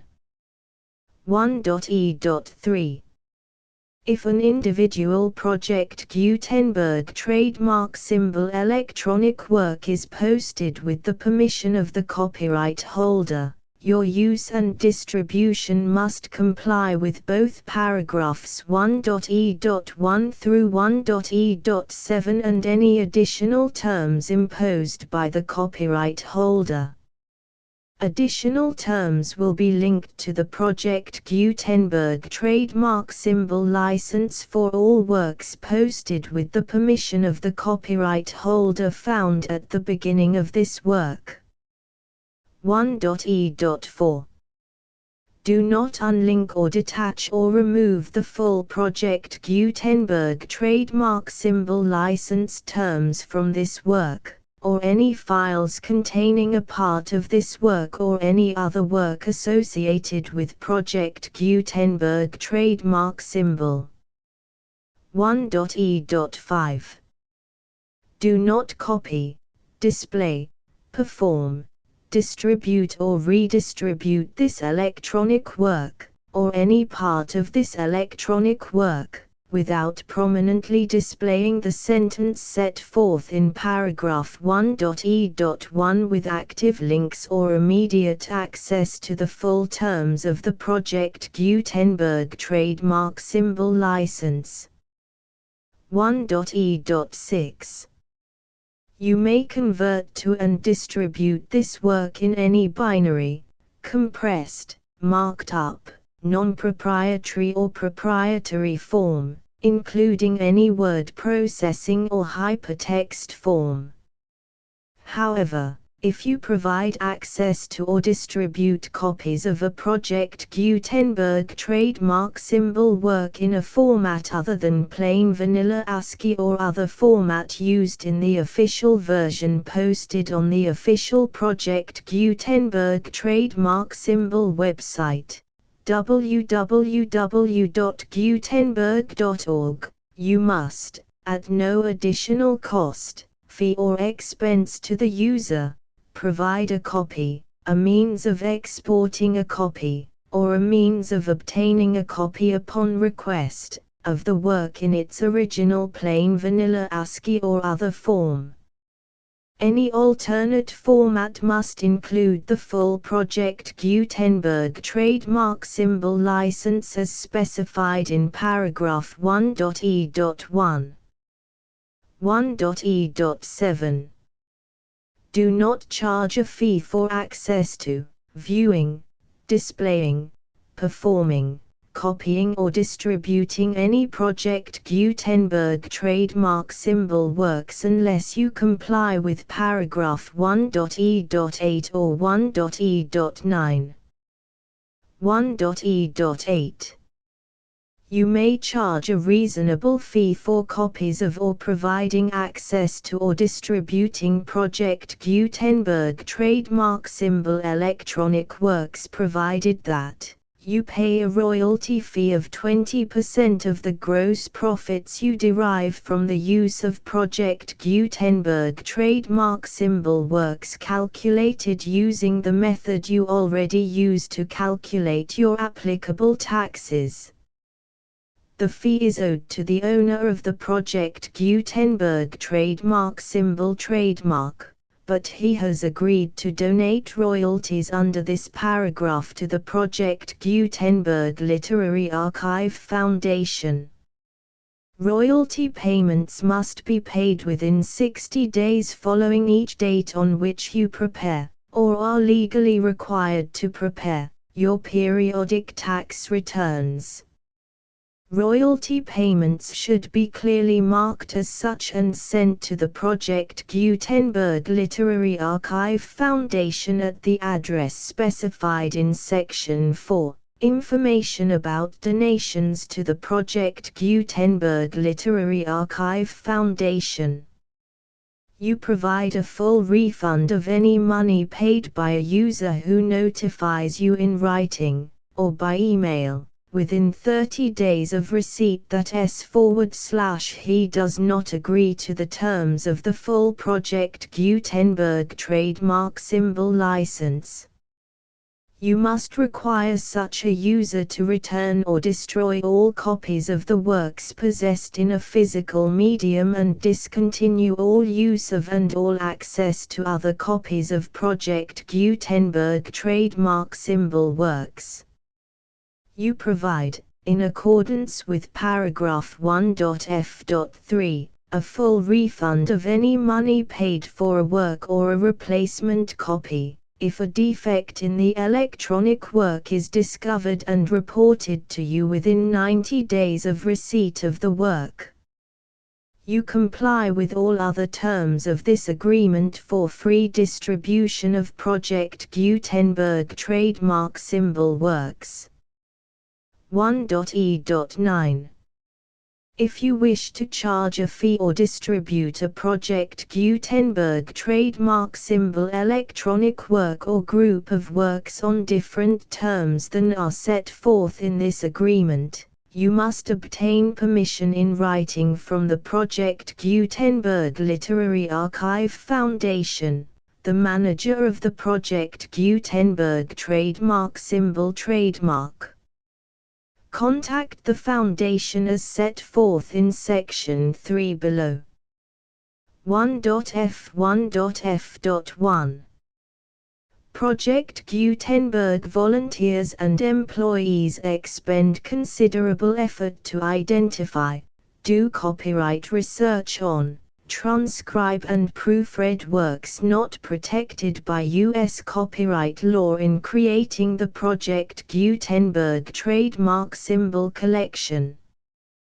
Despite these efforts, Project Gutenberg trademark symbol electronic works, and the medium on which they may be stored, may contain defects such as, but not limited to, incomplete, inaccurate or corrupt data, transcription errors, a copyright or other intellectual property infringement, a defective or damaged disk or other medium, a computer virus, or computer codes that damage or cannot be read by your equipment.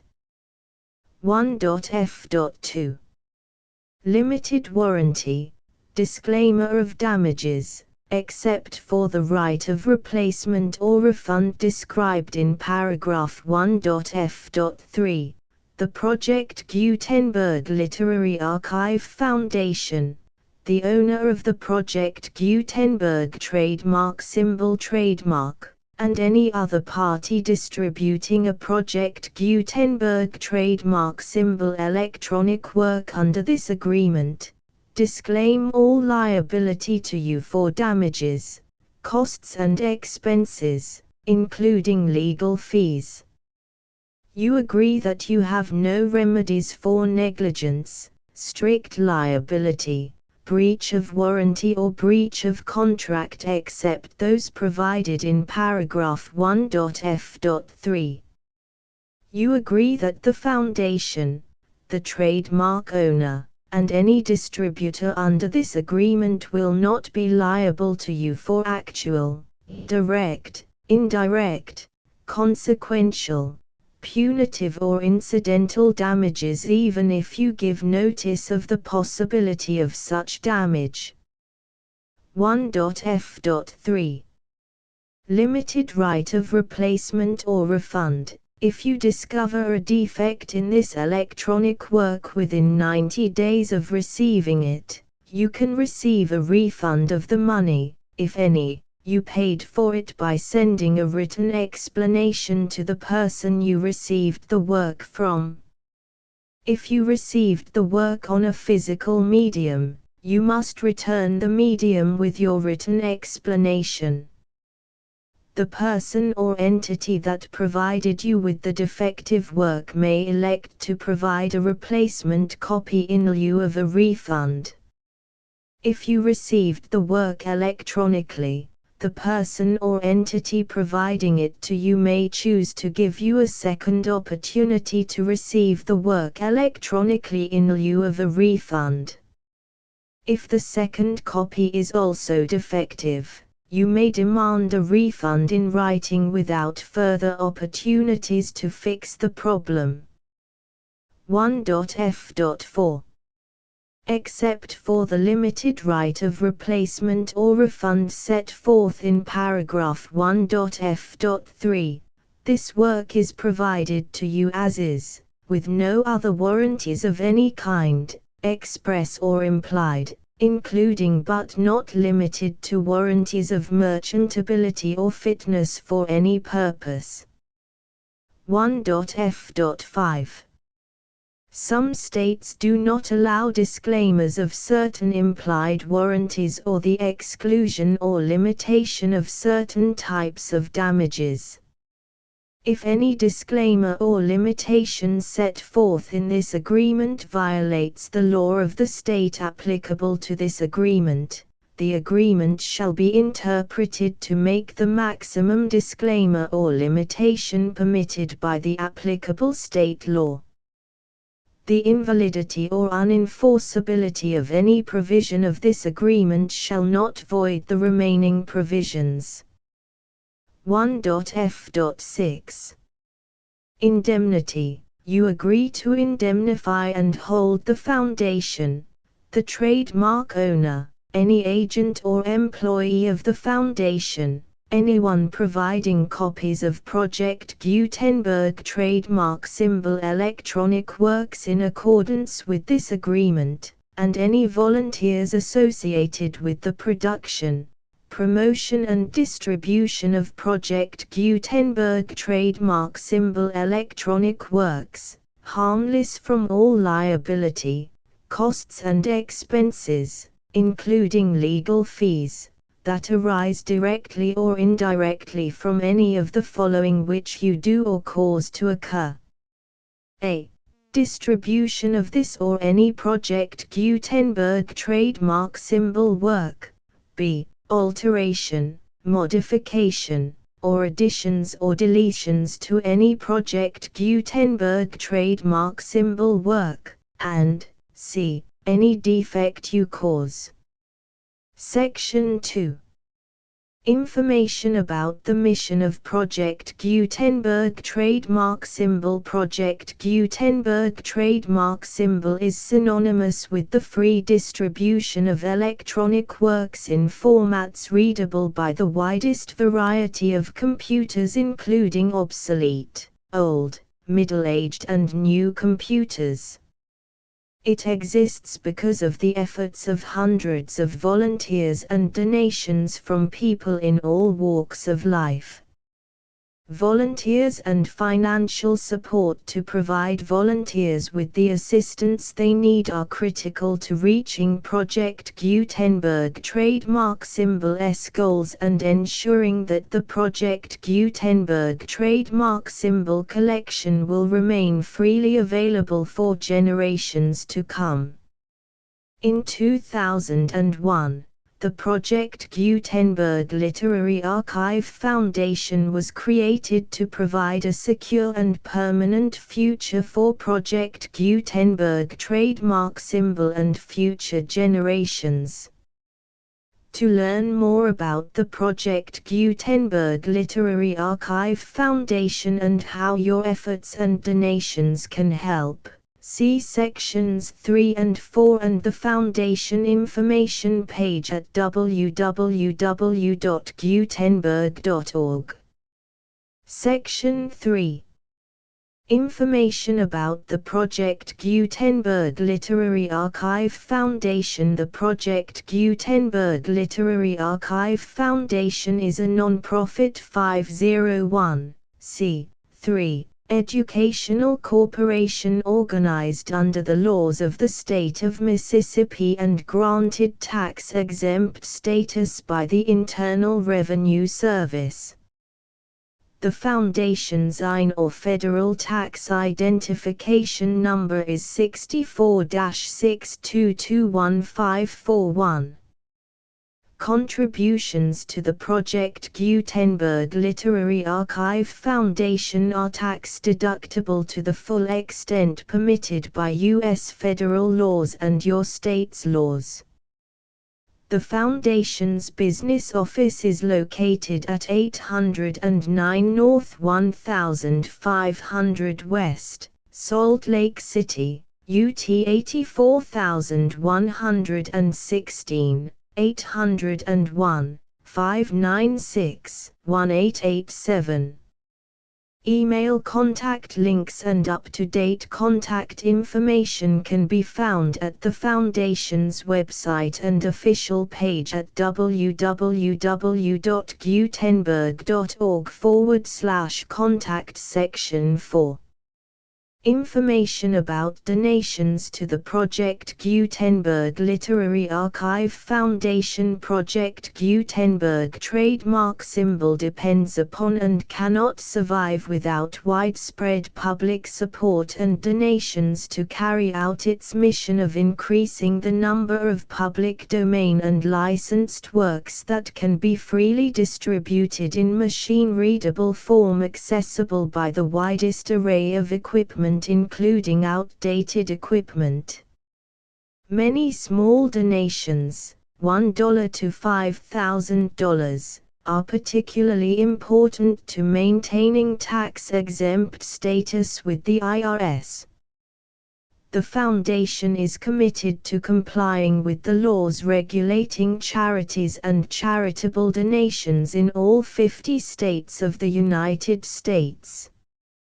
Compliance requirements are not uniform and it takes a considerable effort, much paperwork and many fees to meet and keep up with these requirements.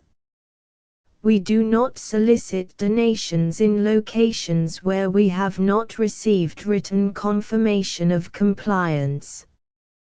To send donations or determine the status of compliance for any particular state, visit www.gutenberg.org/donate.